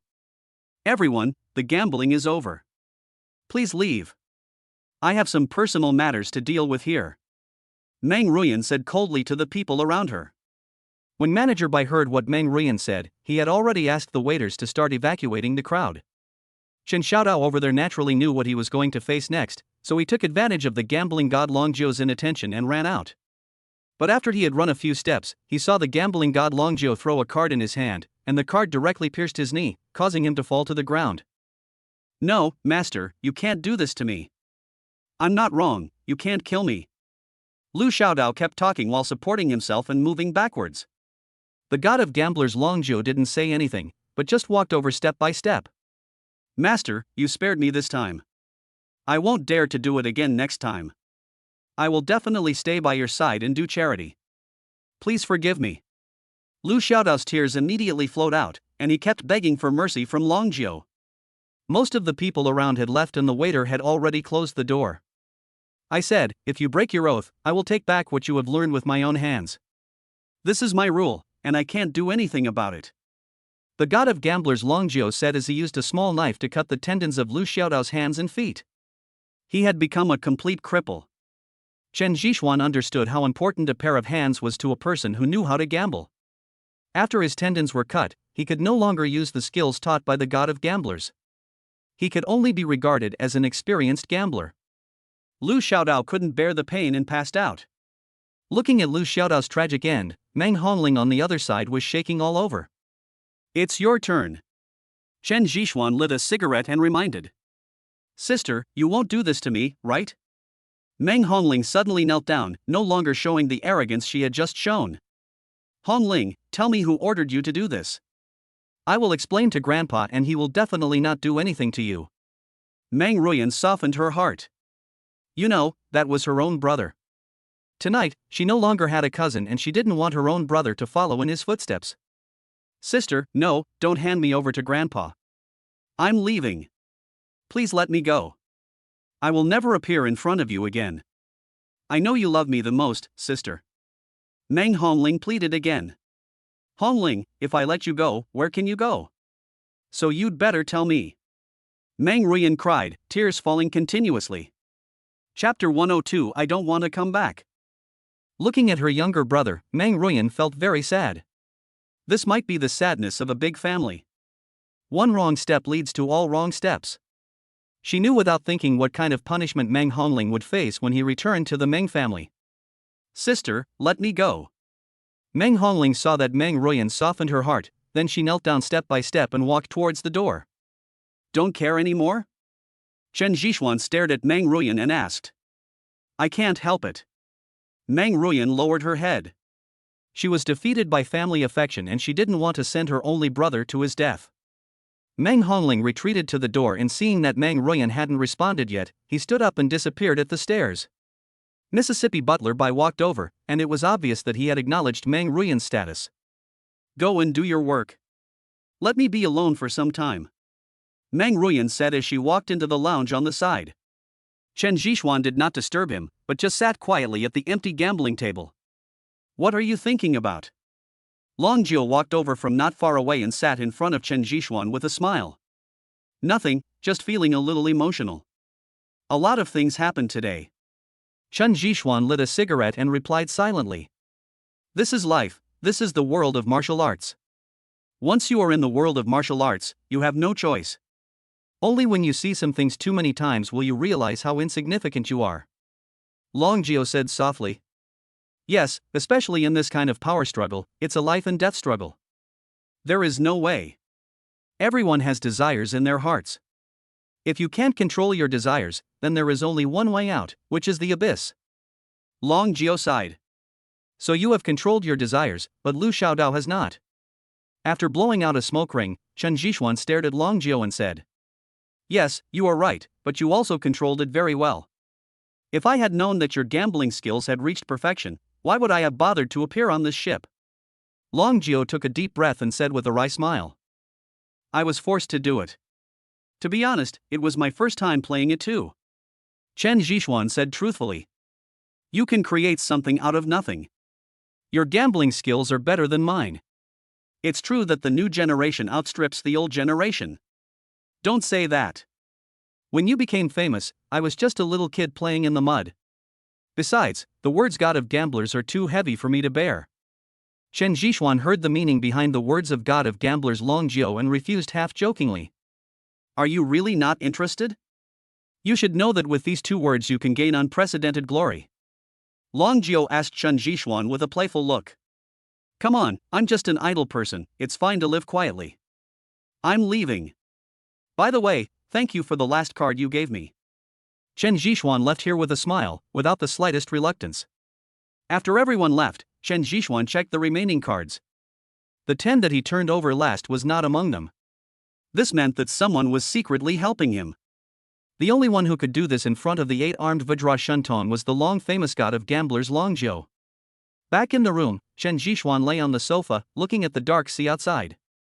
The water was constantly surging, as if carrying his thoughts away into the distance. I don't know how long it was before Meng Ruyan walked in. Seeing that Chen Zhixuan had fallen asleep, she took a blanket from the side and covered him with it, then stared at him silently. Chen Zhixuan slept soundly this time. When he was about to get up, he saw Meng Ruyan still sleeping against him. More than an hour later, Meng Ruyan finally woke up. Looking at the two people's actions, Meng Ruyan hurriedly got up and went into the bathroom over there. I didn't say anything, so why are you shy? Chen Zhixuan curled his lips and started moving around the room. After practicing a set of Tai Chi, Meng Ruyan came out of the bathroom. At this moment, she had changed her clothes. Go pack up, it's time for us to leave. Meng Ruyan left this message and then went to eat at the table over there. Chen Zhixuan nodded and went straight into the bathroom to wash up. After all, he was sweating from boxing just now. When he pulled open the shower curtain, he saw something he shouldn't have seen. Before he could get close, Meng Ruyan suddenly rushed in. Seeing Chen Zhixuan standing there, she took back her dropped things without a care. Rogue. Before leaving, Meng Ruyan uttered these two words. No, I didn't do anything. Why do you call me a hooligan? Do you have any sense of reason? Chen Zhixuan said speechlessly. Unfortunately, the only response he got was the sound of the door slamming against the doorframe. With such a bad temper, and still wearing lace, how dare you? Chen Zhixuan curled his lips and locked the door directly this time. After washing up, Chen Zhixuan always felt that Meng Ruyan was looking at him obediently, and he noticed it when she came out of the bathroom. Let's eat, and then we'll leave the mirage. Meng Ruyan said. You can leave, but I don't want the injection this time. I can't stand the feeling of being in a coma for days and nights. Chen Zhishuan said casually. Let's leave on the speedboat. We won't let you go rafting. Meng Ruyan said. That's more like it.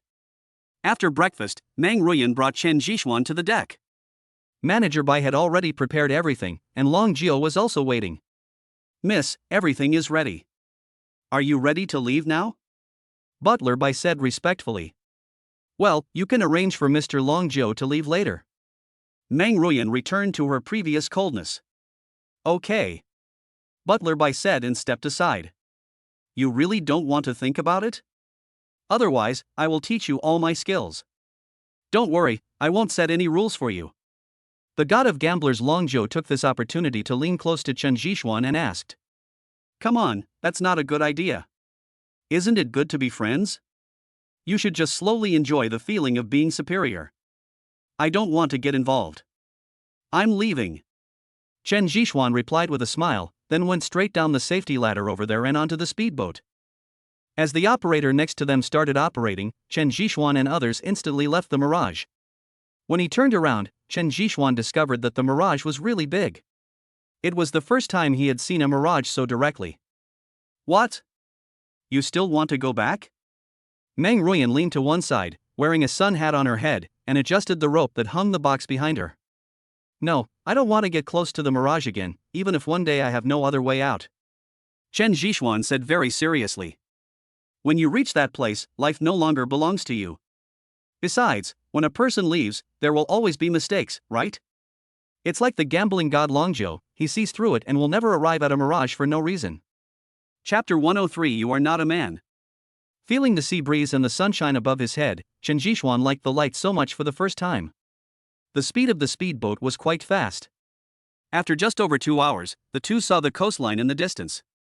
Meng Ruyan called the operator and asked them to go directly to the shore. Only when he stepped on the land did Chen Zhishuan feel completely safe. He felt that he was not suitable for long journeys on the sea. This time I'm going to have a good rest for a few days and adjust my mentality. Chen Zhishuan helped to get the box at the backup. You are thinking about Su Rongrong, right? Yes, I do miss them a little. I miss my friends and my company. I don't know how they are doing after so many days. Chen Zhishuan said with nostalgia. Sister. At this moment, a familiar voice came from a distance. Meng Ruyan turned her head curiously and found that it was Meng Hongling whom she had let go. This kid is quite courageous. He even dares to appear in front of you. Chen Zhishuan lit a cigarette and said while sitting in the arranged car. Meng Ruyan didn't expect that Meng Hongling would be waiting for her here, and she was also very surprised. But the next second, a person appeared behind Meng Hongling, someone that neither she nor Chen Zhishuan wanted to see. Wang Tianlai, I told you, would this guy be so kind? Chen Zhishuan snorted coldly and pulled out 2 pistols from the package beside him. These were prepared by Manager Bai before. You know, Mirage's traces are not obvious, it never goes to shore and always drifts in the sea. It has a lot of such weapons, and in order to prevent mistakes in transporting personnel, all the speedboats and cars arranged by Mirage are equipped with guns. Wang Tianlai still looked arrogant as he followed Meng Hongling, but his eyes were fixed on Chen Zhishuan. Nice to meet you again. Why don't you come down to say hello? Wang Tianlai stopped when he was more than 10 meters away from Chen Zhishuan. Chen Zhishuan didn't say anything, but turned his gaze to Meng Ruyan over there. Don't be anxious, just wait and see. Meng Ruyan reminded. Chen Zhishuan nodded, then smiled and said, Wang Tianlai, we are not that close, are you coming all the way here to welcome me? Chen Zhishuan, I really want to know who gave you such confidence. By the way, aren't you powerful? You have the ability to walk out of here alive. Wang Tianlai sneered, and after a snap of his fingers, a lot of people appeared densely around, each of them holding a gun in his hand, and they were all submachine guns. It would only take 3 seconds to smash the car that Chen Zhishuan was riding in into pieces. Wang Tianlai, Chen Zhishuan is a guest of my Meng family. If you touch him, do you want to turn against my Meng family? Meng Ruyan asked coldly. Facing Wang Tianlai, Meng Ruyan also released her own aura. Meng Ruyan, after all, we are relatives, aren't we? Don't worry, I won't touch you. I have only one target today, and that is Chen Zhishuan. Leave him behind, and you can leave at any time with Meng Hongling. Wang Tianlai is not stupid. He will not be so careless as to offend Meng Ruyan, even if this is the seaside. Others may not know the power of the Meng family, but he knows very well that it is a truly behemoth that is out of touch with the world. Unless it is necessary, he will not touch anyone from the Meng family. Wang Tianlai, let me say it again, you can't touch Chen Zhixuan. He is the benefactor of our Meng family. Also, my Meng family has nothing to do with you, don't get it wrong. Meng Ruyan snorted coldly and immediately pointed the gun in her hand at Wang Tianlai. Sister, what are you doing? He's my brother-in-law. Are you going to attack him just for a guy named Chen? Meng Hongling shouted from the side. He is not your brother-in-law. Did you bring Wang Tianlai here? Meng Ruyan scolded. I brought him here, but we are a family. His purpose is very simple, he wants Chen Zhixuan. Just give him to him. Meng Hongling roared, wishing she could capture Chen Zhixuan with her own hands. I understand. Meng Ruyan was truly heartbroken at this moment. Meng Ruyan could not even dream that her own brother would help outsiders to deal with her. Meng Ruyan, don't you think about Hongling's situation? He is just a child and knows nothing. What else can he have if he leaves the Meng family? What will remain for him is endless poverty and torture. I promised him that as long as you give up Chen Zhixuan, I will buy him a small island in the surrounding sea and give him enough money so that he can live comfortably for the rest of his life. Do you choose Chen Zhixuan or your brother now? Wang Tianlai said playfully. Chen Zhixuan didn't say anything, but just silently waited for Meng Ruyan's decision. Meng Ruyan was at a loss for words. On one side was her own brother, and on the other was Chen Zhixuan. She was in a dilemma. If they had not shared the hardships on the boat, she might have chosen to abandon Chen Zhixuan directly. But she couldn't do that now. Sister, he is an outsider. Please, get out of the car and leave here. Meng Hongling begged again. Meng Ruyan's hand holding the gun had begun to tremble, and finally she slowly put it down. When Chen Zhixuan saw this scene, he was immediately chilled. He sneered, put the pistol aside, then pushed open the car door and walked out. He understood that Meng Ruyan chose his younger brother, and he was simply an outsider. Of course, he also understood Meng Ruyan's approach. If it were him, and the person standing over there was Fatty Zhang, he would sell out an outsider without hesitation. That's right, Meng Ruyan, you can leave now. Wang Tianlai said proudly. Walking towards Wang Tianlai step by step, Chen Zhixuan suddenly understood a truth, that is, people who meddle in other people's affairs will never live long, just like himself. Wait a minute, Wang Tianlai, I want to make a deal with you. Meng Ruyan suddenly shouted. Wang Tianlai ignored him and kicked Chen Zhixuan in the stomach. Then the cold muzzle of the gun was pointed at his head. I'll give you a chance. What else do you want to say? Or, you can reminisce about this world. Chen Zhixuan silently put out his cigarette, then looked up at Wang Tian and said, You are not a man. What did you say? Wang Tianlai slapped Chen Zhixuan. I said, you are not a man. Chen Zhixuan slowly turned his head and looked at Wang Tianlai. Wang Tianlai pulled the trigger without any hesitation, and the bullet shot into his thigh. Wang Tianlai, don't mess around. Meng Ruyan jumped down from the other side and rushed over here quickly. But the gunmen surrounding her would not let her get close and pushed her to the side. Chapter 104, Half an Hour Opportunity. Hiss. Chen Zhixuan took a breath. The gunshot wound on his thigh made him feel the passing of his life. Wang Tianlai, I brought you Meng Waner. Seeing that Wang Tianlai was about to completely get rid of Chen Zhixuan, Meng Ruyan hurriedly shouted over there. When Wang Tianlai heard the three words Meng Waner, his action stopped instantly. Wang Tianlai, let your men open the box over there. Meng Waner is inside. Meng Ruyan looked at Wang Tianlai, who stopped and shouted again.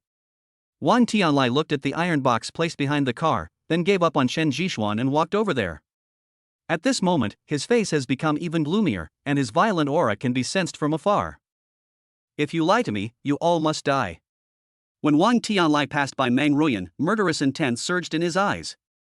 All Wang Tianlai had towards Meng Waner was hatred. He hated her for being unfaithful to her husband and hated him for making him cuckolded. Compared to Chen Zhixuan, Meng Waner is the person he wants to get rid of the most. He jumped onto the rear carriage and asked someone to untie the ropes there. The moment he opened it, his hands began to tremble. But the next second, he suddenly roared to the sky, jumped up directly on the roof of the car, and landed next to Meng Ruyan. How did she die? Looking at the somewhat crazy Wang Tianlai in front of her, Meng Ruyan said in a deep voice, "In the mirage, she committed suicide. Who let her die without my permission? She should die in my hands, die in my hands." Wang Tianlai grabbed Meng Ruyan's collar and screamed loudly. You are not qualified to say these words to me. Besides, she would rather die than let you do it.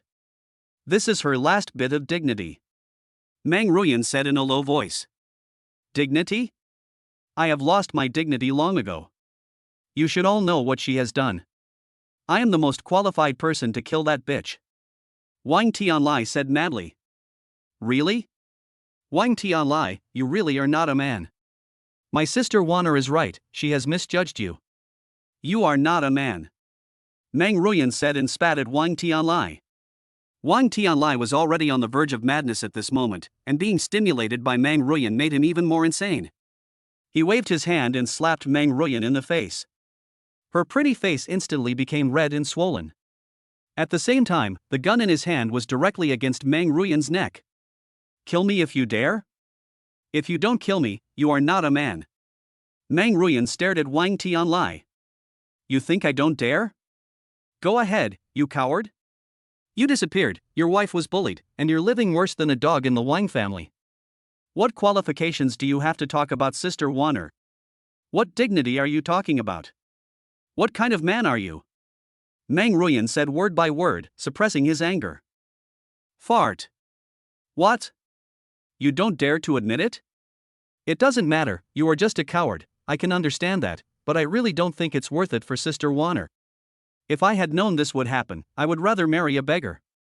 At least I could live with dignity and confidence. Meng Ruyan's words were like steel needles, piercing Wang Tianlai's heart. Wang Tianlai, you disappeared for so many years, didn't you do any investigation? To put it bluntly, you are a poor creature being manipulated by others. Do you want to know the truth? Go back and ask your good grandfather how your Wang family has treated my sister Wanner over the years. Wang Tianlai didn't say anything, but just took out his cell phone silently. Help me check Meng Wanner. I want to know everything about her, even what she has eaten over the years. Wang Tianlai was so calm that it was scary. The air around them became particularly depressing. They just stood there in the sunlight. Chen Zhishuan was being controlled by someone at the moment, and no one was stopping the bleeding. After more than 10 minutes, his face turned extremely pale. The ringtone rang, and Wang Tianlai subconsciously turned on his phone. Looking at the information above, he began to lose control. A few minutes later, he suddenly turned his head, pointed the gun in his hand at Chen Zhishuan, and fired bullets one by one. Ah! After roaring a few times, Wang Tianlai put down the gun in his hand. Take him away. I'll give you half an hour to escape. This is your reward for reminding me. Wang Tian said and sat on the ground. Meng Ruyan broke free from the gunman's restraints, ran directly towards Chen Zhishuan, tore off a piece of cloth from her sleeve, and began to bandage Chen Zhishuan. Then she drove the car over and prepared to seal the box. Wanner's body cannot be taken away. Wang Tianlai said suddenly. What do you want? Keep it to desecrate her? Meng Ruyan said coldly. She is mine, no one can take her away, and there are still 27 minutes. Wang Tianlai said without turning his head. Meng Ruyan could only put the box down and help Chen Zhishuan into the carriage.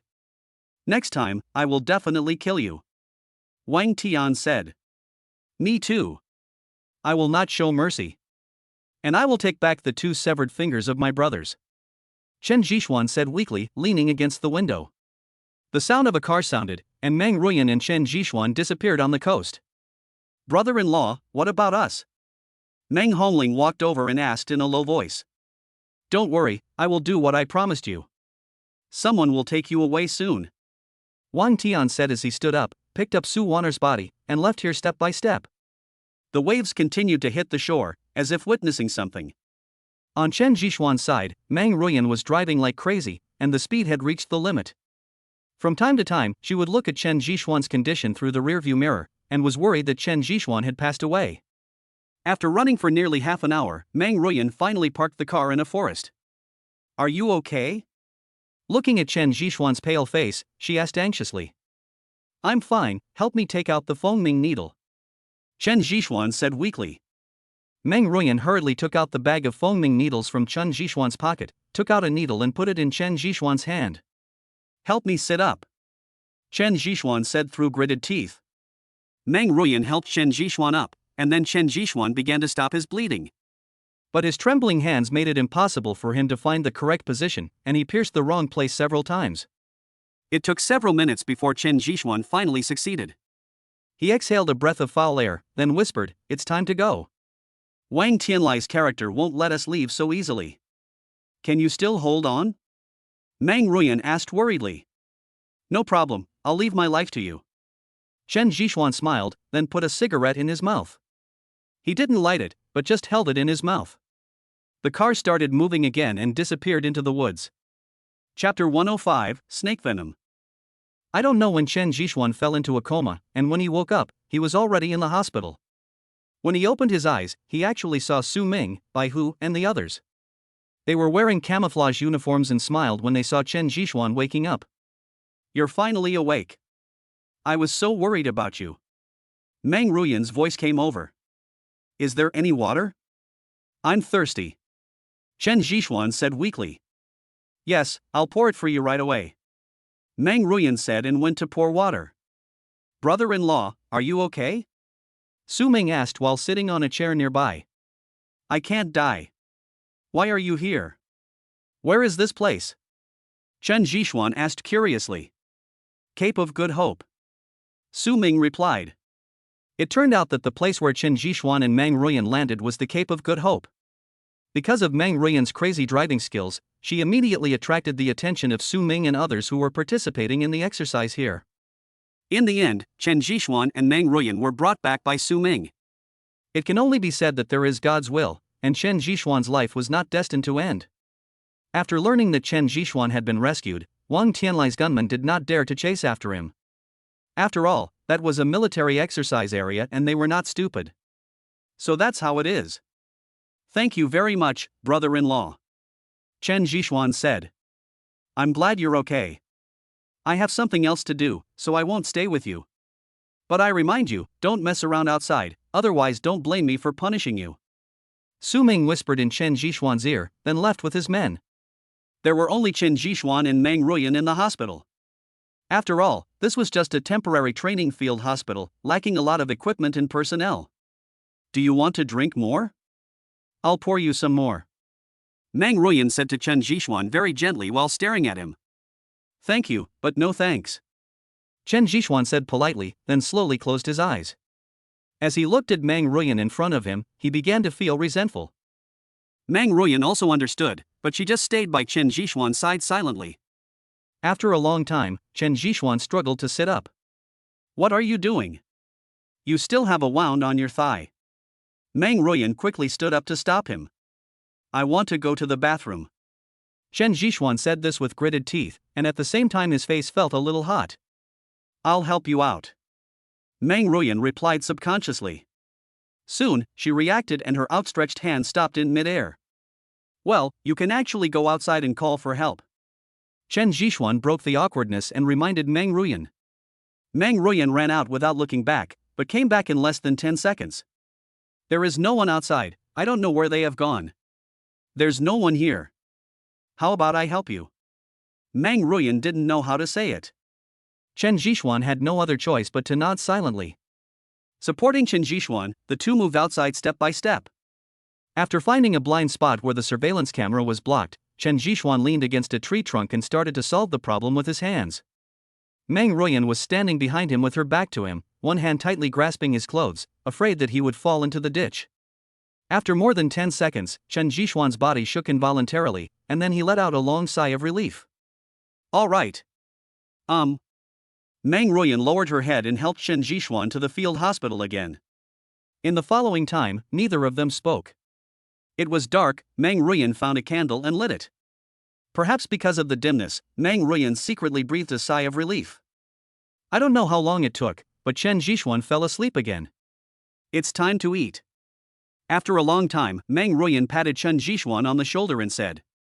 Leaning to the side, Meng Ruyan stopped him before he could reach out his hand. Let me feed you, you need to rest now. Chen Jixuan could only enjoy the inexplicable tenderness. It was the first time in his life that someone other than his mother fed him. After dinner, Chen Jixuan subconsciously wanted to light a cigarette, but when he saw Meng Ruyan's expression, he gave up. Looking at the time, it was almost 12 o'clock, and Chen Jixuan opened the system out of boredom. Ding! A new day has begun. The host can sign in. Listening to this familiar voice, Chen Jixuan was no longer so bored. Sign in. Ding! Congratulations to the host for signing in successfully. Ding! Congratulations to the host for obtaining the treasure appraisal skill. Please accept it. As the system prompted, Chen Jixuan's mind once again had a lot more things in it. Half an hour later, he finally understood thoroughly what this so-called treasure appraisal skill was, which was the knowledge of identifying antiques. He could quickly discern the historical and commercial value of an antique from its age, quality, storage method, and other miscellaneous aspects. Interesting. Chen Jixuan said to himself. What's interesting? Meng Ruyan next to her asked curiously. Nothing. When will their exercise end? No one is here at this moment? Chen Jixuan asked curiously. I don't know either. The person who delivered the meal just now disappeared. It's dark here. I hope something has happened. Meng Ruyan replied. As he was speaking, the sound of hurried footsteps was heard in the distance.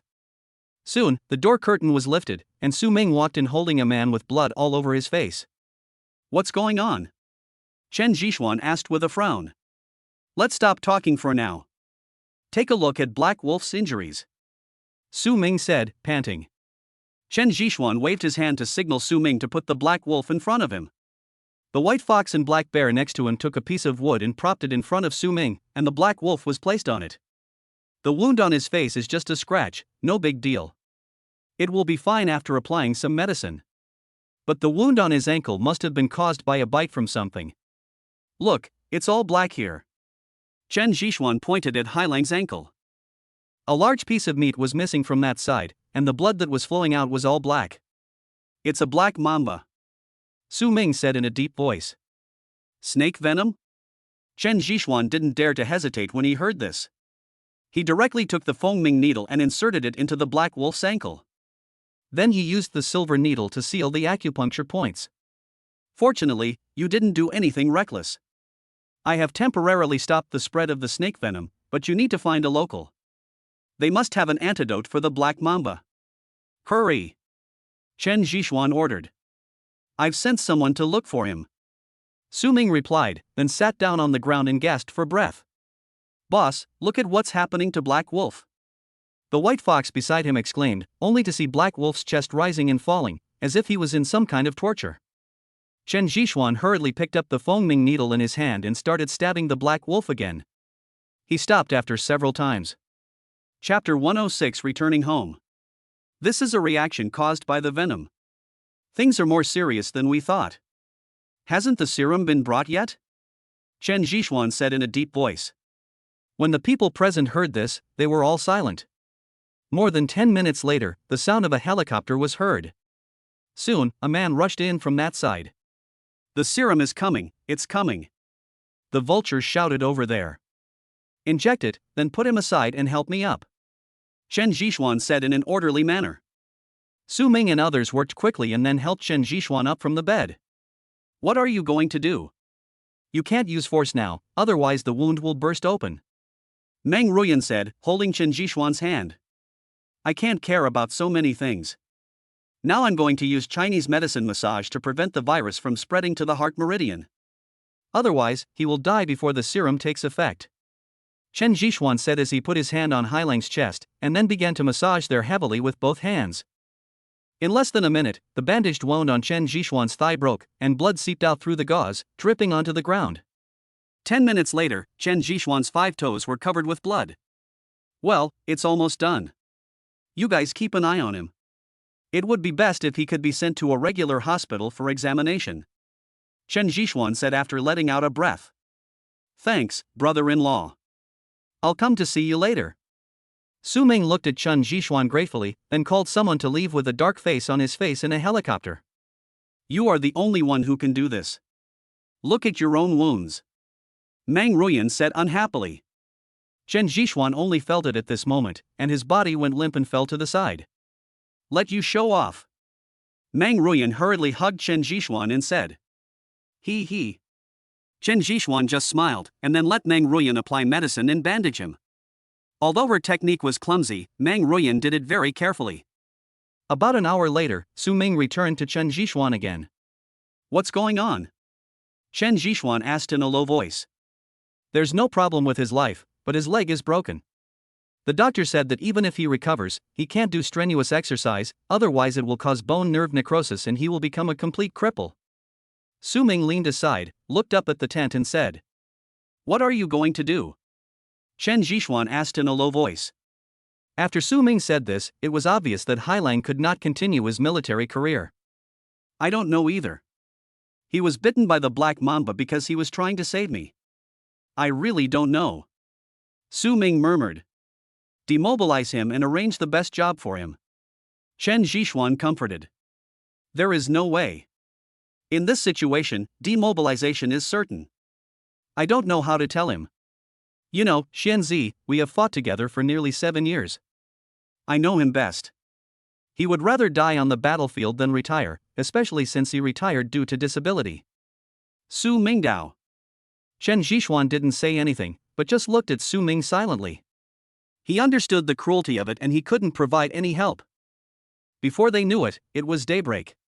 When Chen Zhixuan woke up, Su Ming was still the same as before, lying in a chair, having not slept all night. Meng Ruyan brought breakfast, but Su Ming didn't even look at it. He looked like he had lost his soul. Boss, there's news from the hospital. Black Wolf has woken up. White Fox appeared behind Su Ming at some point and said in a low voice. I understand. I'll be there right away. Su Ming responded, then washed his face with cold water in the basin beside him.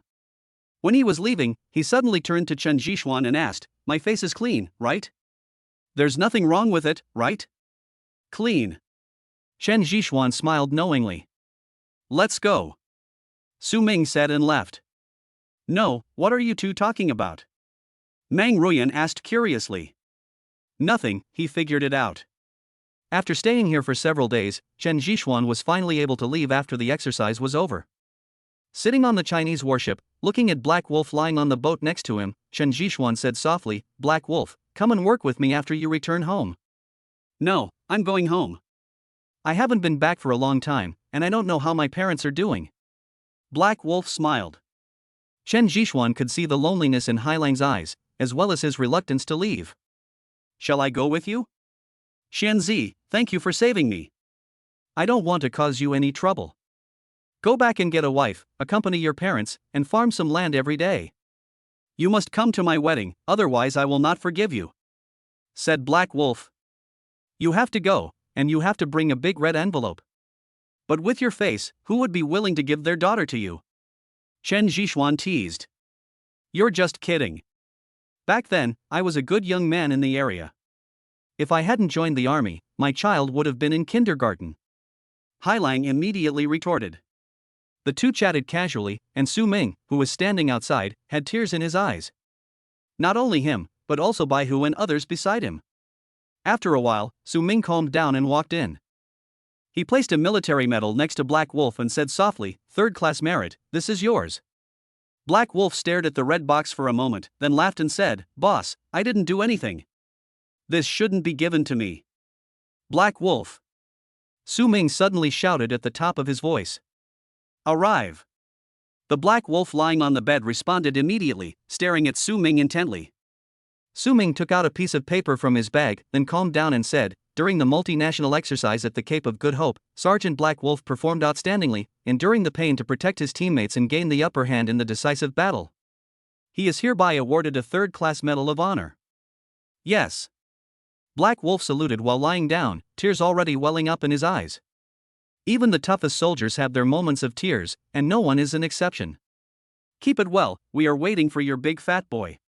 Su Ming smiled and patted Hailang's shoulder. "Yes, I will ensure that the mission is completed." Black Wolf replied firmly. Su Ming left, and Hailang turned around holding the badge. As his body moved, Chen Zhixuan realized that Hailang was crying and he could no longer control his emotions. On the day they returned to China, Chen Zhixuan was transferred to the hospital, and Hailang also left and was arranged by Su Ming to a specific hospital. But Chen Zhixuan will never forget the look in Hailang's eyes, the tears that fell, and the persistence. After being in the hospital for half a month, Chen Zhixuan was finally allowed to leave. I said it was okay a long time ago, why did you make me stay so long? Chen Zhixuan kept muttering while sitting in the car. But at the sight of Meng Ruyan, he immediately shut up. Just kidding, he had been completely subdued by Meng Ruyan for the past half month. Chapter 107 Auction. After being arranged to stay in a hotel by Meng Ruyan, Chen Zhixuan finally didn't have to smell the smell of disinfectant. He reported to Su Rongrong that he was safe, and only hung up the phone after being asked a lot of questions. After all, he had disappeared for so many days, so he had to give Su Rongrong an explanation, and Chen Zhixuan missed her too. At around 9 o'clock in the evening, Meng Ruyan changed the dressing for Chen Zhixuan again. Just as I opened the wound, I heard the doorbell ring. Who is it? Meng Ruyan walked over and opened the door, only to see Wen Tao and son Zhou Liang. Meng Ruyan, why are you here? Where is my brother Xian? Wen Tao looked at Meng Ruyan puzzledly. You know, the two of them only knew each other but had never met each other. Inside. Meng Ruyan said coldly, then turned around to change the medicine for Chen Zhixuan. Watching Meng Ruyan skillfully change the medicine and then throw the removed bandage into the trash can beside her, she left without saying a word to Wen Tao and the others. This scene shocked Wen Tao and son Zhou Liang, who were standing next to them, and they didn't react for a long time. What? Are you two here to act like two fools? Chen Zhixuan teased with a smile. Brother Xian, what's going on? Meng Ruyan changed your medicine? Wen Tao came back to his senses and stared at Chen Zhixuan and asked. Is it necessary to be so surprised? Chen Zhixuan said, holding a cigarette between his lips. Brother Xian, you won Meng Ruyan? That's awesome. Son Zhouliang stared at Chen Zhixuan in admiration like a little fan, with just two little stars in his eyes. Come on, we're just friends. How did you two know I was here? Chen Zhixuan said beautifully while blowing out a smoke ring. You know, he hasn't smoked even a cigarette since he was injured. Now that he is finally free, he has to enjoy this long-lost taste. Brother Xian, everything will be easy with old son around. By the way, my sister-in-law asked me a few days ago, asking where you had been and why you had been away for so many days. Wen Tao said. Nothing, I went to do something with my master. Tell me, why did you two look for me? Chen Zhixuan made up an excuse. After all, he would not talk about the Meng family's affairs casually. Oh, it's nothing actually. It's just that old son saw that you live here, so I came to visit. Also, there is an auction tonight, and I was thinking of asking you to go with us. But from the looks of you, you probably can't go. Wen Tao said, shaking his head. I'm injured, not anything else. Let's go. I've been so bored recently, so it's good to join in some fun. Besides, I haven't given Rongrong a good gift since I met her, so it's a good time to buy one. Chen Zhixuan said as he started to put on his clothes. Son Zhouliang drove one car and Wen Tao drove another. Chen Zhixuan certainly would not ride in son Zhouliang's sports car, because he was a wounded soldier. One in front and one behind, the two cars rushed towards the suburbs. At this moment, the imperial capital is still as prosperous as ever, and everyone's face is filled with fatigue after a busy day. Brother Xian, you were shot, right? I know I shouldn't say too much, but there are some things I have to tell you. Meng Ruyan is not someone you can easily mess with.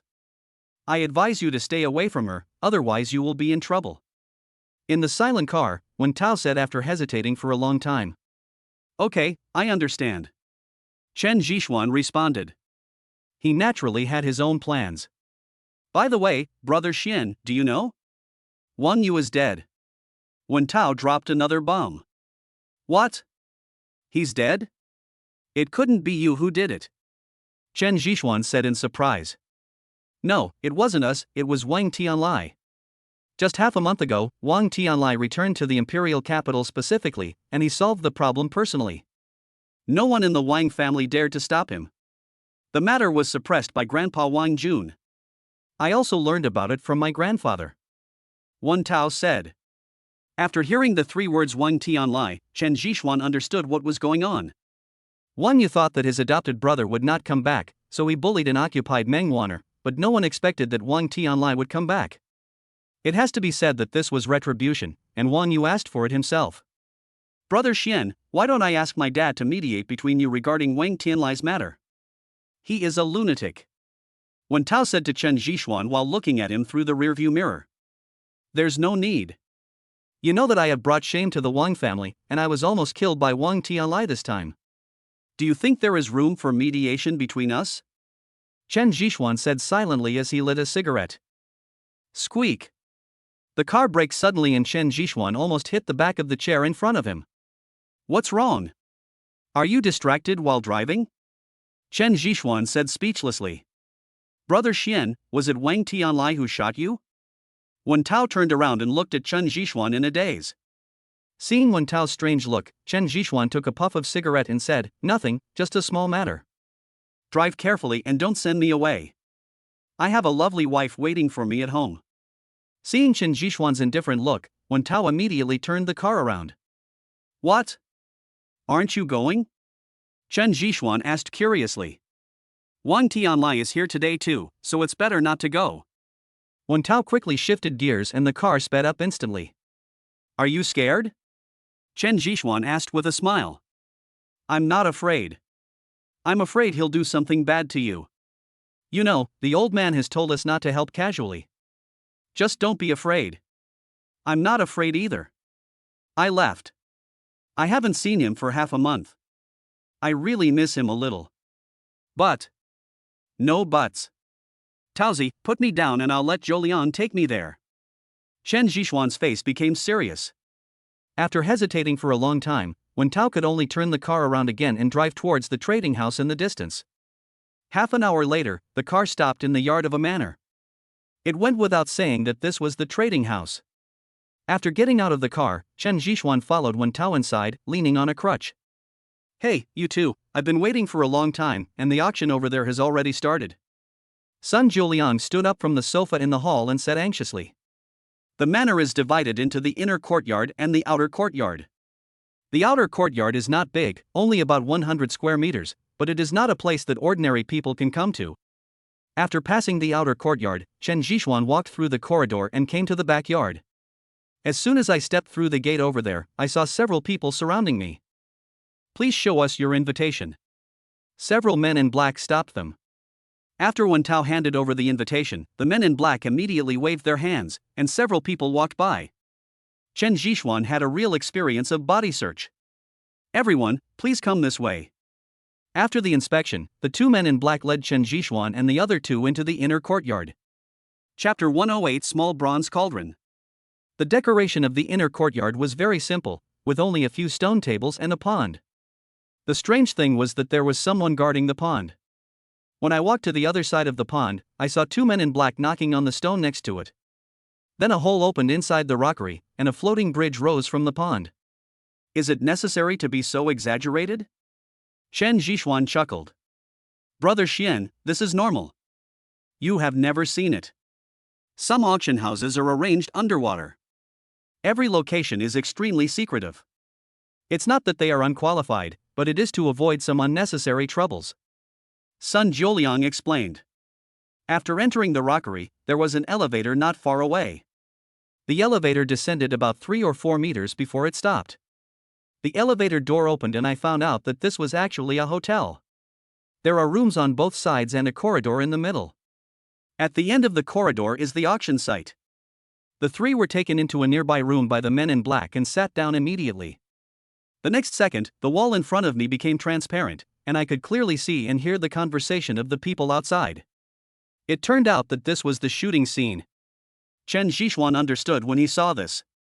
The design layout here is almost the same as that of the gambling lounge in Mirage. Both rooms are arranged around a central point, but the only difference is that other rooms cannot be seen through the glass. Everyone, this is the third auction item today. It is a bronze tripod from the Western Zhou dynasty. It is 30 centimeters long, 30 centimeters wide, and 40 centimeters high. It is a small tripod used for sacrifices. The starting price is 30 million. On the circular auction table in the middle, a middle-aged man was giving an incessant introduction. Isn't this just a tripod? You make it sound so magical. If it's not from the Western Zhou dynasty, this thing is worthless. Sun Jiuliang said while playing with his mobile phone. Chen Jixuan didn't say anything, but just silently looked at the pattern on the bronze tripod in the distance. After a long time, he withdrew his gaze.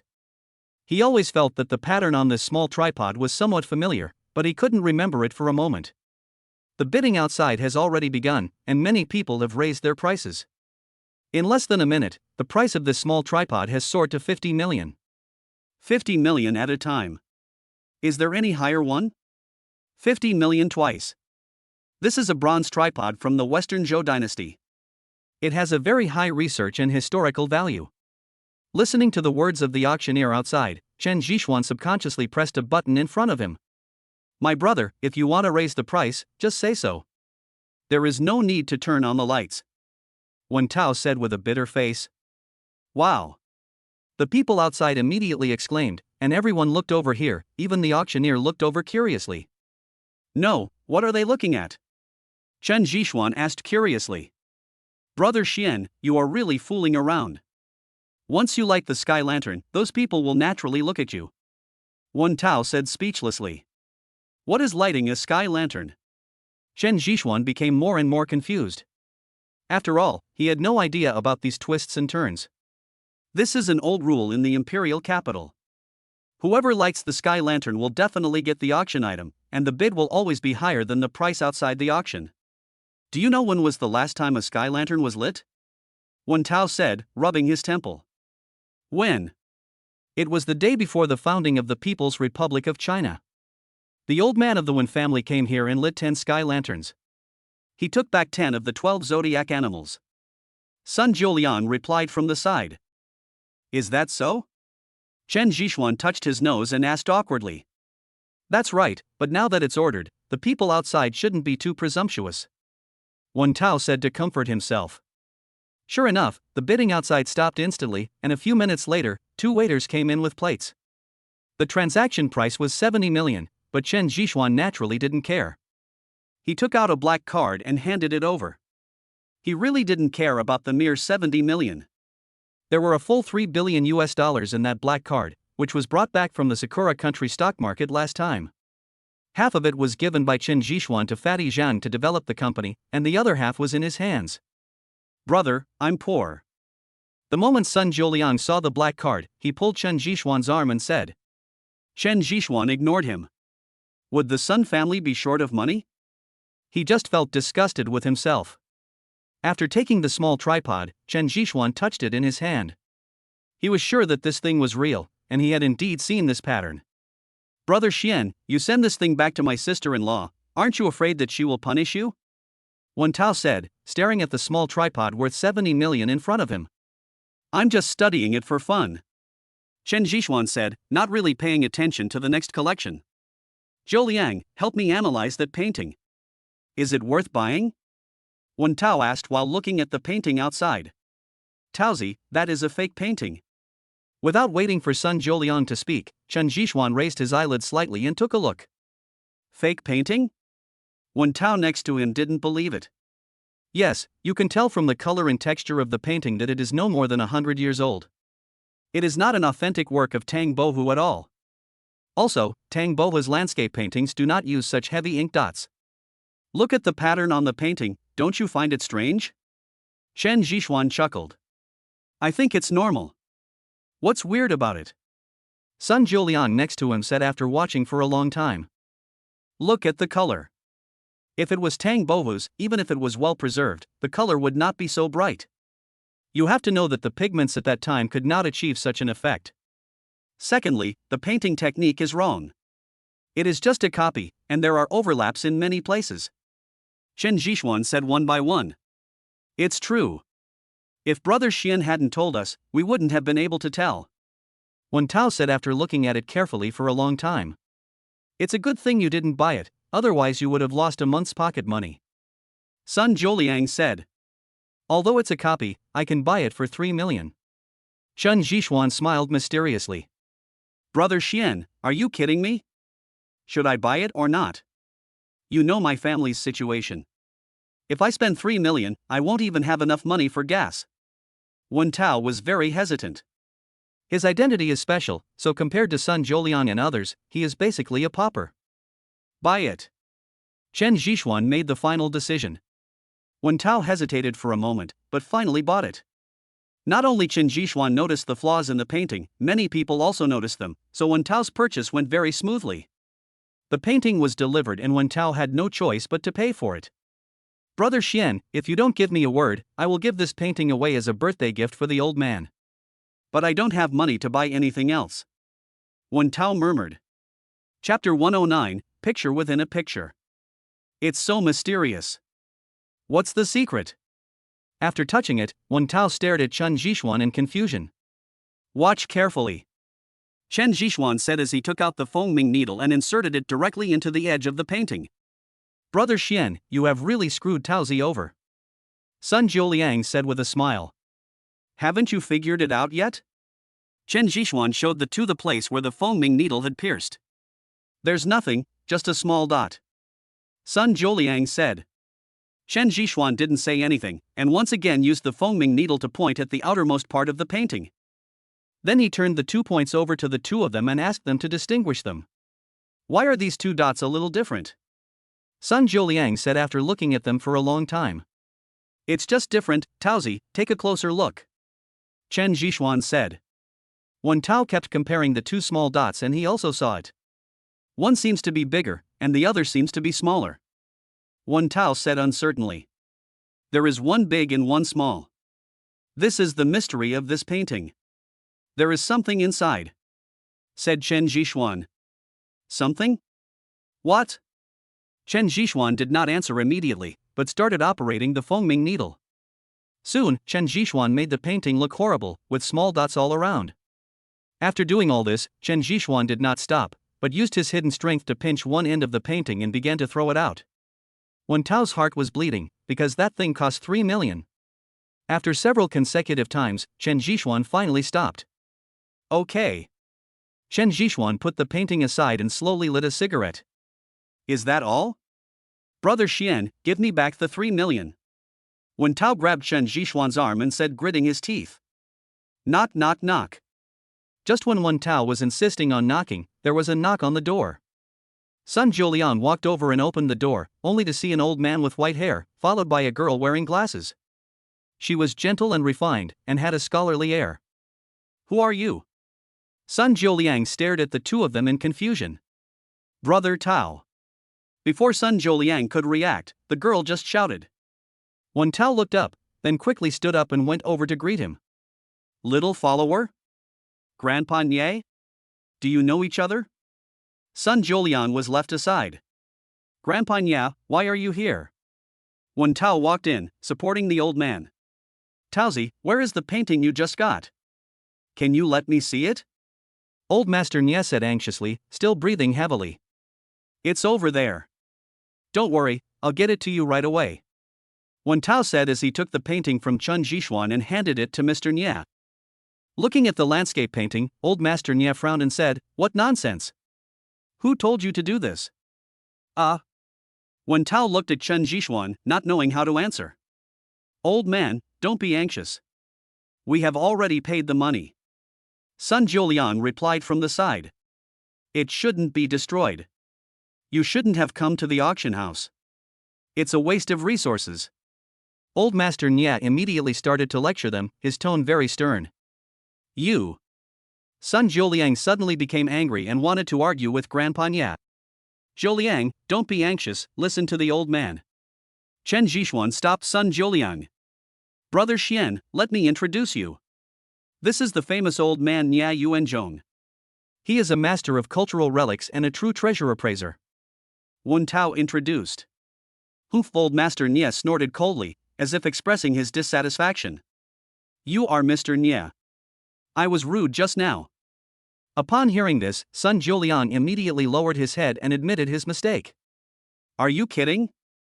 In the cultural relics circle, everyone knows the name of Mr. Nye. He is very high and mighty." Being educated by Mr. Nye, Sun Jiuliang does not dare to be presumptuous. Mr. Nye seemed not to hear it and continued to feel around on the painting. Suddenly, no one in the box spoke. Chen Zhishuan was smoking by himself. He didn't know any Mr. Nye. "Ahem, who told you to smoke? Put out the cigarette." After coughing a few times, Mr. Nia looked up and shouted at Chen Jishuan. Chen Jishuan flicked the ash off his cigarette, then shook his head and said, "Old man, it seems that this is our box." Brother Xian. Wen Tao immediately gave Chen Jishuan a look.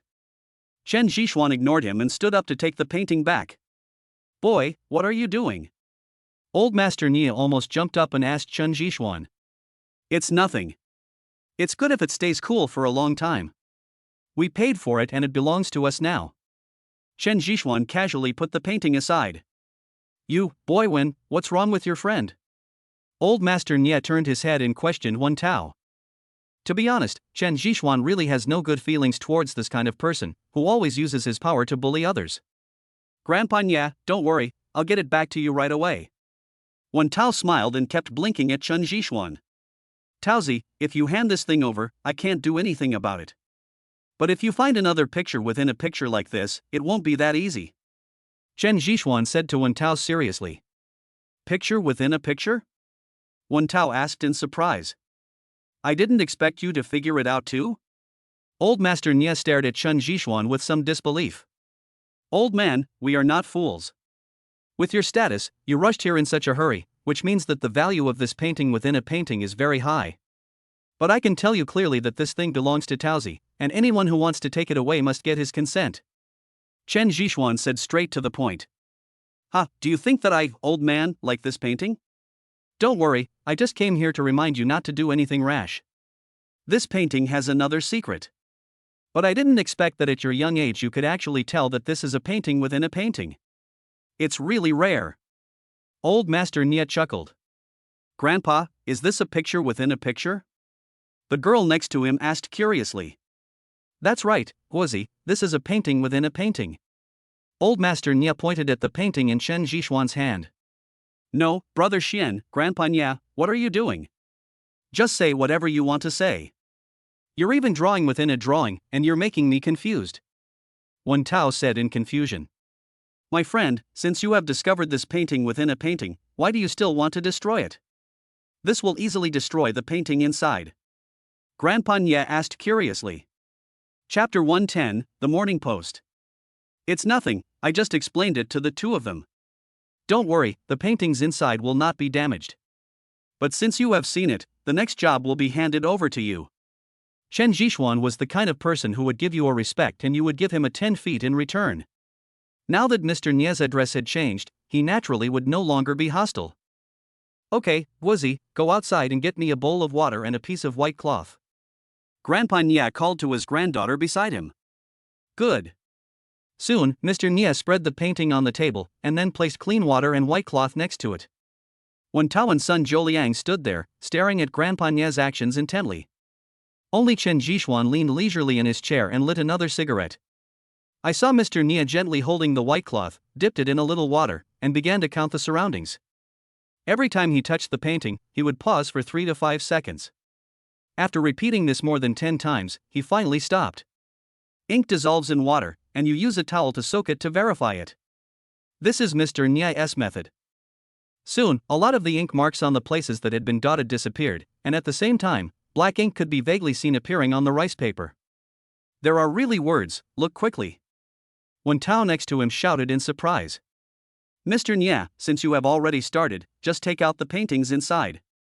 The outside is just a decoration anyway," Chen Jishuan said with a smile. Mr. Nia didn't say anything. He picked up the white cloth again and started to light it. It took a full half hour before Mr. Nia put down the white cloth. Afterwards, he pinched the edges of the painting and shook his head, saying, "I don't have the right tools, and I'm afraid I'll damage the painting if I use my hands." "Brother Xian, why don't you come?" Wen Tao's curiosity was completely aroused, and he turned his head and stared at Chen Jishuan. Chen Jishuan hesitated for a moment, but finally nodded. He walked to the picture, took out the Fengming needle and said, "All of you step back a few steps." Mr. Nia hesitated for a moment, but still took several steps back. Chen Jishuan placed the tip of the Fengming needle on the surface of the painting. He then exerted his hidden strength and swung the needle through it. The layer of rice paper on the surface was instantly torn off, slowly floating in the air and falling to the ground. On the other side, on the table, there was a piece of cursive calligraphy. Old Master Nya walked over subconsciously and looked at the cursive calligraphy on the table. Suddenly, he reached out to grab it. Grandpa, this is not very kind of you. Chen Zhixuan stared at Grandpa Nya with a smile. No, what are you doing? Old Master Nya stared at Chen Zhixuan and questioned, as if he was a child whose thoughts had been exposed. This is Wang Shiji's Songluan Tai. You shouldn't snatch things from the younger generation, Chen Zhixuan reminded. After hearing this, Mr. Nya had no choice but to withdraw his hand. Niegua over there knew from looking at her grandfather's movements that the calligraphy was not simple, but she did not expect it to be Wang Shiji's Sangluan Tai. Alas, it's really unpleasant to meet a little guy like you. Yes, this is Wang Shiji's Songluan Tai. Grandpa Nya admitted. Taozi, you're rich. Sun Julian next to him said excitedly. Although Wen Tao was not very familiar with antiques, he had heard of Wang Shiji. He did not expect that he would spend 3 million to buy Wang Shiji's Songluan Tai. Brother Xian, is this an original or a copy? Wen Tao asked calmly.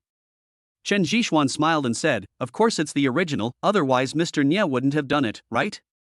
You are not a fair person, and you said it out loud. But can you give this thing to me? I will give you 200 million. Mr. Nya was thick-skinned. He did not argue with Chen Zhixuan but instead discussed it with Wen Tao. Grandpa Nya, this is the birthday gift I bought for my grandfather. Wen Tao is not stupid, but very shrewd. The original work of Sangluan Tai by Wang Shiji cannot be measured by money, and he habitually brought up Grandpa Wen. As expected, when Mr. Nya heard that it was a birthday gift for Mr. Wen, he did not say anything else, but he still looked at the calligraphy with a fascinated expression. Put it away, don't show off your wealth. Chen Zhixuan reminded. Wen Tao hurriedly went outside to find a box, then slowly rolled up the calligraphy and put it into the box. Looking at his appearance, Sun Zholiang wanted to laugh. He and others were so casual just now, but now they have become cautious. Brother Tao, I want to see it. Niegua stretched out his hand and stared at Wen Tao. Wen Tao hesitated for a moment, and finally had to hand over the box. Thank you, Brother Tao. Don't worry, I'll just take a look. I won't destroy anything, and I certainly won't take over your things like my grandfather did. Niegua said as he went to study it. Old Master Nya didn't pay attention to what his granddaughter said, but turned his gaze to the small bronze tripod next to Chen Zhixuan. Did you buy this thing too? Old Master Nya reached out and picked it up. Chen Zhixuan didn't care. After all, he bought it just for the pattern on it, and he was not afraid that Mr. Nya would take it away. After watching it for a long time, Mr. Nya shook his head and put it down. The auction outside was still going on. Chen Zhixuan bought a necklace that belonged to an imperial concubine 100 years ago. He was not interested in the rest. However, Sun Zholiang took this opportunity and bought 2 pieces of jade with the help of Mr. Nya. Ladies and gentlemen, this is the last item for auction, a jade seal. As the auctioneer said this, he opened the box, which contained a crystal clear white jade seal, and there was a gold thread wrapped around the seal. The imperial seal? How could this thing appear? Staring at the seal over there, Mr. Nya stood up suddenly. What? The imperial seal? Wen Tao and Sun Zholiang were both shocked. Only Chen Zhixuan ignored them and silently looked at the seal over there. Who is so bold as to reveal such a thing? Old Master Nya said as he was about to walk out anxiously. Grandpa, don't be anxious. Take a closer look. Chen Zhixuan stopped Grandpa Nya and said. Old Master Nya looked at Chen Zhixuan in confusion, then sat down patiently. After watching carefully, Mr. Nya couldn't see anything. The bidding outside has already begun. The reserve price is 300 million, which will directly soar to 1.2 billion. It has to be said that this thing is really hot. Boy, stop keeping us in suspense. What did you find out? Asked Mr. Nya in a deep voice. Don't be anxious, just wait and see who will win. Chen Zhixuan said playfully. Soon, the lights outside came on, immediately suppressing everyone's bidding. It's the Wang family. Wang Tianlai should be in that position. Wen Tao immediately identified it. Chapter 111 True and False Imperial Seal. As soon as the sky lantern was lit, Wang Tianlai bought the imperial seal for 2 billion yuan. Seeing this, Chen Zhixuan smiled. Brother Xian, what are you laughing at? Wen Tao asked him curiously. It's nothing, I just laughed at Wang Tianlai for spending 2 billion to buy a fake product. Chen Zhixuan said. Is that fake? Not only Wen Tao, but also old man Nia next to him asked. Old man, you know the origin of the imperial seal, right? Said Chen Zhishuan. Of course I know. Old Master Nia looked at Chen Zhishuan in confusion. The predecessor of the Husher Bai was the Husher Bai. The Qin dynasty conquered the Zhao dynasty and obtained the Husher Bai. Later, the Qin Shi Huangdi unified the world. In order to highlight his great achievements, the first emperor ordered Li Si to carve the Husher Bai in small seal script. The front of the seal is engraved with 8 insect and bird seal script characters. Receive the mandate from heaven, may you live long and prosper, carved by the jade craftsman Sun Shou. This seal is a token of the orthodox emperors of all dynasties in China. Chen Zhishuan said slowly. Yes, this is the origin of the imperial seal, but this does not mean it is fake. Grandpa Nia's focus was not on this. He mentioned again why Chen Zhishuan was so sure that what Wang Tianlai bought was a fake seal. Old man, you are too anxious. I don't know if you noticed the features on the shoulder of the imperial seal and the gold and jade inlays. Chen Zhishuan said. Of course I noticed it. It's all recorded in history books. How could I not know about it? Old Master Nia said unhappily. Please tell me about it. Wen Tao next to him asked curiously. Okay, then I will give you some knowledge. The so-called gold inlaid with jade is actually because of Wang Mang, the founder of the Xian dynasty. In the late Western Han dynasty, the foreign relative Wang Mang usurped power. At that time, the child Lu Ying was young, and the jade seal was hidden in the Queen Mother's Changdal palace. Wang Mang sent his cousin Wang Shun to ask for it. The Queen Mother angrily threw the jade seal to the ground, breaking one corner of it. Wang Mang got it and ordered the craftsman to repair it with gold. From then on, there was the saying of gold inlaid with jade. Grandpa Nia narrated. Yes, that's right. Chen Zhishuan nodded in response. He had to say that Mr. Nia was indeed very powerful. As for the words engraved on the shoulder, it was in the first year of Yenkang of Emperor Xian of Han dynasty. Emperor Xian was forced to abdicate, and Xiao Pai established Wei and changed the reign title to Huangchu. He ordered people to engrave the official script. The Great Wei receives the Han dynasty's seal on the shoulder of the seal to prove that he did not usurp the Han dynasty, which is actually an attempt to cover up the truth. Grandpa Nia recounted the story again. I see. But what does this have to do with the imperial seal being fake? Niaguo leaned over and asked. It's simple, because the ancients believed in following the will of heaven, and the imperial seal represents legitimacy, so Xiao Pai did that. Grandpa Nia taught. But the next second, Mr. Nia was stunned. Grandpa, haven't you discovered it yet? Chen Zhishuan flicked the ash from his cigarette. You mean, it's been fake since then? Old Master Nia made a bold guess. The first emperor's achievements are unprecedented. He swallowed up the 6 kingdoms and unified the country in one fell swoop. He claimed that his achievements surpassed the 3 sovereigns and the 5 emperors. What a proud person he was. Moreover, the appearance of the imperial seal was actually for the so-called eternal prosperity. Would the first emperor lose such an important thing? Chen Zhishuan said slowly. You mean, the so-called story of Qin Shi Huang pacifying the gods is fake? Old Master Nia followed Chen Zhishuan's train of thought. That's right, so everything is impossible. The jade seal that appeared later should be a forgery. It is the so-called symbol of imperial power, the so-called compliance with the will of heaven. Chen Zhishuan said with certainty. This is impossible. Old Master Nia kept shaking his head. After all, Chen Zhishuan's inference was too arbitrary. Grandpa, some things happened so long ago, who can explain them clearly? Also, the imperial seal is engraved with Lantian jade, which is the proof of the legitimacy of Chinese emperors. It is impossible for Lantian jade to have completely changed its appearance after so many years, right? As for what those historians said, you just need to take a look at it. Everything is in your heart. Chen Zhishuan said with a smile. Brother Xian, even so, we can't be sure that it's fake. Niegua said, imitating Wen Tao's tone. Mr. Nia, please write a sentence on this piece of paper. Chen Zhishuan took a pen from the side and handed it over. Old Master Nia didn't understand what Chen Zhishuan was doing, but he still picked up the ballpoint pen and started writing. The sky is high for birds to fly, the sea is wide for fish to leap. Good calligraphy, really good calligraphy. Chen Zhishuan praised. No, I'm too old. I can't get used to this kind of pen and can't write with style. Mr. Nye said modestly. Brother Xian, what are you keeping in suspense?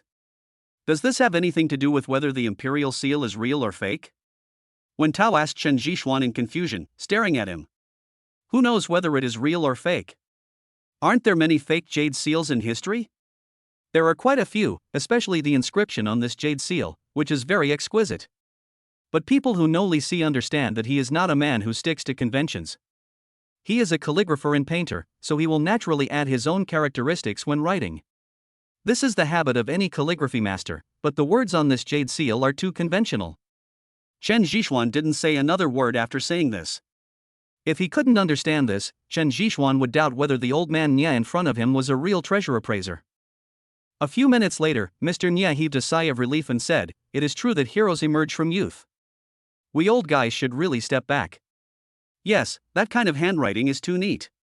I understand, Grandpa, you have the habit of adding your own little curves to your handwriting, and you didn't even notice it. If this is the case, then Li Si would naturally add his own characteristics when writing, and he himself doesn't even know it." Niagua also understood. Yes, that's the reason. Li Si didn't dare to disobey the order of the first emperor, so he wrote down the 8 words very carefully. However, even he himself didn't realize that under his so-called care, he incorporated his own habits. Naturally, it was impossible for them to be as square as the engraved characters. Old Master Nye took over the conversation. So, Wang Tianlai spent 2 billion just to buy a fake product. Chen Jishuan smiled. There are so many twists and turns here, I really didn't expect it. Sun Zhouliang was very emotional. If it weren't for Chen Jishuan's reminder, how would he know all this? So you should study hard so that you can become a real talent. But my young friend, you are also very capable. You are welcome to visit my Waikiatang. Grandpa Nye made an invitation. If I have time, I will definitely visit you. Chen Jishuan replied politely. Well, I won't bother you anymore since I've delayed you for so long today. By the way, Wen, you must not lose that thing of yours. It's a national treasure, a priceless national treasure. If you lose it, I will definitely complain to your grandfather. Old Master Nye threatened Wen Tao next to him. Chapter 112, The Terminally Ill Wang Tianlai. Grandpa Nye, don't worry, I'm not that bad. Wen Tao said as he sent the two away. Only after seeing off Mr. Nye and the other man did Wen Tao feel relieved. Brother Xian, why do you think Wang Tianlai wants the imperial seal? Does he want to be the emperor? Sun Zhouliang took the opportunity to ask. I'm not sure, but you can help investigate. Remember, don't get caught. Chen Jishuan reminded. Okay, I understand. Wang Tianlai is really generous to spend 2 billion to buy the jade seal. Sun Zhouliang responded. As he was speaking, Sun Zhouliang next to him suddenly opened the door. Wang Tianlai just happened to walk over, and when he saw Chen Jishuan, he suddenly stopped. You were lucky last time, but your luck won't always be good, believe me. Wang Tianlai stared at Chen Jishuan and said. Maybe, but you may have to go ahead of me. Chen Jishuan observed Wang Tianlai calmly, and his whole body was so calm. Wen Tao and Sun Zhouliang next to them became alert, as they were afraid that Wang Tian would do something wrong. Let's go. Wang Tianlai's face no longer had the arrogance from before, as if he was saying hello to an old friend. I hope to see you again. Chen Jishuan also replied. It was not until Wang Tianlai disappeared that Wen Tao breathed a sigh of relief and said, Brother Xian, why are you playing dumb with this lunatic? Chen Jishuan did not answer, but took out a cigarette and put it in his mouth. After lighting it with a lighter, he took a few deep puffs. Brother Xian, I have a question for you. What did you say to Wang Tian just now? It's rare that he didn't go crazy today. Sun Zhouliang touched Chen Jishuan's shoulder and said. Chen Jishuan finally came back to his senses, then shook his head and said, Nothing, it's just that Wang Tianlai is going to die soon. He's dying? Isn't that a good thing? Sun Zhouliang said with a smile. After all, the death of such a madman is a good thing for everyone. Brother Xian, you must have seen it wrong. Wang Tianlai doesn't have any hidden illness. Wen Tao said with a frown. I don't know. When we just met, I could feel that he was physically weak. I even guessed that he must have been tricked by someone. Zhouliang, you have to take the trouble to investigate this matter. I always feel that something is not right. Chen Jishuan said. Seeing Chen Jishuan speaking so seriously, Sun Jiulian on the other side said that he would do it. After returning to the hotel, Chen Jishuan sat on the sofa, made a cup of tea, and began to observe the small bronze tripod. After a long time, Meng Ruyan walked in. What are you looking at? Nothing. Chen Jishuan placed the small bronze tripod on the coffee table, then leaned aside skillfully and waited for Meng Ruyan to change the medicine. Seeing that the wound had scabbed over, Chen Jishuan breathed a sigh of relief. The tricky wound did affect his life. It should be fine in a few days. I'm going back to the flower market tomorrow. What about you? Are you still staying here? Chen Jishuan took a sip of tea and asked Meng Ruyan, who was sitting in front of him. Well, I may have to go abroad again. After all, the Meng family's affairs have not been dealt with yet. You also know the purpose behind Wang Tianlai's help to Hong Ling. I am worried that something may happen at home. Meng Ruyan said slowly. Wang Tianlai is ill. From his appearance, I can see that he won't live long. So this time when you go back, you will face much less danger. Is he sick? No way. He was still the same when I saw him last time. Meng Ruyan stared at Chen Jishuan in surprise. Who knows? Maybe it's a hidden disease, or someone has done it. I don't know either. I just feel that things are getting weirder and weirder. Chen Jishuan murmured. Indeed, in just over 10 days, Wang Tianlai would be diagnosed with this disease. Chen Jishuan simply couldn't believe it. Even a terminal illness couldn't destroy a person so quickly. No matter what, now that you're back in China, Wang Tianlai won't dare to do anything wrong. Okay, I'm leaving, and you should go to bed early. Meng Ruyan said and left. Chen Jishuan looked at her back, then casually picked up a small note next to her. There were only 2 words on the note: be careful. What should I be careful about? Could it be that Meng Ruyan discovered something? Or is there someone bigger behind Wang Tianlai's matter? Chen Jishuan's heart was in turmoil. After all, if Meng Ruyan could remind him so carefully, then one can imagine where she came from. Using his hidden strength to shatter the piece of paper, Chen Jishuan then lay down on the sofa. He even suspected that someone had installed surveillance cameras in this place. After secretly looking around and finding nothing unusual, Chen Jishuan finally breathed a sigh of relief. Looking out the window, he suddenly saw the bronze tripod on the coffee table. Under the light, the reflection of the bronze tripod on the coffee table was very clear. After sitting up and looking carefully for a long time, Chen Jishuan suddenly thought of something. He took out a piece of jade from his arms. This piece of jade was given to him by Fatty Zhang and there were some patterns on it. After comparing them, Chen Jishuan suddenly understood why he felt familiar with it, because the patterns on the small bronze tripod were similar to those on the jade piece. Looks like I have to go back to find Fatty Zhang. Chen Jishuan murmured. He put away the jade piece and the small bronze tripod and went to rest. He spent the whole night in silence. The next day, Meng Ruyan sent Chen Jishuan to the airport as promised. Have a safe trip. Meng Ruyan advised. You too. Chen Jishuan waved his hand and then got on the plane. When we returned to the flower market, it was already past 2 in the afternoon. Fatty Zhang had been waiting outside the airport for a long time. When he saw Chen Jishuan appear, he hurried to greet him. Xian Zi, you are really awesome. You hand over such a big company to me. Aren't you afraid that I will ruin it for you? Fatty Zhang muttered. What are you afraid of? If it fails, you can go back to your old business like me. We can each take a porcelain bowl and beg on the street. Chen Jishuan joked. Speaking of which, Starlight has been developing rapidly during this period. I have to say that MOE is really amazing. In less than a month, Starlight has contacted a lot of people, and its scale has more than doubled. Fatty Zhang did not follow Chen Jishuan's words, but told him about the changes in Starlight. Chen Jishuan just listened silently without interrupting.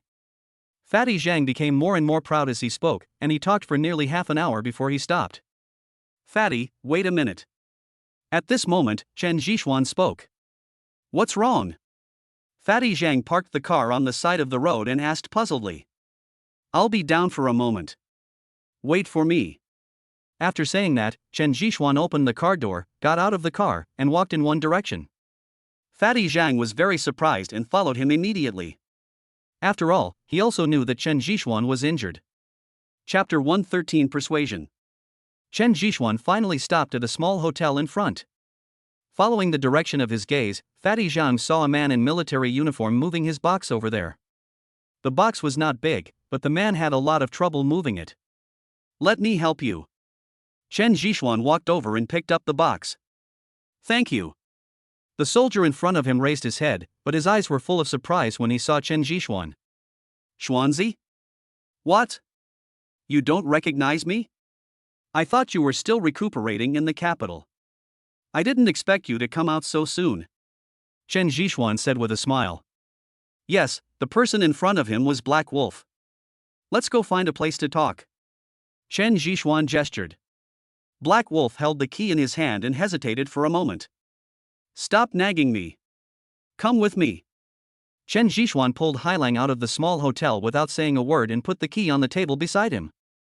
After getting in the car, Chen Zhishuan signaled Fatty Zhang to drive home. More than 10 minutes later, Chen Zhishuan finally returned to his home and brought back the Black Wolf. Just relax, I'm not your enemy. By the way, you've been demobilized, right? Chen Zhishuan looked at Hailang and took a bottle of water from the side and handed it to him. Well, there's no point in staying there. Let's demobilize. We can't make things difficult for the boss, right? Black Wolf said in a low voice. It's good to be demobilized. I'll let Fatty take you to the company in a few days. It would be nice to work for me, right? Chen Zhishuan said with a smile. No, I was going to leave the flower market today, but when I thought of my brother here, I stayed one more day to settle down and visit his family.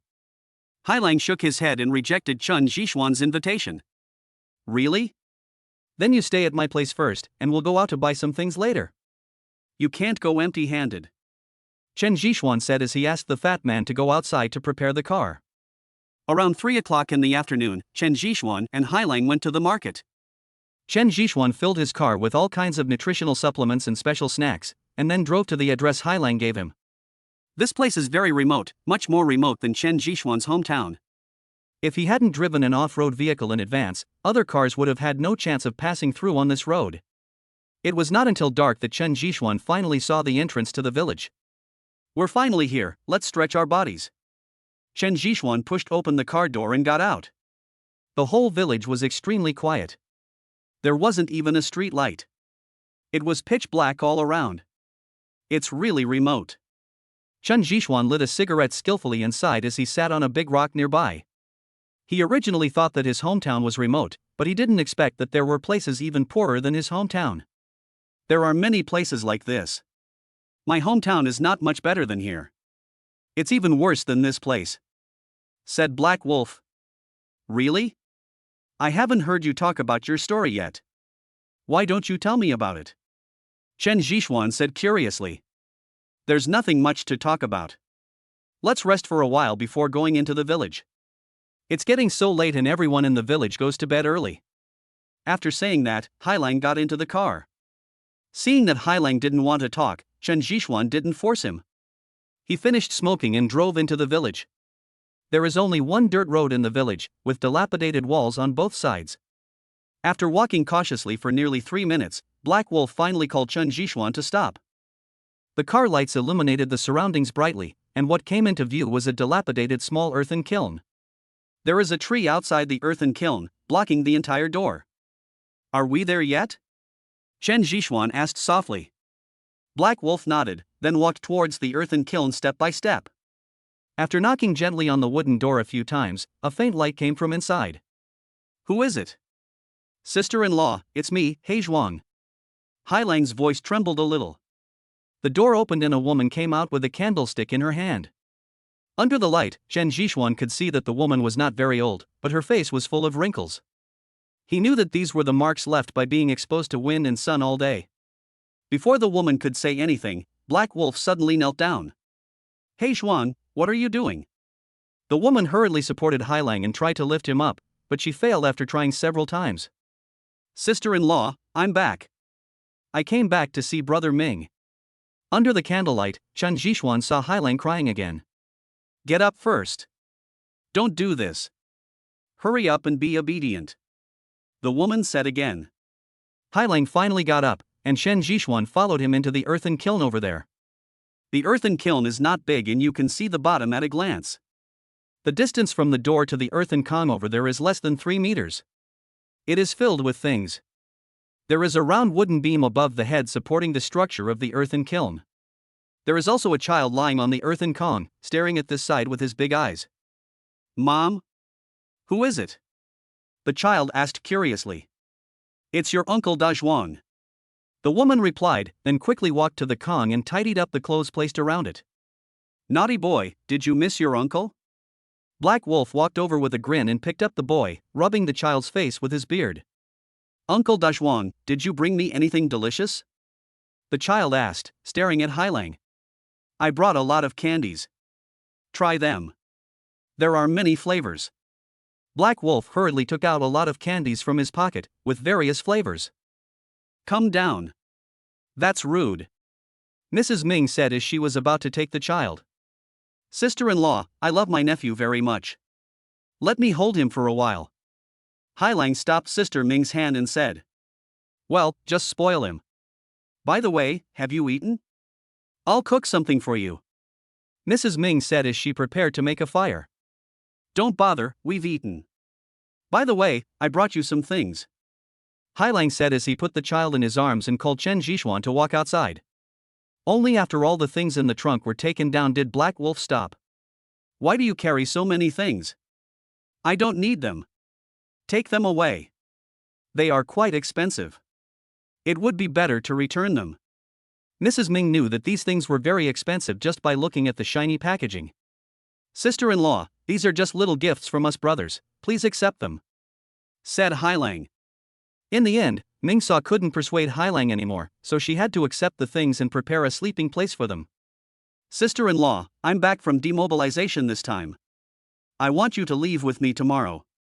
I promised Brother Ming that I would take good care of you and the children. Hailang stared at Sister Ming and said. Mrs. Ming paused, then shook her head and said, No, we are fine, mother and daughter, and we can't leave here. Chapter 114, Fire in the Earthen Kiln. Sister-in-law, please think about it. I will take you out. Don't worry, my money is enough to arrange a job for you and Pai Xiaozi. Besides, Pai Xiaozi also needs to go to school. He can't be a rough boy like us. Hailang kept persuading, but Sister Ming was not moved at all. Chen Jishuan didn't say anything the whole time, he just silently pulled Hailang out. Don't go too far. I'll clean up first and you can go to bed soon. When Mrs. Ming saw the two of them go out, she hurriedly shouted over there. Sister-in-law, we're not leaving. Also, you don't have to worry about anything for now. The two of us will stay in the car for one night. Chen Jishuan said as he pulled Hailang into the car. Mrs. Ming on the other side looked for a long time, and finally had to go into the house. What are you doing? I'm discussing something here. Hailang didn't understand what Chen Jishuan meant and asked in confusion. Hailang, are you stupid? You want Mrs. Ming to follow you away, is that realistic? How will the people in the village see Mrs. Ming, abandoning Brother Ming and following you? Will they call you a fickle woman? If it were you, could you bear it? Chen Jishuan was speechless. He knew very well about the gossipers in the village. But I promised Brother Ming that I would take good care of my sister-in-law and the children. Hailang immediately understood and said while rubbing his head. Everything requires methods and ways.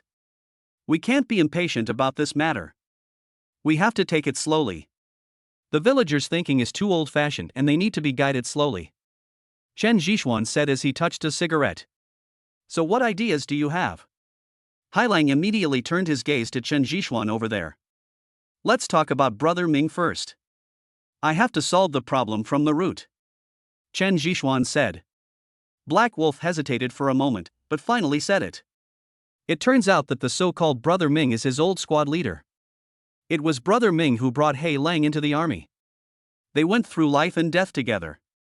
During a drug bust at the border, Brother Ming sacrificed himself on the border in order to cover the escape of Su Ming and others. After listening to everyone's story, Chen Jishuan said in a deep voice, Hailang, it is you who should change. Do you think Su Ming can't think of how to place Ming Sa? He must have been rejected and could only help secretly in the end. You are too stupid to even think about taking Ming Sa away. Then I'll stay. I can do something. At least I can teach this little boy how to exercise, said Black Wolf. No, gossip can only make things worse. You'll make Mrs. Ming even more embarrassed, so you'd better give up the idea. Chen Zhishuan said. Then give me some advice. Black Wolf seemed to be relying on Chen Zhishuan. We can only start with the children. Chen Zhishuan murmured. Kid, do you mean the naughty boy? Asked Black Wolf. Yes, it's the child. The child must be 7 years old this year. He doesn't have the conditions to study here. There is still a chance if we start from this aspect. As he said this, Chen Zhishuan secretly taught Hailang. All night long, the two of them lay in the car and chatted about random things. Early the next morning, Ming's wife was seen standing by the car, knocking on the window. The meal is ready, come in and eat. Mrs. Ming shouted. Chen Zhishuan rubbed his temples and stretched his body before walking in. Breakfast is simple, just porridge and steamed buns, with a plate of pickles. But even so, the two of them ate very happily. Sister-in-law, take me to pay tribute to Brother Ming. Black Wolf shouted. Mrs. Ming nodded, packed up the house, and then took Hailang up the mountain. The mountain road was difficult to walk on, and Black Wolf couldn't walk because of his ankle, so Chen Zhishuan followed behind him carrying Pai Xiaozi on his back. We're almost there, just ahead. Mrs. Ming pointed to the front. After resting for a while, the group headed towards the mountain again. There is another pine tree over there, and under the pine tree is Ming's grave. However, the photo on the stone tablet over there has turned yellow, but Ming Ji's appearance can still be clearly seen. Hailang knelt there, solemnly counted a few pieces of paper, and then kept talking to Brother Ming. Chen Zhishuan took this opportunity to talk to Ming Saw for a few words. Although it was just a few short sentences, Chen Zhishuan could clearly come to the conclusion that Ming Saw could not leave here. Sister-in-law, the child is not young anymore and has to go to school outside. So, we will take the child to school and you can come to see the child when you have time. You can't stay here forever, right? Chen Zhishuan said cautiously. Brother, I know you mean well and I am grateful to you. You naughty boy will not go out. Also, you should leave too. Outsiders are not welcome here. Mrs. Ming stopped talking halfway. Chen Zhishuan wanted to ask something else when he saw a man running towards him from a distance. Sister-in-law Ming, Erden and his friends are here again. Your door has been broken down. You should go and take a look. The man said, panting. When Mrs. Ming heard this, she grabbed the boy and ran down the mountain. Chen Zhishuan then followed with Hailang. When they arrived at Mingso's house, it had already been burned down. Billowing black smoke continued to billow out of the earthen kiln, and there were many people surrounding it. I squeezed into the crowd and saw Ming's wife kneeling at the entrance of the earthen kiln, staring at the fire inside with tearful eyes. Who did it? Chen Zhishuan couldn't bear it anymore and questioned the villagers around him. Whoever did it, stand up here. Black Wolf's veins bulged, and his ferocious face was completely revealed. Are you her adulterers? Take your people and get out of here. Leave our Huojia village. We don't welcome you. An old man with white hair and skinny body said while leaning on a cane, and there were many middle-aged people supporting him beside him. Great-grandfather, I really didn't. Mrs. Ming hurriedly explained. Bitch, Ming's body is still warm, and you dare to do such a thing. You really bring shame to our village. Take your little wolf cub and leave our village, otherwise don't blame us for being rude. The middle-aged man next to her scolded. Who are you scolding? Say it again if you have the guts. Black Wolf immediately went over and grabbed the man by the collar, scolding him coldly. How dare you? Huojia village won't allow you to act as you please. The great-grandfather banged the cane in his hand and shouted loudly. Outrageous? I'm even more outrageous. Did you set the fire? Black Wolf shouted again with his eyes wide open. He Zhuang, don't. Mrs. Ming came over and held He Zhuang's hand, shaking her head continuously. Sister-in-law, these people are simply slandering you and setting fire to your house. Are you just going to let it go like this? Black Wolf said angrily. He Zhuang, let go. Don't you listen to your sister-in-law? Mrs. Ming pleaded. Black Wolf had no choice but to let go. Chapter 115 Hate. Bitch, leave Huojia village. You have brought shame to our Huojia village. Take your adulterer and leave. We can't tolerate people like you here. Hundreds of years of clean history have been tarnished by just one person like you. You are so shameless. I really don't know what Mingzi likes about you. People around her were accusing her, but Mrs. Ming did not say a word in reply and just endured it silently. Chen Zhixuan held Hailang tightly, not wanting Hailang to offend the public. Great-grandfather, can I ask you a favor? Mrs. Ming said, staring at her great-grandfather. I'm not your great-grandfather. Take that wolf cub away. The great-grandfather ignored Mrs. Ming's request. Mrs. Ming smiled, then stood up. She wiped the tears from her face and slowly retreated towards the earthen kiln over there. Kid, get up. Mrs. Ming picked up the naughty boy and then brushed the dirt off his body. Hey Zhuang, sister-in-law has a favor to ask of you. Please help me take care of Pai Xiaozi.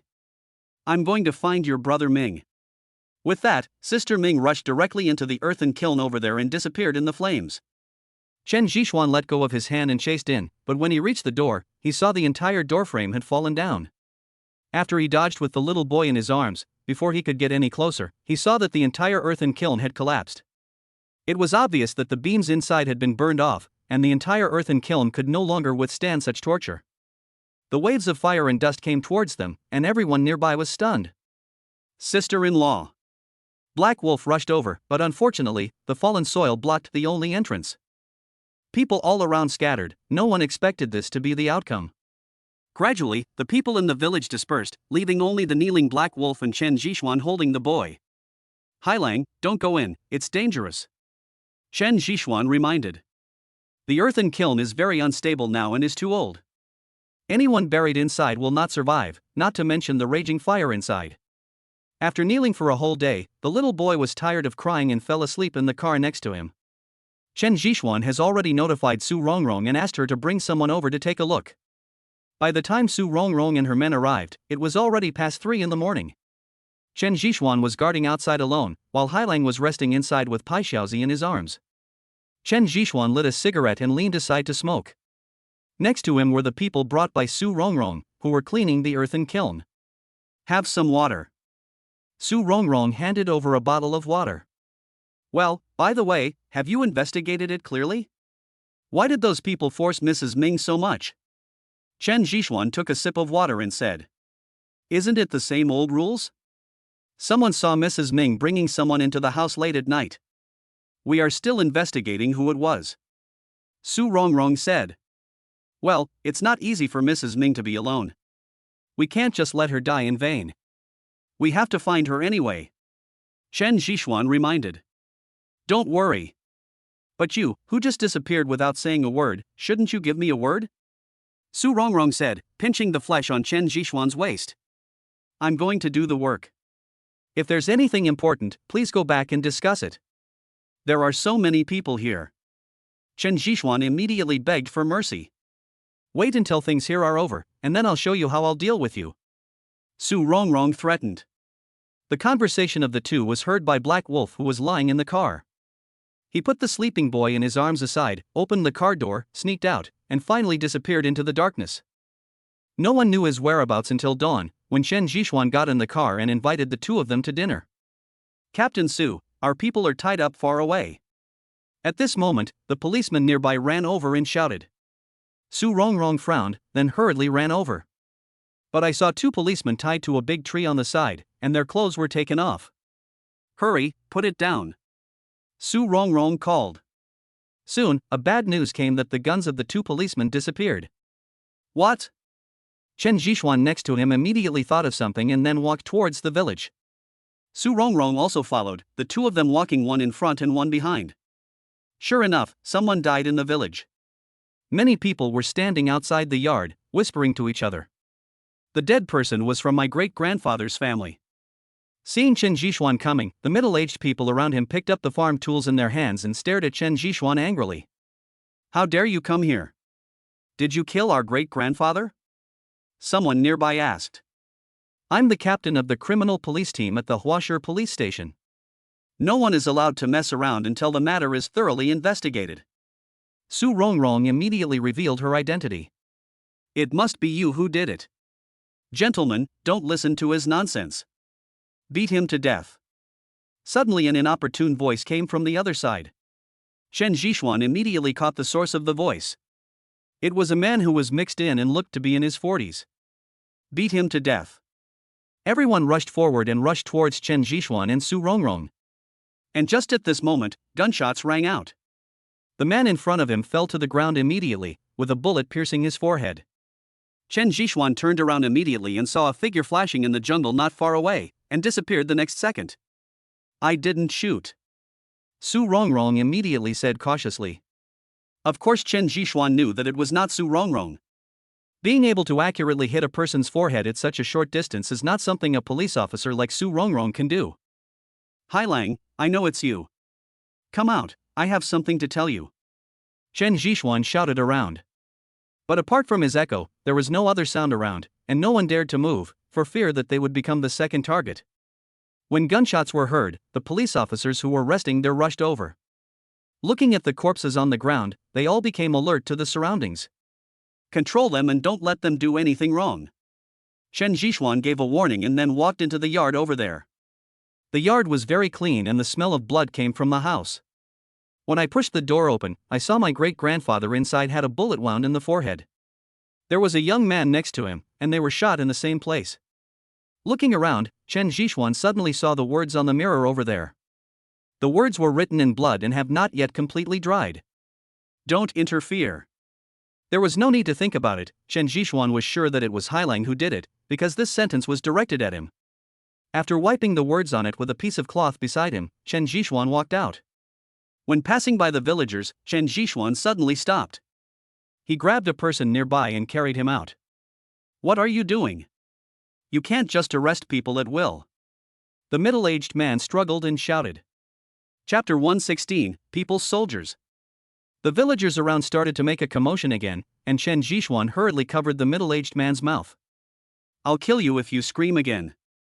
Chen Jixuan's icy voice rang in the man's ears. The man stopped shouting instantly and let Chen Jixuan pull him aside. Go ahead and tell me what you know. Otherwise, we will leave here immediately and leave you to fend for yourself. Chen Jixuan said coldly. You are police officers, you can't do this. The man shouted immediately. They are, but I am not. I forgot to tell you that the captain is my wife. Do you think she will listen to me or you? Chen Jixuan sneered. I don't know anything, I really don't know. The middle-aged man immediately begged for mercy. What's your name? Chen Jixuan asked while sitting aside. My name is Erden. The man replied. Erden? Let me ask you, why did you instigate those people to attack us just now? Chen Jixuan exhaled and asked, trying to control his emotions. I didn't. I just don't want you to hurt our villagers. I want to avenge my great-grandfather. Erden said. Yeah? The next second, Chen Jixuan slapped him. The slap was so powerful that Erden's face immediately became red and swollen. I don't. Are you still lying to me? Do you really think we are fools? Tell me, there is still a chance of survival if you tell me. Chen Jixuan's suppressed tone made Erden's body tremble continuously. You still haven't told me? I see you really don't know how you died. Chen Jixuan suddenly kicked him out, and Erden immediately knelt on the ground, holding his stomach and wailing continuously. I'll give you one last chance. If you don't tell me, I'll leave immediately. Erden struggled to get up. He looked at Chen Jixuan, then lowered his head and didn't speak for a long time. Chen Jixuan had lost his patience and turned around to leave. Commander, I told you that you don't have to die. Erden immediately pulled Chen Jixuan's sleeve and said. I don't know, but now we guarantee your life safety. As for the rest, the law will naturally solve it. Chen Jixuan said. Actually, I fell in love with the young widow of the Ming family. I pestered her for a long time, but she never agreed, so I made up the rumor. I really didn't expect her to be so stubborn and seek death directly. This really has nothing to do with me. Erden explained hurriedly. After hearing this, Chen Jixuan still didn't believe it. Although he didn't have much contact with Ming's wife, he knew that the woman was very strong and would not commit suicide because of a few rumors. Just wait for death. Chen Jixuan left a word and ignored Erden. Su Rongrong was under a lot of pressure. After all, she was facing hundreds of villagers. If a riot broke out, the consequences would be disastrous. Seeing Chen Jixuan coming over, she also breathed a sigh of relief. Everyone, go home. The police will catch the murderer. Gathering here will only bring us trouble. Chen Zhishuan shouted loudly. He understood what Hailang meant. He was seeking revenge for Ming Saw and would never act rashly before the truth was revealed. Sir, you have to protect us. Don't worry, we won't wrongly accuse any good person, and we won't let any bad person go. Su Rongrong gave them the reassurance they wanted. After much persuasion, the villagers finally left. Chen Zhishuan asked someone to pick up the boy and drove the car over to cordon off the surrounding area. When the car was driven back, Su Rongrong whispered in Chen Zhishuan's ear, "Mrs. Ming's body is gone." I understand. Chen Zhishuan rubbed his temple. Chen Zhishuan knew Black Wolf's fighting skills best. If his thigh had not been injured, he might have been able to bring Black Wolf back. But now, he was simply powerless. Not to mention where Black Wolf was hiding now, he could not even keep up with Black Wolf. The fact that Black Wolf could move so fast showed that he no longer cared about his bone and nerve necrosis. This was his last act of madness. Unless Su Ming and the others were there was no way he could do anything by relying solely on the people here.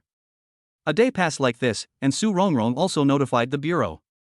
The Huasher police station immediately dispatched personnel and also notified Su Ming and others. At night, a bonfire was lit next to the car. The boy sat aside, staring blankly at the bonfire, not knowing what he was thinking. It's time to eat, naughty boy. Chen Zhishuan reminded. Uncle Zhuang is not a bad person, please don't arrest him. The childish voice of the naughty boy made Chen Zhishuan feel guilty. We won't catch him. Just eat your meal, naughty boy. Uncle Zhuang will be back soon. Chen Zhishuan coaxed. Seeing that the naughty boy was so sensible, Chen Zhishuan breathed a sigh of relief. You should eat something too. Su Rongrong said as she walked over with a bucket of instant noodles. No need. Has Erden said anything? Chen Zhishuan lit a cigarette and asked tiredly while leaning against the tire. He confessed. He and a bachelor from the same village raped Ming Saw in the back mountain. I have brought people to lock them all in the car. Su Rongrong said. These scumbags deserve to die. Chen Zhishuan shouted through gritted teeth, holding the cigarette but so tightly that it was deformed. We can't reveal it now, otherwise Black Wolf will attack again. Su Rongrong reminded in a low voice. I understand. Let's wait until your brother and the others come over. Chen Zhishuan said. 2 hours later, Su Ming arrived in a helicopter. You are finally here. Chen Zhishuan relaxed completely. The military district knows about Black Wolf's matter, and we are here to arrest him. Su Ming said. He actually. Chen Zhishuan wanted to explain, but was stopped by Su Rongrong's eyes. After finding a deserted place, Su Ming stared at Chen Zhishuan and asked, Is Mrs. Ming dead? Well, he jumped into the fire in the earthen kiln. I wanted to rescue him, but the kiln collapsed. Chen Zhishuan said with his head down. Where is the Black Wolf? Do you know? Su Ming asked again. I'm not sure. He showed up for a while during the day and then disappeared. He also took away Mrs. Ming's body. Chen Zhishuan said truthfully. The reason is that Hailang is not such an impulsive person. Su Ming stared into Chen Zhishuan's eyes. He wanted to hear the truth. After hesitating for a long time, Chen Zhishuan finally told everything. Upon hearing that Mrs. Ming had been violated, the white fox next to her immediately went berserk. I'm going to kill these bastards. Stop right there. Su Ming shouted. Boss, didn't you hear? They were the ones who forced Mrs. Ming to death. The white fox shouted. I know, but we are the people's soldiers. Su Ming said coldly. I don't want to be one anymore. Baihu suddenly threw the gun to the ground. What did you say? Chapter 117 Black Wolf Suicide. Su Ming stared at Baihu with a dark face, his eyes full of anger. He didn't expect Baihu to say such words. No, to be precise, he couldn't believe that these were words from his brother. The atmosphere froze for a moment.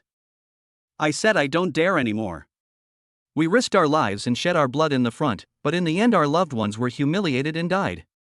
What kind of soldier am I and what are we protecting? The white fox sat down on the hay on the side and shouted angrily. White fox, stop talking. The vulture next to him interrupted him quickly. No, let him speak. Su Ming's face became more and more gloomy, and he might explode at any time. Just tell me, in that battle, Brother Ming stayed behind alone to cover our safe return. As a result, even Sister Ming was forced to death. I really don't know how to explain to Brother Ming down there. Without Brother Ming, would we still be alive? Would we still be standing here and chatting? Bah, to put it bluntly, those who are dead have nothing left. The white fox could no longer bear it and shouted to everyone present. Chen Zhixuan just listened silently. To be honest, he stood on the side of the white fox at this moment. Are you done? Su Ming asked slowly. That's it, you can do whatever you want. The white fox took the risk. After that, go and bring Hailang back to me. He is my brother, and I don't want him to die here. Su Ming did not explode as Chen Zhixuan expected, but spoke very calmly. I'm not going. You must go, he is our brother. Su Ming said coldly. If you go by yourself, then Brother Ming is no longer our brother? Boss, think about it yourself. The white fox retorted, staring into Su Ming's eyes. Yes, Brother Ming is of course our brother. Don't you understand what kind of soldier you are? Let me tell you now, you are fighting for all the people in China. This is our responsibility and our destiny. Just like Brother Ming sacrificed himself, if he only cared about his own family, might he have covered for us? Why did he cover for us? Wasn't it to let us live and live with his responsibility? But now Black Wolf is in danger. You don't know his situation, or are you just going to watch Black Wolf die in this wilderness? Su Ming exploded, staring at the white fox sharply, and every word was venting his anger. I tell you, Brother Ming sees things more clearly than us, that's because he knows that he has us. We didn't do a good job with Sister Ming's matter, and we should feel guilty about it, but these are not the most important things now. The most important thing is that one of our brothers is about to be lost, did you know that? Su Ming grabbed the white fox by the collar, saliva spurting out of his mouth. There was silence all around, with only the breathing sounds of Su Ming and Bai Hu. Bang, bang. Just then, gunshots were heard in the distance. At this moment, everyone, including Chen Zhixuan, rushed over. I saw that Erden and the other man who were originally locked in the car had a bloody hole on their foreheads. It's a black wolf, look for it. Su Ming then put on the night vision goggles and started looking around. It's there. Chen Zhixuan pointed to an old tree in the distance. Sure enough, a figure flashed over there and then quickly disappeared into the forest. Let's go. Su Ming was the first to be attacked, without carrying any weapons. The group quickly shuttled through the mountains and forests, as agile as monkeys. Chen Zhixuan couldn't keep up with the others, but he still walked towards the back mountain calmly. He understood that Hailang's outburst was because of Ming Saw, and that in the end he would definitely return to Ming Ji's grave in the back mountain. I walked step by step to the back mountain, only to see a person standing there. No doubt it must be the Black Wolf. You are really here, come back with me. Chen Zhixuan persuaded slowly. I can't go back. Thank you, Xuanzi, for helping me find those people. Otherwise, I really wouldn't have the face to see Brother Ming and sister-in-law. Hailang turned his head. Under the moonlight, Chen Zhixuan saw that Hailang's ankles were covered in blood. Let me help you stop the bleeding first. Chen Zhixuan said as he took out the foaming needle and walked over. Don't come over here. Black Wolf said, then pointed the gun at his temple. What are you doing? Don't do anything stupid. Believe in Su Ming, he will make sure you're fine. Didn't you say that you would take good care of Pai Xiaozi? If you leave, how will Pai Xiaozi survive alone? He just told me not to attack you and said you are a good person. Are you really going to break your promise? Don't forget what you promised Brother Ming and sister-in-law Ming. Chen Zhixuan said hurriedly, trying to persuade Hailang not to do anything stupid. I know the boss and the others are here, but can I meet them in my current condition? No, I can't. I broke my oath, but I don't want to break my promise. Xuanzi, can I ask you a favor? Hailang said excitedly. Put down the gun and don't say a single thing. I will promise you even if it's 10 or 100 things. Black Wolf, don't mess around. Chen Zhixuan replied hastily. I, Hailang, have been an orphan since childhood. I have no father or mother and grew up eating at many families' homes. Joining the army is the best decision I have ever made. I am glad that I made the right choice. I met Brother Ming, the boss, and my brothers. But I can't go on with them. I am tired, really tired. I should go down and accompany Brother Ming. I have survived these few years, and I should apologize to Brother Ming. Hailang murmured, sweat and tears intertwined and fell to the ground one after another. Brother Ming won't blame you. He will believe you because you are his brother. Chen Zhishuan said as he slowly moved closer. Shenzi, I don't want to see the boss and the others anymore. He told them a message, which is that I, Hailang, have no regrets in this life. If there is an afterlife, I still want to be brothers with them, go to the battlefield together, and defend our country together. Also, I'll leave Pai Boy to you. I know you have the ability to raise him, give him the best education, and let him live an upright life. Hailang said and suddenly knelt down. I promise. Thanks, Xuanzi, it's great to meet you. Black Wolf smiled, revealing his row of white teeth. No. As soon as he finished speaking, Black Wolf pulled the trigger and the sound of gunfire spread throughout the entire back mountain.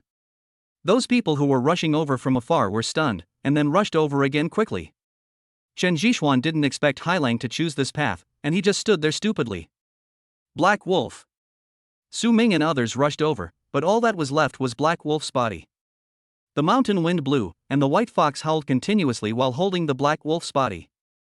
Su Ming clenched his fists, his whole body tensed up, and everyone looked at the Black Wolf over there silently. Chapter 118, The Olive Branch of Prosperity. He's gone. Chen Zhishuan murmured. Did he say anything? Su Ming looked at the newly built graves over there, and he felt weak all over. He told me to take good care of Pai Boy and help him grow up.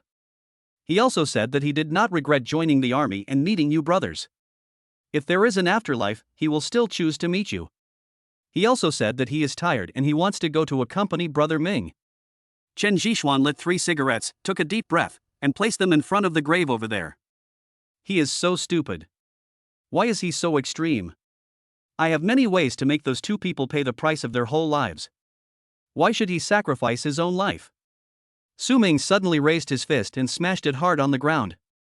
No, he is not stupid, he just cares too much. You can't imagine the situation at that time. The whole village was despising Mrs. Ming. He used his own ideas to seek justice for Mrs. Ming. More importantly, he didn't want to implicate you. Chen Zhishuan said slowly, lighting another cigarette and started smoking. No one spoke, but just silently looked at the 2 graves, one new and one old, where their 2 brothers were buried.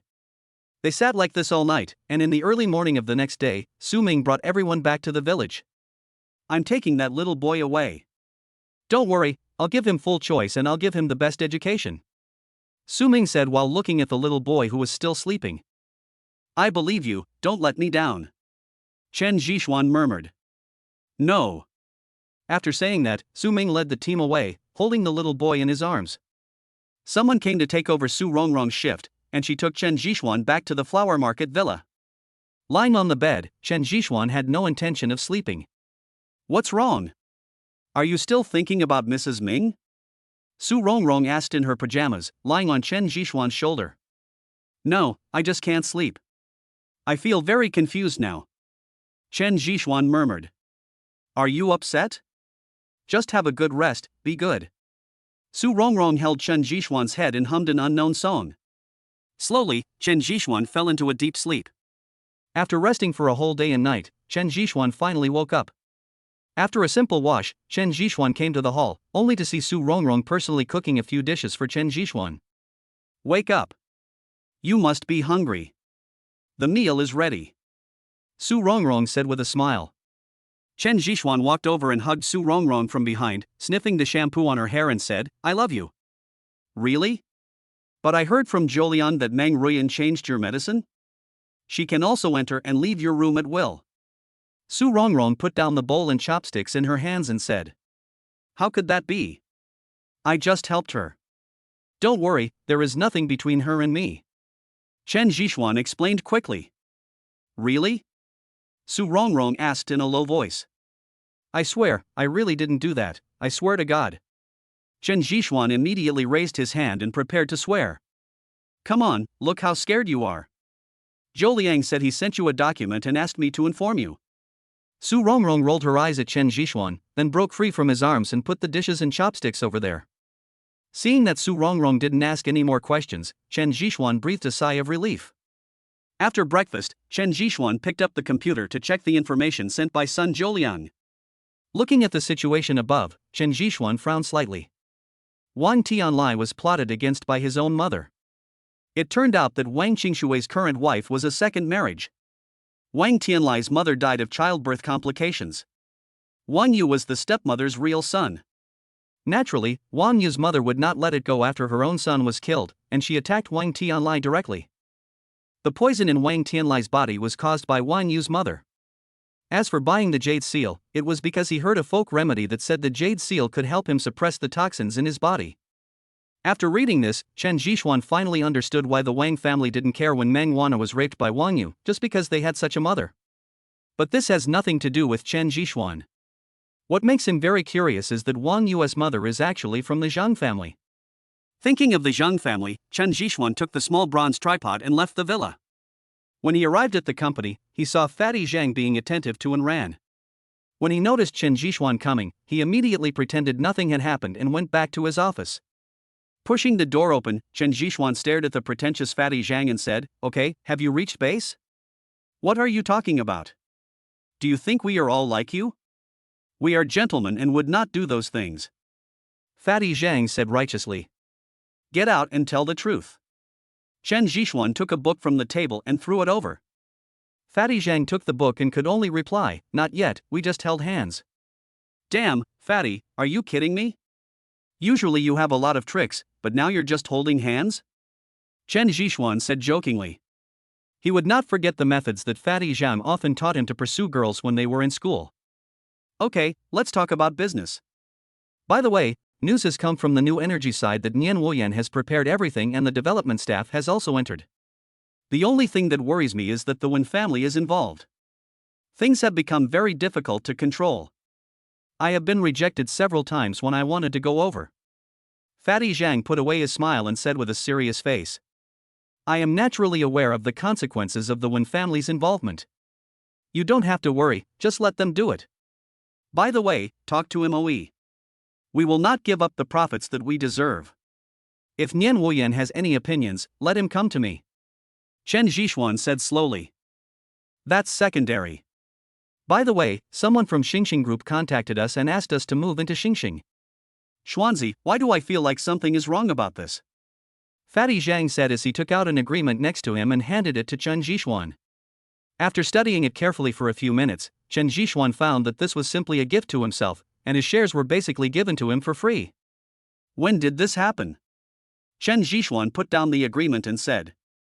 "Just a few days ago, someone from Xingxing suddenly came and contacted MOE, and then MOE confessed to me." Fatty Zhang handed Chen Zhishuan a cigarette, and the two of them talked slowly while puffing smoke. "A few days ago? What did MOE say?" Chen Zhishuan blew out a smoke ring and looked at Fatty Zhang in a daze. "MOE said this is a good opportunity. Although we don't know what's going on behind Xingxing's back, this big cake is worth a try. The advantages outweigh the disadvantages. Although Xingxing's reputation has declined, a lean camel is still bigger than a horse. There are many mature things in it. It would be best for Xinguang if we could get them directly," Zhang Panzi said. Chapter 119, Invitation from the Zhang family. Chen Zhishuan didn't say anything immediately. After all, there were too many things involved here. Although Xinguang is not afraid of such a huge monster as Xingxing, he will definitely not be its opponent in a fight. For Xinguang, getting support from within Xingxing is like riding a rocket. However, Chen Zhishuan thought more. Not to mention anything else, just the death of Wang Yu and the conspiracy against Wang Tianlai, he suspected that this was a bait deliberately thrown out by Wang Tianlai. "Xianzi, you shouldn't listen too much to MOE's words. I suggest that we shouldn't agree to it. After all, our starlight is developing very rapidly now, and there is no need to take such a big risk." Fatty Zhang said slowly. "How long will it take for Xinguang to reach the scale of Xingxing?" Chen Zhishuan flicked the ash from his cigarette. 10 years at the longest, 5 years at the shortest. Fatty Zhang said with certainty. "It's been too long, too long. I will take care of Xingxing." "You don't have to worry about it." Chen Zhishuan shook his head. As he came into contact with those noble families, he became more and more anxious, because what he lacked now was time. The Wang family is just the beginning. The emergence of new energy technology will make everyone turn their attention to themselves. Under the impact of interests, there is no guarantee that others will not take action against themselves. The development of new energy only takes 3 years, or even shorter. During this time, he needs to grow into a towering tree. Xian Zi, what do you want? Fatty Zhang immediately understood Chen Zhixuan's choice. Yes, you're right. I want to get in touch with Xingxing. Don't worry, I'm not that stupid. If something is not right, I won't agree to them. Chen Zhixuan said with a smile. Well, it's good that you understand. Don't let the interests go to your head. Fatty Zhang said. By the way, Fatty, there's something I want to know from you. Take a look at this. Chen Zhixuan, with a cigarette in his mouth, took out the small bronze tripod from the backpack beside him and placed it in front of Fatty Zhang. What are you doing? Where did you get this thing? It's so creepy. Fatty Zhang took a look and then looked at Chen Zhixuan speechlessly. Look at the pattern here, does it look familiar to you? Chen Zhixuan reminded.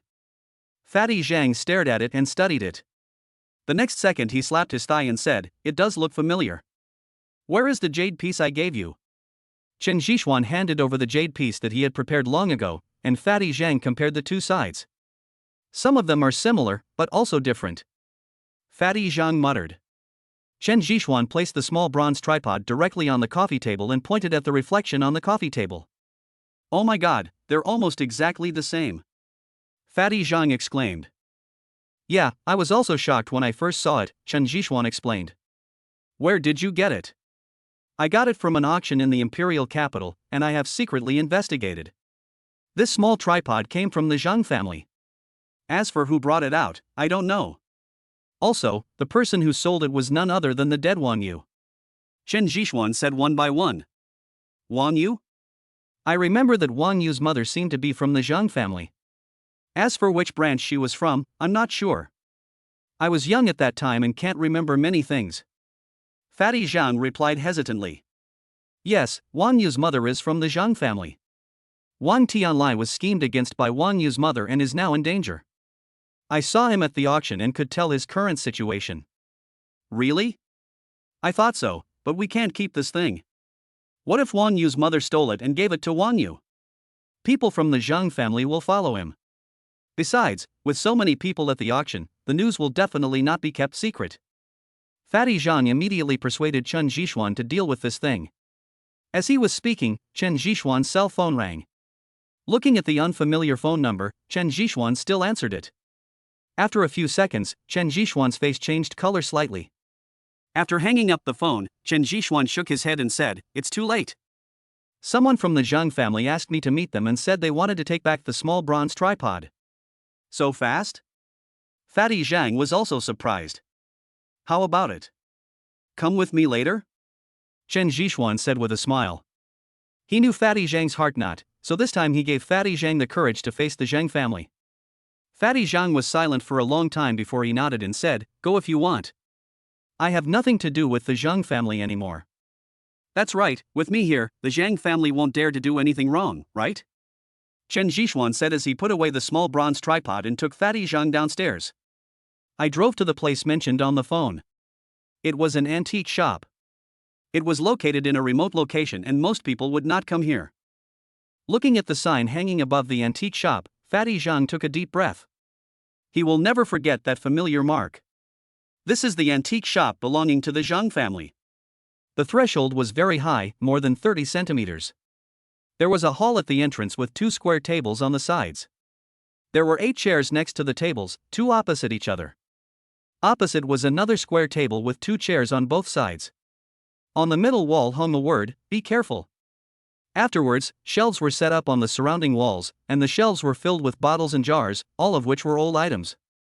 2 guys are cleaning over there, and they are cleaning very seriously. Chen Zhixuan also knew the rules of the antique business, which was that if you didn't open for business for 3 years, you could make a profit for 3 years after you opened. If you catch a place like this once, you will definitely eat half full. It is normal that no one comes here on normal days. Seeing Chen Zhixuan and Fatty Zhang come in, the guy over there put down the rag in his hand and immediately came over to greet them. My 2 bosses, what do you need? Buy or sell? The waiter said respectfully. I'm not buying or selling. I'm here to meet someone. Zhang Mingren asked me to come. Chen Zhishuan said. Oh, it's Mr. Chen Zhishuan, right? Our boss has been waiting for you for a long time. Please follow me. The waiter directly said Chen Zhishuan's name and led the way. I followed the waiter through the backyard and stood beside a wing room and shouted, "Boss, Mr. Chen is here." Come in. A voice came from the room. The waiter pushed open the door of the compartment and saw 6 people sitting inside. Each of them was dressed very simply, the kind that could not be distinguished if thrown into a crowd. Sit down. One of them stood up. Chen Zhishuan and Fatty Zhang sat on the 2 chairs next to them, and then the door over there was closed. Mr. Chen, I am Zhang Mingren. I was the one who made the call. I really had no other choice but to ask Mr. Chen out. I wonder if Mr. Chen has brought the small bronze tripod with him. Zhang Mingren asked politely. I have it. It's in my bag. Chen Zhishuan patted the bag on the table and said. Really? Then take it out quickly, those are our things. Someone next to him stood up immediately. Chapter 120 After the test. Chen Zhishuan ignored him and lit a cigarette. The man wanted to reach out his hand, but was stopped by Zhang Mingren. Third brother, don't be rude. Zhang Mingren said. Mr. Zhang is a sensible person. Don't be so impulsive about some things. Take your time. Otherwise, you will never be able to do it well. Chen Zhishuan said with a smile. Little brat, who are you talking about? The third brother said coldly. Mr. Zhang, it seems that someone doesn't welcome me, so I'll leave. Chen Zhishuan stood up calmly and was about to leave. When the third brother saw this, he moved and immediately blocked Chen Zhishuan's way. Do you think you can get out without putting down your things? They belong to my Zhang family. Zhang Mingren didn't say anything, as if he tacitly agreed with the third brother's words. Chen Zhishuan shook his head and said, as expected, the outside world says that the Zhang family is the best at bullying men and women. Now it seems to be true. They are ready to rob before we even talk about it. Little brat, watch your mouth, or I'll kill you. The third brother threatened. Kill me? This is a society ruled by law. Chen Zhishuan stared at the third brother with amusement. Put your things down, and you can leave now. Fatty, let's go. Chen Zhishuan called out and took another step. If you don't accept my toast, you'll have to drink for it. The third brother paused, and his sandbag-sized fist instantly hit Chen Zhishuan's waist at a very fast speed. Chen Zhishuan moved his feet, swung his elbow, and rushed forward. The third brother took several steps back and looked at Chen Zhishuan in disbelief. It turns out that he does have some abilities, but unfortunately, he just has a bad temper. Just as he finished speaking, something suddenly fell out of the third brother's sleeve, like a claw. Then it was thrown directly towards Chen Zhishuan, and in the blink of an eye it reached Chen Zhishuan's face. Looking at the steel claw, Fatty Zhang over there exclaimed, "Flying tiger claw." Chen Zhishuan dodged again, and the flying tiger claw shot directly past his arm, and his clothes were torn open by the sharp claws. Snap! The flying tiger claw clasped onto the pillar over there, and the 4 iron claws were embedded straight into the pillar. Then the third brother exerted force, and saw a large piece of paint was torn off the pillar, and the wood inside was pulled out. It turns out that the most terrifying thing about the flying tiger claw is the bite force of the claw. It can even make a pillar like this, so you can imagine what will happen if it hits a person. Retracting the flying tiger claw, the third brother said coldly, "Boy, I will give you one last chance. Either you leave the little tripod behind, or you leave your life behind. You choose one. What if I don't make any choice? Boss Shang, are you turning against me?" Chen Zhishuan turned his head and looked at Zhang Mingren over there. To be honest, he didn't want to provoke the Zhang family now. The Zhang family had been local thieves all their lives, and their subordinates were all desperate criminals. He didn't want to be troubled one after another. But Zhang Mingren still didn't say anything, just drank a sip of tea silently. Xianzi, give the things to them. Fatty Zhang seemed to understand something. This was basically a hongmen banquet. He knew clearly that since the Zhang family was so anxious, the small bronze tripod must be no ordinary item. Don't think about the stuff. I really want to see what the Zhang family is capable of. Chen Zhishuan was provoked. After all, looking at Zhang Mingren's expression, he was sure of having him in his grasp. How shameless. The flying tiger claw in the third brother's hand shot out again at an incredible speed. Chen Zhishuan snorted coldly, lowered his head, and grabbed the chain that connected the flying tiger claw. He stretched out his hand and pulled, and the third brother immediately moved forward. Taking advantage of this opportunity, Chen Zhixuan immediately moved forward. The third son of the Zhang family immediately discarded the flying tiger claw, pulled out a dagger from his waist, and stabbed it into Chen Zhixuan's waist. Chen Zhixuan grabbed the third brother's elbow and squeezed it hard. The force was like that of an iron clamp, causing the dagger in the third brother's hand to fall directly to the ground. Chen Zhixuan caught it with his foot, then lightly flicked it, and the dagger flew up again. Grabbing the dagger, he thrust it directly into the third brother's thigh without any hesitation. Ah! The third brother wailed, but Chen Zhixuan ignored him and kicked him unconscious with a kick. Looking at Chen Zhixuan's quick and efficient movements, Zhang Mingren raised his eyebrows slightly. Let's go, fatty. Chen Zhixuan clapped his hands and picked up the small bronze tripod that was placed aside. Mr. Chen, the third brother was a bit rude just now. Please stay. Zhang Mingren spoke as expected, and at the same time asked the waiters outside to carry the third brother away. Mr. Zhang, we have nothing to talk about, do we? If you also want to rob, then come together. I, Chen Zhixuan, don't mind sending you on your way early. If you don't want to rob, then I won't keep you company. Chen Zhixuan said coldly. Mr. Chen, we will pay to buy back the small bronze tripod. Of course, you can name any price you want. Zhang Mingren smiled, as if nothing had happened just now. Just name your price? 300 million? Chen Zhixuan said deliberately. Okay. Zhang Mingren agreed without bargaining. Then someone came out with a computer in his hand. If Mr. Chen agrees, I can transfer the money now, said Zhang Mingren. That's so nice, but I won't sell it. Chen Zhixuan said softly. Are you kidding? Zhang Mingren actually agreed to the price of 300 million. This shows that the price of this small tripod is definitely very high and it is extremely important to the Zhang family. Mr. Chen, are you kidding me? Zhang Mingren asked slowly, with a hint of indifference in his eyes. You were the ones who played tricks on me first. I was just returning it to you.